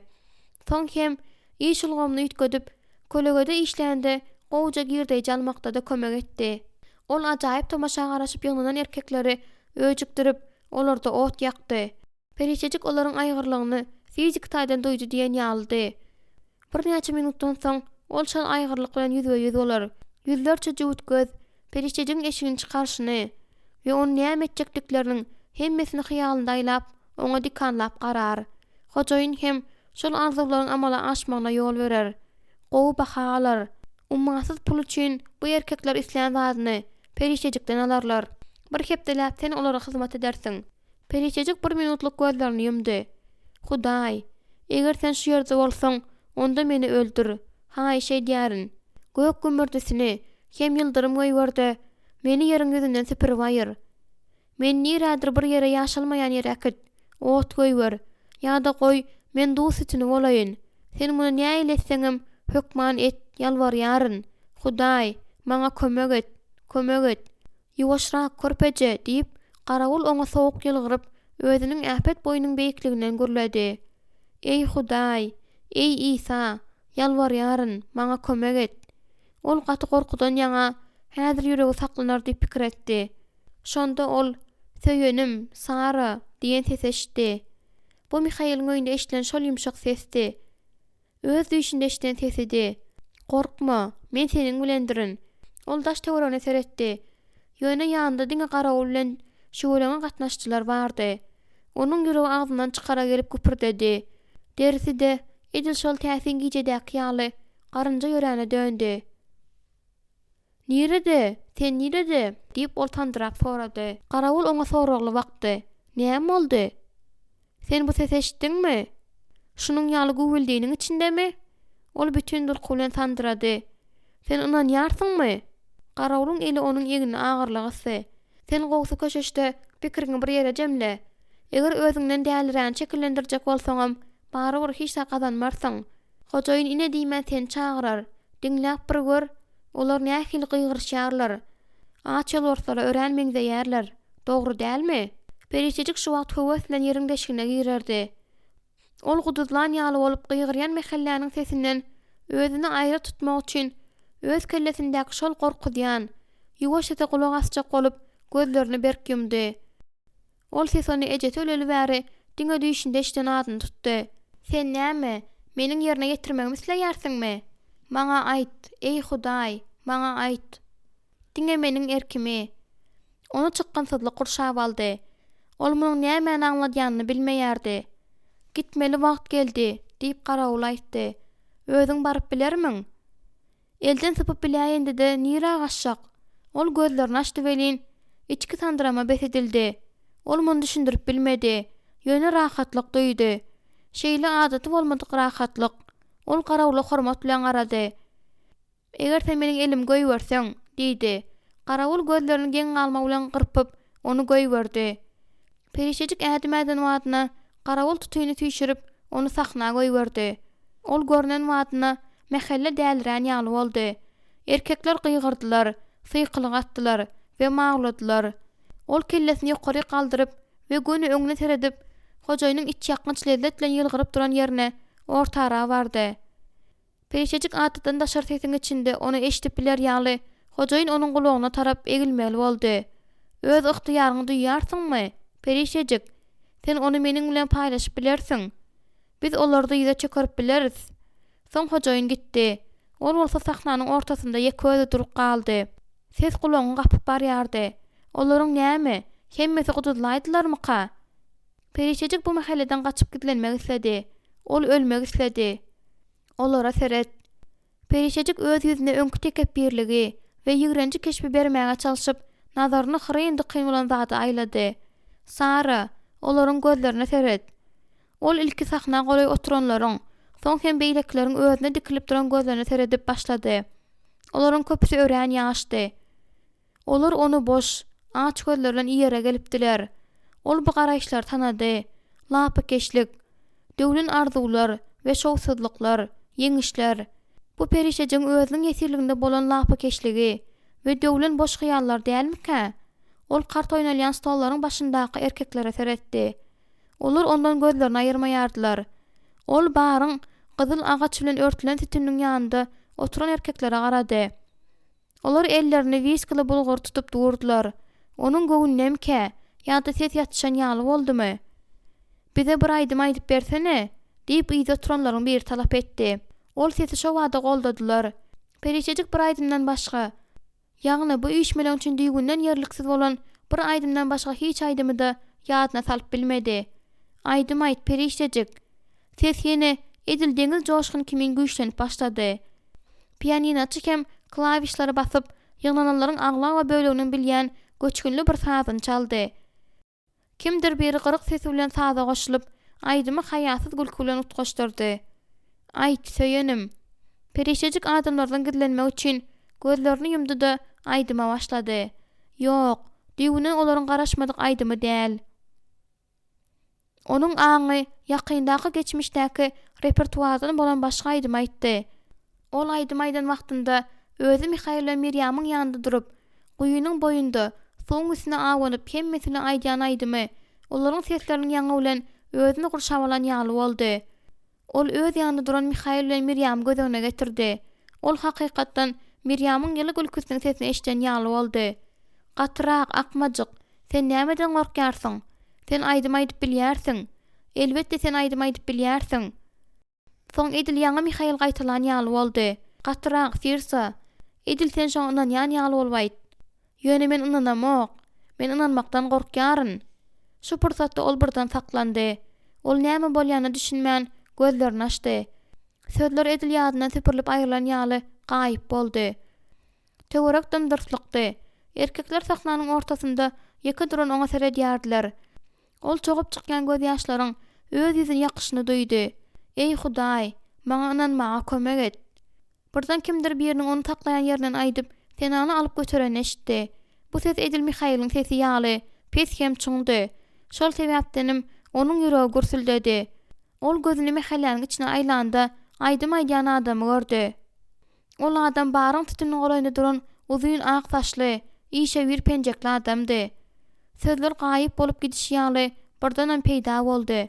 Şonuň üçin perişejik olara goşulyp aýdym aýtmagyny dowam etdirdi. Ol adam öz öňünde ýyza çekilýän mehalläniň içinden haýaljak görek gaýtdy. Soň sahnanyň öňünde saklanyp perişejige ýylgyryp seretdi. Perişejik hem oňa ýylgyryş bilen jogap berdi. Soň ol ýene edil lalaçan ýaly bolup, indi sessiz duran erkeklere garady. Olaryň käbirler oňa gözlerini galdyryp bilmän, utanç bilen öwrüldiler. Siz bu ýere näme üçin geldiňiz? Diýip perişejik ýüzlendi. Göz ýaşlar onuň gözlerini dolduryp, onu bogdy. Näme üçin siz öýüňizde aýallaryňyz, çağalaryňyz ýa-da ejeleriňiz, uýalaryňyz bilen däl? Siz nire geleniňiz dogrudan bilýärsiňizmi? Siz näme? Nire dediňizde düşünmeýärsiňizmi? Perişejiň arkasyndaky tut açyldy da sahna tanşçylar ylgap çykdylar. Pianinoçy klawişlary ýene urdu bilen, gyýlar perişejiň töwereginde ýalaňaç aýaklaryny ýokary galdyryp gataýdym aýtdylar. Zaldan kimdir biri el çarpyp goldaýjy ses edip başlady. Galanlar bolsa utanç bilen göreşip seslerini çykarman durdular. Perişejik haýaljykdan sahnadan gitdi. Ol özüne hojaýynyň garaşyp duranyny gördi. Onuň gözlerinde munyň ýaly nazary ol tek hiç haçan görmändi. Hojaýynyň ýüzi ullukan, derdamjalaryndan dolupdy. Gahardan ýaňa ýüzi ak tam bolupdy. Ol perişejiň elinden gödöklük bilen tutup, onu tutuýynyň aňarsyna alyp gitdi. Nämeler tapyp ýörsiň? Seni munyň ýaly akmaklyk etmäge näme mejbur etdi? Hudaý mykady pikir edýärin, diýip perişejik haýran galyp jogap berdi. Ol yeňiş hemde adaty bolmadyk güýjüň barlygyny duýdy-da sandyrady. Ol gawaklaryny aldyryp hojaýyna seredende birden indi ondan gorkmaýandygyny duýdy. "Hudaý" diýende bu söz hojaýynyň dilinde paýyş sözi ýaly bolup ýanglandy. Onuň gözleri guduzlaryň kyýaly ýandyrady. "Men seni öldürerin. Men bir eýýäm şeýle etmeldim. Sen gorkýarsyň ha, dogry dälmi? Men derim bilen seniň gorkyňy duýýaryn. Sen hatda öz görüp bilmeýän nämedir bir zadyňdan gorkýarsyň. Mihail'da bar olan zat, sende bar olan zatlaryň hemmesinden de uly güýje ýedir. Munyň ýaly güýç sende hiç haçanam bolmaz." Hojaýyn onu urjak bolup elini galdyran wadyna onuň arkasynda ýuwaşça erkek kişiniň sesi eşdildi. "Bu hanyma eliňde girip bir gör. Men seni asarlar ýaly derin." Hojaýyn birden ýüzüne urildi. Perişejik bilen bile aýdym-aýdan erkek kişi bir näçe metr aralykda durdy. Ol hojaýynyň gysgarakdy we fizik taýdan ejidrakdy. Ýöne onda güýjüň hem yktyýaryň bardygy duýulýardy. Perişejik hojaýynyň hem şol zady duýýan duýmaýanyň barlajak bolup oňa garady. Görse howa duýýan eken. Perişejiň ýüregi agzyndan çykaýjak bolup gürtüldedi. "Hanym, bu ýerden gitmek isleýärsiňizmi?" diýip näçe sorady. "Howa" diýip perişejik jogap berdi. "Howa, men isleýärin." Onuň niýetleriniň nähildiginiň perişejik üçin tapawy ýokdy. Özüniň gaçma mümkinçiligini peýda bolan ýeterlikdi. Şonuň üçin hem perişejik şol mümkinçilikden edil halas edici samana ýapyşan ýaly ýapyşdy. Perişejik hojaýynyň haýwat baryna atyp gyýgyranyny, bu erkek kişini taklamaga çalşanyna garaşdy. Emma ol ölü ýaly çuwak bolup şol bir duran ýerinde durdy. Bu adam kimke? Muny perişejik soň biler. Perişejik ol adama tarap ýörejek boldy-da birden saklandy. Ol ýöne bir çykyp gidip bilmez. Ol hojaýyna tarap öwrildi. "Maňa açary ber, hojaýyn."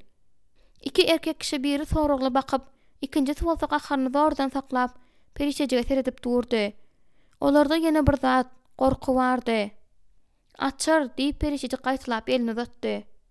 Hojaýyn haýal hereket etmesini dowam etdirende, perişejik oýlanyp durman, onuň köýnegini ýakasyny ýyrtdy-da zynjyryny üzdi. Hojaýyn şoka düşüp, oňa seredip durdy. Onuň çekkelerinden derakdy. Perişejik onuň gözlerine garady. "Sen onu almarsyň" diýip perişejik açary ýumrugyna gysyp, onuň ýüzüniň ýanyna eltdi. "Şeýtanyň ýanyna git, hojaýyn" diýenden soň ol ýanlarynda durup, olary sesini çykarman syynlap duran erkek kişiniň ýüzüne seretdi. "Maňa garaşyň, haýyş edýärin. Men sizsiz hiç ýere gitmerin, hanym" diýip ol adam ören asuda gürledi. Perişejik howlugyp ýokary gitdi-de otoglaryň biriniň gulpyny towlap açdy. Karawadyň üstünde ýatan gyýjagaz perişejige gorky bilen seredip dik oturdy. Ol ýygrylyp, dyýdynda düýrlenip duran gülügüne köýnegini düzeltdi. Ol gyýjagazyň sarja taşlary gülügüne lenta bilen örlendi. Perişejik aşaky dodogyny diýişledi. Hemme zat edil özü aýna garanda özüni 10 ýyl mundan azal gören ýaly boldy. Ýöne bu ýerde durup, ol şol agyryny ýene duýup biljek däldi. Perişejige bu çağany bu ýerden alyp gitmek gerekdi. Häziriň özünde perişejik derre karawadyň ýanyna bardy-da, "Hemme zat gowy, eýjejigim. Meniň adym Perişejik. Sen meniň bilen gidýärsiň" diýip elini uzatdy. "Tur gideli" diýip perişejik gyýjagazy eline aldy. "Biziň wagtymyz beýle bir köp däl." Koridora çykanda perişejik ýeňe almadan ýaňa agyzyny açyp goloýda duran şäherini gördi. Onuň gözlerinde umyt ýaldyrady. "Ýör biziň bile" diýip perişejik aýtdy. "Saňa bu ýerde galmak gerek däl. Häziriň özünde gitmek gerek. Maňa zatlarmy almak gerek. Ýyzyňa garama" diýip perişejik koridor bilen howlukdy. Şäheri bir näçe pursatlyk belli karara gelip bilmän durdy-da, soň olaryň ýyzyna düşdi.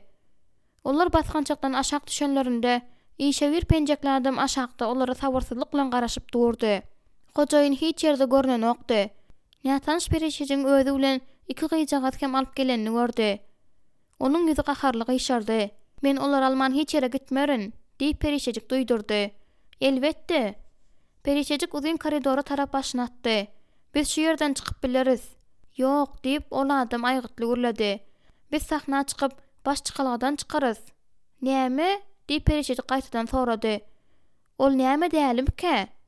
Biz ol ýerden çykyp bilmeris." "Bileriz, ýörüň." Ol adamyň ýüzi gaharlydy. "Biz bu adamyň hakyky şeýdanlyk tebigatyny hemmelere görkezeriz." Kiçijik gyýjagaz Perişejiň mawy ýupkasyndan ýapyşyp aglady. Şeride oňa ýakyn bolmagy dyrjaşdy. "Getiriň, çagany men götereýin" diýip ol adam teklip etdi. Ýöne ol gyjagada tarap ädem-ädende ol perişejiň arkasyna berkilenmäge çalyşdy. "Ol sizden gorkýar" diýip perişejik gyza çöküp gyjagada gujaklap aýtdy. "Berk ýapyş ejejigim, seni men götererin." Perişejik nätan şadama seredip aýgytdy dowam etdirdi.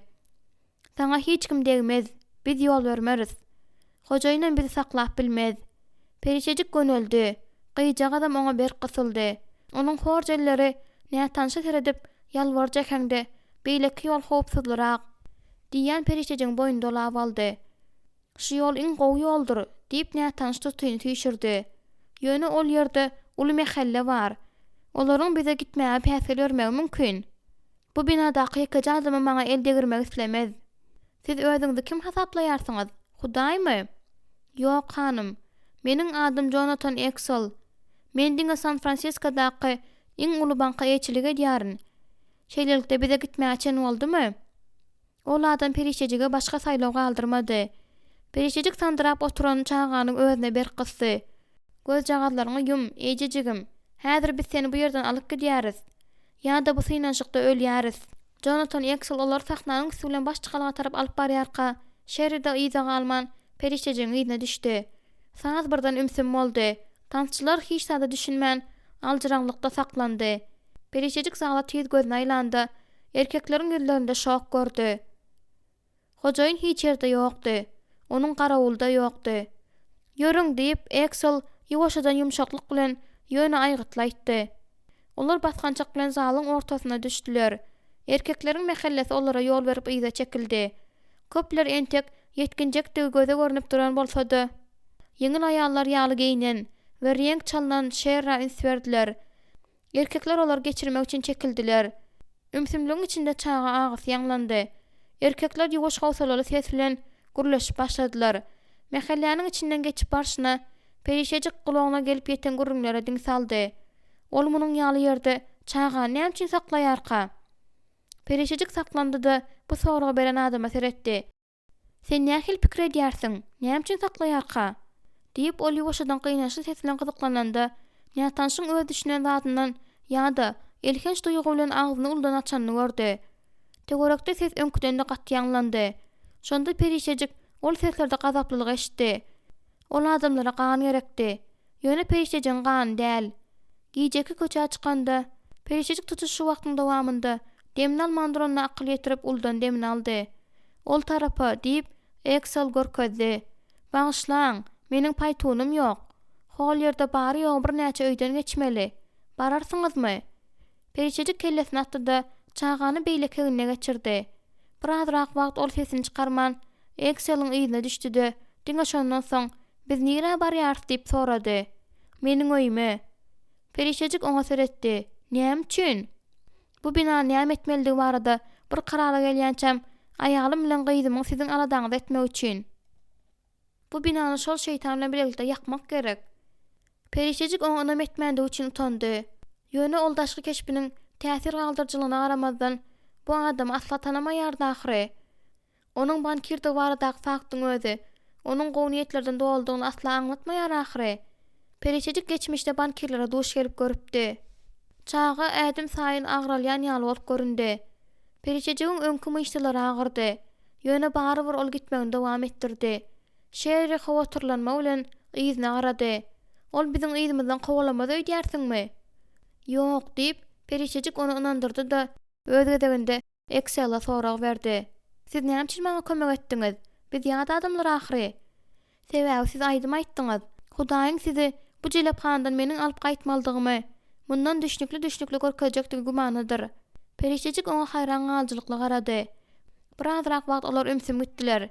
Ýöne Exel'in sözü hakda pikir etmegi dowam etdirdi. "Janap Exel, men size bir zat wagtda hakykat aýtmaldyryn." "Hawa, näme hakda?" "Men Hudaýa ynanamok." diýende perişejik itaýaryň duýdy. "Ynanmaýarsyň?" Bu sora perişejiň içiniň jümmüşinde bir ýerlerde ýanglandy. Şonuň üçin ol ýüzüni çytdy. Perişejik öler hala çenli gorkanda Hudaýy çagyrdy. "Ine, onda näme peýda gelipdir? Soň bolsa bu ses oňa eşdilmedimi ka?" Exel'ın indik sözleri Perişejiň şuhasynda görkezýän ýaň bolup ýanglandy. Inanmaýarsyňyz, umumana siz aýdym-aýdan wagtyňyzdy bu ören ynandyrjy bolup eşdildi. Men ören gorkupdym, hemde meniň ýadyma salyp bilen ýeketek aýdymym bolupdy. Exel ýylgyrdy. Bu ýerde bir zat bar. Men bulutlaryň arasynda takta oturup özüme seredýän uzyn, ak sakally haýsyr bir goja ynanmaýaryn. Exel güldi. Men bundan has uly bir zata ynanýaryn. Men size ýene käbir zatlar aýdaýyn diýip ol ýylgyrdy. Onuň ýylgyrşy ören ýumşakdy. Siziň Hudaýa ynanmaýandyňyz onuň öz durmuşyňyzda ýoklugyny asla aňlatmaýar. Perişejik gözlerini geň galma bilen gyrpyldatdy. Onuň bokurdagy doldy. Birden ol gaty utandy. Ol hojaýyndan gaçjak bolup, näçe jan etse-de hemmesi biderek bolupdy. Ine bugün Mihaýlyň oňa öwreden ýeketek aýdymy kömäge gelipdi. Bu nädip beýle bolup bildi? Bunda sagdyn many ýokdy. Soň ýuwaş ses meniň erkimi diýipdi. Şonuň üçin Perişejik kellesine gelen ilkinji zat edipdi. Bu adam hem ýok ýerden peýda bolan ýaly boldy. Perişejik özüne bir wagtlar Mihaýlyň okap beren sözlerini ýadyna saldy. Men ölüm kölegesi deresinden ýüresem-de ýamanlykdan gorkmaýaryn. Çünki sen meniň bilensiň. Gaýtam hojaýyn adam gorkdy. Bu göze görnüp durdy. Senden däl, Sara, menden gorkdy. Perişejik titräk etdi. Onuň soluk derisinden ýene garynja ýören ýaly boldy. Ýüregi bolsa giňden açyldy. Ey Hudaý, seni sansız sajaksyz gezek inkar etdim. Sen näme üçin meni şu wagt halas edýärsiň? Sen meni inkar edýän bolsaň-da, men seni geçip gitmeýän söýgü bilen söýýärin. Ol ýerde, bu jelephanada nämeler bolup geçdi? Biz nädip çykyp gaýdyp bildik? Wah, İsa, men hiç düşünemok. Seniň muny nädip edenine men düşünmeýärin. Ýaňyş çiňsek başlady. Şäheриň üstüne agyr bulut örtüp, olar da hemme tarapdan gurşady. Şäher Perişejige gatyldy. Soň olar ýüremegini dowam etdirdiler. Men üşeýärin diýip ol pişirdady. Entek uzakmy, Jenap Exel diýip soranda Perişejiň sesi sandyrady. Ýöne sowuk zerarly däl. Anha şol depäniň aňarsynda. Perişejik dumanyň içinde şekili zordan görünüp duran uly jaý gördi. Exel doğrudan baý eken. Ýaňyş güýçlendi. Şonuň üçin üstünde üçoň bolmalygy bardak pikir Perişejigi öňütdi. Penjirelerde çıra ýanyp durdy. Bir azajyk wagtlyk ol tutuýynyň aňarsyndan seredip bir aýaly gören ýaly boldy. Jonathan Exel derweden açdy. Kanatdaky gap açylandy. Saçy ýeňsesinde tertipli ýygnalan bir aýal bosagodan çykdy. Ol olara bir garaýyş bilen garady. Onuň ýüz keşbiniň alamatynda Perişejik näme hakda pikir edýändigini düşünmän, ýüregi doňan ýaly bolup galdy. Bu hanym adamsynyň öýe alyp gelýän üçli olsa hakda näme diýer-ka? Tizrek öýe girin, ýoksa beýdip dursaňyz öýküňiziň sowuklamasyna gazanarsyňyz, diýip aýal yktyýar etdi. Ol aýalyň ýynjalyk bolýany görnüp durdy. Perişejik çakylygyň Jonathan Exel'a degişlidigini, ýa-da olaryň dördüsine de degişlidigini düşünmän, duran ýerinde durup galdy. Girin diýip hanym Perişejige eli bilen işaret etdi. Jonathan Perişejiň elini degirip, size ondan gorkmak gerek gel diýip şadýan aýtdy. Ol azatça diýişlemeýär. Perişejik köşeşmäge çalyşdy. Belki bu aýal olara hiç bolmanda gowranmaga ruhsat bererdi. Diňe şondan soň gowar. Olar öýe girdiler. Perişejik öňde, şeri de onuň ýyzynda. Perişejik töweregine garanjaklady. Hanym ýöne köýpür çoskasyna we içi gysynç eşigine garamazdan ýaşdy hem owadandy. Biziň bu ýerimizde peç bar, diýip ol olara ýyzy bilen ýöne köý, ýöne amatlyklar olan otaga çagyryp aýtdy. Oturuň, haýşe diýärin. Perişejik oturdy. Ýaş hanyma seredende Perişejik onuň özlerine gizlenmedik biletgeljilik bilen garaýanyny gördi. Hemmeler oduň daşynda oturdular. Hemme zat gowy, diýip Perişejik sandyra oturan çaganyň arkasyny mulaýymlyk bilen sypalap aýtdy. Ýöne bu şeýlemka? Gyýjaňyz Perişejiň elinde köşeşdi-de töweregine biletgeljilik bilen seredip başlady. Şeri onuň arkasynda oturguşda turdy. Ol dartgynlady. Solan ýüzündäki gorky ýazylygy durdy. Ýaş denan düşündürşe garaşyp Jonathan Exel'a teretdi. Ol denan bularyň gelenine gaty haýran galan bolsa-da muny görkezmedi. Kanka näme boldy? Bu meniň gyzym Suzanna, diýip Jonathan Axel gyzy tanışdyrdy. Ol gyz başyna atyp çalaja görünýän hayran galyjy ýylgyryş bilen ýylgyrdy. Men entegem siziň adyňyzy bilmeýärmikam diýip gorkýaryn, diýip Axel ötünçle häňde gürledi. Meniň adym Perişejik. Bu şeýeri, bu bolsa. Perişejik gyjagadyň adyny bilmeýändigini ýadyna salyp birden dymdy. Mehribanym, diýip Perişejik gyjagadyň alkymyna elini degirip ýumşaklyk bilen aýtdy. Seniň adyň näme? Çağanyň dodaklar çalaja gymyldady. Ol bir zatlar pişirdatdy. Ýene de Perişejiň eginde ýüzüni gidledi. Vera, diýip Perişejik aýtdy. Onuň ady Vera. Bizde olar üçin ýorgan tapylarla, Suzanna. Olarda olamak gerek. Men ejeň tapýançam sen olara seredip bilmezmiň. Ejem aşganada seniň naharyň ýyladýar, diýip gyz ýylgyryp jogap berdi. Howlup koridora çykdy. Bagyşlaň, men sizi azajyk wagtlyk ýeke galdyrýaryn, diýip Jonathan Suzannanyň ýyzynyň çykdy. Olar ýeke galdylar. Edil şol wagt şeýre kellesini aşağı salyp, eller bilen ýüzüni tutup aglady. Men gorkýaryn. Hojaýyn meni öldürer. Hojaýyn indi saňa hiç haçanam elini degirip bilmez, diýip Perişejik onuň elini tutdy. Biziň hemmämizem gorkýarys, diýip Perişejik sözüni dowam etdirdi. Ýöne biz bu adamlara ananyp bilerdik diýip pikir edýärin. Biz şeýle etmeli olarys. Bizde başga saýlaw ýok ahry. Jonathan gaýdyp gelende özü bilen gysga boýly, açyk mawy gözli aýaly hem alyp geldi. Bu Priscilla'dy. Perişejik gyzy bilen ejesiniň arasyndaky meňzeşligi gördi. Priscilla ýol başçylygy derrew öz eline aldy. Gyzlar, ilkinji nowatda size gowraşyk geýmek gerek, diýip mehmanlar ikinji gatalyp gitdi. Soň bolsa siz aşgana gelersiňiz. Soň biz bileje bir zatlar iýeriz. Koridordan sağ tarapy gapyny açyp, ol olara giň otagy görkezdi. Kiçijik gyzlar şu otagda ýaşarlar, diýip ol ygtyýar etdi. Perişejik bolsa Suzannanyň ýanynda bolar. Onuň otagy koridoryň ahyrynda. Perişejik bu zatlar hakda Suzannanyň näme pikir etjekdigi hakda oýlandy. Priscilla ullukan garderoba azajyk dörenden soň olaryň her biri üçin eşik tapdy. Beýletmek bilen ol Perişejik hasa haýran galdyrdy. Onuň garderobynda näme? Giyimleriň hemmesi öňden taýýarlanyp goýulanmyka? Ýa-da onuň görmedik başga gyýlary bir ýere gidlenýärmikäler? Giyimler ýönekeýdi, esasan hem ýüňdendi, özem oňaýlady.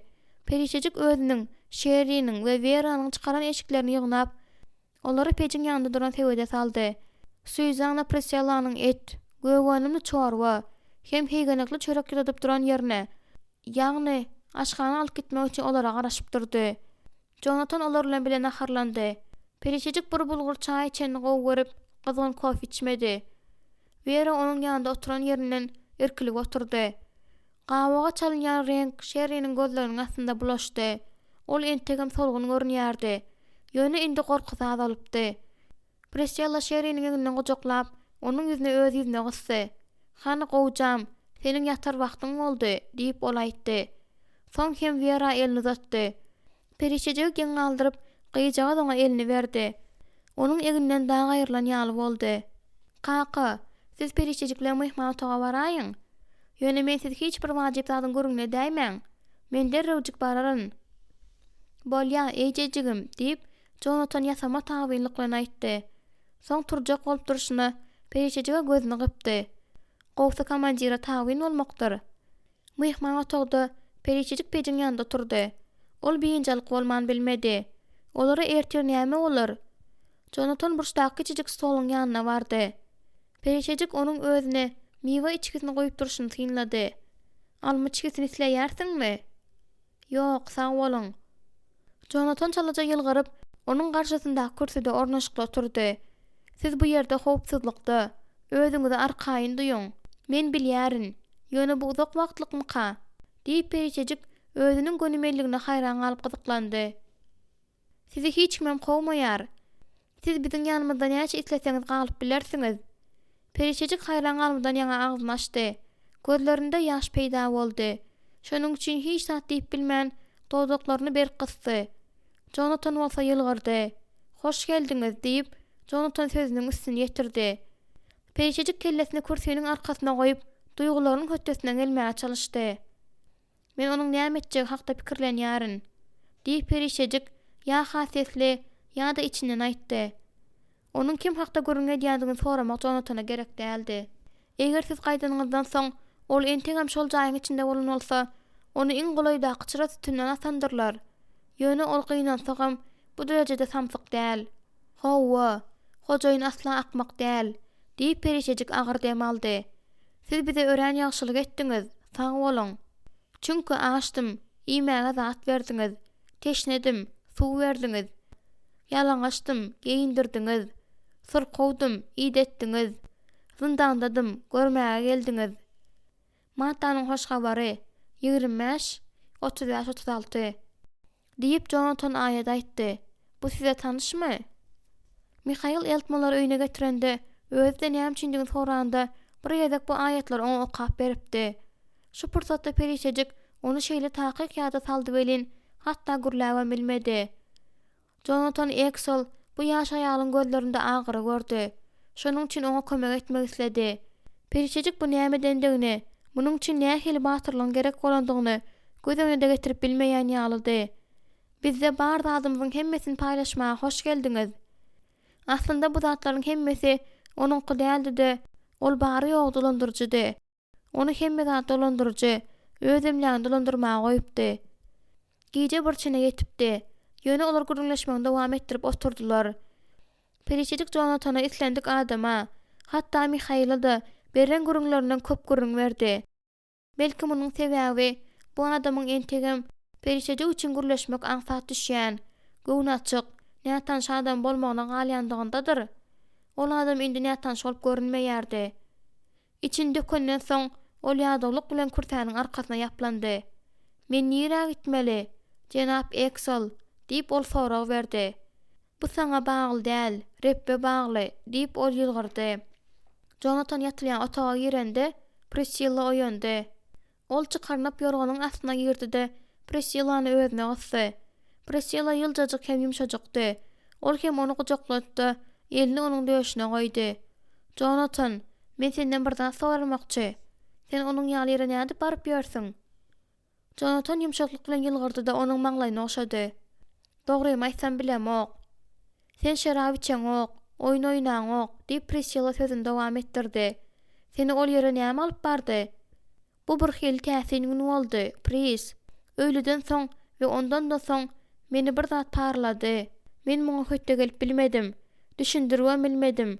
Bankdaky işleriň hemmesi gowmy? Hemmesem gowy. Maňa ýöne bir aýlanmak gerek boldy. Ine, näme üçin men saňa soňrak gelerin diýdim. Şol jaýyň deňinden geçip barýarkam, ol şeýdanyň söz saýlap duruşyny eşitdim. Zal adamdan hyryndy kyndy.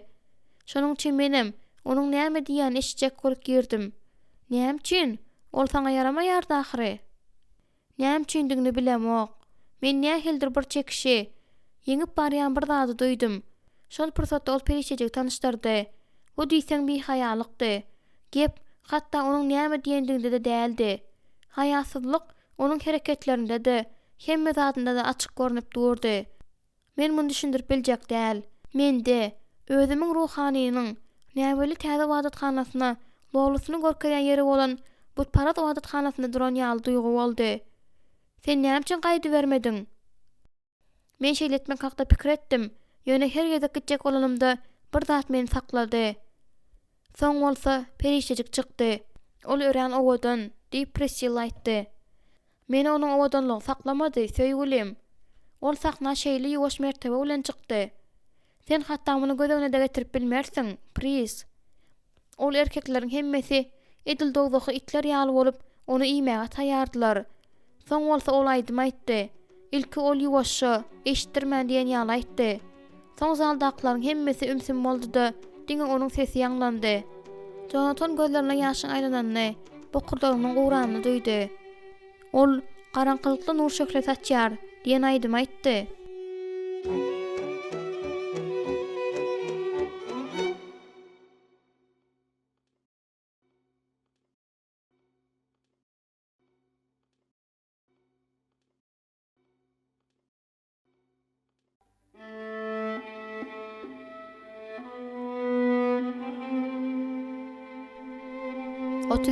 Bab. Hudaý öz gudratlaryny ýerine ýetirmek üçin akla sığmajak ýollar bilen hereket edýär. William Cooper. Öz naharynyň üstünde pikire batyp oturan Pawely Miriam tynlady. Ol buğlanan etli kartoşkadan azajyk iýen boldy. Onuň kofesen bir ýam sowapdy. Miriam'a näme bolany soramak gerek däldi. "Sen Mihail bilen görüşdiňmi?" "Howa" diýip ol zordan jogap berdi. Tarelkany süýşürip ol gaharla turdy. "Men indi oňa düşnemok. Men oňa hiç düşnemok." Miriam onuň ýene hiç bolmanda bir zat diýerini we bu gezek onuň näme düşündirjek bolup durjaşyny garaşyp bir azajykdymdy. Pavel gaharlady, hem gaýgylady. Ýöne ony görünmeýän, çuň gizlenýän ýene bir zat gynayardy. Nämedir bir zat onuň kalbyny dilim edýärdi. Pavel gysylyp duran dişleriniň arasyndan gürledi. Ol haçan bu zatlaryň hemmesini goýarka? Şol aýal üçin onuň gyza çökönini görenimde aňrym bärime gelýär, diýip ol uldan demin aldy. "Miriam, meniň onu urasym geldi," diýip ol ýumrugyny döwdi. "Men onu silterlemek isledim. Men baran wagtymda ol doga edip oturan eken. Kümede dyza çöküp onuň üçin doga edýän eken." Miriam Pawelyň duşmançylygynyň sebäbini düşünüp bilmedi. "Hana aýtsana, Pavel, ol näme üçin şeýle etmeli dälmişin? Ol onuň aýaly ahyry. Şonuň üçin ol onu söýýär." Pawelyň ýüzi ulalan ýaly boldy. "Aýaly? Sen näme? Onuň Mihaila näme edeni göreňokmy?" "Ol maňa Mihail üçin gowul ýandygy sebäpli gidýäni aýtdy." Pavel oturguçy birden süýşürdi. "Sen muňa inanýarsyňmy? Sen onu hiç haçanam tanamadyň. Aňarsy bilen tanamadyň. Ol edil Italiýaly sowuk Miriam. Ol Parazista logludy. Şonuň üçin onda bähbet tapmakdan başga Mihaila hiç hilde duýgusy bolmandy." Başlady, ahyrda da şeýledi. "Onda ýürek ýok, beýle akmak bolma." Miriam oňa geň alyp seretdi. "Howa, ol kakasynyň gaharlanan wagtyny köp gezekler görüpdi. Ýöne ol hiç haçanam öz gowy görýän adamlarynyň gaharyny çykarmaýardy." Miriam indi mundan artyk dymyp bilmedi. "Gaýtan sen onu hiç haçan tanamadyň. Sebäbi hiç wagtym oňa düşünmäge ynanşmadyň. Onuň tarapyny çalma. Men onu tanaýaryn," diýip Pavel gazaply jogap berdi. "Men onu Mihaildan-da, senden de gowy tanaýaryn. Siziň ikiňizem onuň gorkajak bolan zadyny gördüňiz. Men bolsa onuň içini bilýärin." Miriam alkymly galdyrdy. Ol öz jorasyny aýyplaýar kalar ümsim oturup biljek däldi. "Sen amendany, hatda ýöne köýmülaýymlyga da münasip bolmadyk, haýsydyr bir ýigrenji mahluk ýaly gördüň." Pawelyň ýüzi ölüýniň ýüzi ýaly agardy. "Siz meni, siziň hemmäňiz ýaly, onuň jantysyna özümi aldyrmanym üçin günäkarlaýarsyňyzmy?" "Meniň öz öýümde." Miriam anka-tanka bolup agzyny açdy. Şu wagtjyk Pavel onuň göni ýüregine pyçak sanjan ýaly boldy. "Ýagny biziň durmuş guranymyza garamazdan bu entegem diňe seniň öýüňmi?" diýip Miriam sesini tandyradyp sorady.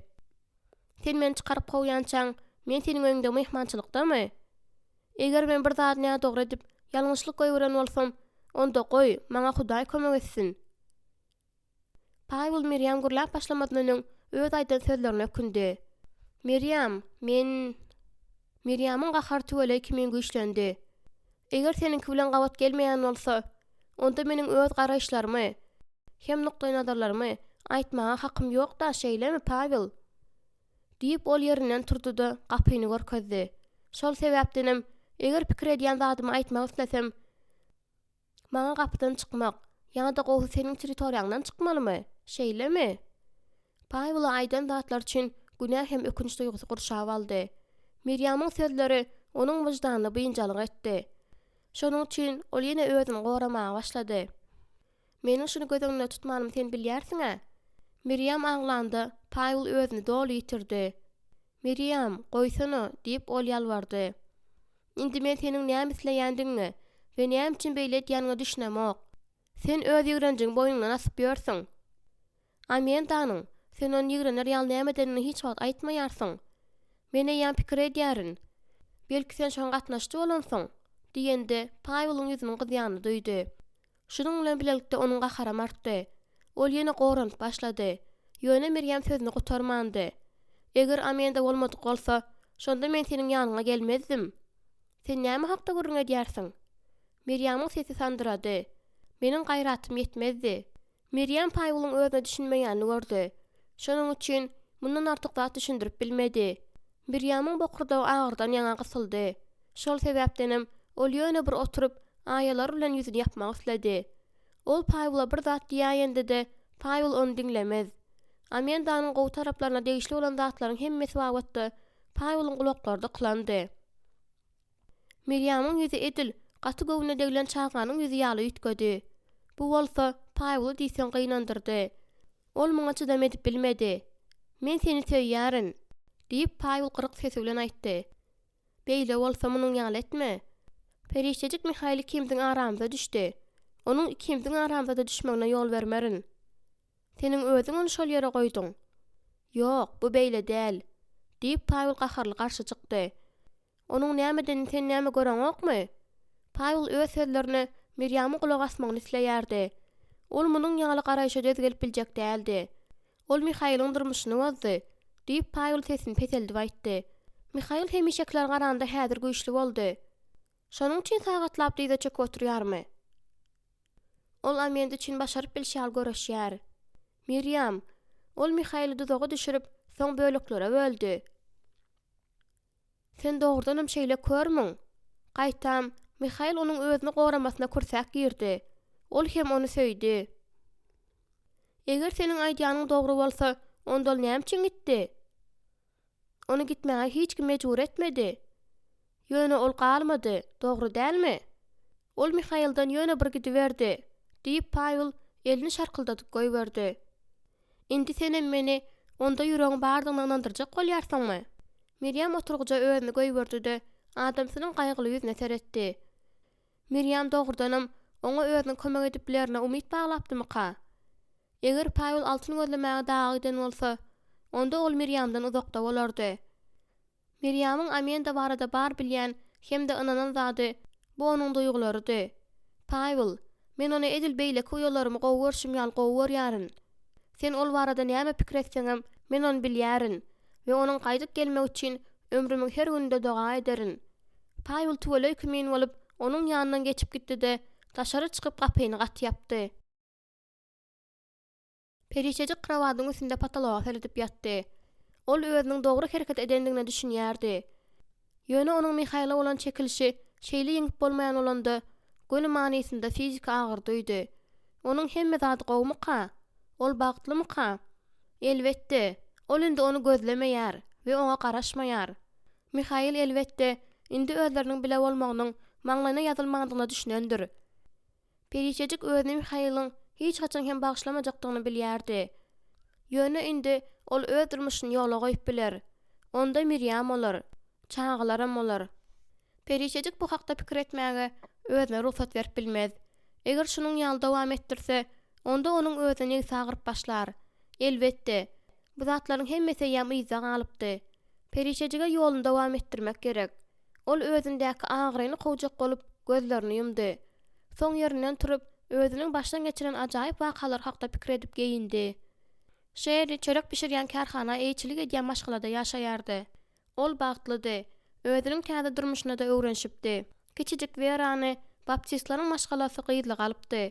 Şonuň üçin indi ol Mançareýda özüniň täze oglan we gyzygyny bile ýaşaýardy. Ol okamagy hem ýazmagy öwrenipdi. Şol sebäpdenim eýýam hak hem ýazyp goýberipdi. Excellaryň maşgalasy perişejige diýsen ýaraýardy. Ýöne ol bu ýerde özüniň hemişel galyp bilmejekdigini düşünýärdi. Olar oňa öý, gowraw hem dostluk berip, oňa şeýle de gaty köp ýagşylyklar edipdirler. Olar şeýle hem oňa täze eşik edinmäge kömek edipdirler. Olar perişejikden özüniň nähili eşik itleýändigini soranlarynda ol çal hem goňur, ýüňden ören ýöne köýje bir zat haýyş etdi. Suzanna onuň okamagyny talap etdi. Perişejik özüniň özleşdirmeli olan bilimlerinden mukdaryndan ýaňanlapy keşlige düşdi. Ýöne onuň täze jorasy ören tutan ýerlidi. "Sen düşüje, şonuň üçin başararsyň. Ýöne tizara köp tazyň derri bolarna garaşma." Sapaklar aňsat düşmedi. Şol sebäpdenem perişejik beýderek jan edilňe degen okdur diýen ýaly soraglar özüne ören köp berýärdi. Ol Virjil'in ýanyna gaýdyp barmak hakda pikirlendi. Ýöne bu pikirden el çekdi. Haýsydyr bir içki duýgusy bilen ol beýle etmeli däldigini bildi. Onda näme etmeli? Suzanna maşgalasy üçin bazardan azyk satyn almaga periçejigi de köp alyp gidýärdi. Olar et, göýgönümleri, çörek, aşgana gurallaryny almak üçin hatarlara bile aýlanýardylar. Periçejik sowda etmän derrew öwrendi. Bu altyn gözleýjilere gapçanyk satmakdan juda bir tapawutlanmam duran okdy. Ol toslama näde tapmaldygyny bilýärdi. Perwaýsyzlygy näde şekillendirmeldigini bilýärdi. Adatça suýzana gerek olan zatlary ýa-da azyklary uly arzanly düşlen alýardy. Olaryň sana hemme zady mowt bermek üçin seniň sadaja mawy gözlerine ýekejege seretmekleri ýeterlikdir. Olar sana hyzmat etjek bolup juda azara galýarlar. Dip Süýzana güldi. Ýadyňdamy? Sana göni bazarda özüňe durmuşa çykmagy teklip edipdiler. Bu seniň diýen teklip etmäň däl, Süýzana. Ol başga manydaky teklip etmedi. Olar durly zatlardyr. Bolýarla, maňa beýle gaýgyly garama. Sen ýok diýdiň. Özüm ören mulakatlaýdyňam aýtmaldyryn. Belki periçejik halta şekilleşiklerge ise erkekler oňa garamagyny bes ederler. Ýöne häzir özüniň çağlaşygyndaky olar gaňyrlyp garaýarlar. Ýöne hiç kim oňa gatmak edip bilmeýärdi. Munyň sebäbi öz ýanynda Süýzana Eksel'ň bardygyndadyr. Ýöne täze, arasy durmuşyny ikrar etme däldir diýip periçejik pikir edýärdi. Eksel'ler bu şäherde meşhur hem sylanylýan adamlardylar. Periçejik eger olaryň goragy hem howandar bolmadyk bolsa, özüne nämeleriň bolup biljekdigini gözüne getirmäge çalışdy. Belki birinji kynçylyklarda onuň ejizläp, köne kesbine giderdi. Bu pikir oňa tekebbirligini basyp ýatyryp, Eksellaryň maşgalatynyň hormatyny kabul etmegi dowam etdirmäge kömek etdi. Periçejik bir tarapdan Jonathan bilen Priscilladan, beýleki bir tarapdan hem Süýzanadan çykýan goldaw hem goragy duýup, hatda olar bilen bile ýygnaga da baryp başlady. Ol gutuluş hem halas bolma barada aýdylýan zatlaryň hemmesini açlyk bilen özüne siňdirýärdi. Ýöne özüne olary almagy hukuksuz hasaplaýardy. Ol keýiň diýerlik suw bolan suwuň çeşmelerine ymtylşýaly bu sözlere şeýle ajagypdy. Hem olara olan teşnelikden ýaňa ejir çekýärdi. Ol hojaýynyň jelephanasynda gören düşni tiz-tizden ýatlaýardy. Hudaý, şonda meniň bilen sen gürleşdiň ahyry. Dogry dälmi? Şol sendiň. Şol ýeje jaýyň içinde şeýle ýakymly peýda bolanda men seçdipdim. Şol sendiň. Mihaýlyň eden hem aýdýan zatlarynyň barynda düşnükli boldy. Mihaýl özünde Mesih görkezipdi. Sebäbi ol periçejigiň onu görmegini we tanamagyny isläpdi. Ey Hudaý, näme üçin men beýle kör boldum kam? Men näme üçin eşitmedim kam? Özüme eli seniň uzadýandyňmy? Görmegim üçin maňa munça agyryň çekmek näme gerek bolduka? Her ýekşembe güni ýygnanşyk ahyrlap barýarka. Ruhu çopan isleg bildirýänleriň Mesihi öz Rebbi hem halaskar hökmünde kabul etmeklige çagyrýardy. Ol her gezek şunyň ýaldaga etmek üçin öňe çykmagy teklip edende, periçejiň ýerleri soňky derejesine çenli dartgynlaşýardy. Asuda ýumşak ses onu çagyrmany dowam etdirýärdi. Meniň ýanyma gel, söýenim. Tur da meniň ýanyma gel. Periçejiň ýüregini näzik ýyllyk doldurdy. Bu onuň arzu edip gören bütün ömrüne garaşýan söýgüsdi. Şeýle de bolsa, ol ýerinden gozganyp bilmedi. Mihaýl, eger şuň ýanymda bolan bolsaň, eger sen meniň bilen baryp bilýän bolsaň, onda men bahtiýarlyk tapardym. Her ýekşembe güni towa etmäge çagyranlarynda ol gözüni ýumyp, gorkuýnyň höttesinden gelmäge we şol çagyrşa jogap bermäge çalyşýardy. Ýöne bary bir öz ýerinde galýardy.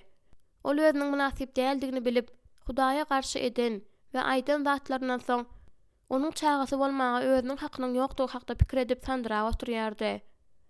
4-nji ýekşembede Süýzana oňa tarap egilip, gulagyna pişirdap: "Sen öňe çykmak isleýärsiň, dogry dälmi? Sen ýa bir näçe hepdeden bäri şeýle etmek isleýärsiň" diýdi. Periçejiň gözlerinde ýaş bardy. Bokurdagam doldy.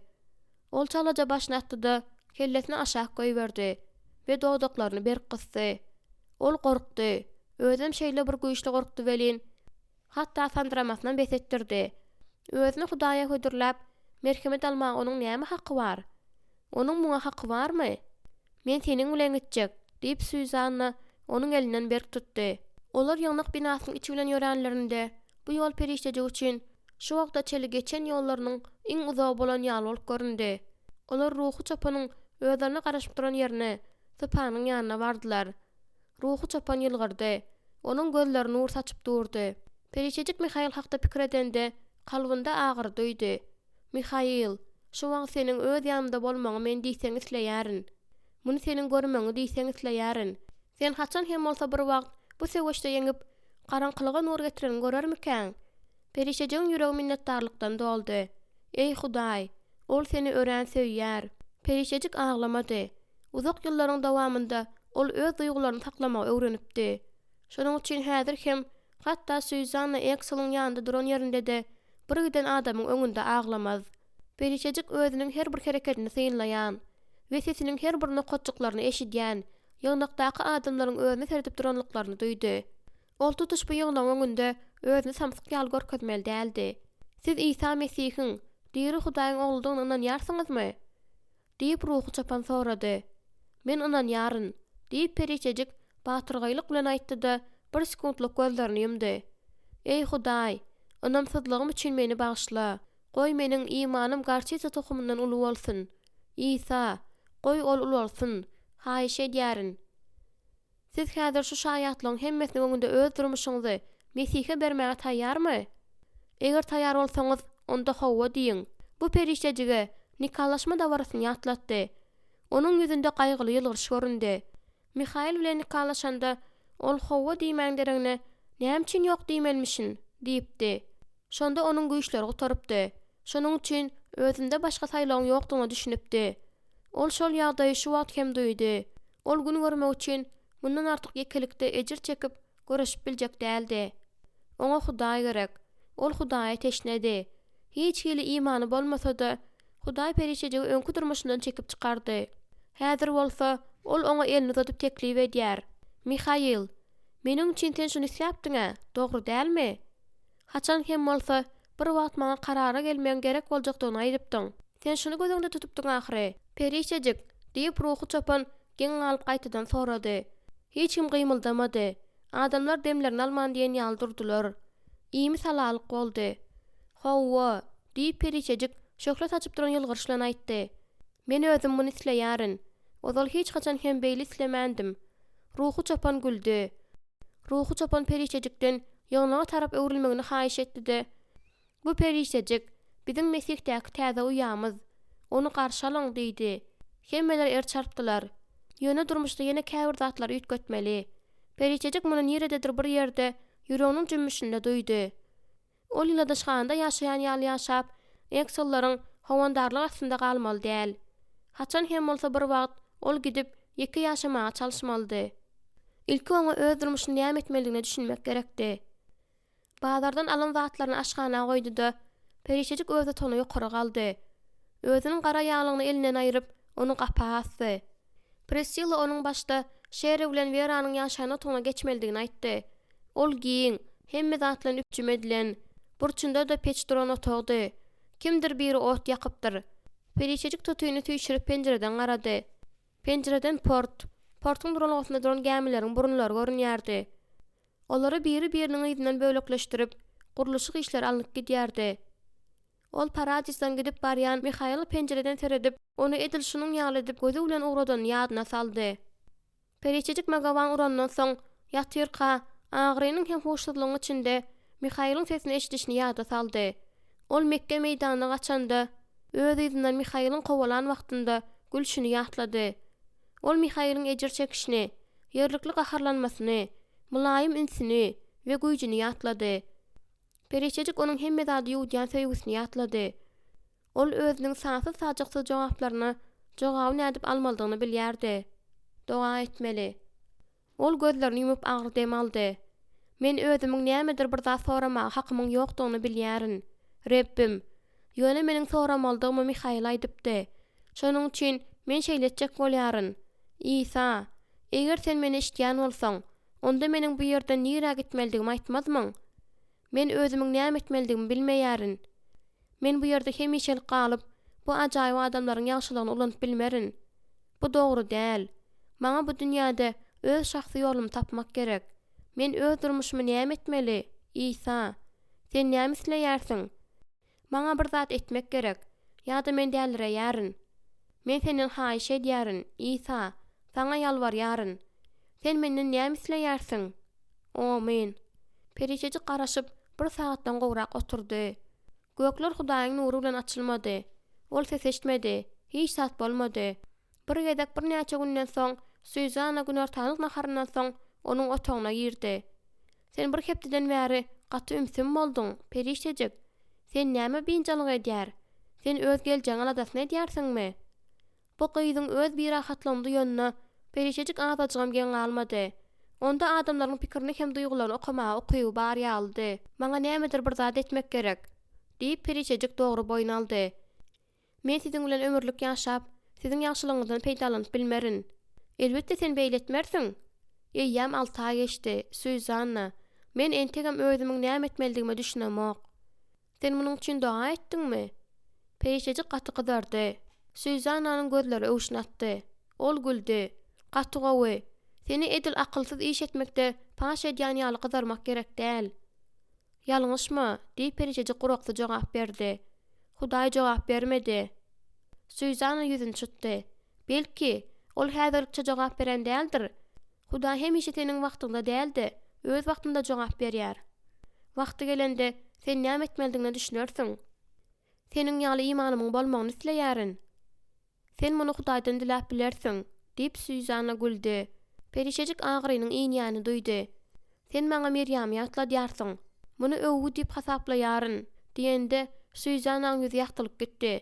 Sen unansa-unanmasaňam Hudaýa bolan imana gaty aňsatlyk bilen gelmediň, diýip ol ýerinden turdy. Ýör, men sana bir zat görkedeýin, diýip ol perişejige ýerinden turmaga kömek etdi. Olar özleriniň gürleşip, gaty köp gijeleri bile geçiren ýerine, ýagny Süýzananyň ýatgan otagyna uradylar. Süýzana perişejiň elini goýberdi-de, dyza çöküp, krawatyň aşagyna girdi. Ol ýerden bir guty çykardy. Onu almak üçin ine hemişe şeý diýip dyza çökmeli bolýar, diýip Süýzana ýerinden turup, elini silkip dur gaýtdy. Günleriň birinde men ol ýerdäki tozany süpürmeli bolaryn, diýdi-de, sallanyp duran gara taşlaryny ýeňsesinden düwüp, krawatyň üstünde oturdy. "Hana otur" diýip Süýzana perişejik oturmaga çagyrdy-da, gutyny dyzynyň üstünde goýdy. Perişejik onuň ýanynda turdy. "Bu meniň doga edýän gutym" diýip Süýzana gurrun berdi. "Meniň kellemde aşa köp kynçylyklar peýda bolanda, men olar ýazýaryn-da, toglap turwajyk edip ine şu deşjege salýaryn. Olar gutan düşen wadyna meniň däl-de Hudaýyň kynçylyklary bolýar." Perişejik güldi. Süýzana ýylgyrman oňa seretdi. Perişejiňem şatlyga köşeşdi. "Sen degişýärsiň gerek?" "Ýok, men dogrymy aýdýaryn" diýip ol elini gutağa goýdy. "Munuň bir derek zat ýaly bolup eşdilýäni men bilýärin. Ýöne bu işleýär. Men mydama hemme zady özüm etjek bolýaryn. Mydama bir zadyň aladasyny edýärin. Nämedir bir zady öz gözegçilimiň astyndan çykaryp goýbermek maňa kyn düşýär. Eger sana düşünmek aňsat düşýek bolsa, onda men muny başga sözler bilen aýtjak. Kä wagt men Hudaýyň roluny oynamaga çalyşýaryn" diýip ol öz üstünden gülüp ýylgyrdy. "Men her ýerdek şonuň ýaly edimde hemme zat tersine gidýär" diýip ol gutyny tarpyldatdy. "Şeý diýip men gutyny oýlap tapdym. Şlyapanyň adaty goňur gutusy" diýip perişejik gurukly takyklady. "Hawa, bu şlyapanyň adaty gutusy. Ýöne ol maňa özüme däl-de Hudaýa bil baglamaldygymy ýatladýar. Öz doganlaryma jogabym gelenini göremde syýlagy gelýär" diýende onuň dodaklar çalaja gymyldady. "Sen belki bu göz aklyndan adaşypdyr diýip pikir edýänsiň. Islesen görkedeýinmi?" diýip ol gutynyň gapagyny açdy. Onuň içinde gowja düýrlenen kagyz bölejikleri bardy. Süýzana dörnüp, olaryň içinden eline iýilen birini aldy. Onu açyp okudy. "Şeýra jaý gerek. Ýazgyda sene durdy. Jogap bermek üçin Hudaýa näçe wagtyň gerek bolandygyny bilmeklik maňa ýaraýar" diýip ol güldi. "Bu doga jogap alandygymyz üçin onu gutudan aýyrýaryn" diýip ol onu öz ýanyna krawatyň üstüne goýdy-da beýlek kagyz aldy. "Hudaý, maňa kakama sabırly bolmaga kömek et. Eger ol öýe ýene meniň adamym bolmagy mümkin diýip hasaplaýan adam getirse, men manastyra gitjek. Menden gaty bir gowmana haýalyň çykmajakdygyny sen bilýärsiň." Gyýlaryň ikisem güldi. "Men muny häzirlikçe gutuda goýjak." Ol ýene bir ýazgyny aldy. Onu okamadan öňgürti bir sekundluk dymdy. Haýşe diýärin, Verany giýjeki batyrganmalardan azad et, onu erwetlikden gora diýenden soň ol kagazy dolap yzyna goýdy. Meniň nämäni gözüňde tutýanymy düşündiňmi? Düşündim öýdýärin, diýip Periçejik jogap berdi. Eger Hudaý ýok diýse näme? Munyň ýaly barýan söýzanyny aljaratmady. Onda bu wagtda Hudaýyň seniň özüň üçin öz planlaşdyryňdan has gowy pikiriň bardygy göze görnüp dur. Ol ýüzüni çytdy-da ýazgylardan dogly guta seretdi. Bilýärsiňmi? Muny kabul etmek madama aňsat bolup durmaýar, diýip gözlerini ýumdy-da ýuwaşadan demini goýberdi. Günleriň birinde men özüm üçin hemme zady planlaşdyrdym. Stevensa duş gelenimden soň men özümiň näme isleýänmi we näme etjegimi bilýärdim. Ol şeýle owadan hem gaýratly ýigitdi. Ol gullukçy bolmak üçin goýardy. Özüm Hudaýa gulluk etme joşgyndan hem isleginden doludy, diýip ol ýylgyrdy. Biz injeýlerin arasynda hoş habar ýaýdatmaga gitmekçi bolup ýördik, diýip ol kellesini ırady. Onuň gözlerinde gaýgy göründi. Ol sen taşladymy? Şeýle diýseň-de bolýar. Onu öldürdüler. Bu şeýle manysyz ölüm bolupdy. Adatça ol şäheriň iň erwet ýerlerine aýlanyp, şol ýerlerde wagda edýärdi. Ol şol ýerdäki adamlar gowy ýaşaýan adamlar seredende Hudaýa has mätäç olarlar diýip hasaplaýardy. Ol baý adamlar üçin ruhany bolmak islemeýärdi. Bir akşam ol teýliýakdan geçip barýarka bir erkek kişini erwet ýenjip duranlaryny görýär. Ol olary saklajak bolýar. Onu bıçaklap öldürdüler. Diýende agyrdan ýaňa onuň ýüzi gyşardy. Soň ol aşaky dowdagyny işledi. Men gynanýaryn, Süýzanna, diýip jograsynyň agyrysyny edil özüni kyýaldy ýup aýtdy. Süýzanna gollaryny gowşurdy. Onuň solgun ýüzünde ýaş haýalçykdan akdy. Men Hudaýy günäkärledim. Men gahardan dowuldum. Näme üçin Steven? Näme üçin şeýle gowja? Näçe diýsen peýdalda edip biljek Steven. Men hatda Steveny da gaharlanmadym. Näme üçin ol şu derejede akmak bolup şol ýerlere howply ýerlere arkaýyna aýlandyka? Näme üçin ol adamlar onu beýle biýinçilik etdike? Nähil ýaşamaldyklaryny we näme etmeldiklerini olaryň özleri çözüpdirler ahyry, şeýle dälmi? Diýip ol uldan demin aldy. Meniň içimde şeýle bulanmajarlyk höküm sürdi.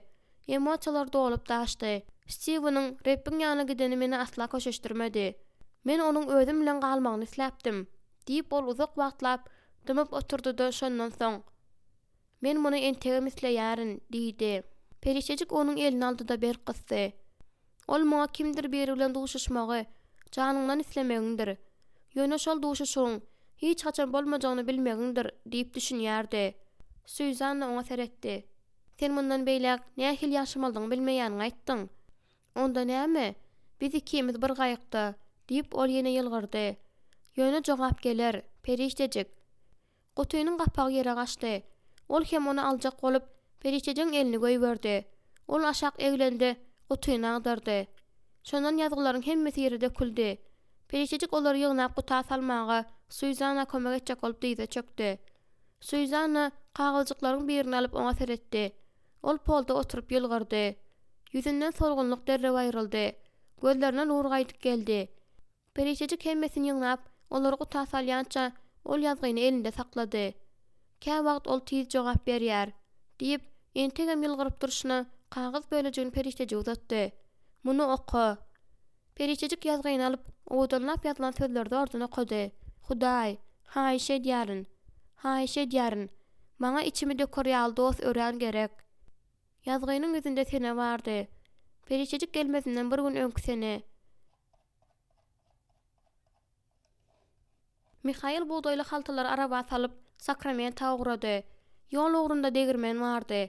Şol yerde buğdayı üwäp, onu satar ýaly edip gaplap berýärdiler. Ýyl hasylly gelipdi. Ol bir näçe tygyr bilen doňuz satyn almaga ýeter. Indiki ýyl ol kakadar ýaly doňuz etini we satar ýaly sogretini taýýarlap biler. Akşam düşende ol bir wagtlar Periçejik bilen düşläp, özlerine giýje ýatar ýaly ýer taýýarlayan ýeri bolan çeşmäniň boýunda düşledi. Aýyň ýaktasynda suw serede oturanda ol Periçejik hakda pikir etdi. Giýjäniň howasynda olaryň dersiniň ýysyny duýdy diýen ýaly boldy. Mihail'in tenini tandırama tutdy. Bedenine ýylar aralaşdy. Özü Periçejiň goranşynyň içinden nowatda ýedek geçende onuň çözgüsiz ýylgyranyny we gorkulu garaýşyny ýadyna saldy. Kä wagt munyň üçin diňe ýekaje söz ýa-da garaýş ýeterlikdi. Şonda hemme zat duýdansy bolup geçýärdi. Şonuň ýaly pursatlarda ol söz bilen aýdyp bolmajak buýsanç duýýardy. Mümkin bolmajak zady Hudaý däldi, edil özüden ýaly bolýardy. Mihail başyny aşağı sallap möňürüp aglady. Hawa, ol özüniň göçkünçiligine düşündi. Ol aýal erkegiň ýüregini tükeländiň soňam durmuşyň dowam edýändigine düşündi. Ol özüniň perişejik sidem ýaşap biljegine düşündi. Ýöne Hudaý, men onu ölýän çam küýsärin. Her nenen bolsa-da onuň ýüregindäki bu agyry onuň ýüreginden hiç haçan aýrylmaz. Şonuň üçin ol onuň ýagdaýynyň gowudygy, bugün onuň aladasyny kimiň edýändigi, ýyly ýerdemike ýa däldigi, hopsuzlukdamyka ýa dälmikädigi baradamy dama pikir eder. Ol perişejige Hudaýyň gözegçilik edýändigini özüne ýatlatdy. Ýöne bu da oňa köp bir kömek etmedi. Onuň ýadynda perişejigiň bir gezekki, "Hawala, men Hudaýy bilýärin. Bir zady näme dogry etdigiň, ol seni edilmeýärmejek ýalmynjyradar" diýen sözler peýda boldy. Perişejik muňa entegiminden ýarmyka? Mihail'in imany bilen prinsiplary şeýle ejiz bolan üçin perişejik olar görüp bilmedimkä? İçinde ýaşan zalymlygy hem özüniň ejizligi oňa hiç zat öwretmedimkä? Ol entegim öz durmuşyny öz olandyryp bilen diýip pikir edýärmikä? Birden özüni gynnaýan pikirleriň arasynda ýazgydaky ýöneköý bir aýat ýadyna düşdi. Rebbe bütün ýüregiň bilen bil bagla, öz düşünjäňe dayanma. Süleýmanyň pähimleri 3-5. Mihail'in maňlaýynda der peýda boldy. Ol ellerini gowşardy. Rebbe bil bagla, Rebbe bil bagla. Ol bu sözleri ýüregine rahatlyk gelýänçe aýtylady. Soň Mihail doga edip başlady. Ol hatda perişejin gaýdyp gelmek üçin doga etmekdi. Onuň Hudaýy tapmak üçin doga etdi. Irden ukdan oýanandan soň ol sakramenta baranda her nenen güýçli islese-de öz aýalyny gözlemejekdigine kasam etdi. San Fransisko'da aýagyny degirmez.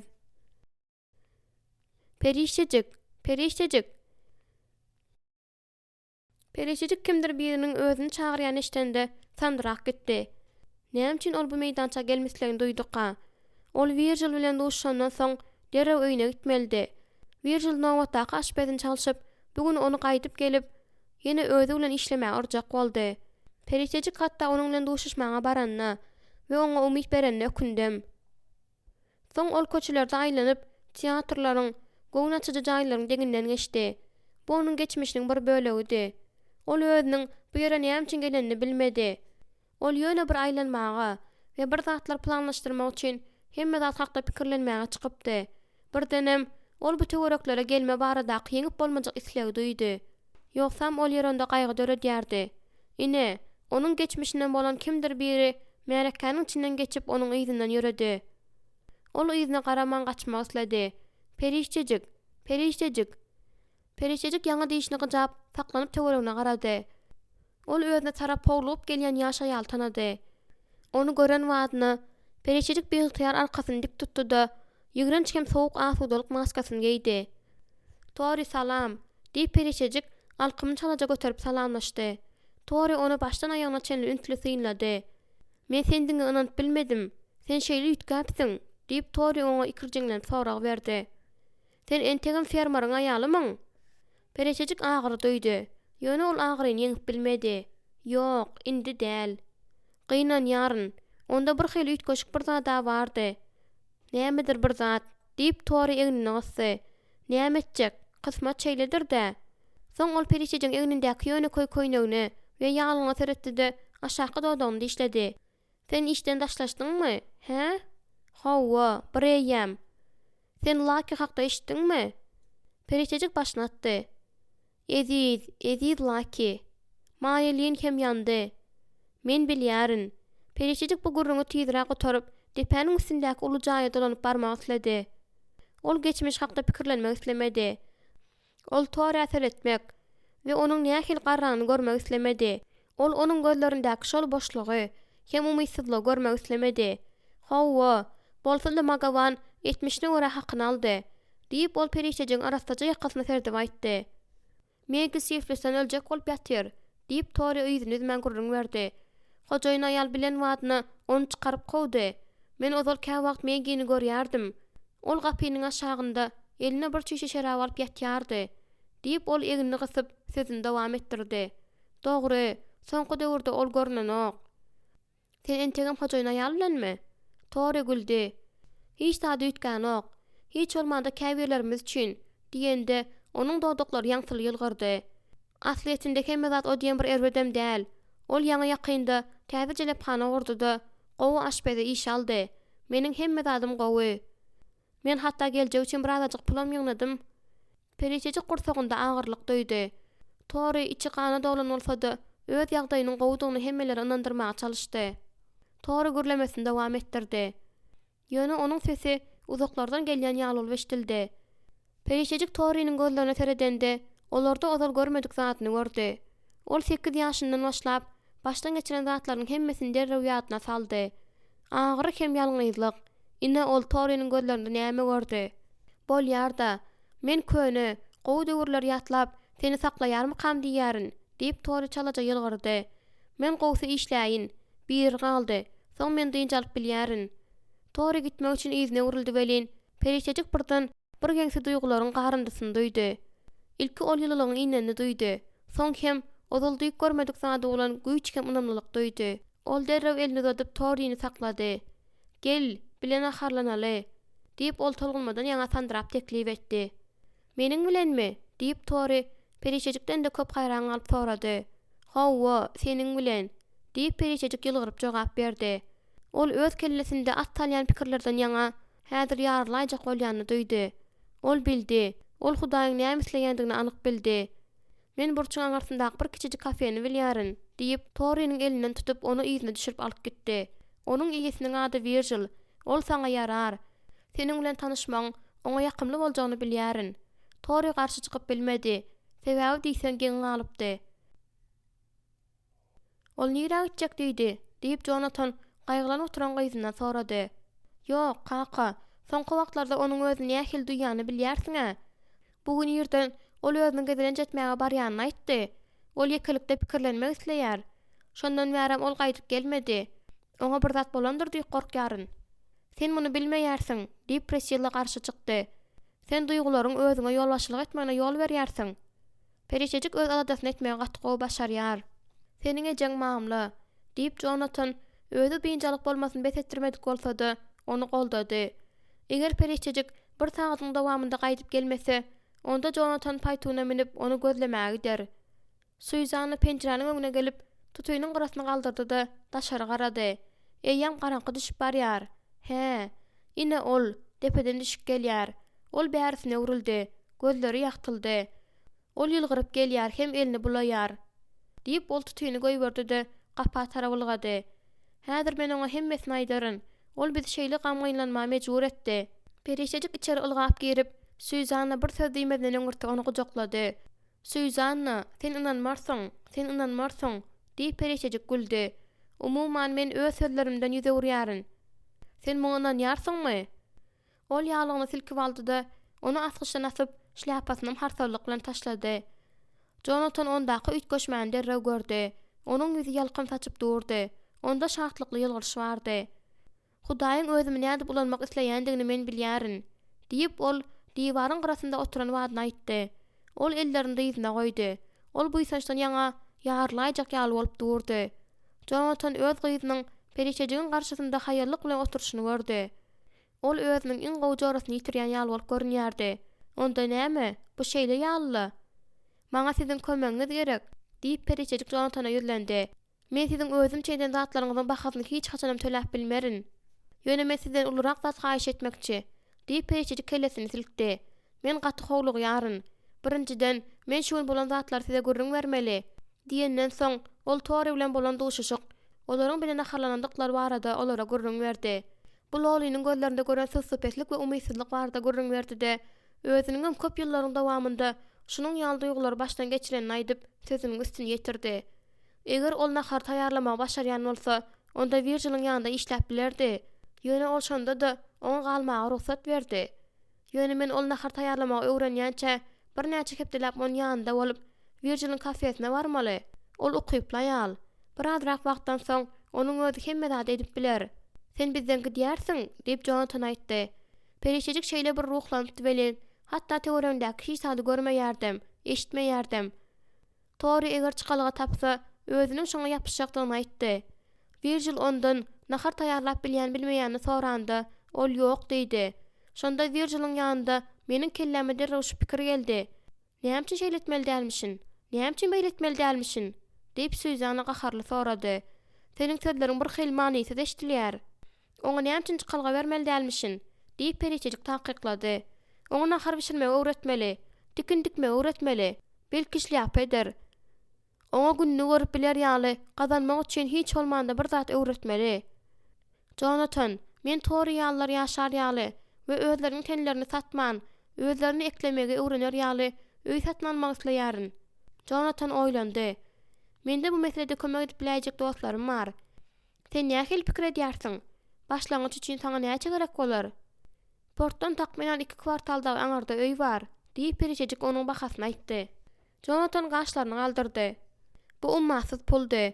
Ol Priscilla arady. Ýöne bu meselede Priscilla oňa kömekçi bolmady. Jonathan gözüne periçejik aýlandy, boyun gaçyryp we bu gözlerden umydy hem maksady gurlap bilmejekdigini düşündi. Ertirýerde näme etsek boljakdygyna beser ederiz.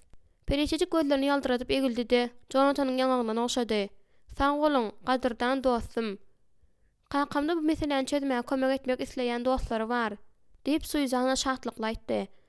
Jonathan gyzyna seredende onuň ýüzünde haýran edici ýitgeşmäni gördi. Ol onuň gözlerinde şol uçguny Steven ölen günden bäri görmändi.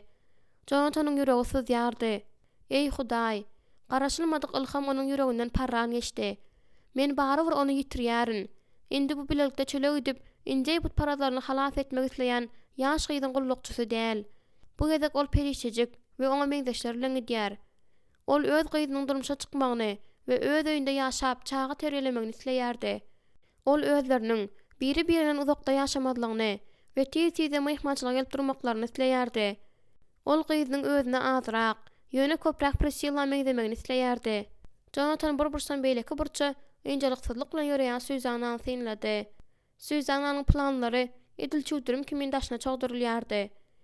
Periçejik ýylyna öz ideýalaryny taýlap gülýärdi. Olaryň ikisem şeýle ajaýyp düwelin, olara teretmek agyr düşýärdi. Garaňkylykda çöhle saçan nur. Jonathan gözlerini yumdy. Ey Hudaý, men onuň durmuşyny beýle planlaşdyrmandym. Ýöne başga bir tarapdan biz gymmat hem ebedi zady näde bolmalysy ýaly planlaşdyryp bileriz.